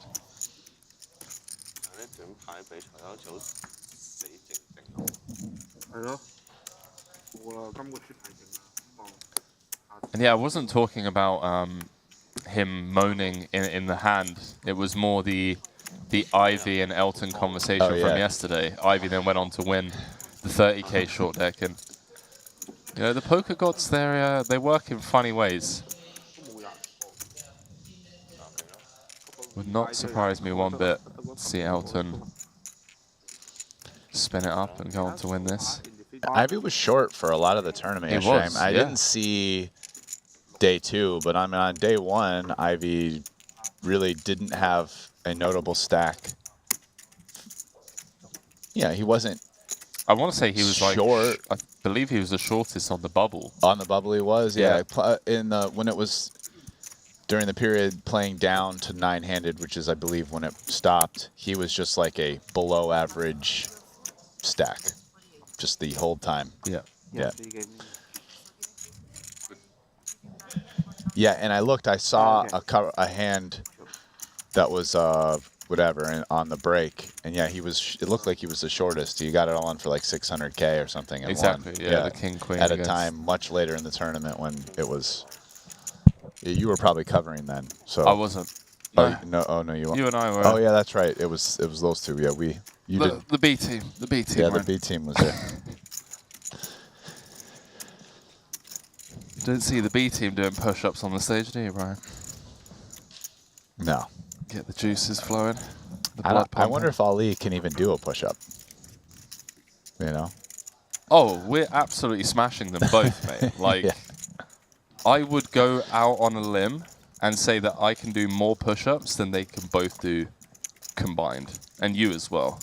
Like, you could do more than they can do combined.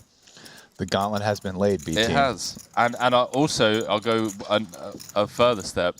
I can swim more laps than both of them combined, and I can run twice as far than both of them combined. Let's just throw down the gauntlet right now, you know. Ali's been throwing some shade my way. So the commentary triathlon, yeah, coming soon after Cyprus. 100%. Olympiad. Well, here we are in a pot where a lot of the straight cards are all being shared by the players, and interestingly enough, the best hand ends up deciding to bet. Yeah, note the Jack of Clubs in Greenwood's hand, as well as future solid blockers to straights. Ivan Liao turns the straight to go along with his king high flush draw. Carl with 2 pair.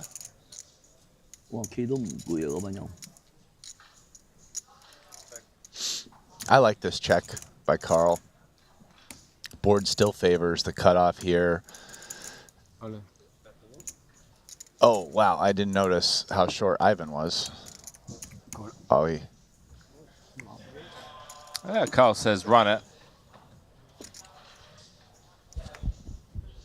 And the 8 of clubs no good, so only 3 outs. Oh, good point.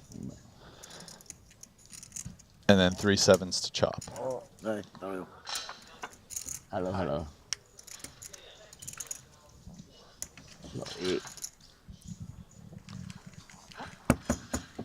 Oh. No, the 3 outs once. Kyle just drills the 8 of diamonds. Ivan just always takes it so well, man. Anytime I see him bust a tournament, you just got a smile on his face, mate. You just say, okay, yeah, next one. Yeah. That was all things considered. That was like an A+ by Ivan. Just 3 outed on the river. It's a solid suck out. Like smiling and not even like the disbelief. Like, did you guys see this? Just like, whatever. I guess that's how poker goes. Probably gonna re-enter, I would guess.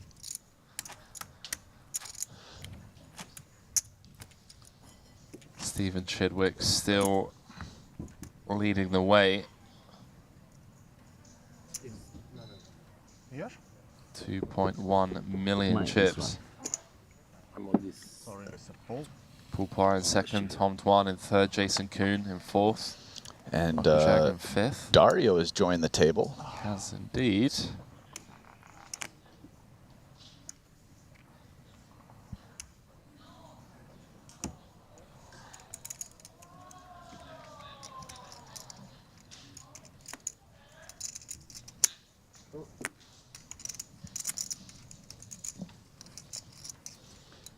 How much I can raise, Max? What? And how much you... Yeah. Pop.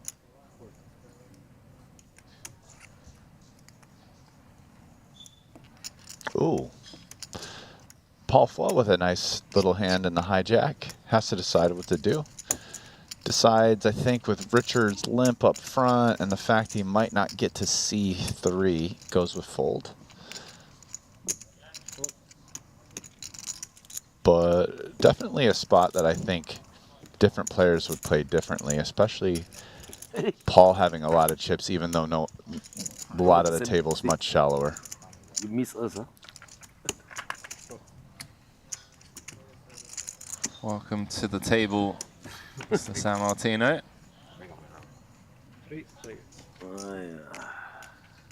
Would have been a good flop for 9-8 of diamonds. 我冇睇開牌，我睇一下喂。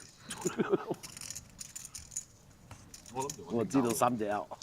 See if Chape got the end, does a little semi-bluffing here. I think it's a good spot to start firing away, especially the dealer button range. He has a nice hand to do it with, opening a straight draw, but only queen high. Think to this size, Richard is going to find continue yet. And I don't see Dario continuing. So here we go, heads up.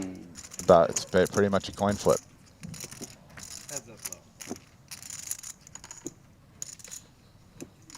All right, and Chape Gatien backdoor flush draw coming in. Always feels so dicey continuing with these kind of top pairs, ace-8 on a 6-7-8 board. It's so difficult to like improve on the turn to a point where you're really happy to face a big bet, but Carl knuckles it back on the turn. King of diamonds on the river. That's not enough, my friend.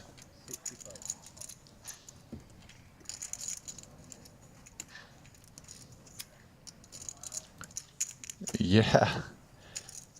In laying Richard almost 5-1 on a call. Let's call it 4.5. Yeah, really cheap bluff if it works, but You want service? feels like it's not going to work too often. I mean, he is basically targeting the type of hand Richard has, but yeah, wasn't enough. Richard does make the hero call with the ace-8. Honestly, just blasting the turn probably gets it done. Yeah, yeah, I feel like there was a missed bet there. But I get it, you know, bottom card pairing, over pairs are now really, you know, not really going anywhere, and you just don't feel that comfortable barreling against the under the gun range. We're talking of comfort, Brian. The Secret Lab Titan Evo 2022 already gave away 3 of those to our followers over on Instagram and Twitter. A special shout out to Secret Lab, obviously the official chair partner of the Triton Poker Series, and make sure you're following both us and Secret Lab over on socials. So there'll be plenty more giveaways in the future. And we can attest to the comfort of these chairs. I mean, we've been sitting in them for, let's say, we're event number 11 now, so the better part of 65 hours or so this trip.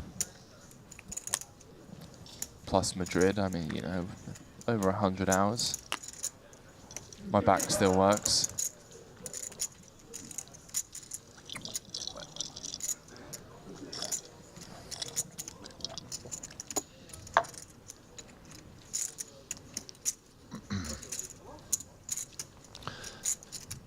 Paul with a crafty little limp behind, but it looks like no one's going to oblige.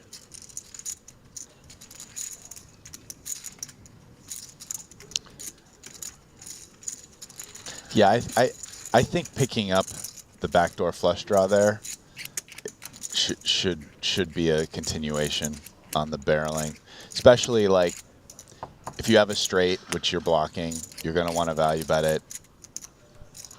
and you got to find some things to balance it, and that seems like an extra good one because now not only do you have more outs, and even if your opponent fills up, you're not dead. You're also blocking really strong continues from your opponent who had whatever they had and then picks up the backdoor flush draw themselves. Seems like an extra good one to fire away with, but. Well, we've somehow gone 6 ways to an ace 10-10 flop, and nobody has trips. It's actually Ivan Liao turning straight, Paul Poir turning top 2. Need the magnifying glass to see.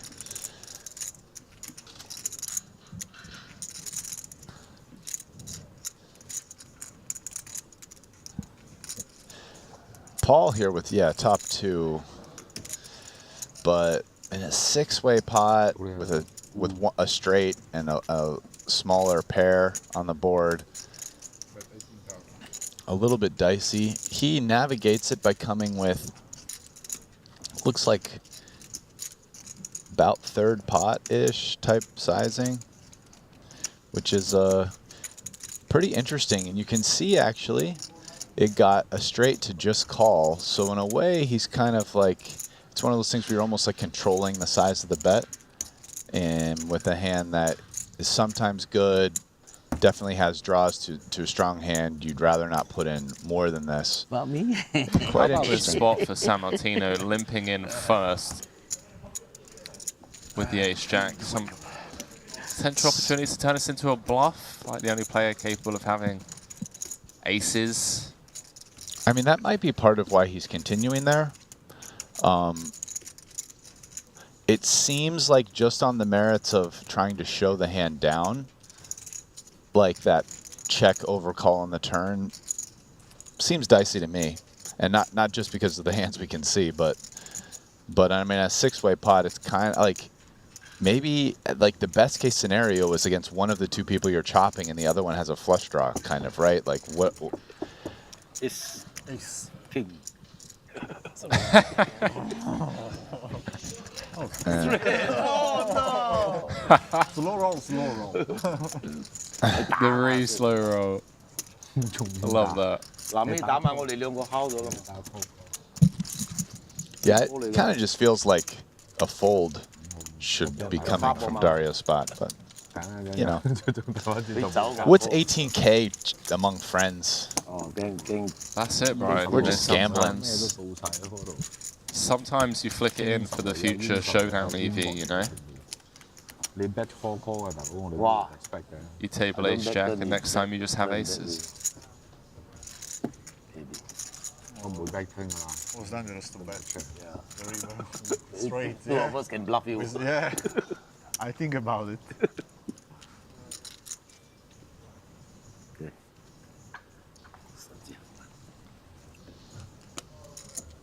Thank you. I didn't put, huh? Yeah. This year? Yeah, you can see Leon was scared. Didn't value bet the queen-jack. Got called in 2 places. Is like, one of these guys slow playing a boat right here. So, especially when he bet into like 5 players, it gets called by 2. Like, yeah. Paired board. Like, I'm just gonna pot river and queen 10's gonna pay me off. You know, let's go.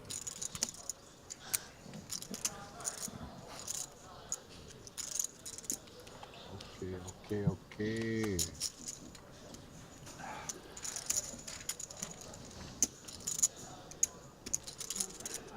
Not many Europeans in this field, Brian. Seeing a lot of Asian and North American flags. Only... Yeah, that I feel like that's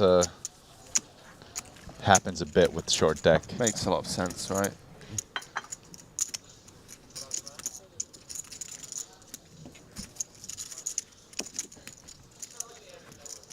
There's a European right there. He's chip leading. Stephen Chidwick playing 2.1 million. I believe he lives in the U.S. now. I think he actually lives in Las Vegas, or at least spends some time there. I mean, she obviously travels a lot for poker, but I think they have a house in Vegas. Maybe they don't live there full time, or I don't know. They're I'm sure they're all over I the mean, place. we're all over the place, right? Actually, I doubt he changed his residence. If you're an English gambler, Yeah, just you would wouldn't be. never. You would just it's just the place Unless you to just stay. hate money. Yeah, like just light it on fire. Yeah, I guess they.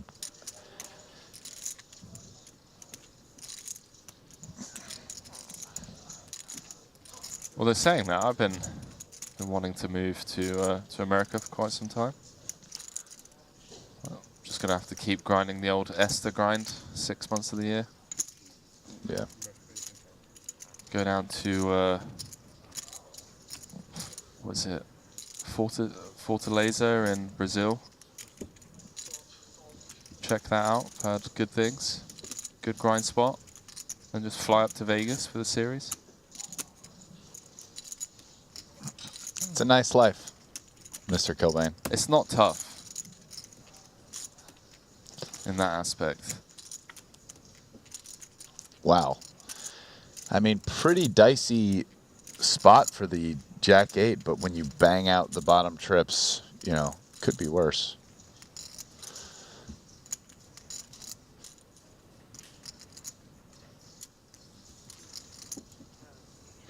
Checks down over to Paul, which would normally be how you get value in that spot, but Paul passes up. Can I have whiskey Macallan? Double. Semi-bluffing, and I mean, Paul just hit a great card to check back river, so if Ivan wants value here, he's probably going to have to bet himself. But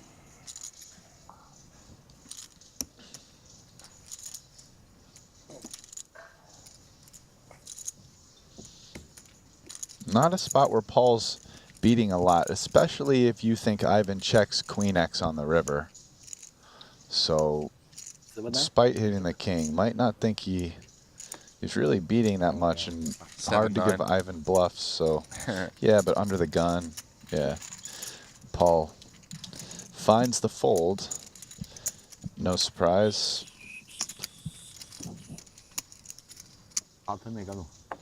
5 more levels of play today.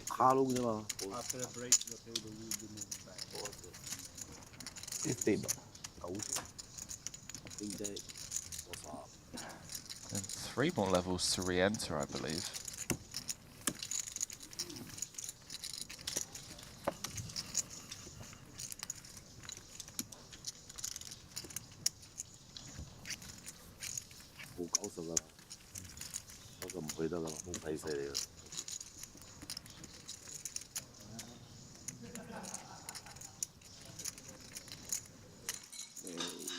Nice.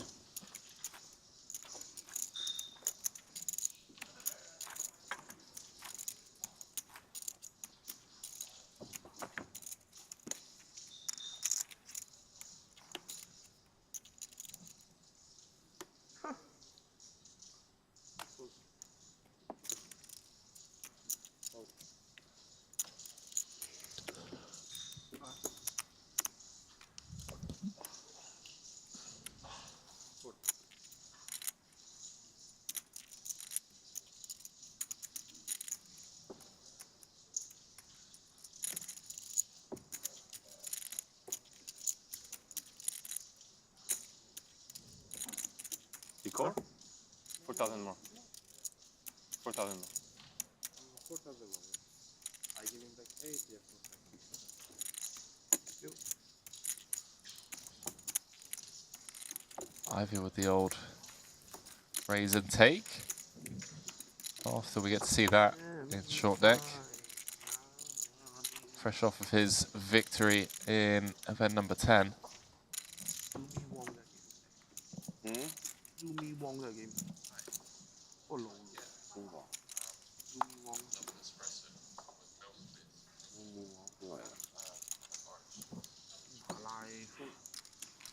馬拉過咗香港撈嘅靚。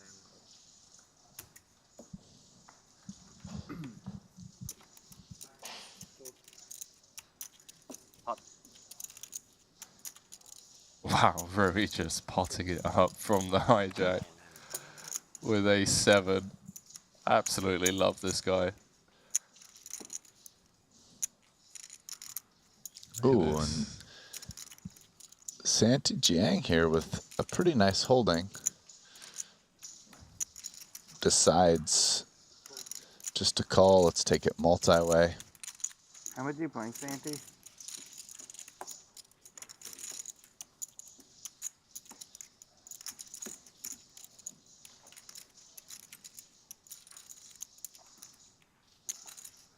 Call. Call. How much? 48?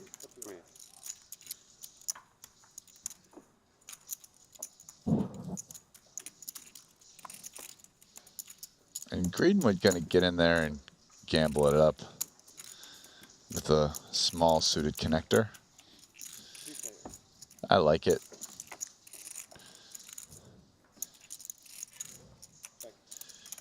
All right, well, Ace-Jack just drilled this flop.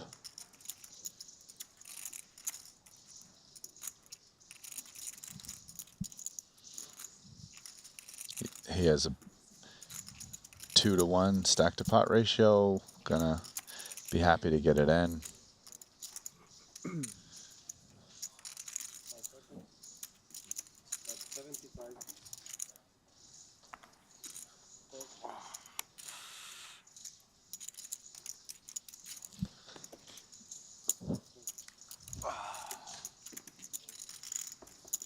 Oh, SPR going to the turn.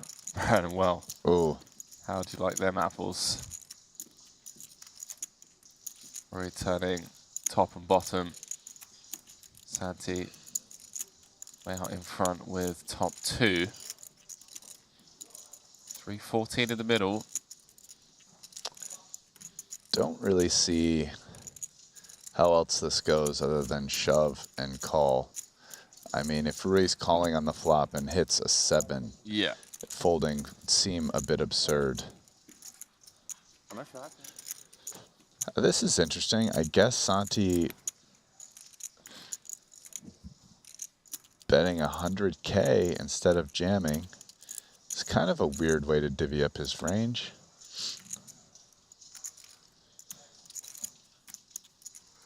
What will Roy think about that? I mean, he just gets to keep in hands that are drawing to like 2 outs, right? And some ace queen, ace kings. And well, it comes with the check jam, and Santi just gets to click call in a great. Yeah, but does ace king fold versus a jam, but not for 100K? I mean, we're talking about 100 versus 260. I don't know. I'm just asking a question. Like, do you think ace king plays differently? I think it gives it more room to escape from, at least. 8 of diamonds on the river. Santi with a huge double, up to 4th in chips. Rui Cao has been one of the most entertaining characters at this feature table. Down to sub 30 antes.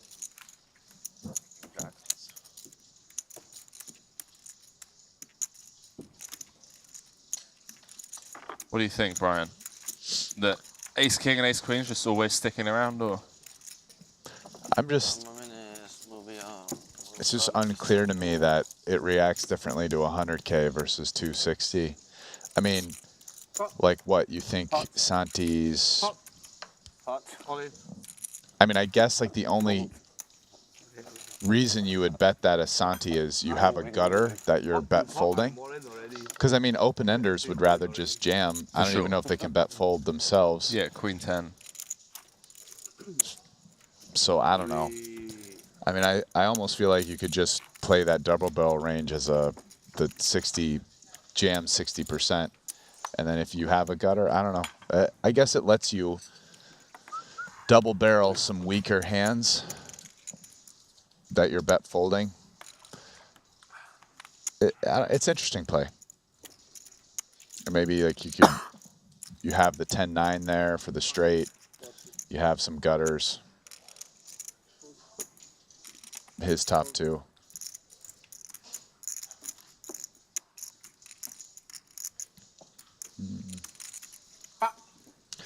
What I do think is it's definitely an example of how it can get a bit dicey. It went not only Roy wasn't even just on the button versus 2 limps. He was in like the hijack versus 2 limps. So he had 2 people in front of him as well as 2 players behind him still to go. I mean, I would say A7 off was pretty wide there, for sure. and it really came to bite him in the form of just like max pain, doubling somebody up. Bad run out. So Danny Tang moving all in for his final 15 antes. No gamble, no future. Yes, King. No gamble, no future announced. Elton Sang flicking it in, and Ivy says, let's make this a 3-way affair, gentlemen. Ivy in rough shape. I can do that? It's about as rough shape you can get it in with. Dominating both of them. Yeah, very safe. You happy now? Only if I win the hand. Okay. We did it. Pots, pots, pots. Yeah. Only got 30 antes and after only pots. Oh. Chop, chop. Chop, chop announced. And the aces have a gutter. Ivy dead on the turn. Danny looking to hold with the ace king, and he does exactly that. Ace queen, if there is any, I don't know.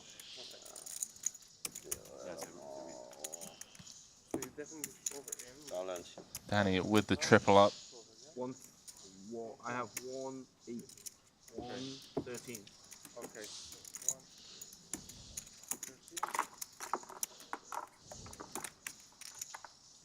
You paid already? Yeah. I have a good feeling.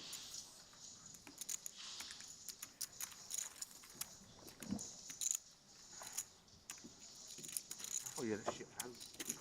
I thought you had a shit hand, like 8-9 off or some shit, ready to gamble. Like 9-10 suited, 8-9 suited. That's what I thought. That's why I said you were a Tom Donners. That's what I was referring to. I wish. A lot of needles been thrown out today.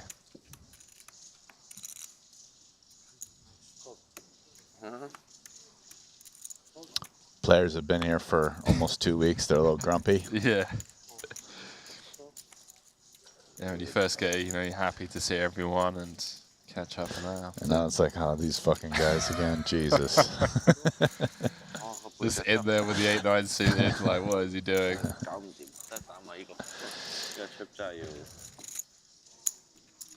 Greenwood with the 10k bounty hand.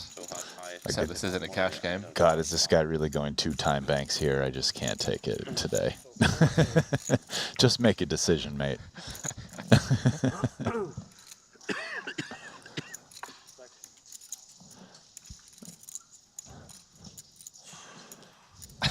Jesus Christ, Brian. Oh, man. It's super relatable as well. Everyone can relate to that.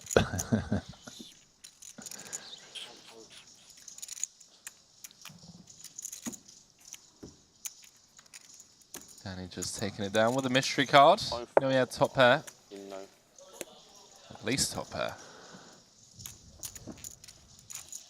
Yeah, we're both effective like 20 something antes. 30. 你下車去30就係個問題啦，嗬。 Short deck season is upon us. Playing till level 10 today in this 40k. The 50k tomorrow, followed by the 100k short deck main. 4 more champions to be crowned here in Cyprus. Pot, that's pot. How much are you playing, Danny? Like 100 antes or so? Stephen Chidwick still the 343 Player of the Year leader. Oh. See if that's the case at the end of Cyprus. 36. All right, and a little 3-way pot. Interestingly enough, ace-8 suited, the highest equity. Yeah. Huh? Do you play it? And there you go. The ace-8 suited of Danny Tang outflopping the Queen 10 and Jacks of Greenwood.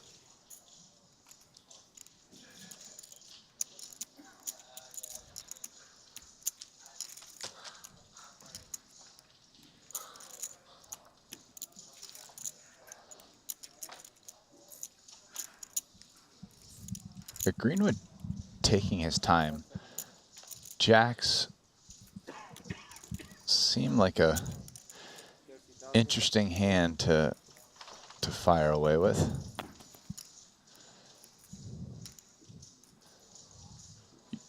It is, sometimes it's good. Guess it's nice to get hands with a Queen X or King X in it with nothing to fold.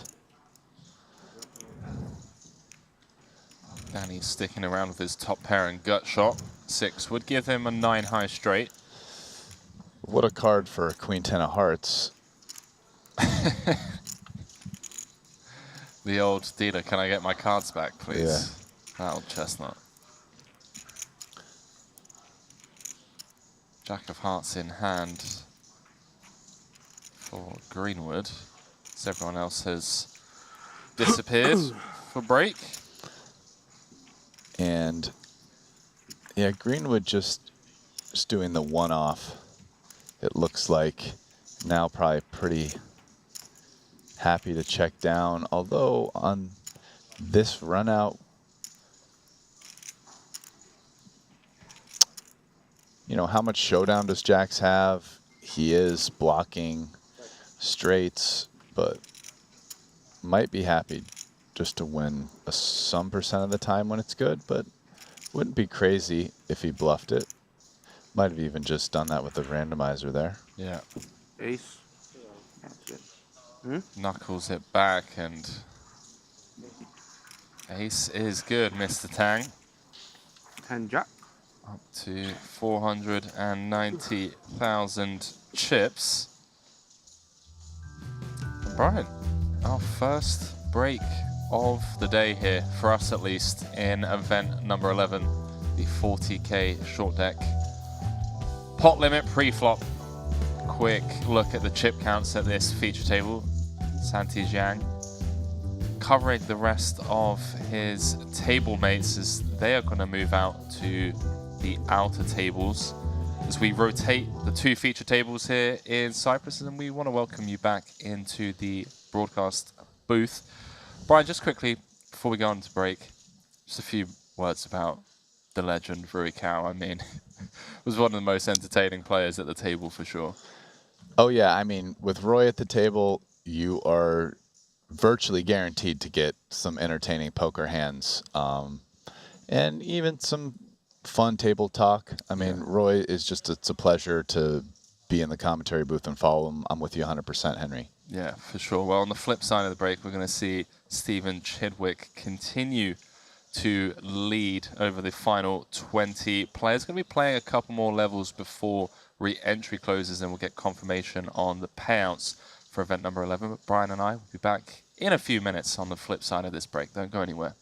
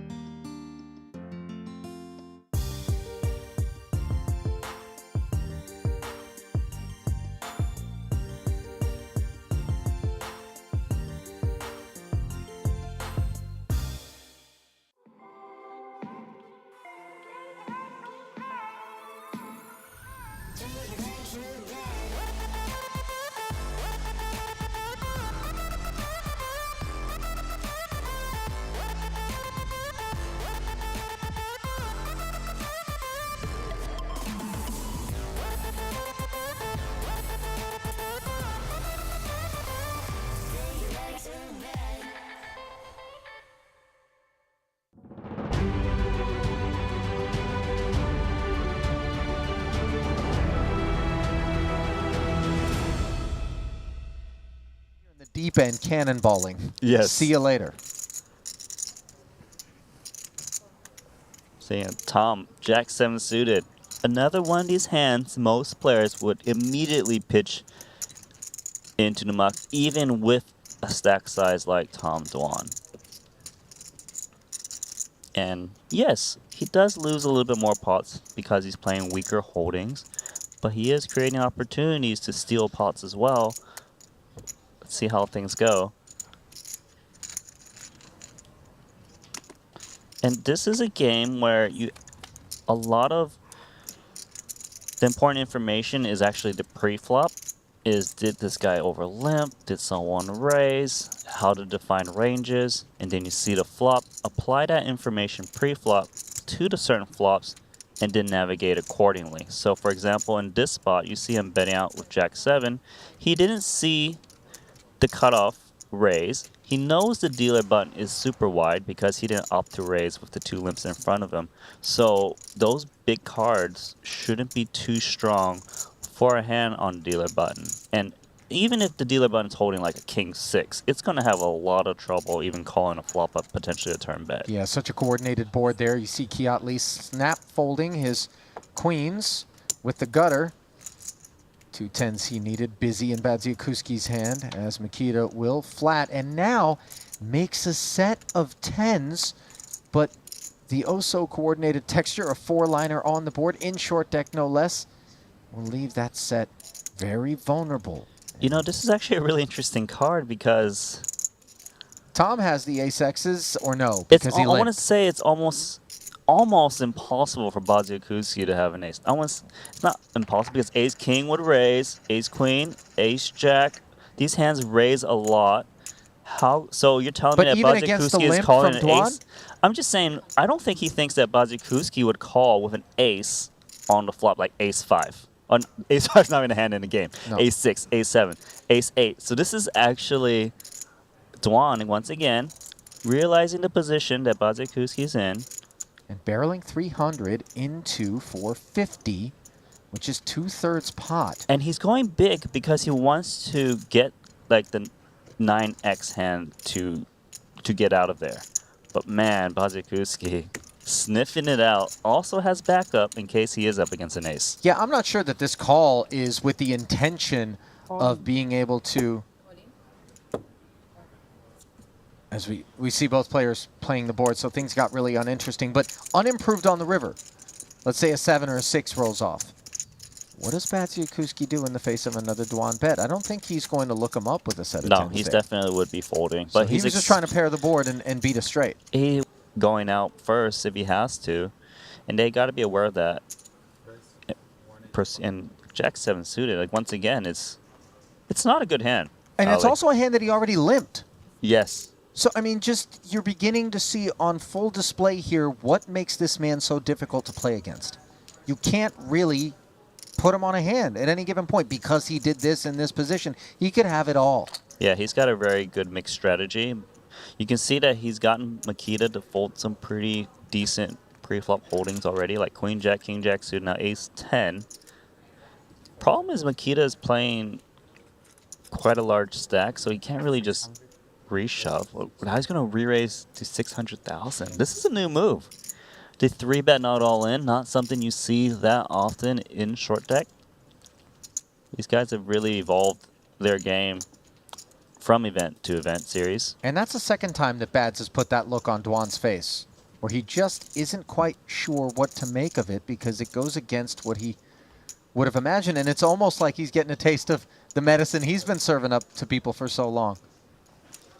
Did he just defend with Jack 7 of diamonds? Yeah, do not adjust your screen. This is street poker from Duan right now. Wow. He's basically saying you 3-betting me means you don't have these little cards. But indeed, Badziukuski does have some of this. Top pair, top kicker. Duan with a piece as well. Gutter and a 7. I think Duan is thinking about leading out. Is he? Oh my. Wow. That puts this ace-10 under tremendous pressure, Randy. Oh my gosh. This is one heck of a hand. Badziukuski started with 90 antes, and Greenwood, Ivy, and Kiat, all with significantly shorter stacks than his.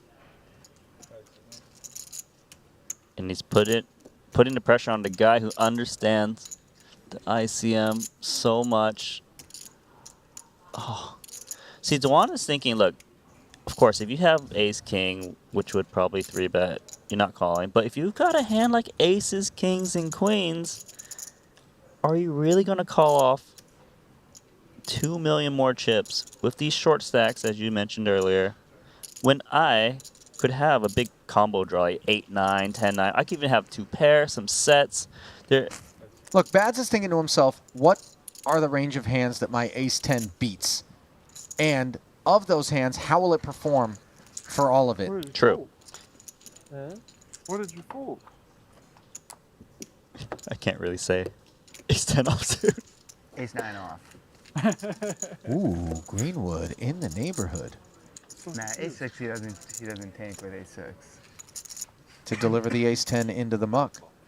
And by the way, all thoughts that Duan knows that he could create in Mikita's mind, a mind that is sharp enough to be interpreting Duan's move along those lines and in consideration of all those metrics and analytical points.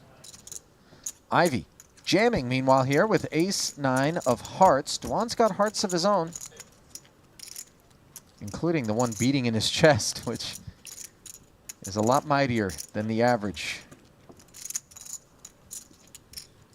Duan is always finding a way to try to put chips in the middle. King 10 suited, you would imagine this should be a fold, but Duan is thinking about some stuff. He's like, you know what? I might be up against that Jack 10 suited. Well, Let's run it. Look at the tongue here. Remember Michael Jordan? Mm-hmm. Let's try and put the pain on Ivy. This would be one heck of a call. Pre-flop. One player to act behind him, which is important. He probably knows that Greenwood...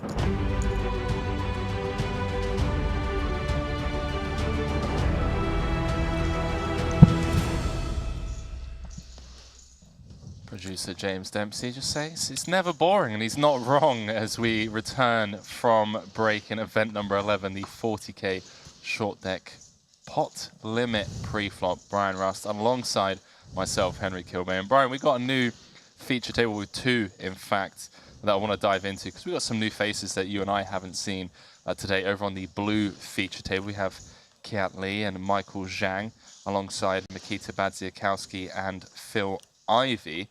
That's going to be one of the main tables that we're going to be looking at for the next couple of hours. But on the red feature table, Tom Duan, strong start to the short deck events here for him. Final table, the 30k. Jason Kuhn, fresh off of his final table in the 100k main. Ike Caxton, Chinwei Lim and Winfred Yu. Stephen Chidwick leading the final 20 with a couple of levels to go, Brian. Now, just quickly, coming into this, we have some true short deck masters, especially on the red table. Wanted to dive into, Jason Kuhn. What can we kind of, expect? We do have that re-entry buffer still, so maybe some looser plays pre. Yeah, you might see some gambling here and there. I mean, it looks like a fun table with a diverse group of players. Jason, Ike, Chinwei Lim, Winfred, Tom. Yeah, I think we're in store for some exciting poker. Yeah, well, here we go. Jumping in to the blue feature table. Michael Zhang leading the field over here. 2 starting stacks, Mikita Badziakowski, Kiat Lee, and Phil Ivy. And with it being four-handed, Brian, I expect to see some wider ranges in there and some hands colliding as the blinds have gone up to 4,000 with a 8,000 button ante, I believe. Yeah, something to keep in mind in short deck is the amount of money in the, or amount of chips rather, in the pot get less as there's less players, right? So a three-handed short deck table, and this is a very easy level to calculate, would have 4 antes for like 20K in the pot, right? But if it was six-handed, which was full, it would actually have 35K in the pot, so nearly twice as much. You know, so that matters. It's another thing to take into account. You know, when they're playing three-handed hold'em, there's still 2.5 blinds, which is the same amount when it's 6 or 7 or 8-handed.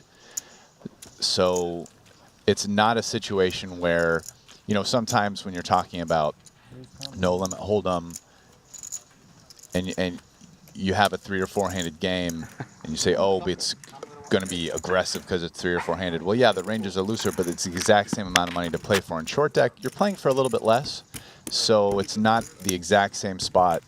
You know, if it's folded to cut off, and there's the dealer. And it's on you, Mr. Robert. 6-handed versus 3-handed. You to hang your phone from right there. I think that would be perfect. We can all watch. Oi, oi. Look who we have here. Mr. Rob Young jumping in to this 40K. Came third in, I want to say, the 25K short deck back in Madrid, the one that Chris Brewer won. Had some success in the MPP. Won his first ever live tournament, actually. Jumping in with a fresh stack of 400, good for 80 antes. Oh, did he? Where was that tournament? That was here. Oh, yeah. Okay. Yeah, just before the Triton crew rocked up. Webster, Lim, and Kuhn both flopping top pair. Webster with the best kicker. And it's Duan leading into the field with 0% equity. Yeah. Kind of ambitious lead 4 ways with 9-7. Which I don't see how that's the case, because his 8 is live.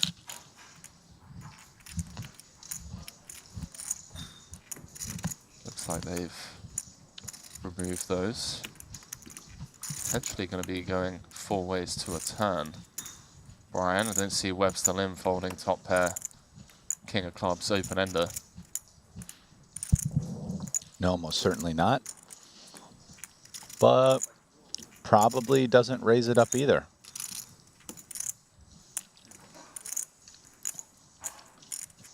Let's come with cool, filled up to 31 runners now. 1.2 million in the pot. Not what Duan was hoping for. And now he has 0% equity. Ike and Webster got to chop this one up unless the river changes the nuts and one of them ends up folding the nut straight. Yeah, it showed everyone with 0% equity, but that's their chances of winning the pot outright at showdown. This is a spot now where there is no river card which gives one of these hands the winner. A queen could come and everybody chops, or any other card, and Ike and Webster 20. still have Broadway and chop with each other.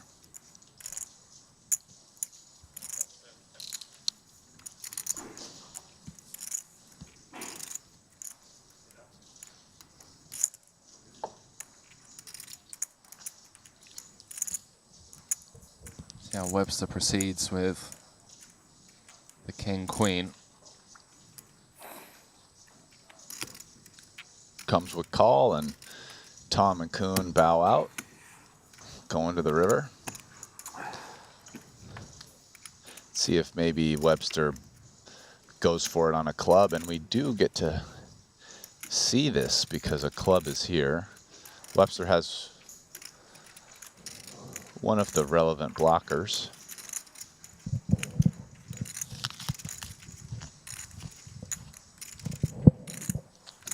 This is a spot where Webster can expect Ike very frequently have a queen himself.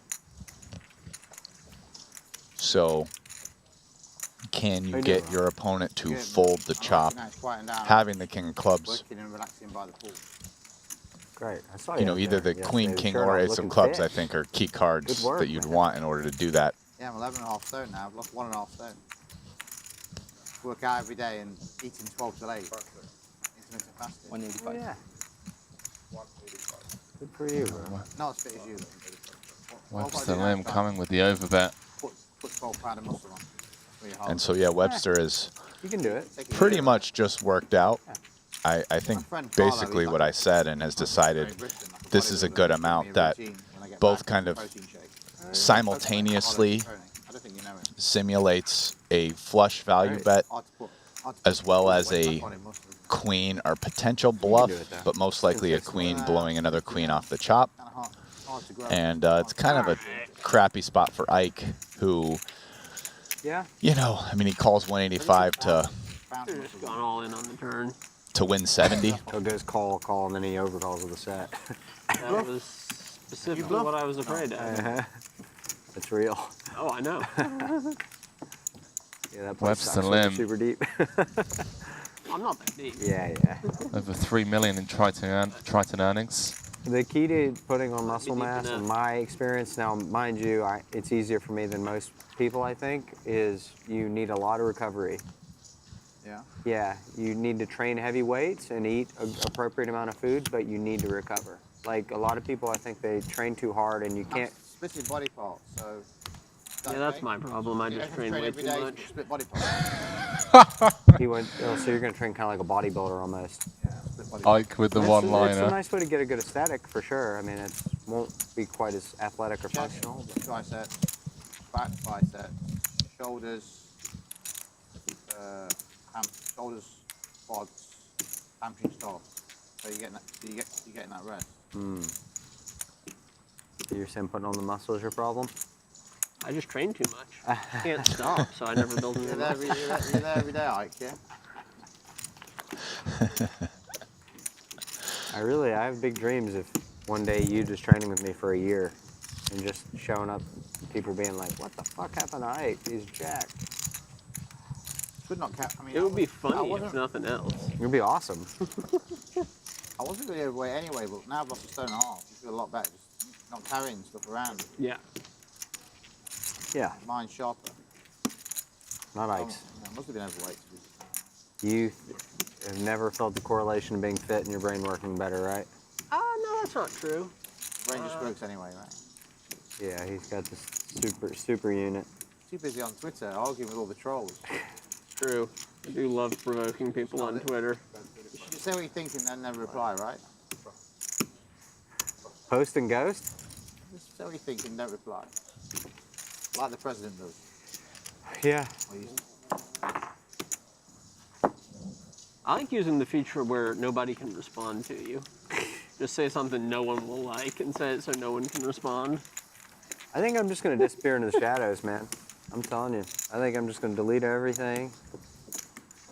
People who have my number, and just be gone, be done with it. You and me both, JK. I'm gone forever. Retire. You and me both, pal. Yeah. Be like, I want enough money. Yeah. Peace. And with all that free time, you can become my personal trainer. You got it, bro. Children's gonna do it. It's a baby boy now. Time with children. Turning 1 in just 5 days' time. Little chunkster.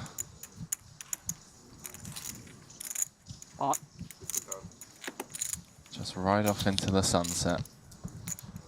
Delete everything. Mr. Robert? Live out the good life. He says that now, but I call. I don't. That's some deep talks about doing the exact same. Kuhn limping in from under the gun against his man Ike, and I think, Prince I of mean, Darkness. it could change.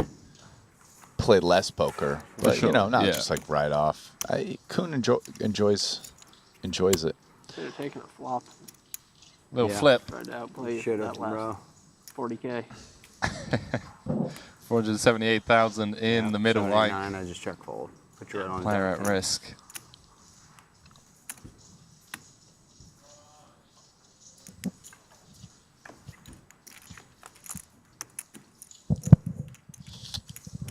So far, 9-8, so chop good it. That'll be fair. for the two kings. Jason saying 9-8, chop it up. Oh, Yep, that was what was called for. Like now improving to 7 outs once. Not this time. Case king on the river. You cover, right? Yeah, there's 300. It's 290. Kuhn sends Haxton to the rebuy desk. See you in a second. Be hilarious if I just go, no, I'm going to the gym. And get a workout in. Kings, right? Yep. Well, I had the kings. Yeah, me too. The hands were like, yeah. I kind of wanted the ace king suited, to be honest. Sit open on 3. Feels more deadly.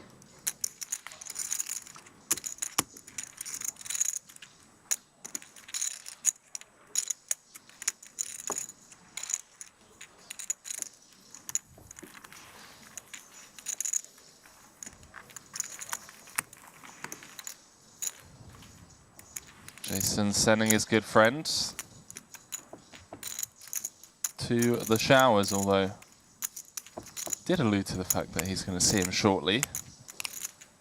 So Ike likely to jump straight back in. Stephen Chidwick still leading the field. First player to climb up to over 2 million chips.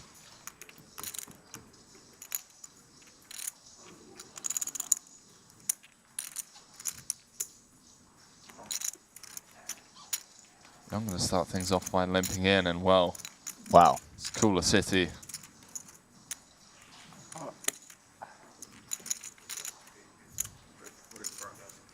I'm going to bump things up to pot. This is hijack v cutoff. It wouldn't fault Jason for flicking in the call here with King Queen O. Yeah, it seems quite reasonable, and Rob is going to feel like he trapped him. Yeah, snap pot. Rob gets to put in half of his stacked one with the repot, and we eventually got all the money in. Queen's okay to go all in with? Yeah. Yeah, for sure.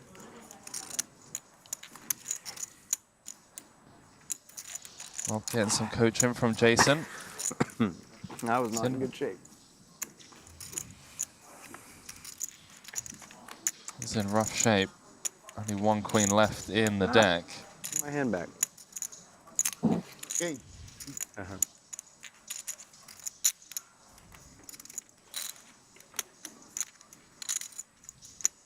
Rob Young drawing to just 1 out, going to the river. Dwan holds with the kings. And a quick stint at the feature table for Rob Young. Definitely. What? No, put that in for sure. Put that in for sure. You gotta shoot. Yeah. You gotta squeeze my dead money out, man. I had king queen. Just try again. Back-to-back eliminations. Try again. I'll take 10%. At the feature table, Jason's hand trying again. I'll take 10. I respect that. I knew I shouldn't have folded 10-9 of diamonds. Good. I think you would have thought for a second.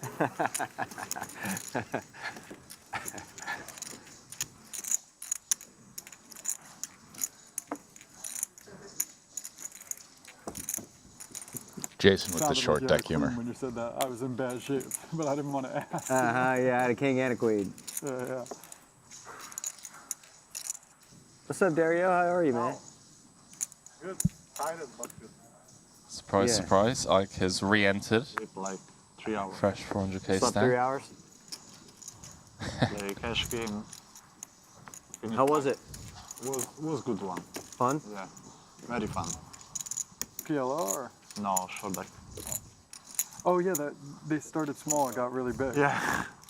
We start like 300 and we go like 2K. Wow, really? Yeah. Who was playing? Michael Zhang. Okay. Danny. The French guy. Oh.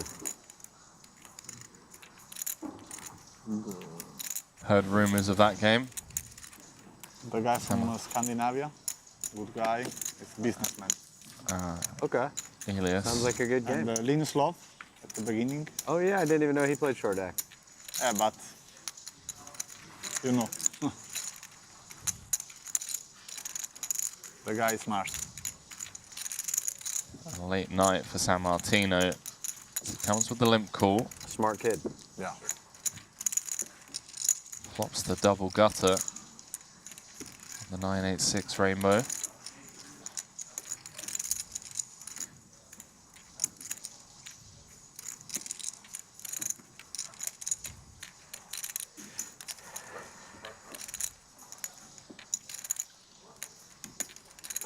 thought he had his king at hand that I showed? Hmm? You thought he had his king at hand I showed? See what San Martino comes with. No. A couple of options. Yeah, he does come with pockets to kind of fold out some of those. No, I didn't. Ace kings, ace queens. Maybe stab. No, I didn't say that at all. No, I don't think I said he thought he had it. We were talking. No, we were talking to Seth about a hand against Makita. I just felt like when that happened, I felt so dumb that I was like, am I missing something here? Like, No, there was a. We were talking about something else. I thought he never had that. San Martino pushing some equity Yeah, on the good play flop. by Has him. 49%. Tricky. There's me. There's a lot of people probably not. Queen, There's jack, me, 10, 7 would chop against it. two guys who might rage it off against. Yeah, I guess that's true. King of hearts on the river, and we're going to lose Dario. 3 eliminations in the space of 4 hands, Brian. Was this all in pre-flop? No, all in a. No.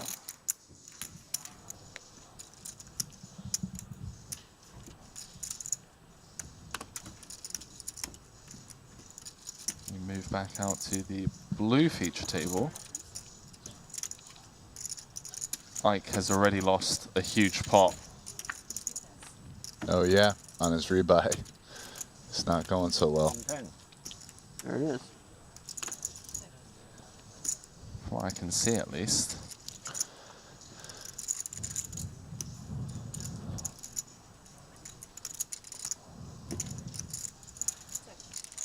Queen of Spades is a very key card on this board. That said, Ike is, I think, too short. A little too short to do much with that. Because if you're starting to go up there to get, it's more like a multi-street bluff hand.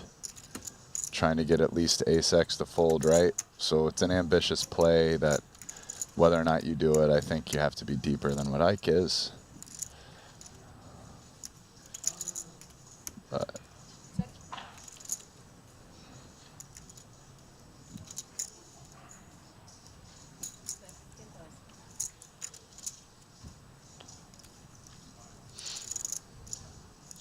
Kiat Lee deciding to stab at this one with nothing.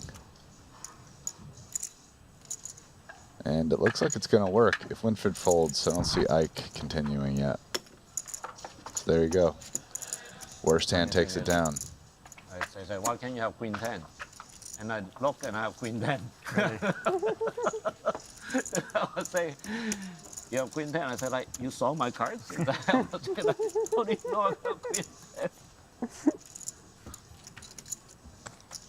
I was excited that Makita Is that the feature table? Oh, it's moving?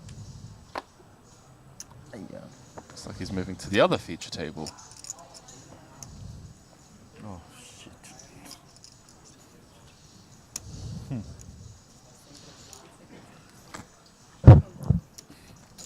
Up to 33 entries here. Couple more levels for players to re-enter.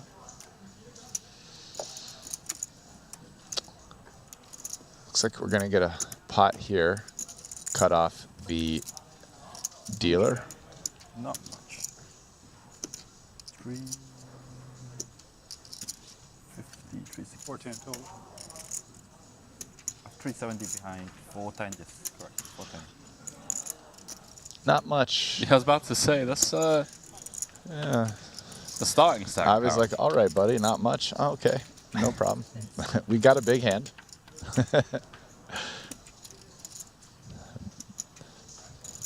This hand, one would assume. This flop is one-way traffic for these hands.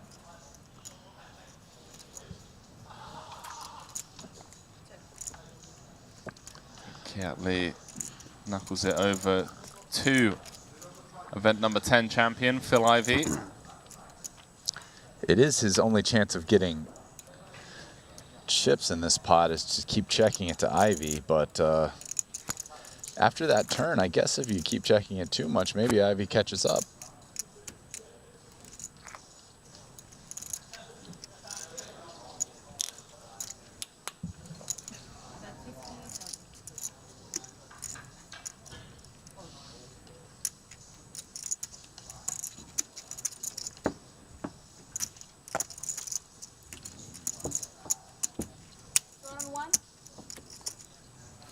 Kiatley had a rough stint in Madrid. Did come second in the 75k short deck Ante-Only back in April earlier this year in Cyprus for 840,000. And with that win, going to be able to buy himself a little Jacob & Co watch. Should that be what he wants to do with the winnings. Jacob & Co, the official timekeeper of the Triton Poker Series, as a lot of you viewers already know.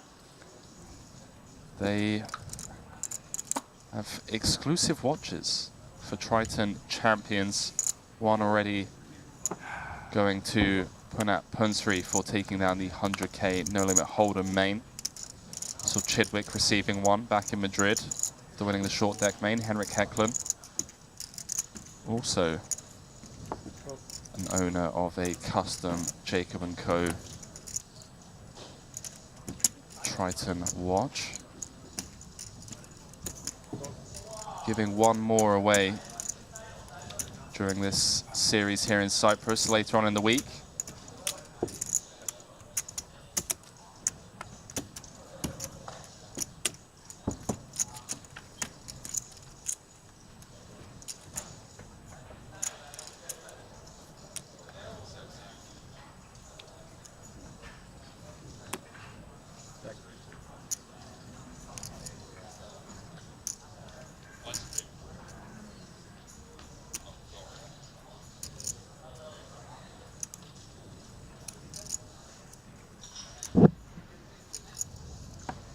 Haxton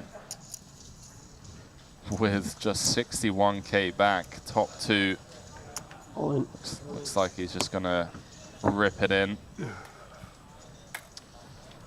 Michael Zhang with count this. double gutter does ask for a count. See, he's drawing live, 37% equity. Yeah, although I think to overbet here, he's probably not getting the right price. And I think the issue you have is that, I mean, what if... Says, I guess I call... Like, what if your opponent has just like Jack 10 or King 10? I mean, now you're chopping the queen. I mean, this is almost best case scenario. Yep. And it's probably close to break even, but I doubt you're much more, you can have more equity than 40%. Well, hello, insta service. Queen of Hearts on the turn. Like needs a king or a jack to win it. Hit a queen and an 8. 7 cards straight. Brian, rare. The dragon. Is that what it's called? No. No? No, the dragon, I believe, is when you play Chinese poker and you get ace to king, like the 13 card That's straight. right. Yeah, that's I believe. Oh, The yeah, dragon. Yeah. Let me use that So one. it is, I mean, the analogy works a little bit for the maximum amount of, the 7 card straight, but yeah, it's not a thing. It's in Chinese poker. Monster pot being played already between Chidwick. The dragon beats Coon. straight flushes.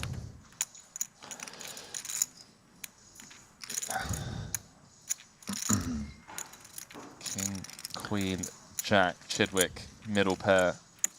The gut shot to Broadway, Jason, all with the open ender. 405,000 in the middle. And we can see the 10s actually have more equity here than, and Coon snaps it off because of how powerful open-ended straight draws are. So we can see it's 42-57, so it's kind of, Chidwick is a small favorite. We'll take that. King, oh sorry, a 10, sorry. 10 ace 9 needed for Jason Kuhn. Ace of spades on the river. JK up to 950k and Chidwick down to a milli. Just looking over at the app. 277, I think. Lost a sizable pot to Carl Chappé-Gatian. Million chip pot to be exact. Very short. Playing 10 plus. Yeah, Chappé-Gatian had king, queen. Those don't exist. We're playing 9 plus.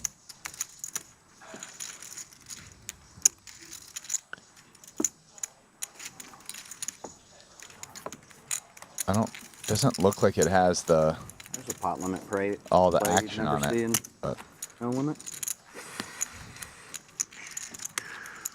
Excuse me. Can I have a Turkish tea, please? Yes, please. What Thank is you, that? sir. Turkish tea? Oh, you're missing out. A tea in a Could I have special glass. 2 of those? 2? 2 Turkish tea? Yeah, they're solid.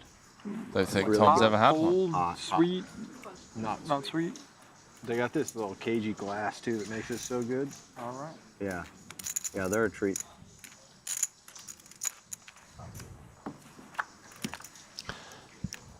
Tom's sitting there like, all right, I guess I'll take health advice from Seth Davies and Turkey Jason tea. Kuhn. Let's go. Not the worst combo. These guys, when they're done, they're ready to start their Navy SEAL training. So I still look like my plane, my international flight just landed today on day 3.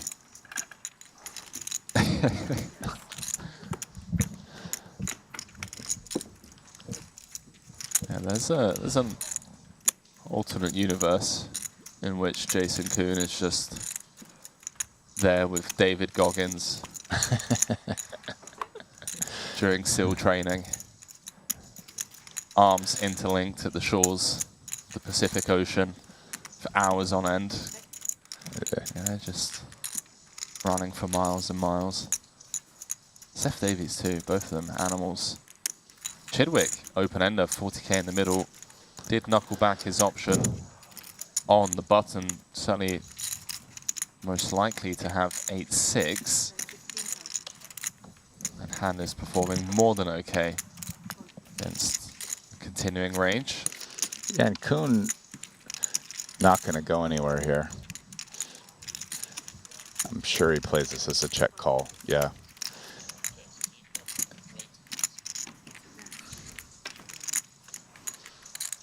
And that is a very dicey card for the ace-queen. And we'll see if Chidwick keeps on barreling this. It makes sense. I mean, he's blocking 8, hitting 2 pair. He doesn't have very much. He'd love to get some hands to fold. He still has an open-ender. This doesn't really have that much showdown. a lot of other cards in his flop c-bet range improved on this to either 2-pair or straight. So, yeah. And look, you just get ace queen to right into the muck. How'd you do in Omaha?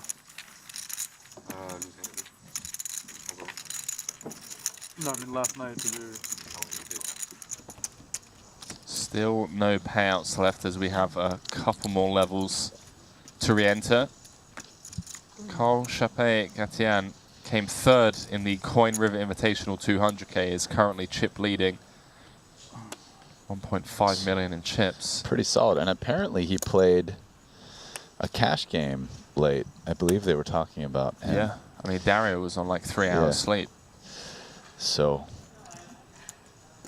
Chappé-Gatian, this is his, it looks like this is his 3rd tournament here in Cyprus. He played the 75K, did not cash, then 3rd place in the Coin River Invitational, and now in this. And he's chip leading. Albeit we're still far away from even cashing, but it's not bad. 21 out of 37.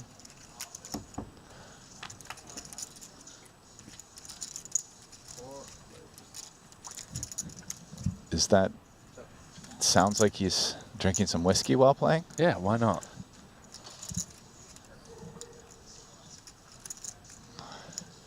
I've been told.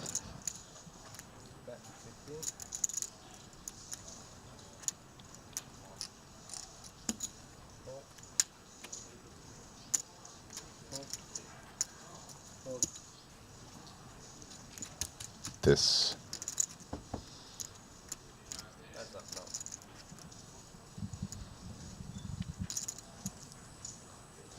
A battle of the flopped bottom 2 pair. Thank you. I mean, I can really get behind Mr. Carl Chappé-Gatian. Okay. Yeah. He's a high stakes trader who comes in, fires some poker tournaments, likes to gamble it up, and now he's playing cash game late. Now reg the tournament and downing a whiskey. I mean, this must just be an absolute walk in the park for him. You know, playing like 40K, it's like playing, I don't know, at least for me, like playing like a 25-cent, 50-cent cash game or something. Yeah. Just loving life.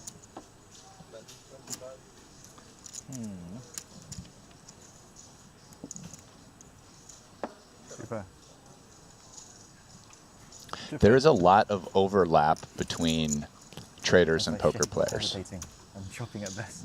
You see a lot of poker players get into trading. Try to get into trading, and a lot of traders try to get into poker. Yeah.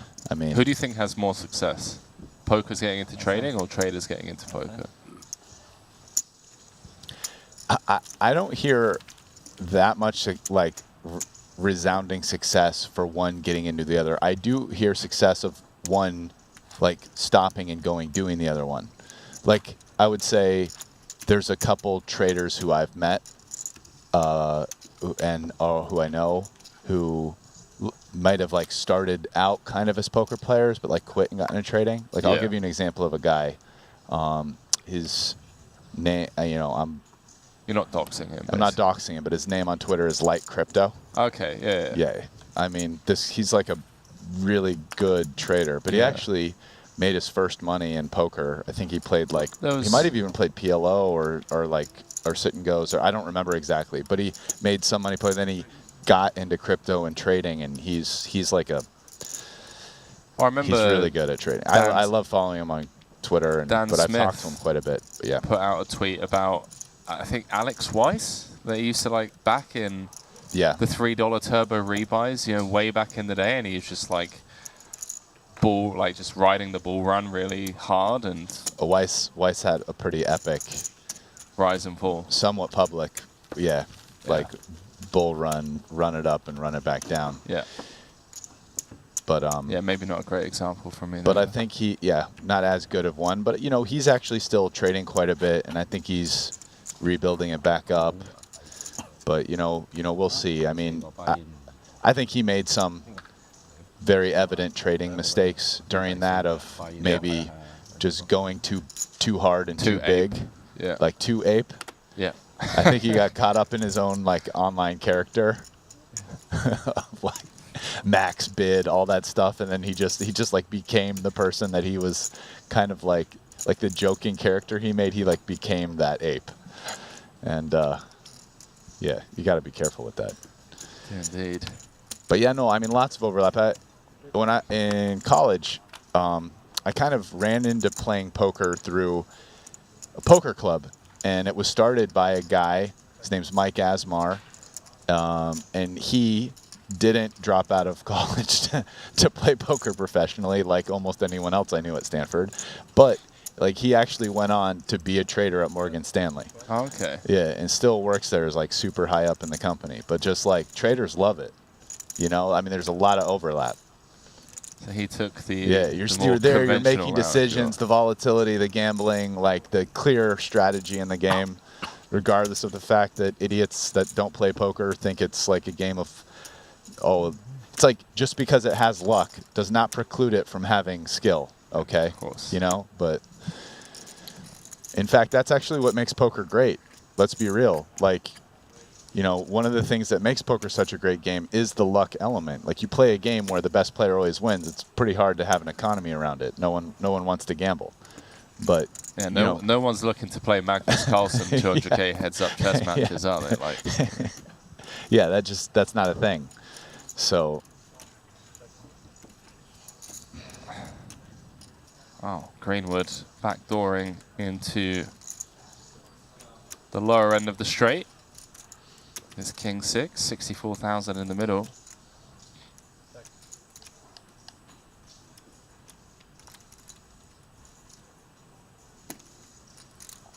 See if he comes with a little dozen. Knuckles it over to Winfried. It's going to show the 2-pair. 2-pair no good.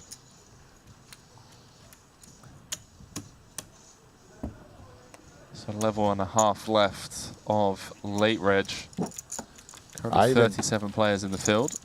Yeah, I even got a job offer from a guy who ran a fund who also went to Stanford one night at a club out drinking when I was like 27 years old. Ivan And part Liao? of the, no, just some guy, but he part of the thinking is like someone who's real successful at poker has the right mindset to be a successful trader.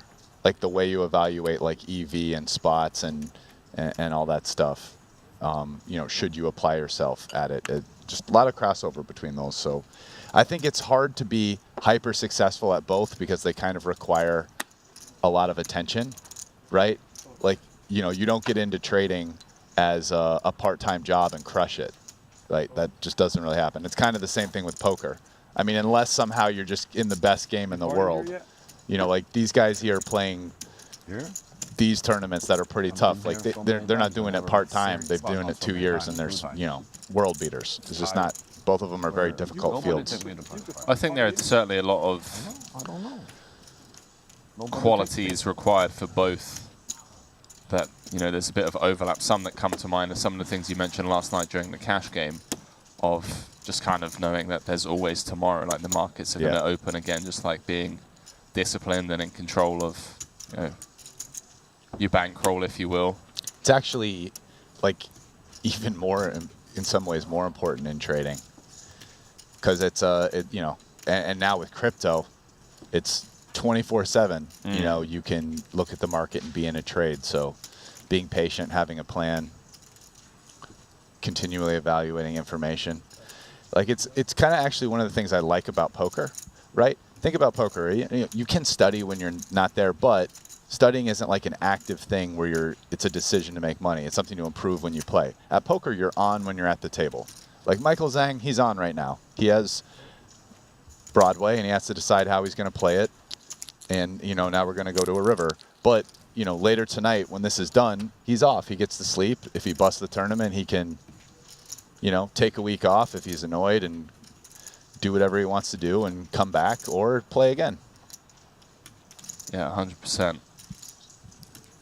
Michael Zhang flopping Broadway, but look at this, the board running out double paired. But so it's one of the nice things about poker is that when you're off, you're off. Like you can just totally you know, go camping for a week and you don't really miss anything or whatever you want to do. Whereas trading, I mean, you disconnect for a month.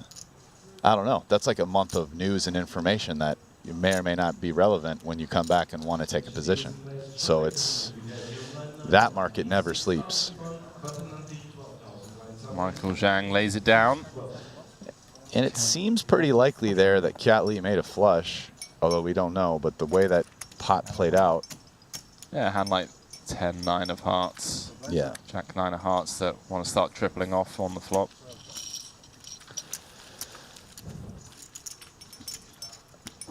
And Henry hooked us up after the Seth Davies, Tom Dwan conversation of Turkish tea and the glasses. We're now enjoying Turkish tea that just got brought. Indeed, in the booth. Live forever, mate.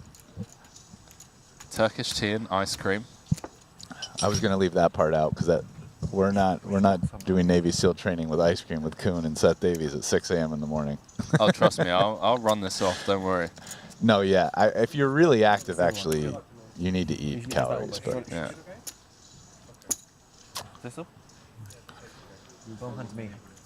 How many? Here we go, Roy Cow. Let's go. Yes, always a welcome addition. Roy Cow jumping in with a fresh stack by the looks of things. 38 in the field now.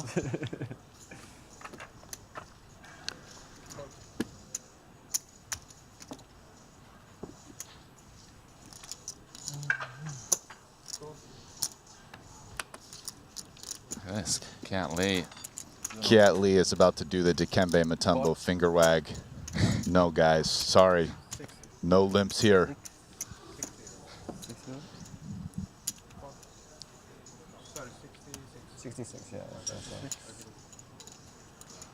And he's just going to take this one down pre, one would assume, Winfred Yu getting out of there. Zhang also getting out of there. Let's go. Rui Cow's back, ladies and gentlemen. Enjoy the show. Yeah, and we got some villains in here that might mix it up with him. Kiat Lee in position. Always game.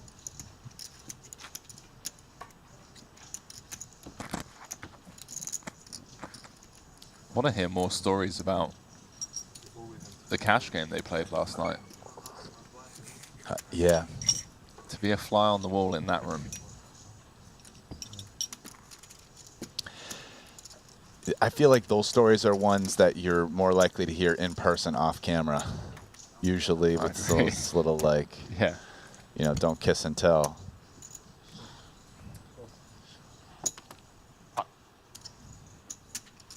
Good percent. 60? Rui Cow not lying, by the way. As he says, pot, good first hand. 60, right?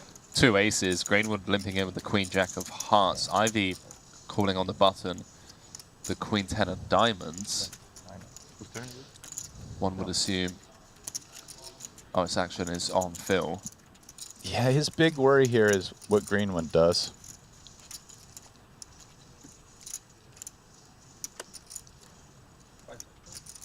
He does lay it down.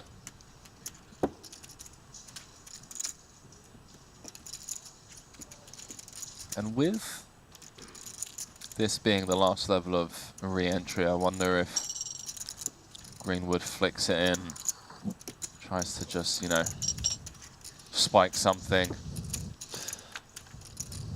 double through Rui, and well. Well, Queen Jack and Queen 10 drilled that. So Ivy probably wants his cards back. I really can't be very happy about that flop. Oh. Wow, how does he just turn? Top set. And note the equities, even with top set, Greenwood has 29%, drawing to king or an 8. We're coming with half pot. Ivy would have been dead on the turn. The flopping top 2.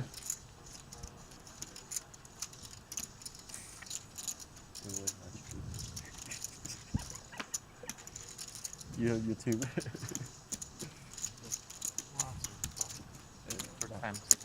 Greenwood makes the call. There it is. King ball, corner pocket. 300k in the middle, and see what Rui comes with.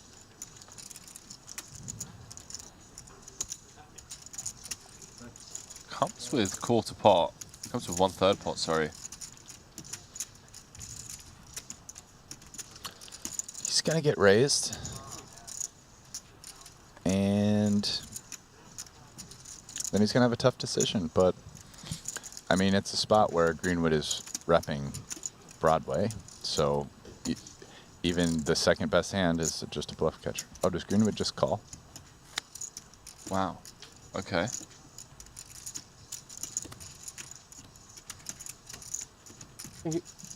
Just called river? With the nuts? Alright. Maybe just wanted to see what Rui was playing.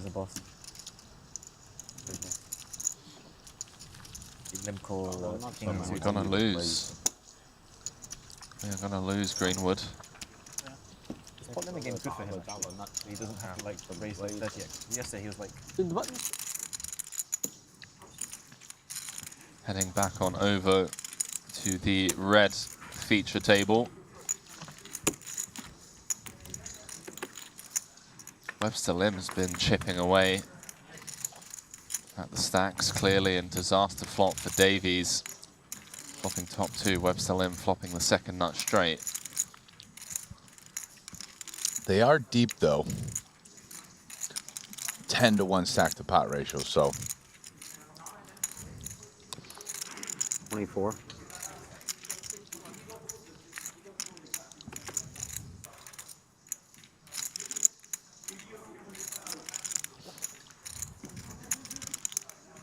Yeah, and Jason just attacking a board that heavily favors his limping range from +1. He's going to have all the traps in the form of kings and queens and aces, as well as ace-king, ace-jack.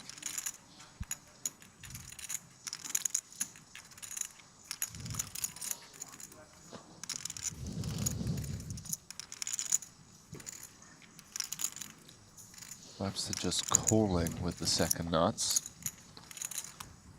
Davies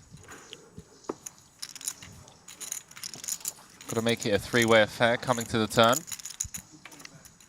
Drills it. King of diamonds, corner pocket. Davies turning the nut full house.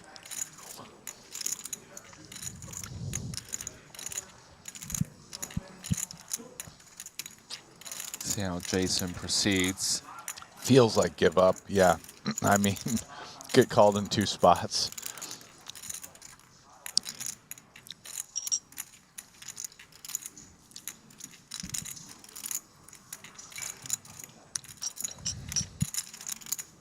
I mean, I'm sure he has some double barrel bluffs there.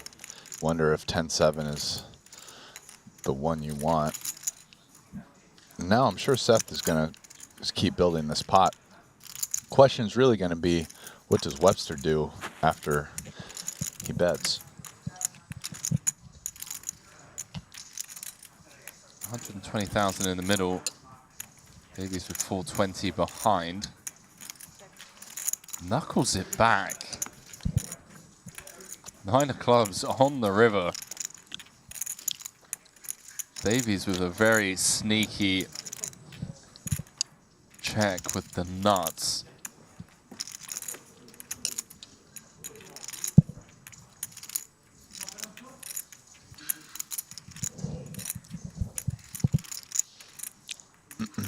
Yeah, plays it deceptively.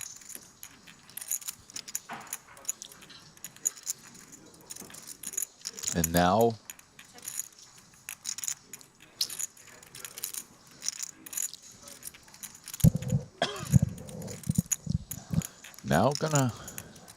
gonna bet it himself. See what sizing he comes with here.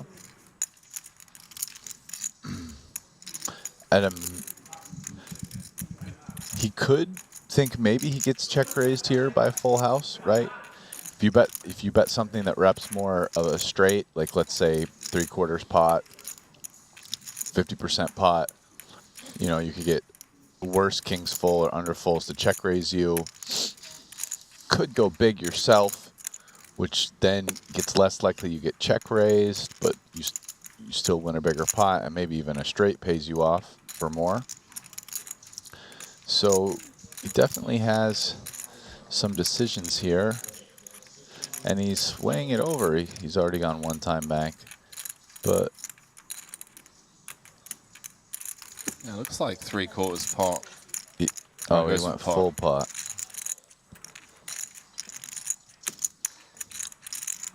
Pretty annoying spot for Webster. I say that, I mean, the 9 pair blocker, not too relevant. Not blocking any of the It is flop against the pairs. dealer button check back, right? Like king 9 maybe.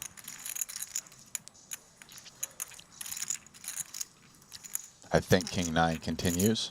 I might check back turn. But Webster gets away. Does indeed. Got his first title back in Madrid.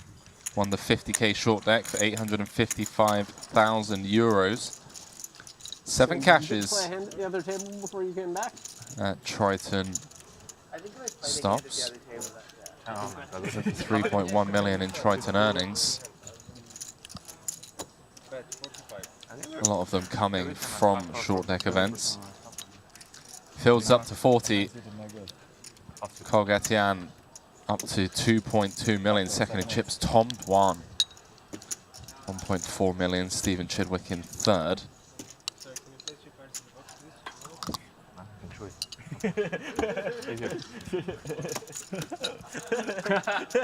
What a boss. I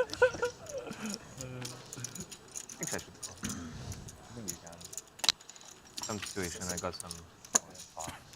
I don't know. Maybe not.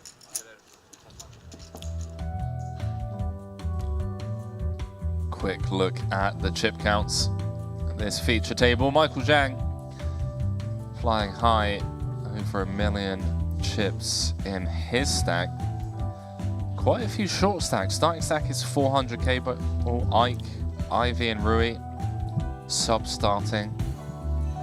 We know for a fact that since our coverage began, Ike, Phil, and Rui are all in for at least 2 bullets, looking to spin things up the last level before re-entry closes.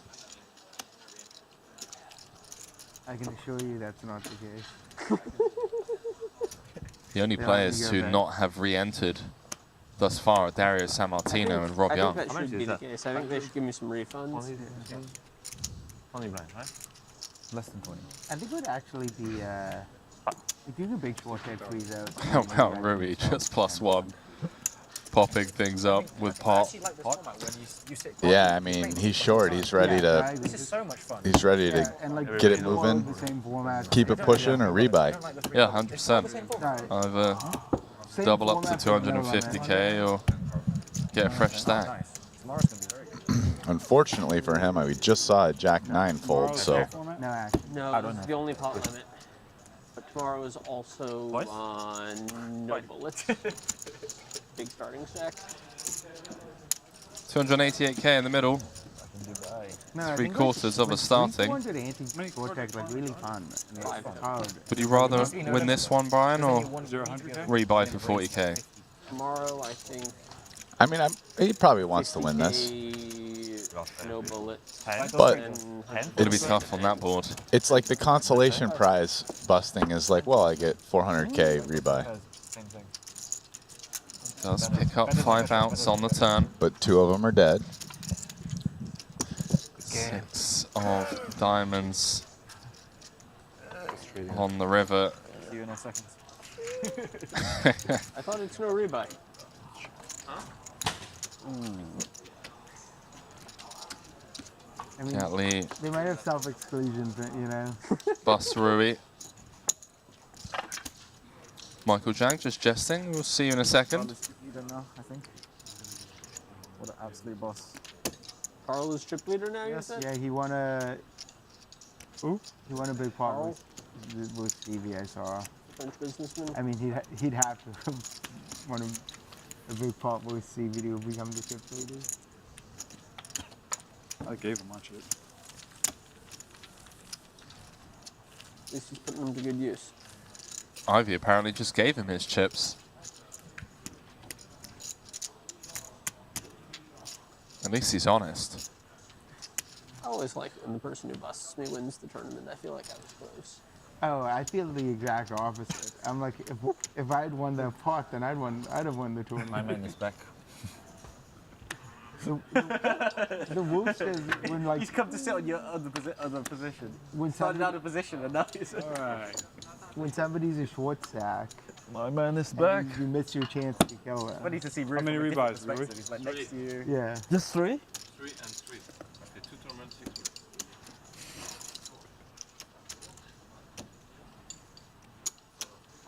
The life it shows. Rui in for A 6. little under 400. I just sat down. Okay, thank you. 3 in this one. Original? 3 in the 30k. So 4. So 8. 3-3. 3 bullet each. 3 bullets, not rebuy. Me too, 3 bullets. Same. Yeah. Heard a few people say Ivy same. also. Yeah, Yeah. Ivy in for 3.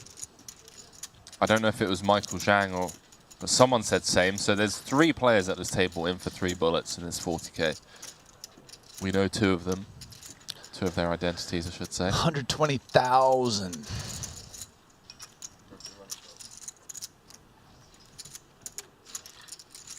My wife's still Are they watching on playing the for app, euros here? and Is it yesterday she euros kept seeing the or dollars? 100K stack USD. going It's into USD. euro. I mean, it's like the We're same gonna thing do right like now. just It's 6 exchange bullet rate, but yesterday, you know. It's the Yeah, just strongest the American dollar has ever been. What a time to be alive. What are you based on these days? Vegas. Is that mostly year round or? Most of the area. Like living there? I mean, I like it. Hmm? I like it. It was right on the golf course. Nice.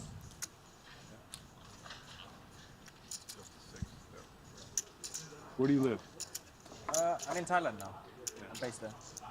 I was based in Colombia for a long time and just never really. And now I kind of want beach life for quite a while. Just put down like a big contracts. And kind of sick of just flying everywhere. So just want to stay in one place, spend some time. Yeah, Michael Thailand's the place for now. out there in Thailand. oh yeah. Yeah, I have quite a few mutual friends.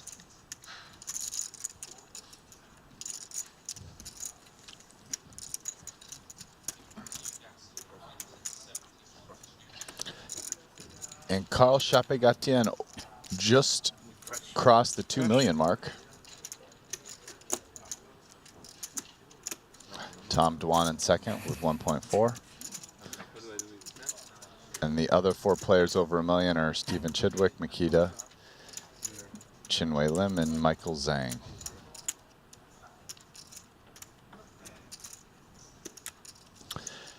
Yeah, so maybe not the dollar, maybe not the strongest it's ever been, but the strongest it's been in a long time. The strongest it's ever been in my lifetime. Yeah.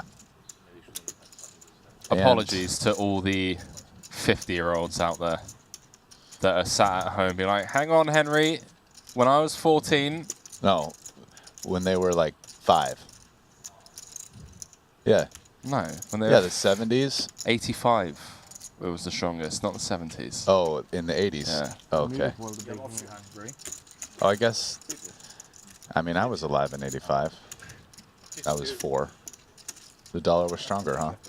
It wasn't stronger than the pound, but it was at its strongest. Yeah.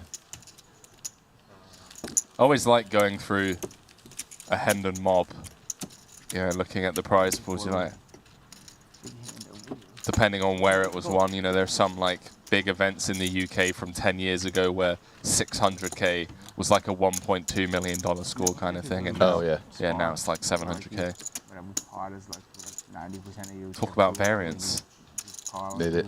Variance and everywhere. when to run good, mate. Max punishment. Yeah. Like you like call with like It's ace, so fun at the ace beginning. king in the flop like 10-9-8 like mono and you don't have anything and the guy just goes all in with like like whatever. Go on, two Rui. jacks. Aces again. Honestly, it feels like now, and maybe even more in the next year, we'll see what happens, a pretty good time to run good. Some prices are starting to come down. Maybe if it comes down even more between stocks or Bitcoin or any of that, like... I honestly think the opportunity to make generational wealth within the next 5 to 10 years is going to really be there for people that hold liquid. Going to be some big opportunities.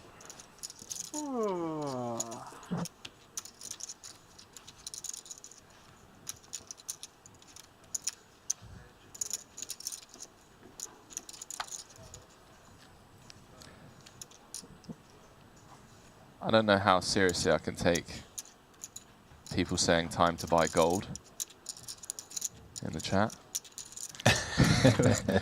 You know, but hey, each to their own. Well, I'll tell you what I don't think you're going to make buying gold. Generational wealth.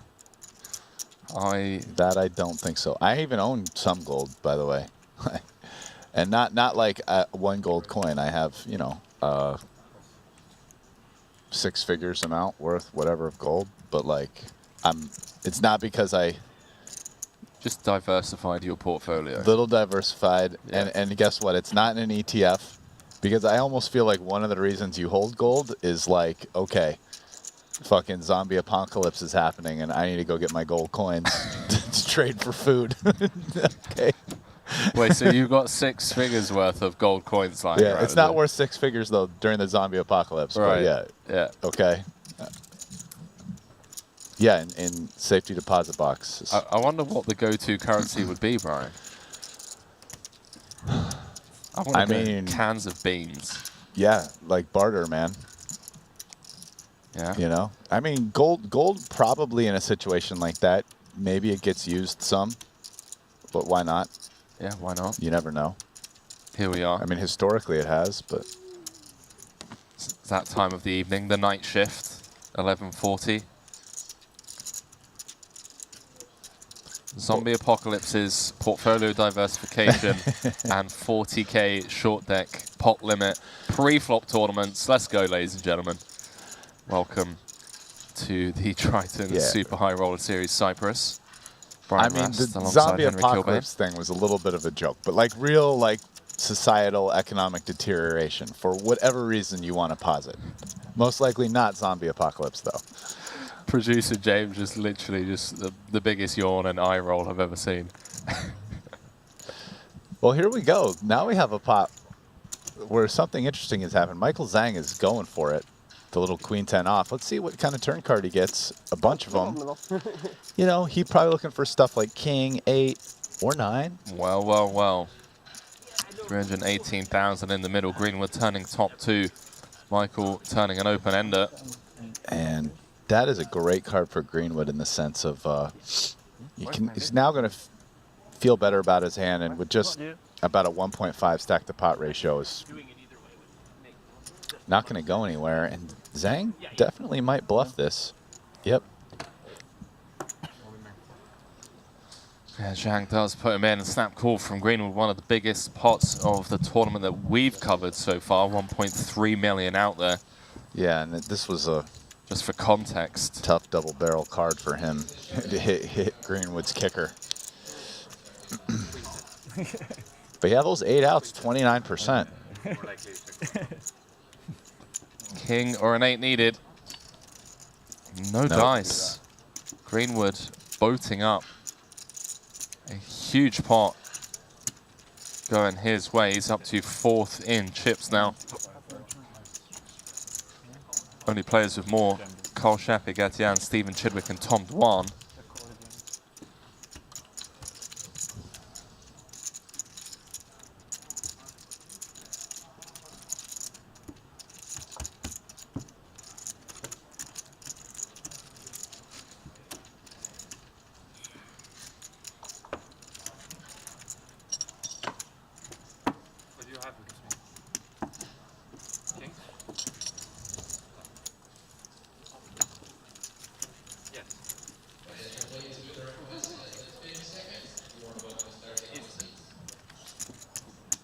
SETI96 saying Matic Polygon is my biggest position.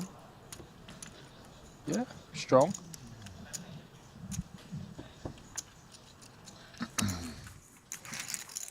Moving back over to the blue feature table. 42 entries now. Just Dario and Rob, the only players not deciding to re-enter. Half the reason it was marketed so well is because it's really caffeinated. Caffeinated? Yeah, it's very caffeinated.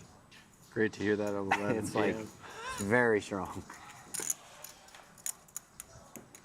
Maybe that's why I haven't been sleeping. Yeah, that's why you're loving it so much.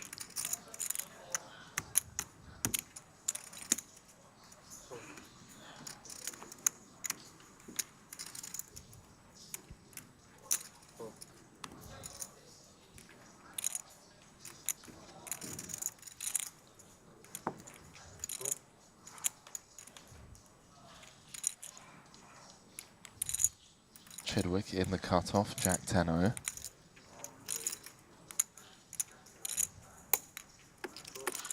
Come along for the ride, Webster Lim. Knuckles his button. 5-way pot.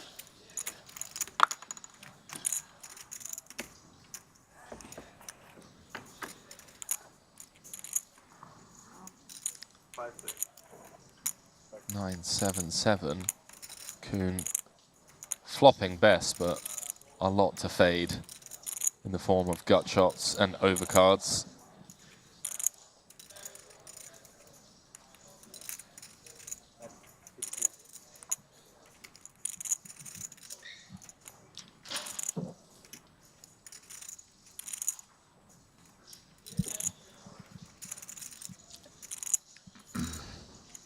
Nobody with the 7 here, and Dwan with a bit of an interesting lead. Usually these type of limp pots with really low pairs and all low cards generally get checked over to the late position players, especially the button, who are the most likely to have trips. But Dwan feels a bit dusty. Leading, yeah, the backdoor flush draw, but not even blocking the flop flush draw. And Chidwick decides this is a bit goofy and attacks it with an interesting combo, Jack of Hearts blocker. And how's Tom gonna respond to this? This is a very different pot. Definitely not played standard, and Tom's just floating it. And I mean, this is a lot of action to Kuhn, although he's getting a great price and he has backdoor clubs, which again isn't so strong. And actually we can see he has the best hand by quite a bit equity-wise. But it's a lot of action to take with just 2 pair. But yeah, price is too good. So let's go to the turn. 3 ways to a turn. Dwan involved with the ace-10. That's certainly a turn card that Dwan could win this hand with. It's going to have the overpair range advantage, but would they lead the 9-7-7 into? Definitely might. I mean, like jacks and queens have a lot of 10s, jacks, queens, especially 10s and jacks, right? A lot of reason to try to get overcards to fold.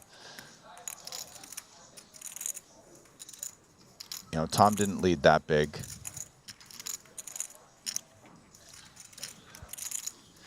And now will Chidwick keep telling a story? Hey, I've got a 7. He says, no, not going to tell that story. I think Dwan can find a way to win this, you know. He definitely might bluff this.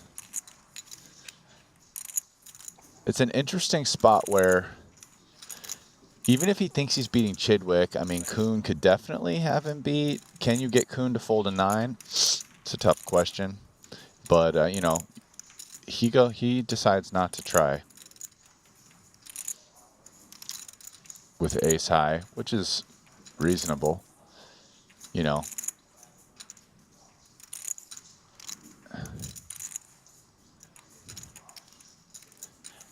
Chidwick, after giving up turn, does not bluff river.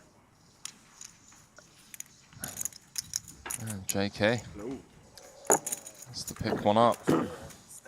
Juan looks Who's stacking who? mortified. What? A new player jumping Who into has 4 million chips? trap 5. Wait, what? Oh, Shapagatian has 3 million, it appears. Not 4, but 3. Yes. Well, went yeah, from 2 he to just 3. won a 2 million chip pot against Bossman Paul Poir. Flush against trips. Hold on, wait. It says Jack 6. Now, already 3 flop. What is it? That's my AP, yeah. Pot is like 1.2, another 450k. And he had it, huh? At 9. Clubs. There we go. Turn the flush. Which box I'm using? Well, at present, there are 17 million chips in play. So he's got around about, you know, 17% of the chips. Wait, no. Yeah, 17% of the chips. 22 left.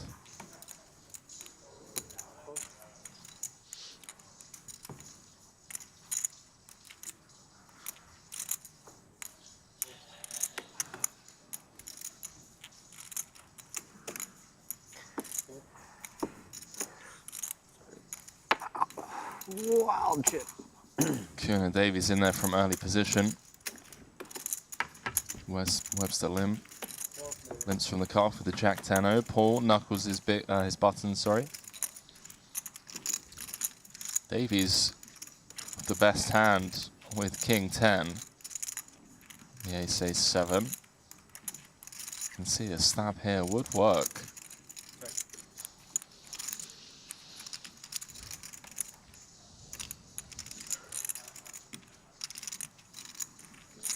After knuckling it. Second most likely to have a decent ace.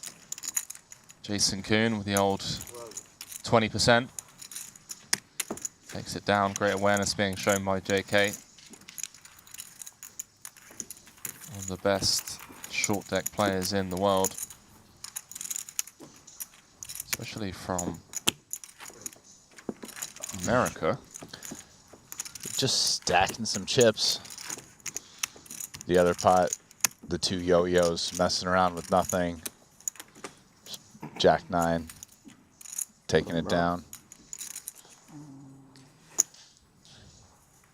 Yeah, that ace 10 of clubs was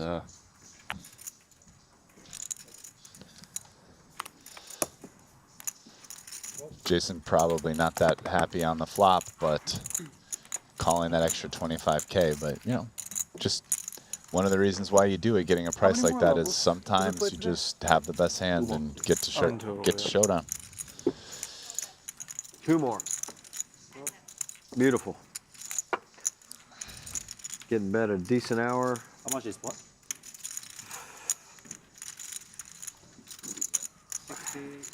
72.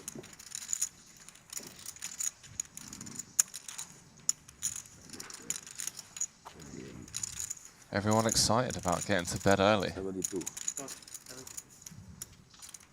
2 more levels. I'll be 84. After this level. We're going to call it a night. Hooray.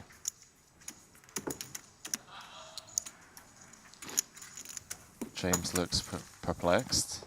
I am right.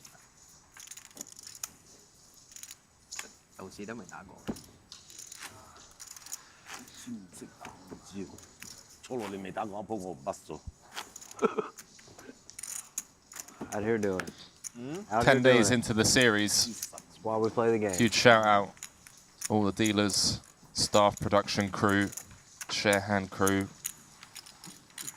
the social media team showing up every day, and here we are.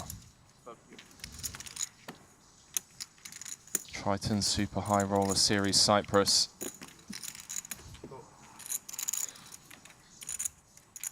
And massive shout out to all the players and fans at home as well across the globe. Keeping us company day in, day out.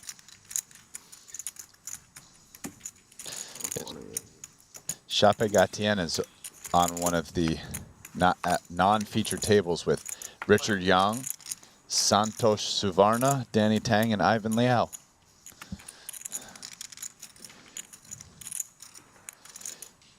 And word just came in that might be coming to one of the feature tables here after the next break, so don't go anywhere.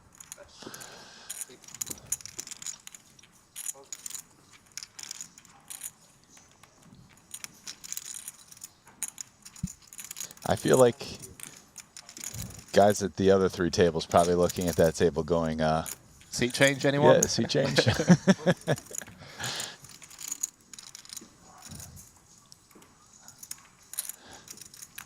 Kuhn flopping a boat here, incredibly deep against Chidwick. This is UTGV +1. Who has ace queen. Whew. And guys will have some incentive to play fast because of the flush draw, which obviously takes a hand 0 to hero in the turn of a card. Flushes beating full houses.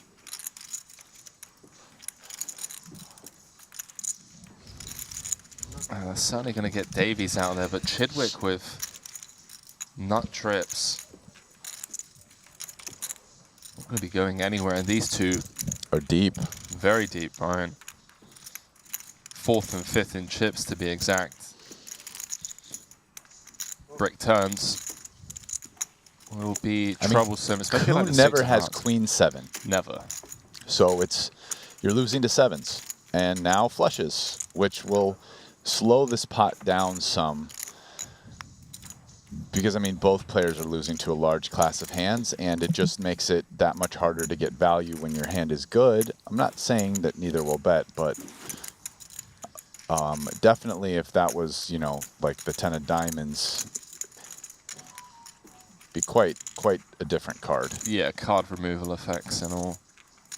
Stevie's still going to have Queen 10 of spades, Queen 10 of diamonds. JK coming with quarter pot. I mean, a bet that should a 3 queens fold, they would be making a mistake. As you can see, 3 queens here has 25% equity. So getting 5 to 1 is now a mistake to fold, and Chidwick does not do that. Continues.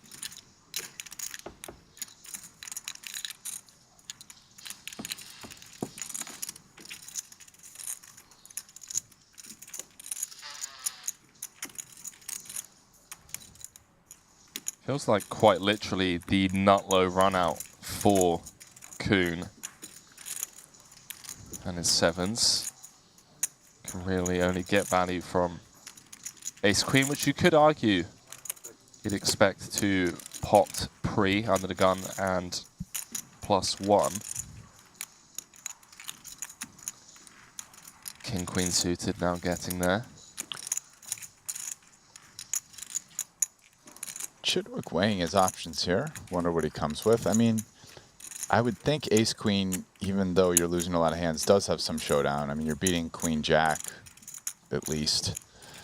If not, I don't know, maybe some potentially goofy hands that bluff this way, although it's hard to think of any after the flop raise. And then if I was going to bluff as Chidwick, maybe I'd want a club blocker there. I don't know if bluff with ace-queen, that seems not unreasonable, but perhaps ambitious. I mean, I guess you're really targeting 7s and worse queens full. You're blocking those queens full. With that pot, Jason moves up to 4th in chips.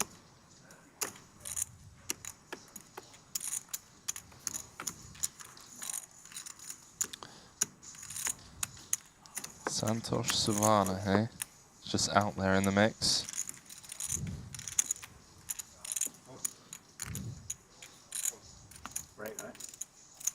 Max late regging this 40k, as you do. Are we on the same table floor? No? Change? We're changing, yeah. Yeah, the Yeah, I think rebuys they're just what, done with the done at the end of features for level the 8, night. yeah? So 15-minute break. Yeah, I think we're just playing out there, but I could be wrong. Announced. Yeah, I think so. I think so. This is good content right here. For the first time ever, deep stack short deck. It's been some crazy hands too. Tom potted it? All right, I'm gonna fold and give you 12,000. Sure. Yeah, so much better for TV. Yeah. Better for the game, better for Yeah, everybody TV. talks shit about this game, and it's like actually really sick when it's deep. Yeah. Okay, it's kind of crazy. Yeah, I must say I've thoroughly enjoyed covering this so far today. Pull It's these in been and just count. highly entertaining. Pull these in and count. See how much? Yeah, pull it. So that's. Oh no, you're right. You're right. Because of Paul. You're right. Sorry. I didn't count Paul's. Yeah, you're right. 78. My bad.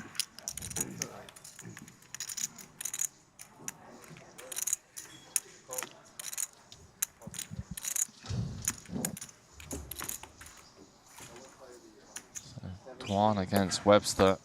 Ace Queen O. It's Ace Jack suited. Two of the deeper stacks at this table. Jack 9-8. Webster flops best. Top, Dwan, 2 overs, gut shot, ace of clubs. Can't be happy on that board though. No.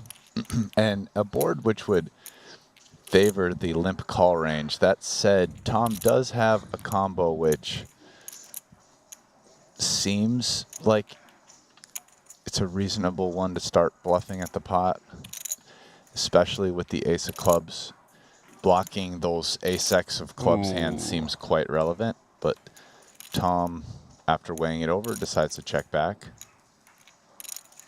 And turning top pair to go along with his gut shot. Webster improves to top 2. Yeah, Webster pretty likely to think he has the best hand here.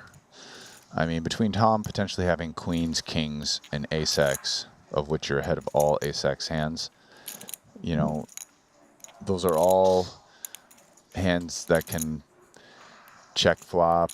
I mean, maybe Tom can have king, queen here some. By checking as Webster, king, queen probably bets a lot. You're here blocking Tom from having aces, which of course is a concern. Certainly nice from a combinatorical point of view.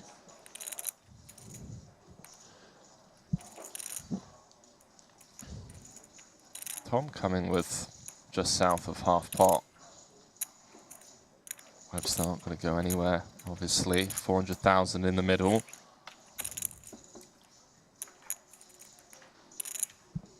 Concerning card for Webster, and that ace king is now beating him, and it's a card Tom, I mean, a combo Tom can definitely have. So if there was going to be any thoughts of turn lead, seems like a tough card to do it. And yeah, Tom was just going to be happy to show down this, but the sideways glance kind of implying that he knew he wasn't going to be winning it very much. Yeah, before knuckling it back. There we have it. Last break of the evening. Late reg has officially closed in event number 11 here. Quick look at the chip counts of this feature table. They're going to be thrown down to the floor. We are going to have 2 new feature tables. One of them is going to be featuring none other than Mr. Carl Chape Gatian as we welcome you back into the broadcast booth. Brian, just to let you know, second in chips is Sam Greenwood, has 1.3 million, but is the Frenchman who came third in that 200k Coin River Invitational with an overwhelming chip lead, has 3 million in chips. We'll be diving into his table as we take a quick look here. Richard Yong, Ivan Liao, Danny Tang, and Santosh Savannah. But Brian, before we jump into that action on the flip side of the break, anything to close out this action over the last 2 hours? A lot of fun pots. You know what? Carl strikes me as the kind of guy, I don't play many tournaments, but when I do, I like to have an overwhelming chip lead, you know, kind of world's most interesting man kind of thing. So let's keep it going, down in the whiskey, firing out the 40Ks, and blasting away Mr. Chape Gatien. That's it. Well, hopefully we'll be seeing plenty of that on the flip side of the break. Don't go anywhere. We've got 2 levels left here in event number 11, and Brian and I will see you very shortly.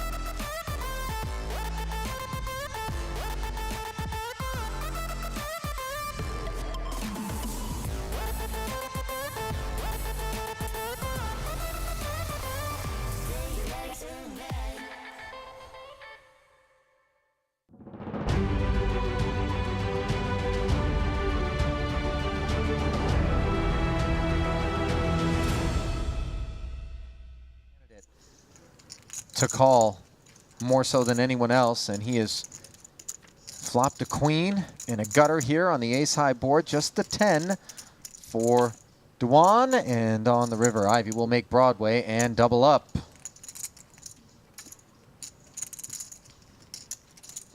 And Kiat Lee, fourth in chips before that pot, thinking, thanks, Tom, thanks.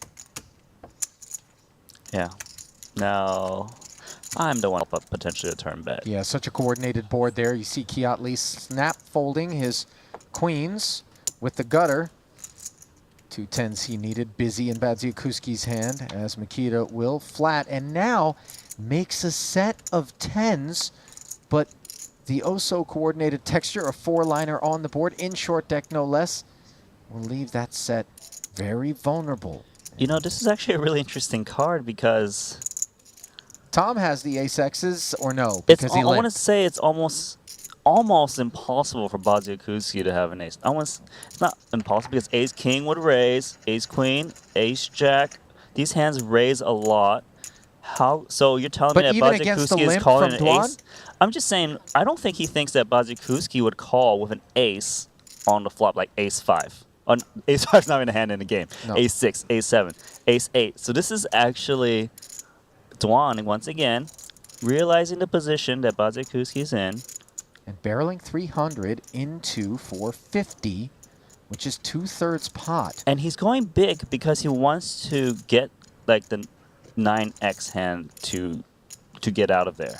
But man, Badziakuski, Sniffing it out. Also has backup in case he is up against an ace. Yeah, I'm not sure that this call is with the intention of being able to,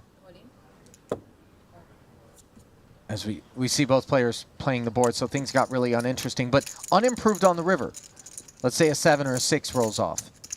What does Batsiakuski do in the face of another Dwan bet? I don't think he's going to look him up with a set of 10s. No, he's definitely would be folding. So But he was just trying to pair the board and beat us straight. You 3-betting me means you don't have these little cards. But indeed, Batsiakuski does have some of this. Top pair, top kicker. Dwan with a piece as well. Gutter and a 7. I think Dwan is thinking about leading out.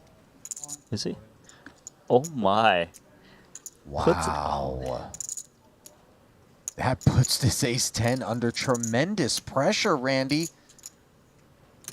Oh my gosh. This is one heck of a hand. Batsiakuski started with 90 antes, and Greenwood, Ivy, and Kiat, all with significantly shorter stacks than his. And he's putting the pressure on the guy who understands the ICM so much.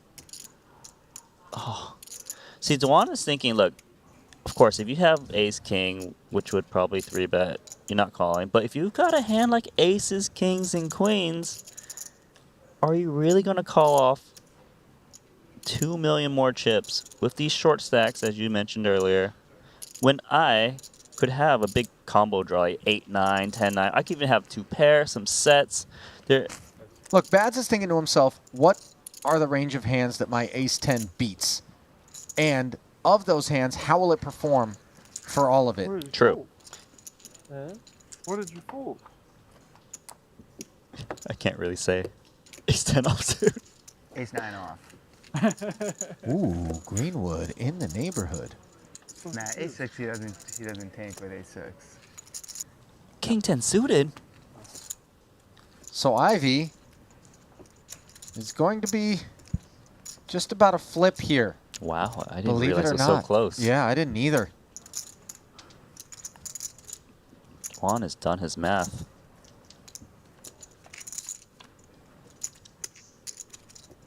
And a 10 in the window favors Dwan as he makes the pair. Ivy with the gut shot on the Jack 7-10 board. And now aces for Ivy. But Dwan's got a Broadway draw. Instead, it is a 9 on the river. Aces up for Phil Ivy. And if he seems stoic and motionless, that's because he's not going anywhere. Double up one more time. This time with ace-9 offsuit. Greenwood, 2 10s into the muck as you see the power of the big stack leveraging. Kiat Lee, though, is ready to go. Off of 34 antes, just about 1 million to start the hand.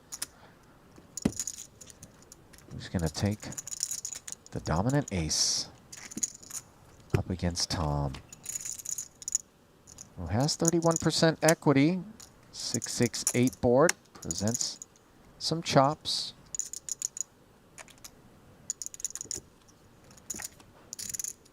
Turn is the queen, however, and Kiat Lee will double. Man, so Dwan's been kind of going for it a bit.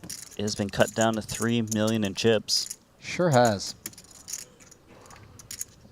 This one, but just barely. Yes, this could be the... And this is flippy here. This is very flippy. Oh, and the ace now could complete the demise of Tom Dwan.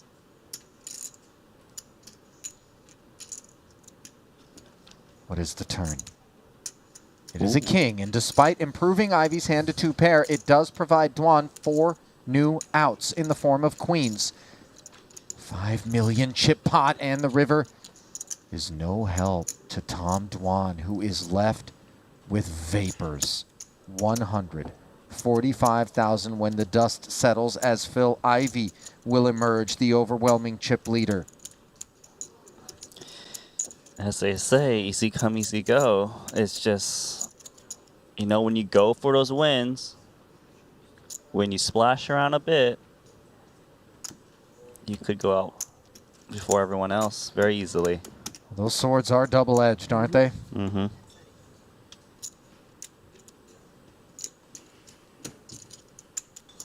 Sub-premium hand I shouldn't have played. That really wasn't the path to this 4 Annies. I mean, he took spots.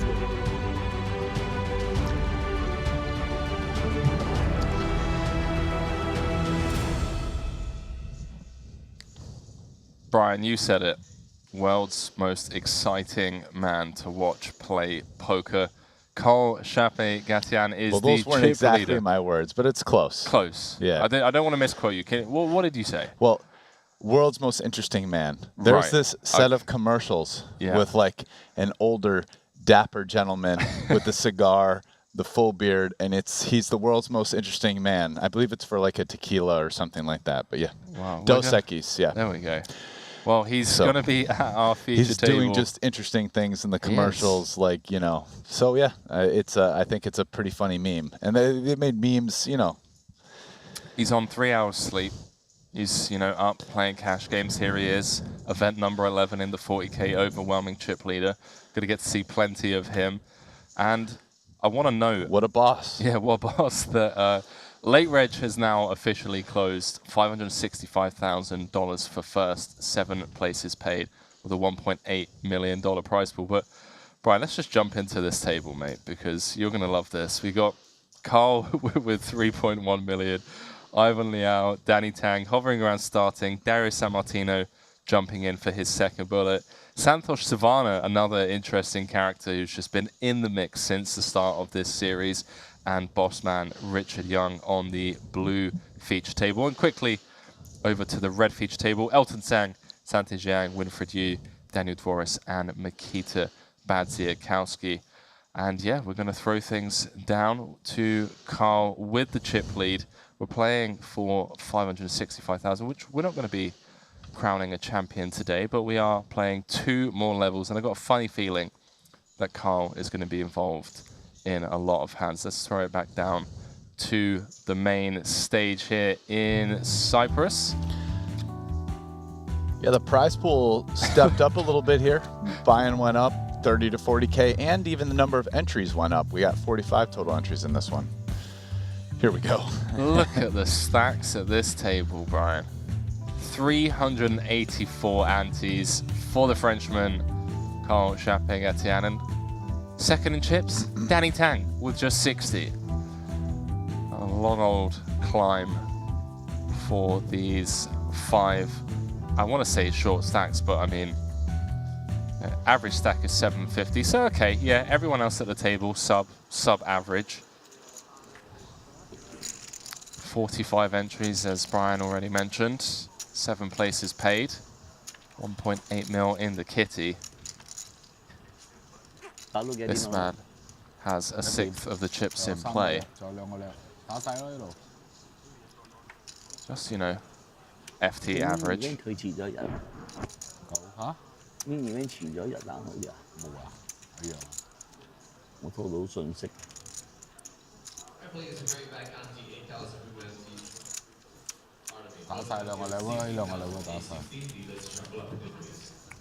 So 8:16. Registration is now closed. 7 places paid. We've got 2 more levels today. 聽日有咩 event 咧？16。哦，原來聽日就咩 event 㗎？唔係，聽日16號啫嘛。哦，聽日16號仲係。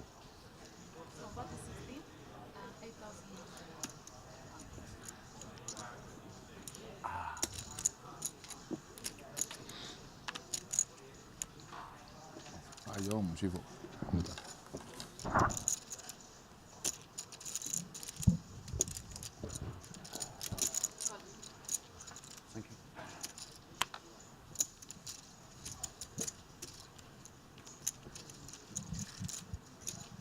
Richard Young laying the trap, jumping in from under the gun with the ace-king. But the rebuy period is over now, so this is it. What you have is what you get.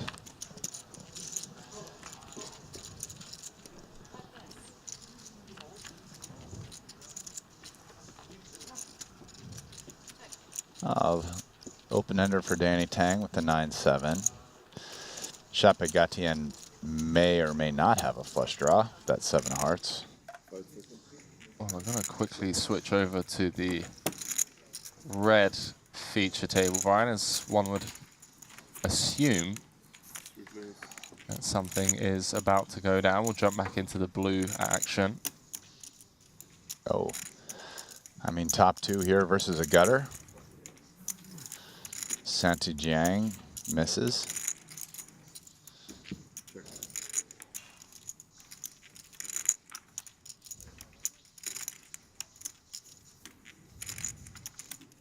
See how Dvoris proceeds.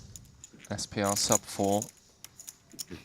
Maybe he wants to set up 2 rather than 3.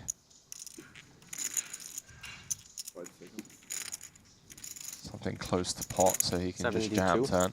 Yeah, pot. Feels very natural. Don't think bad's, well, against pot, Brian. I mean, against pot, it's pretty dicey.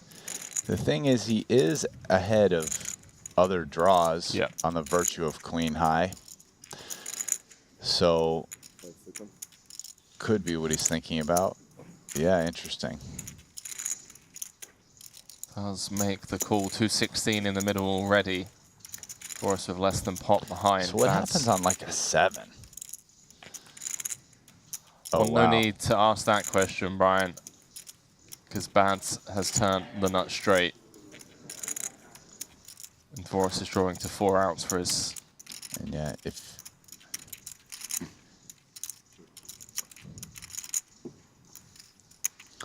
And I mean, Dvoris with less than a 1 SPR. Well, he can't be thrilled about that card. He also very well might think he still has the best hand, and he's not risking. It's not like you bet and can get raised here. You're just all in. You know, if my opponent has, and it goes, some hands like 10 Jack or whatever, that improves it. But yeah, Queen Jack. That snaps him off. 580,000 in the middle. Dvoris just 1 card away from elimination. 4 outs once. 14% equity for him. No Nope. dice. 8 of clubs on the river, and Badziakowski up to 2nd in chips. 1.6 million. Down to the final 23 players here in event number 11. 2 more levels to be played. Dvoris will not be making the money in this one, but I'm sure we'll be seeing plenty more of Daniel in the upcoming short deck events. Oh, maybe no cash game tonight. Fuck.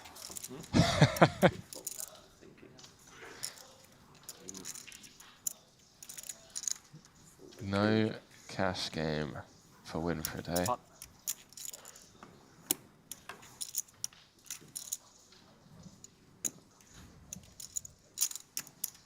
What is happening?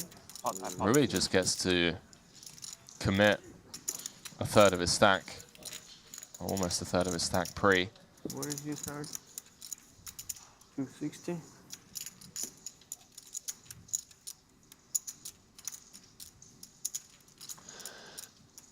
Let's see if Makita gets into trouble here with ace-10.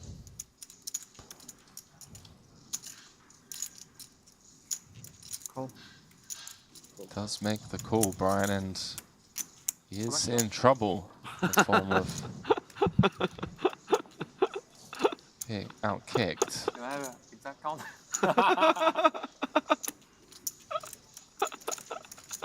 What is it, 72? 72. Annoying guy. No, count.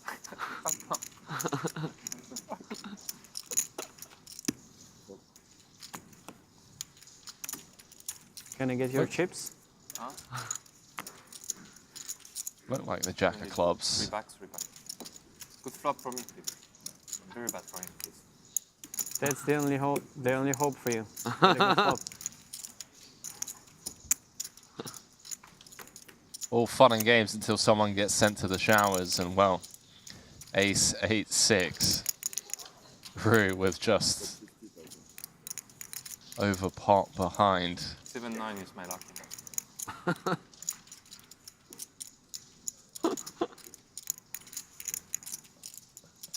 See if Bats nibbles. I mean, I can't. I would be pretty shocked with a fold. I think he's really deciding between call and jam here. Yeah. Yeah. He's just coming with call. I think probably gets it on almost all turns. Some chop outs for him now. 6 and an 8 would chop it. Rui moves in on the King of Hearts turn. Bads with the decision does flick in the call quite quickly. For Bads, that's a snap. That is a snap call for Bads. He almost never snaps, so. He already decided on the flop that he was calling this one down. Needs a 10 to eliminate Rui. No dice. 135. What was the old 4 pips across though, weren't it? A little 9 of diamonds. Pretty good flop for me. Fair. No? You're happy on this flop. 135. Result doesn't matter. We were both happy on the flop.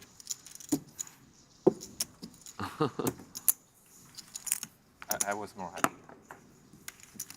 I don't think I ever lose. 0%. Some aces. No. Yeah, 0%. I think at 0% I have the worst hand on the flop. Exactly 0.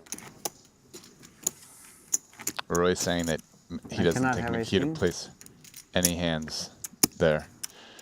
I don't know if you can have Ace King Makita. You don't 3-bet Roy.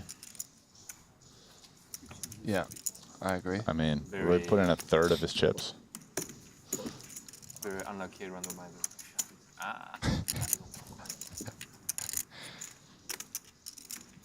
Unlucky randomizer. No cash games tonight, apparently, for these boys. Too tired.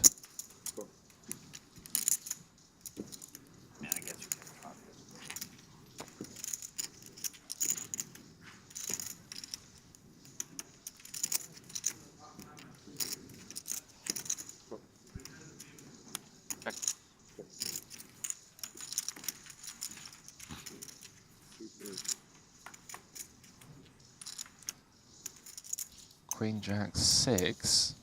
Winfred with the open ender, King of Spades. Rory Cow with a mystery card, but one of them is the 6 of diamonds.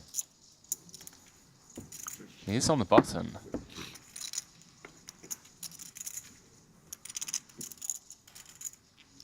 Queen of Spades on the turn.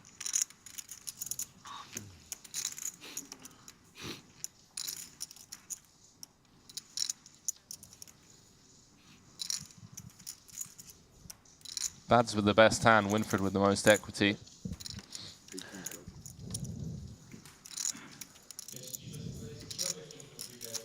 Yeah, Winfred with a pretty big draw, open-ended straight draw plus second nut flush draw. Also no pair, might try to win this pot by bluffing at some point. See what the river is. Does brick out. Feels like a check from Makita. You could see like B15 or something, which I would say a down bet here with Jack 9 feels slightly disrespectful, but maybe you see it. It does. It does. Yeah. It comes with exactly that. 10% pot on the river, and it really does open the door for Winfred to come over the top, and all of a sudden We're in a really grim spot with 2 pair, no kicker, but instead it also just achieves this. I guess Makita's decision there comes down to that he would rather bet fold than check, face a big bet, and decide with the jack 9. And he right? probably, and you know, if you say, hey, exploitively, my opponent is just more likely to give up bluffing versus the B10 than the check. Yeah. Then it's nice. That makes a lot of sense as we move back over to the blue I feature mean, that table. seems like the best fit explanation for that play. That makes a lot of sense, yeah. 200k in the middle. And well, it's all going to go in the middle. Richard Young with 60% equity. No pair, but does have the open-ender and 2 overcards. It's going to be really tough for our chip leader to hold here. I mean, 40%, but yeah, he's a dog. But actually, given that they only had 100 behind, it was right for him to get it in. SPR 0.5. Yeah, it would only be wrong if he had less than 25% equity, so. Wow. Okay, well, that takes away a lot of changes outs. a lot. Richard goes from 60% to 14 on the turn, drawn to a 9 and a 9 only. Queen of diamonds on the river. Thank you. You're really on my heater. And Carl Chappé-Gatian up to 3.6 million. Has almost 20% of the chips in play with 22 players left. It's pretty strong. It's about as strong as it can get. Yeah. I mean, he's trying to win a 2-day tournament in a day. Fortunately for us, we've got Luca, Vivaldi overlooking everything. 11.5 left on the clock. Get a quick look at the chip counts here. I mean, I don't think I've ever seen anything just quite like it. 452 antes for the Frenchman. Second in chips at the feature table. Santos Savannah with just 49. All starting with 4, but just 4 of them are 2 digits and 1 is 3 digits. So there's a 400 something antes and then all the rest in 40. That's pretty wild. 4 I mean, all the way up and down there. He could double up everyone and still be, you know, a solid chip leader. Isn't 4 also? No, it's not 4. 8 is lucky, right? 7 places paid. Won't be running down to the money tonight, but feels like everyone's playing for second at the moment. I jest, obviously. 21 left. Tom Dwan in second, Makita in third, Greenwood in fourth, Jason Kuhn in fifth, rounding out the top 5. Oh, 4 is unlucky. Actually, not lucky. It's the opposite. And in fact, there is no event 4. It goes straight from 3 to 5, right, every time. So that was a very unlucky anti-count right there. With the 400 something and all the rest in the 40s. No, Black. Just. I think you want to raise. I help you. How much is it? Yeah. No event 4, no table 4, no seat 4. Yeah, if I'm not mistaken, there are some airlines with no row 4. Oh, really? Yeah. Okay. So Danny Tang popping things up, trying to thin out the field. A very loose limp from Carl from under the gun with the Jack 6-0. I mean, he thinks we're playing the 10K bounty game. Yeah. They might have been playing that last night in the cash game. Yeah, it wouldn't surprise me. Yeah. Maybe he just momentarily forgot. Or maybe he doesn't care. Most likely the latter. What do you need? You need something, right? Oh, currently has the best hand, Danny. What you need is for this flop to not be queen high. Well, it's going to be showers for you, pal. 216 in the middle. I got my. Wow. Ace, queen, 9.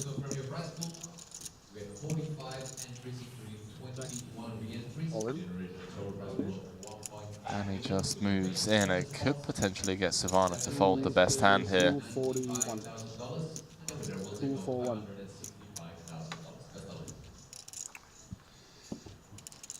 No bad beat, no bad beat, no Oh, bad beat. Gabo! Flicks it in with the Queen Jack. Oh, Gonna be thrilled to see that he's ahead. no. Chop. 9. Okay.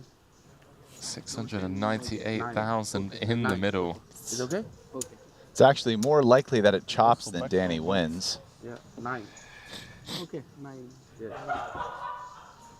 26% chop. That's a very bad chart, 7.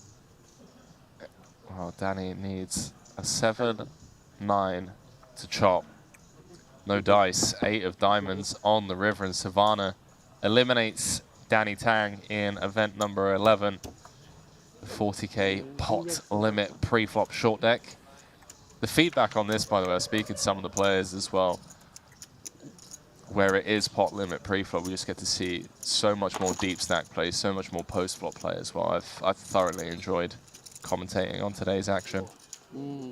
Yeah, I think I enjoyed it a little more. I mean, the part where I think we're the beginning part of the tournament where it's deeper, which we've been doing most, isn't affected as much. I think even a bigger deal for that is that there were no bullets in this tournament, right? They usually do the 3-bullet thing. But the part that's really going to change things is the part we're actually starting to finally come up on, which is the mid to late stages.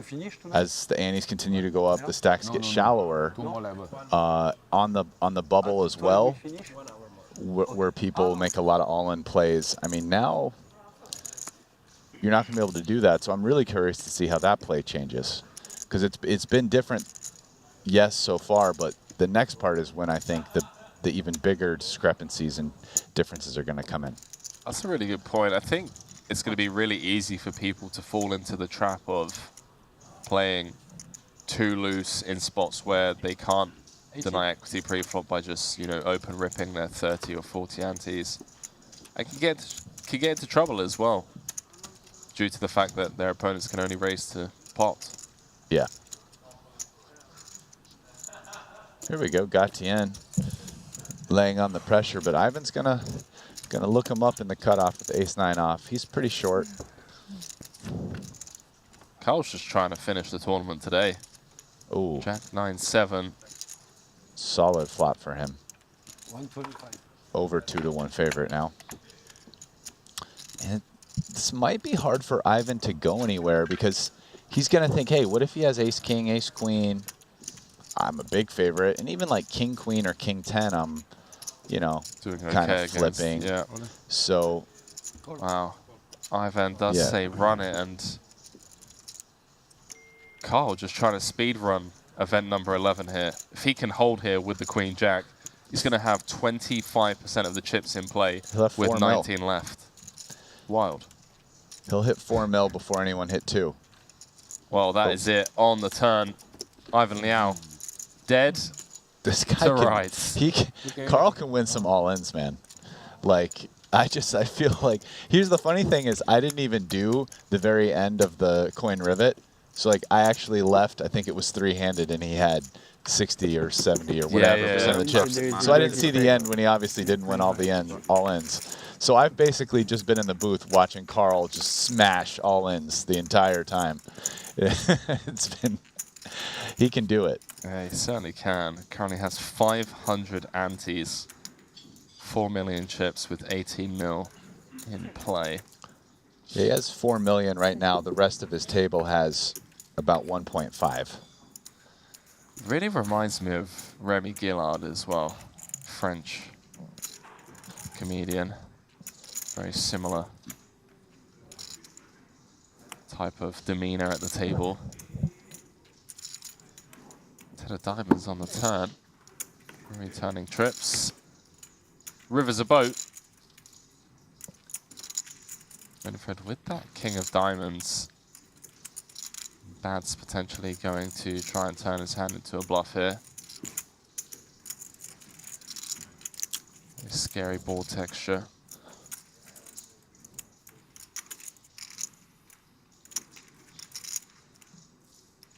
I guess this river bet from Badziakowski designed to just fold out some one pair holdings, right? Yeah, like what Winfred has. Yeah. Winfred actually doesn't have the worst hand to bluff with, all things considered.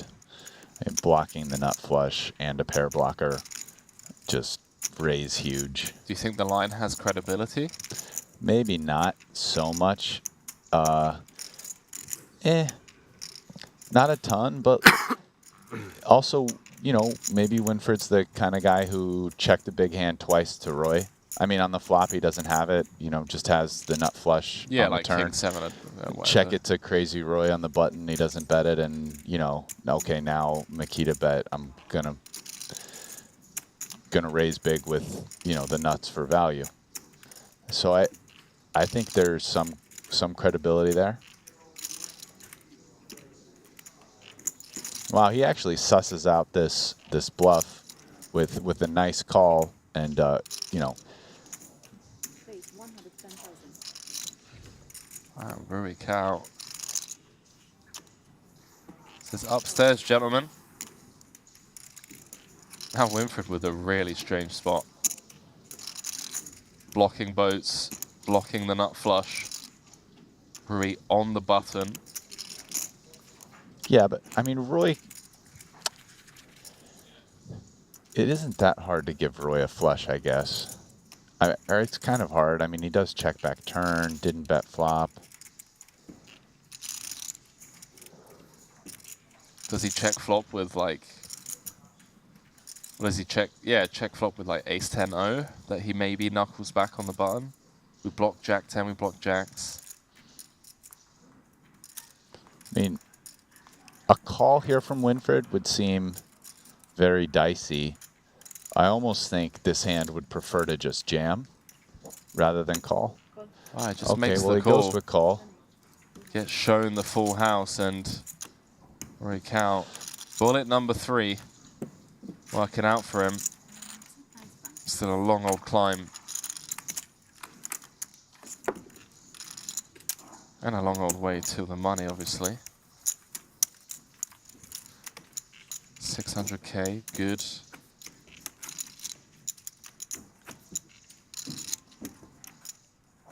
Good for 70 antes. Yeah, like I'm not so sure. The problem is that when you're calling there, like I don't know that the king of diamonds is that relevant because Roy, to me, he's probably not checking the nut flush draw along with a gutter on the flop.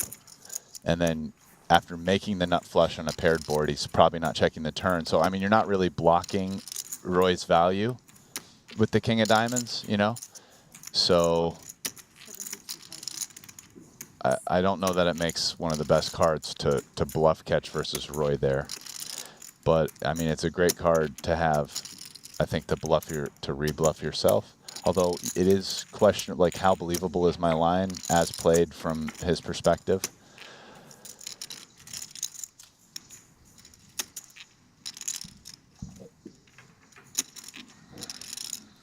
Winfred off the back end of losing that pot against Rui. Pots it pre from the hijack with the ace-king. Flops top 2, Santi Jiang with just pocket 9s in this hand. Going to be over and done with.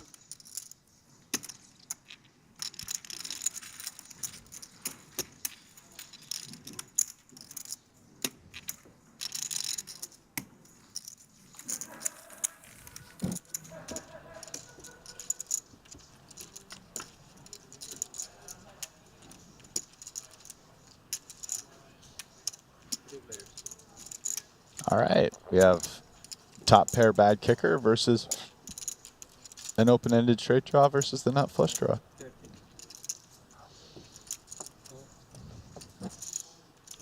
Carl comes out firing after limping in the king 6 from under the gun. Yeah, Lee says, let's see a turn card dealer. I mean, there isn't a single turn card in the deck that's good for Carl. I mean, a king. But yeah, not too many. And let's see what happens here. I mean, Cat Lee could definitely semi-bluff. when it's checked to him. He could also just realize his equity.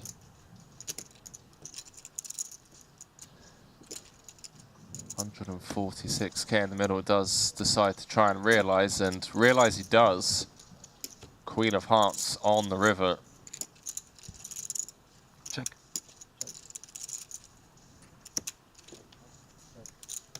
Unfortunately for him, not going to get any value out of his two opponents unless Carl or Savannah believe in miracles, have the imagination to do something crazy.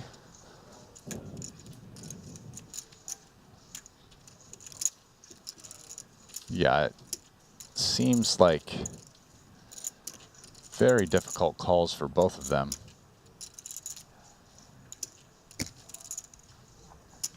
Three-way pot, a lot of draws got there. You have one pair.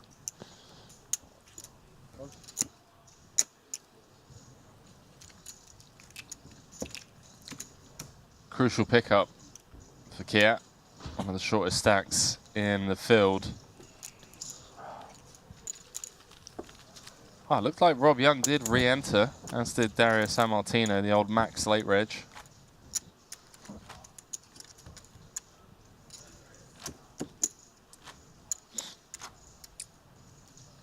Lost Seth Davies, Daniel Dvoris, Richard Young. Jason Kuhn potentially with 10% of Rob Young. That is very likely. We'll never know, but I might have taken him up. Didn't say anything, but the old text a little bit later. Hey, I'm gonna come play. You were serious? Yeah. Yeah. All right. Doesn't strike me as the type of man to offer to take 10%. Yeah, and not follow through. Yeah. Yeah, definitely not.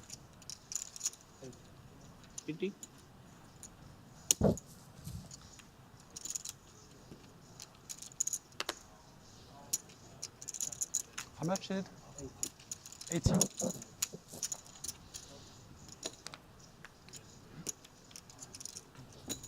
All right.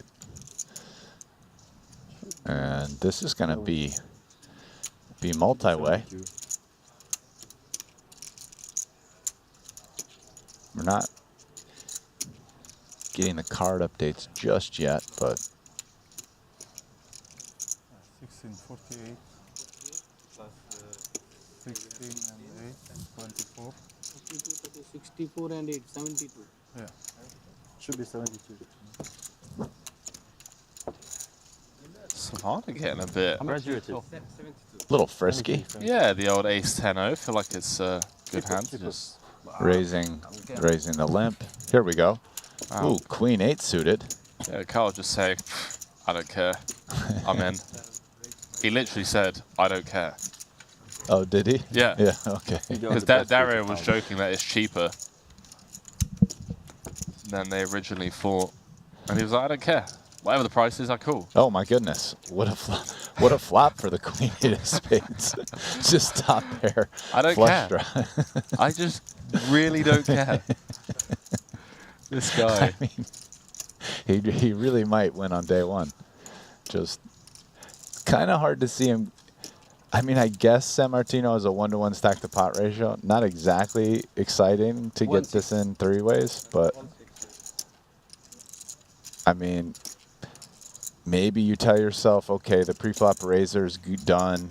He would bet if he had something, so it's me versus Chape Gatien's, like wide range.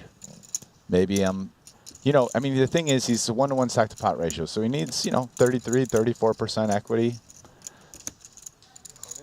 Yeah, and he's just, I guess he feels like he has it. It's just like... He doesn't in this case, but... I call. I have 81% equity with 2 to come in short deck. Yeah. It's not easy to do, actually. This is absolutely... Queen 8 of spades as well. Insane, Oh, and there we go. and it's over. Just dead on the turn. Carl Chape-Gatian up to 4.3 million. I mean, he's really living the dream. Just imagine running like this in tournament. I mean, it's happened before. I've been there, but It's actually not very common. It's Not pretty in hard. short deck, it's not, man. I mean, come on, like. In any tournament, just winning that many all-ins, it's hard. When it happens, it's beautiful. Like in Hold'em, sure, you can just, you know, get aces into kings or whatever and just have your opponents draw to 20% all the time. But it's short deck where Yeah, that happens all the time. Yeah, but it's short deck Yeah, where... aces to kings, you know. It just... Yeah. Well, I'm not saying like that, am I? Yeah. Jesus Christ, this guy. Oh, man. I mean, I'm sure there have been times where someone has just been dealt aces 6 times in a row. 4.3. No. You're just taking out all the chips. So crazy. Oh, Elton. Elton doing all right over there. It looked like about He's been lucky, 800K. huh? Came third in the big one, the coin rivet. That's a big win. 4.3. Only 18 minutes. You won the cash game last night. Oh, yeah. First time play short deck win in cash game.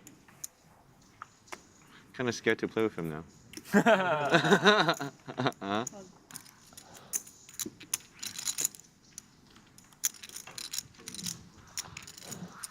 The old Jack 6 Actually, I game. didn't really get a chance to play with him at all.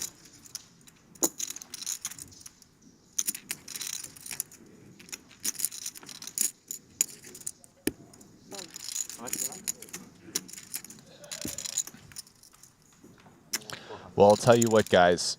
There's only 3 people on that feature table with Chape Gatien, so some other people in the tournament will be heading over there shortly to get their chance to play with the Frenchman. Yeah, they're going to break down one of the outer tables and we'll have 3 tables of 6. Oh, we're at 18 now. Yes. Yeah, indeed. Limp pot? Pot. Santi Jiang in sure. trouble. Whichever one of those tables they're breaking is probably going to be pretty happy because there are 3 players that go to that blue table and only 1 to each of the other 2. So they'll have a chance to play with the Frenchman, who apparently this is his 2nd day playing short deck. Last night was his first time. You think he's just solved it already? And long deck. Juice! Just has it solved. We'll lose Santi Jiang in 18th, and we're down to the final 17. It's like hand cancel. They are dropping like flies here, Brian. Very cow on the spin.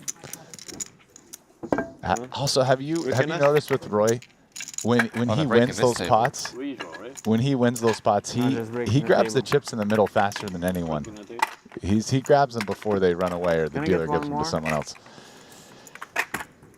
Well, I mean, we're pretty likely to see Roy with our man Chape Gatien. Yeah, that could be fun. 1 in 3 chance. Yeah, doing it quick. Better than that. I mean, if they're actually breaking this table, he's 60% to go there. Redrawing, pal. Oh, that's a complete redraw. Yeah. Oh, okay. No, breaking table. So yeah, 60% to go there.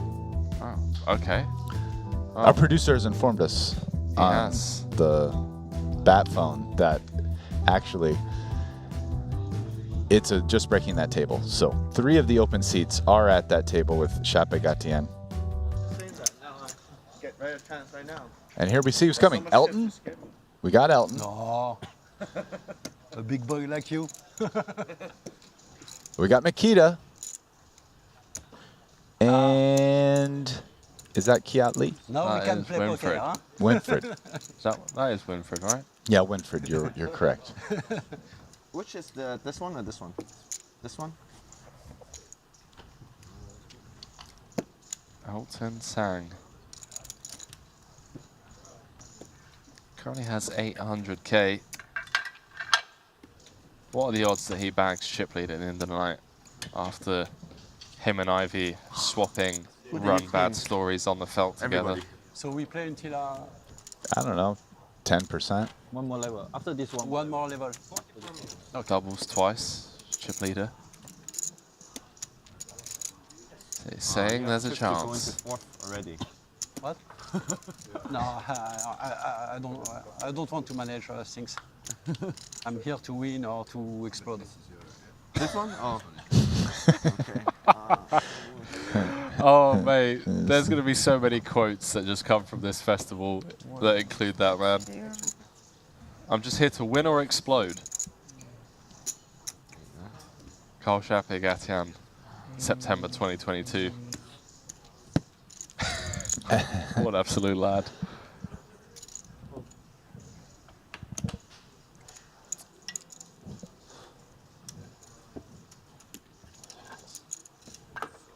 And Winfred, first hand, laying the bear trap with the UTG limp.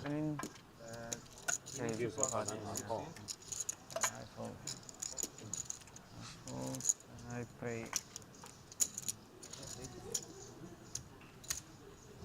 18. 88. Svarna with jacks. Oh. You're right. Oh, Chape Gatien, Queen 10-0. Might lose this 80K. I believe he will, Brian. Yeah.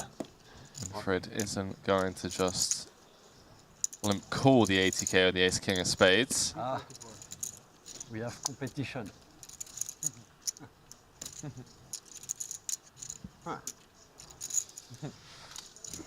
And see how Svarna responds to it here. Not a comfortable spot for jacks, but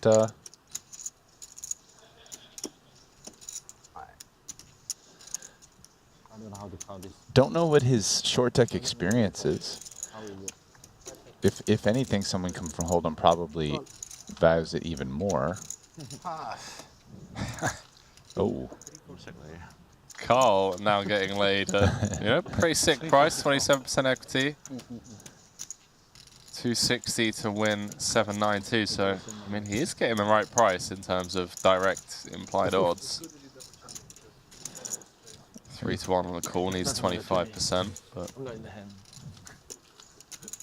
Yeah, he might give this one a spin. Probably prefer if his cards that were a little lower, more like the 10-9. I like this fold. So. You know, the crazy thing is... Maybe a little bit of bluster on his verbal game. He's going to flop a straight, that's the sick thing. Well, flopping a straight would involve Svarna flopping a set. Flopping a set, so. Yeah. Winfred flopping at least top pair. King, Queen, 9.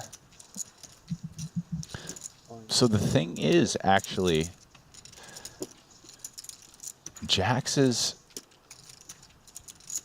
getting the right price to call against Ace King, but not against kings or queens, but yes against Ace King or aces. So kind of a tough spot.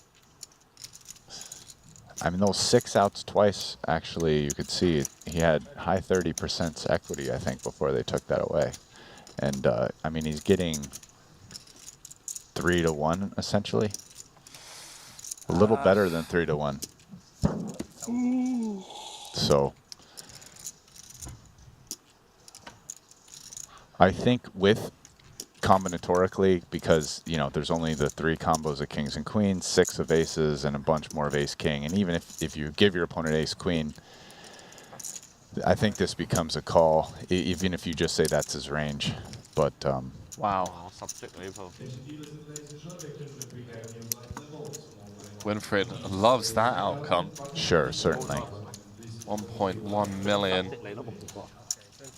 Doesn't even need to sweat a turn or a river card. And it's one of those things where, you know, let's assume Svarna might not know all those odds. You know, you think the jacks are actually in worse shape than they are against a hand like Ace King.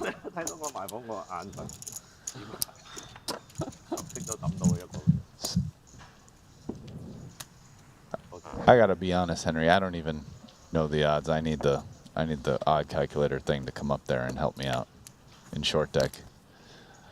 Is there like a multiplier rule in short deck of some kind? Like this many outs is... It's like times 6. Yeah, well... Something. 6 outs, 36%.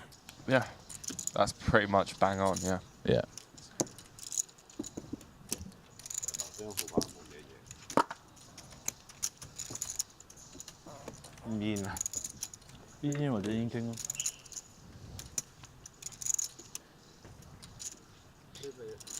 Elton getting tricky with the kings. Yeah, on the wanted the hijack. limp re-raise for sure.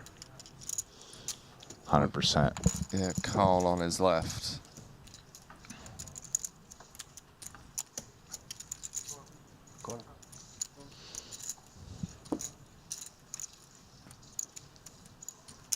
But giving Carl some credit, seems like he's very aware what his image is, and he does gamble to his credit, not saying he doesn't, but he also knows what people are expecting and doesn't just like blindly walk into these traps. Oh, quite the card for the Frenchman. His equity's going to shoot up here. I mean, kings needs a king to win and 7-6 down to an 8, so massive card for Carl, who will bet this for value, and I don't blame him. It's pretty hard to see Winfried continuing, but Elton might get curious because it is a situation where there's a lot of draws, but Elton gets right away. Elton.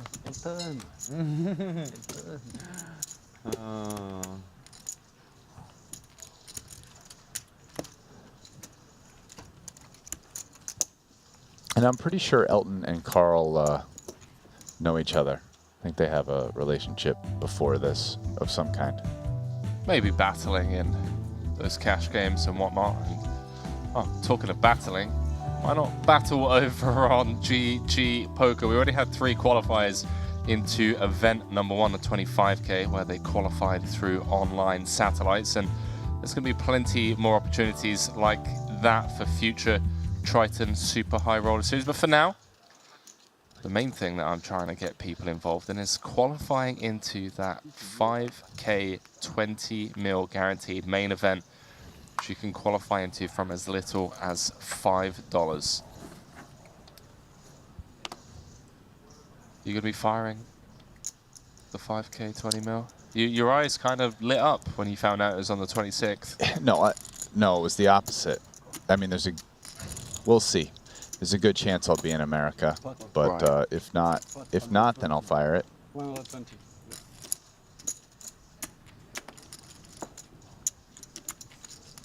All right, now he's blasting away, and Kiat laying a bit of a trap for him. He did say he's here to either win or explode. You're all in? He did so far. Not yet, but I can. Hasn't done a been bit of too both. much exploding.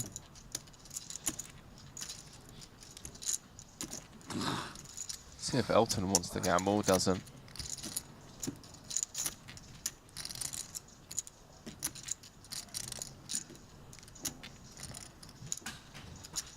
So it's 400. 420.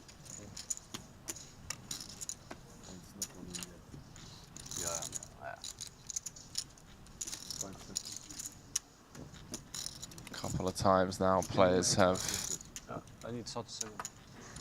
limp pots, or limp traps, I should say. Something for Carl to keep in mind going forward with these types of hands. And you can see that Queen Jack is actually doing pretty well against Ace King, and it's basically a 2-to-1 spot where he needs over 33%. He actually has 43%. So Kiat sees the bad news. Hope to see a hand like Ace Queen, Ace Jack, King Queen. You have dominated. Carl with 2 live cards. a gutter. One of the kings gone. Yeah, it goes from 6 to 3 outs. And an ace shuts it down. Wow. No more. King no good. Lee just turns him dead. 974k pot. 開咗呢個 flop 唔使驚。457. 457. In total? Yes.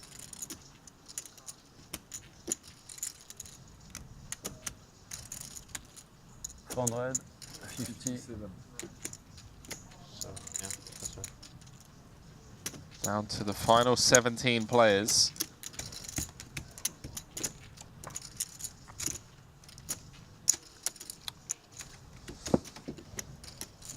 I say the final 17.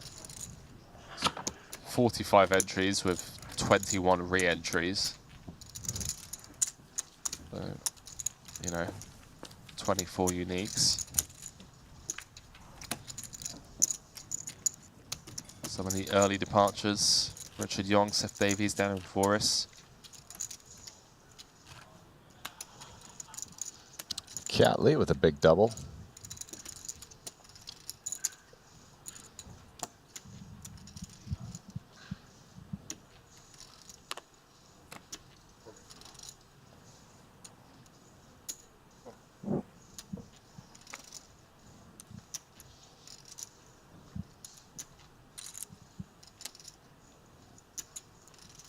And Chapagatian takes one off.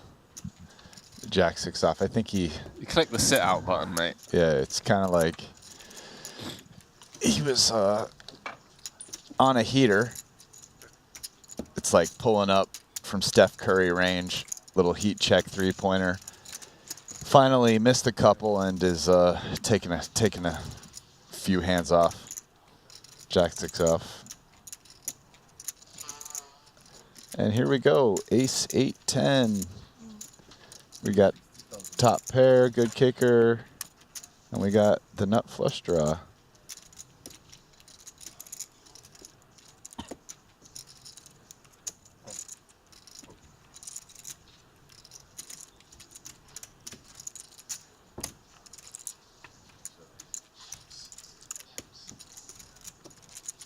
And Winfred turns the nizzles.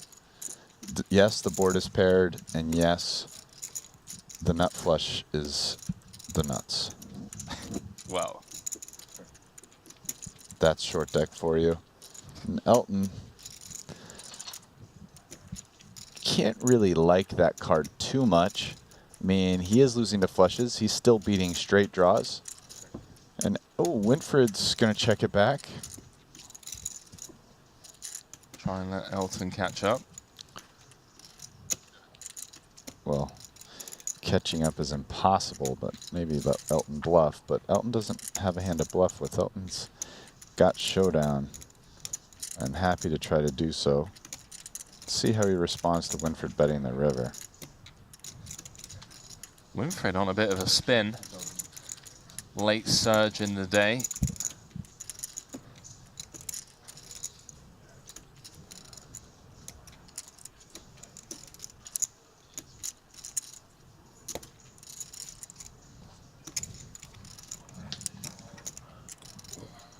A lot of the obvious, I say obvious, you know, in the form of straight draws miss, and Elton does pay him off. Winfred's going to show the king 7 of clubs. Late surge Nice for Winfred Yu. 30 minutes left for the day.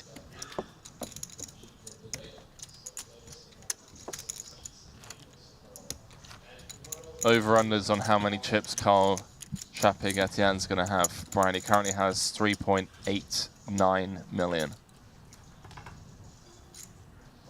And how much time is left today? 30 minutes. 30 minutes. So what's that? It's like 10 hands? No, more than that, right? But yeah, I mean... Yeah, I mean, I guess it's 6 max. Let's go 12 so hands. he has 3.9 right now, so... Elton, what are you playing? 3.7. Yeah? 3.75. That's the line you're going for? Okay. I'm going to... Oh, so you think he's going to finish with the less than he currently has? Okay. You want a cheeky 50?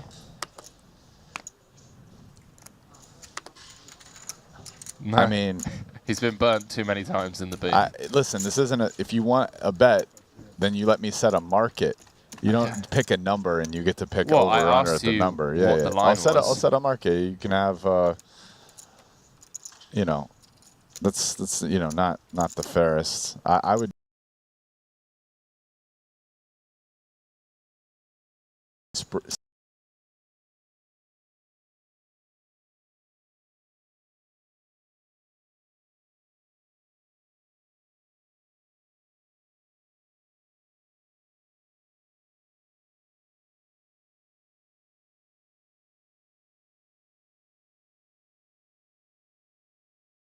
Well, let's wait till this pot's over.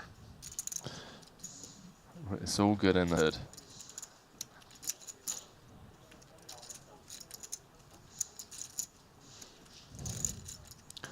I mean, maybe Elton, does he just ship it right here? 190k in the middle. Does come with check raise.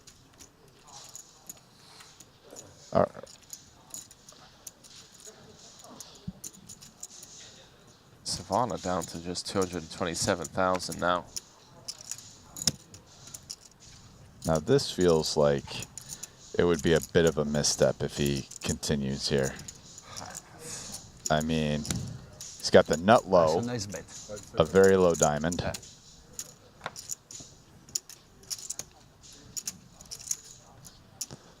You know, I mean, yes, a gutter. Go in? Huh? You want to go in?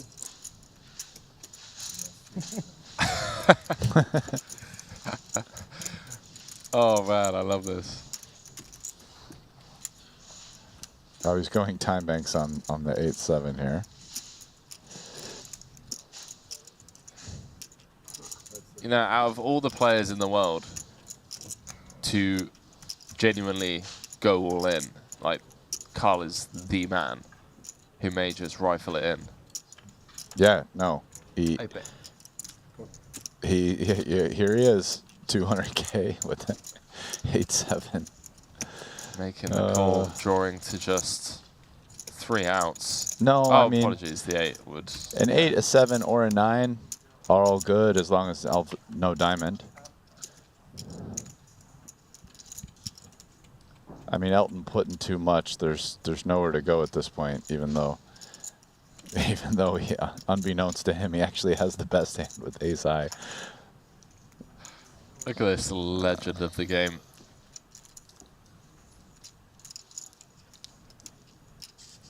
Third in the 200k coin rivet, overwhelming chip leader here in event number 11. Oh, he checks. Well, now is Carl gonna go for a bluffski? A bluffski with the 8 high? Board does pair. Wow. Ace of clubs. Well, now a bluff might not work anymore. May or may not have worked on the turn. I'm not saying it would have, but at this point, wow, he just finds the jam, mate. Ace of clubs on the river. Called the check raise with just 8 high diamonds and a gut shot. Elton sang. I mean, Elton. Yeah, Elton probably isn't giving him hands like this. You know, 8-7. Maybe you give him 8-9 with the diamond. I think he's more likely to give him like Queen sets. 9, Queen 9 with a diamond. Yeah, but I mean, sets are boats. I'm just saying, like the bluffs, like 8 or Queen 9 with a diamond, or maybe like Queen 8 with a diamond. Those would be the ones I think. Not that nice having a queen in that regard. We really don't beat much. Like, we lose to ace 10, ace jack, king queen gets there. Like, we literally beat queen 9, Well, 8-9. The thing you're asking yourself though is when Chape Gatien went like 2 time banks on the flop though, right? Sure. Like, was that genuine? You know, maybe you say he doesn't have some strong hands like flushes. 550 in the middle. So now what? Am I just losing to full houses? I do have an ace. It's legitimately a tough spot. Look at this guy. This is a big decision for Elton here. Wow, he makes the call with ace queen. Take a bow, Elton Sang. Yeah. Up to 1.1 million in chips. Gets showed the 8-7 as well. Gets a pat on the shoulder by his opponent. Nice call, mate. I was trying to bluff you. Didn't get you out of there. And this has just been a tremendous display of just short deck. Short deck in a nutshell. Some pot limit pre-flop. Deep stack short deck. 5 more. What did you have? You didn't check your count. What did you have? Huh? What did you have? Ace queen. What the fuck?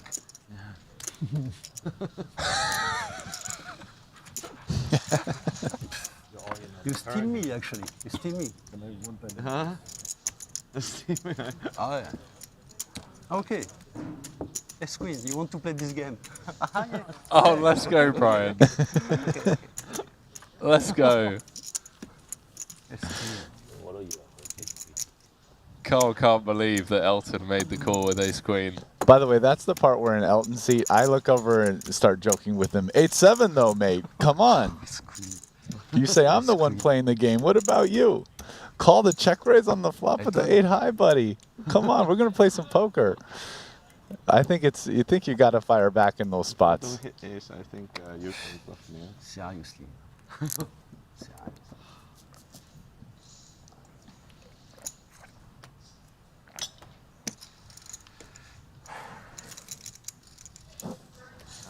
First call. Action on Kyle. Ace queen. The good news is he's only got another 25 minutes to be steamy. Gets a full night's rest to come back tomorrow as chip leader, one would assume. Oh, Savannah just loves it. Just loves the game.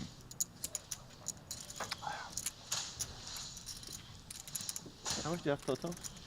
Total 250. Oh, he's super short though. That 130 is more than half his chips. It looks like it only has 97K behind, so he's ready to go. Elton definitely might ISO here.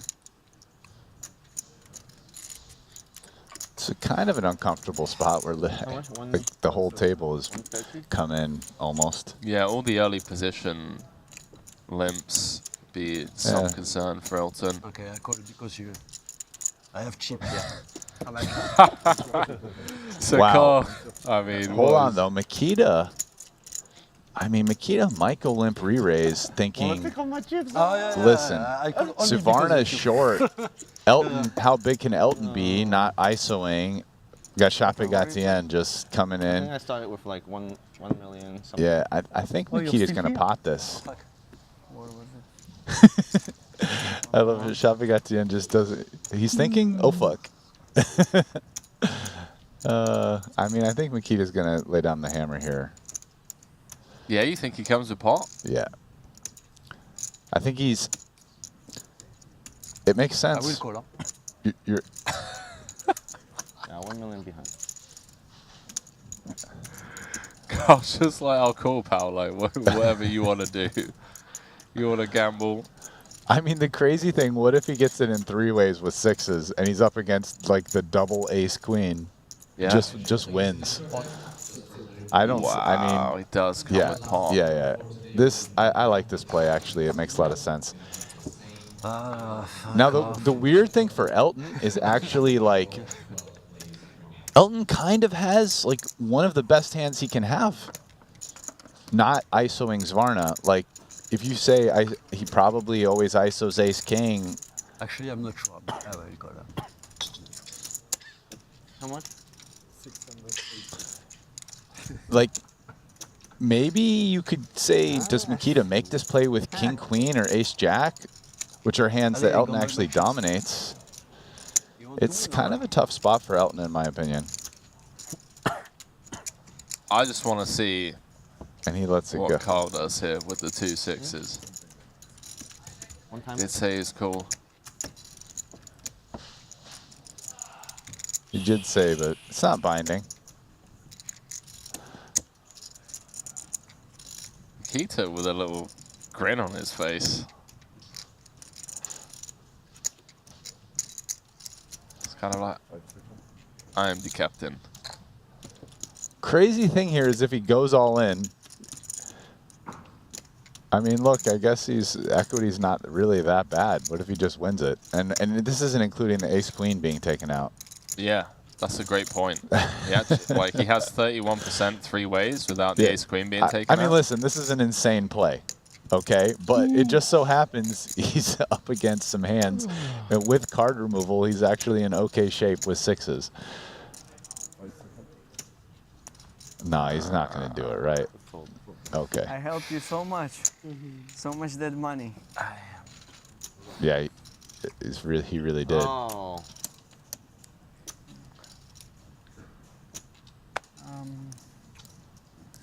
Santosh is going to win this. Key to just... I think the same sandwiches. Wow. I'm okay. I'm okay. Wow, Queen Jack, big flop. Double gutter. Goes from 3 outs to 8. Always a flip pre-flop. Always flip on the flop. 6 on the river, Brian, for the max rub. No dice. King of clubs. I did Savannah. all this for nothing, huh? Yeah. All this for you. Save me money. Thank you. Triples up, courtesy of the dead money in the middle. 227. Huh? 你都 double up， 2個輸俾佢1湯。係啊，我應該推先啊，對啊，我驚。佢即刻後面呢個話 call 我咁暈嘅。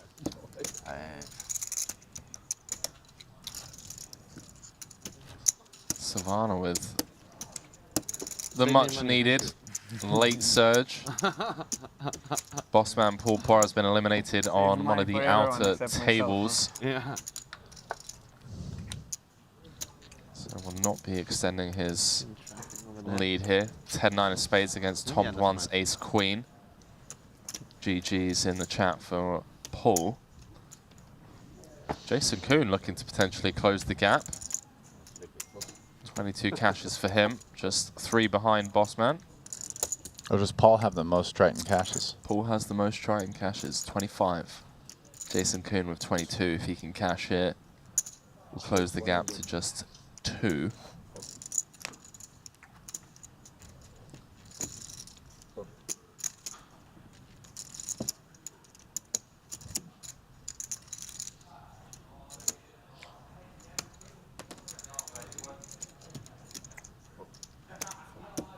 Makita, let's go with the ace jack. Yeah, it feels like a dicey hand to play out position against 2 players. Yeah, raised into Chape Gatien. 260 in the middle. Count with the 2 overs and the open-ender. Note the equities here. How big of a favorite? That's absolutely insane with no pair. 130. That's 130. See what he comes with against half pot.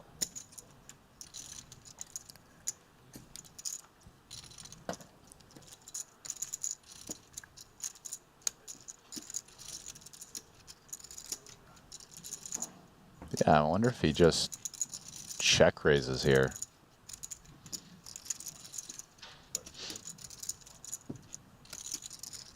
Just thinking about it.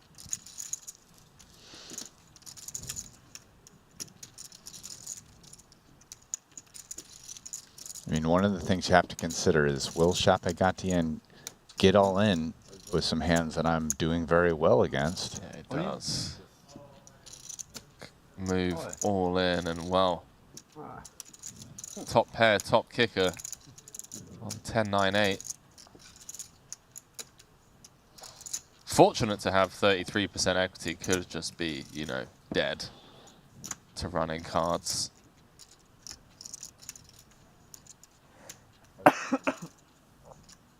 $1.2 million in the middle.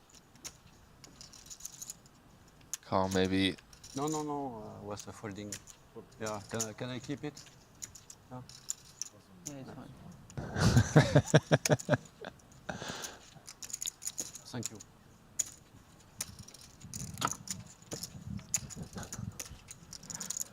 Oh man, this guy is just.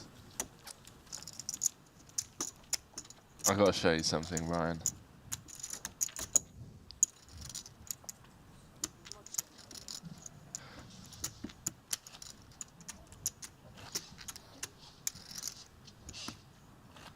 The man's a legend.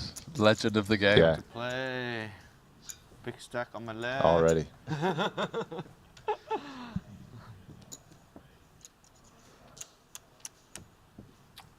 I should have go in on the turn. Yeah. I made a mistake on this, I think. I call also. You call? Yeah, of course. Oh, really? Okay. I have just draw.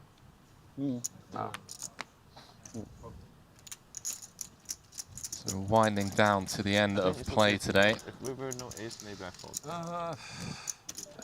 Carl, buddy, I'm gonna let you know the mistake wasn't that. It was calling the 200K on the flop, my friend. You can just let that one go. You have the actual nut low in like a 5-way pot. Yeah, it could just be dead. It's the stab seemed all right, but when it got called and Elton check raised the field, it could have been time just to release that one into the muck.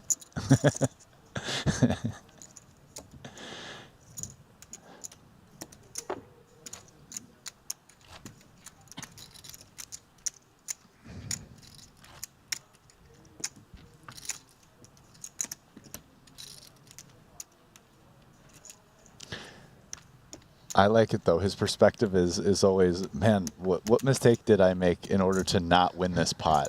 Like, I need to win the maximum number of pots. So, imagine playing a cash game with this guy, mate. Like, come on.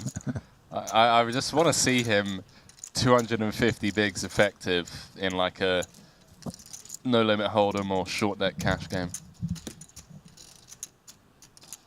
Pot. Let's go, mate. So, end of the night. Let's spin it back up to the 4.3 mil. and here we go. Will Svarna just peel with the 9-8 of clubs? Nice little hand. Feels like these two guys behind him aren't going to play. And Svarna is going to spin the wheel. And you can see actually how close the equities are. But that is, again, just one-way traffic here.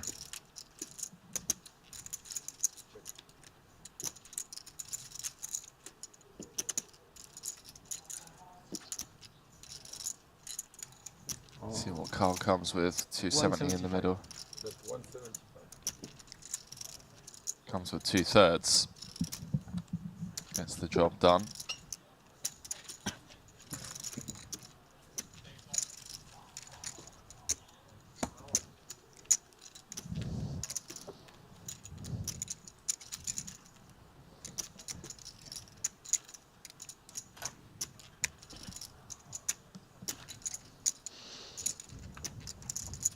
Down to 16 people. Yep, Paul Foy out 17th. Ike and Rob Young are the shortest stacks, and then Svarna, who's on our table, is 14th, but has 600,000, so more than Rob and Isaac, who are significantly shorter. Carl completing from the low jack with Queen 7-0. He's back on the heat check. It's back on the old 100% VPIP grind, and I respect it. I am here for it. We need more Carl Chape-Gatian in our lives. Everybody is playing their hand. 120 in the middle. It's the end of the night. Everybody wants to get lucky. Yeah, well, Carl may find a way to win this open-ender. He tries to find a way to win pretty much every pot he's involved in. I think the hand that's going to definitely come is the Makita's Queen Jack O with the Jack of Hearts. That is, I believe that is the hand. If that he gets it through Makita, then he probably wins, but I think Makita will come. If the offsuit 10 rolls off, we're going to be playing a chip lead pot. Exactly, though. Then that's, listen, Makita's calls a 45. You got a gutter. You just pray that no one else raises it. Wow, Savannah tagging along as well. I'll tell you what. There are 2 cards in the deck where Makita just gets the absolute lot. Yeah, one of the 10s is gone, so there's 3 left, and one of those is the heart. Okay. Now we really think if anybody bets at this, they probably win. Oh. 200. Wow. 200, that's going to do it. What an absolute gangster. How does he just find the double barrel here with Queen 7, no heart? I mean, I just don't see any of these yet. Yeah, let's move it right along. There you go. You just win every hand. What a boss. Back up to 3.5 milli. And the man has the gall to ask how Elton calls him with ace queen. Good game for you. I think he's converted to the short deck streets, to tell you that much. Do you think I hit? Here? I didn't hit anything. I don't know, but me too. I don't know, actually. I need to hit. Just bet.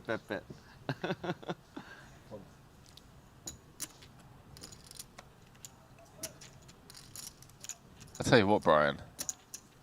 He better get an invite to the next 200k Invitational. One of the most entertaining players to commentate on. Yeah, for sure.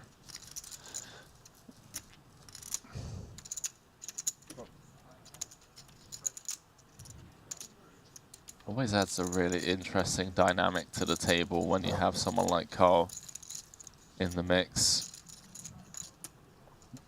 Yeah, and other players' reaction. Yeah. The reaction to the reaction. And on down the chain. Here we go, limped.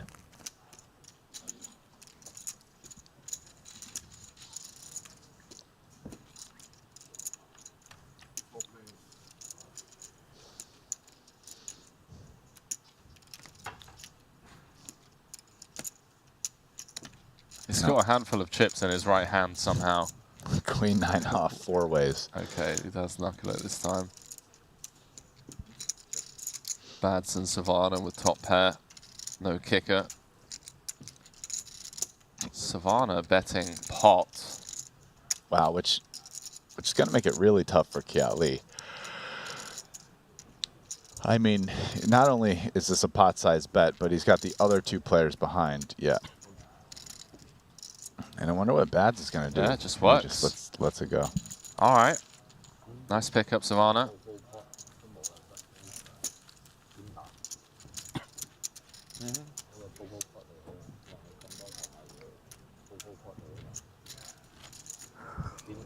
Stephen Chidwick and Tom Dwan with late surges on the outer tables. Yep.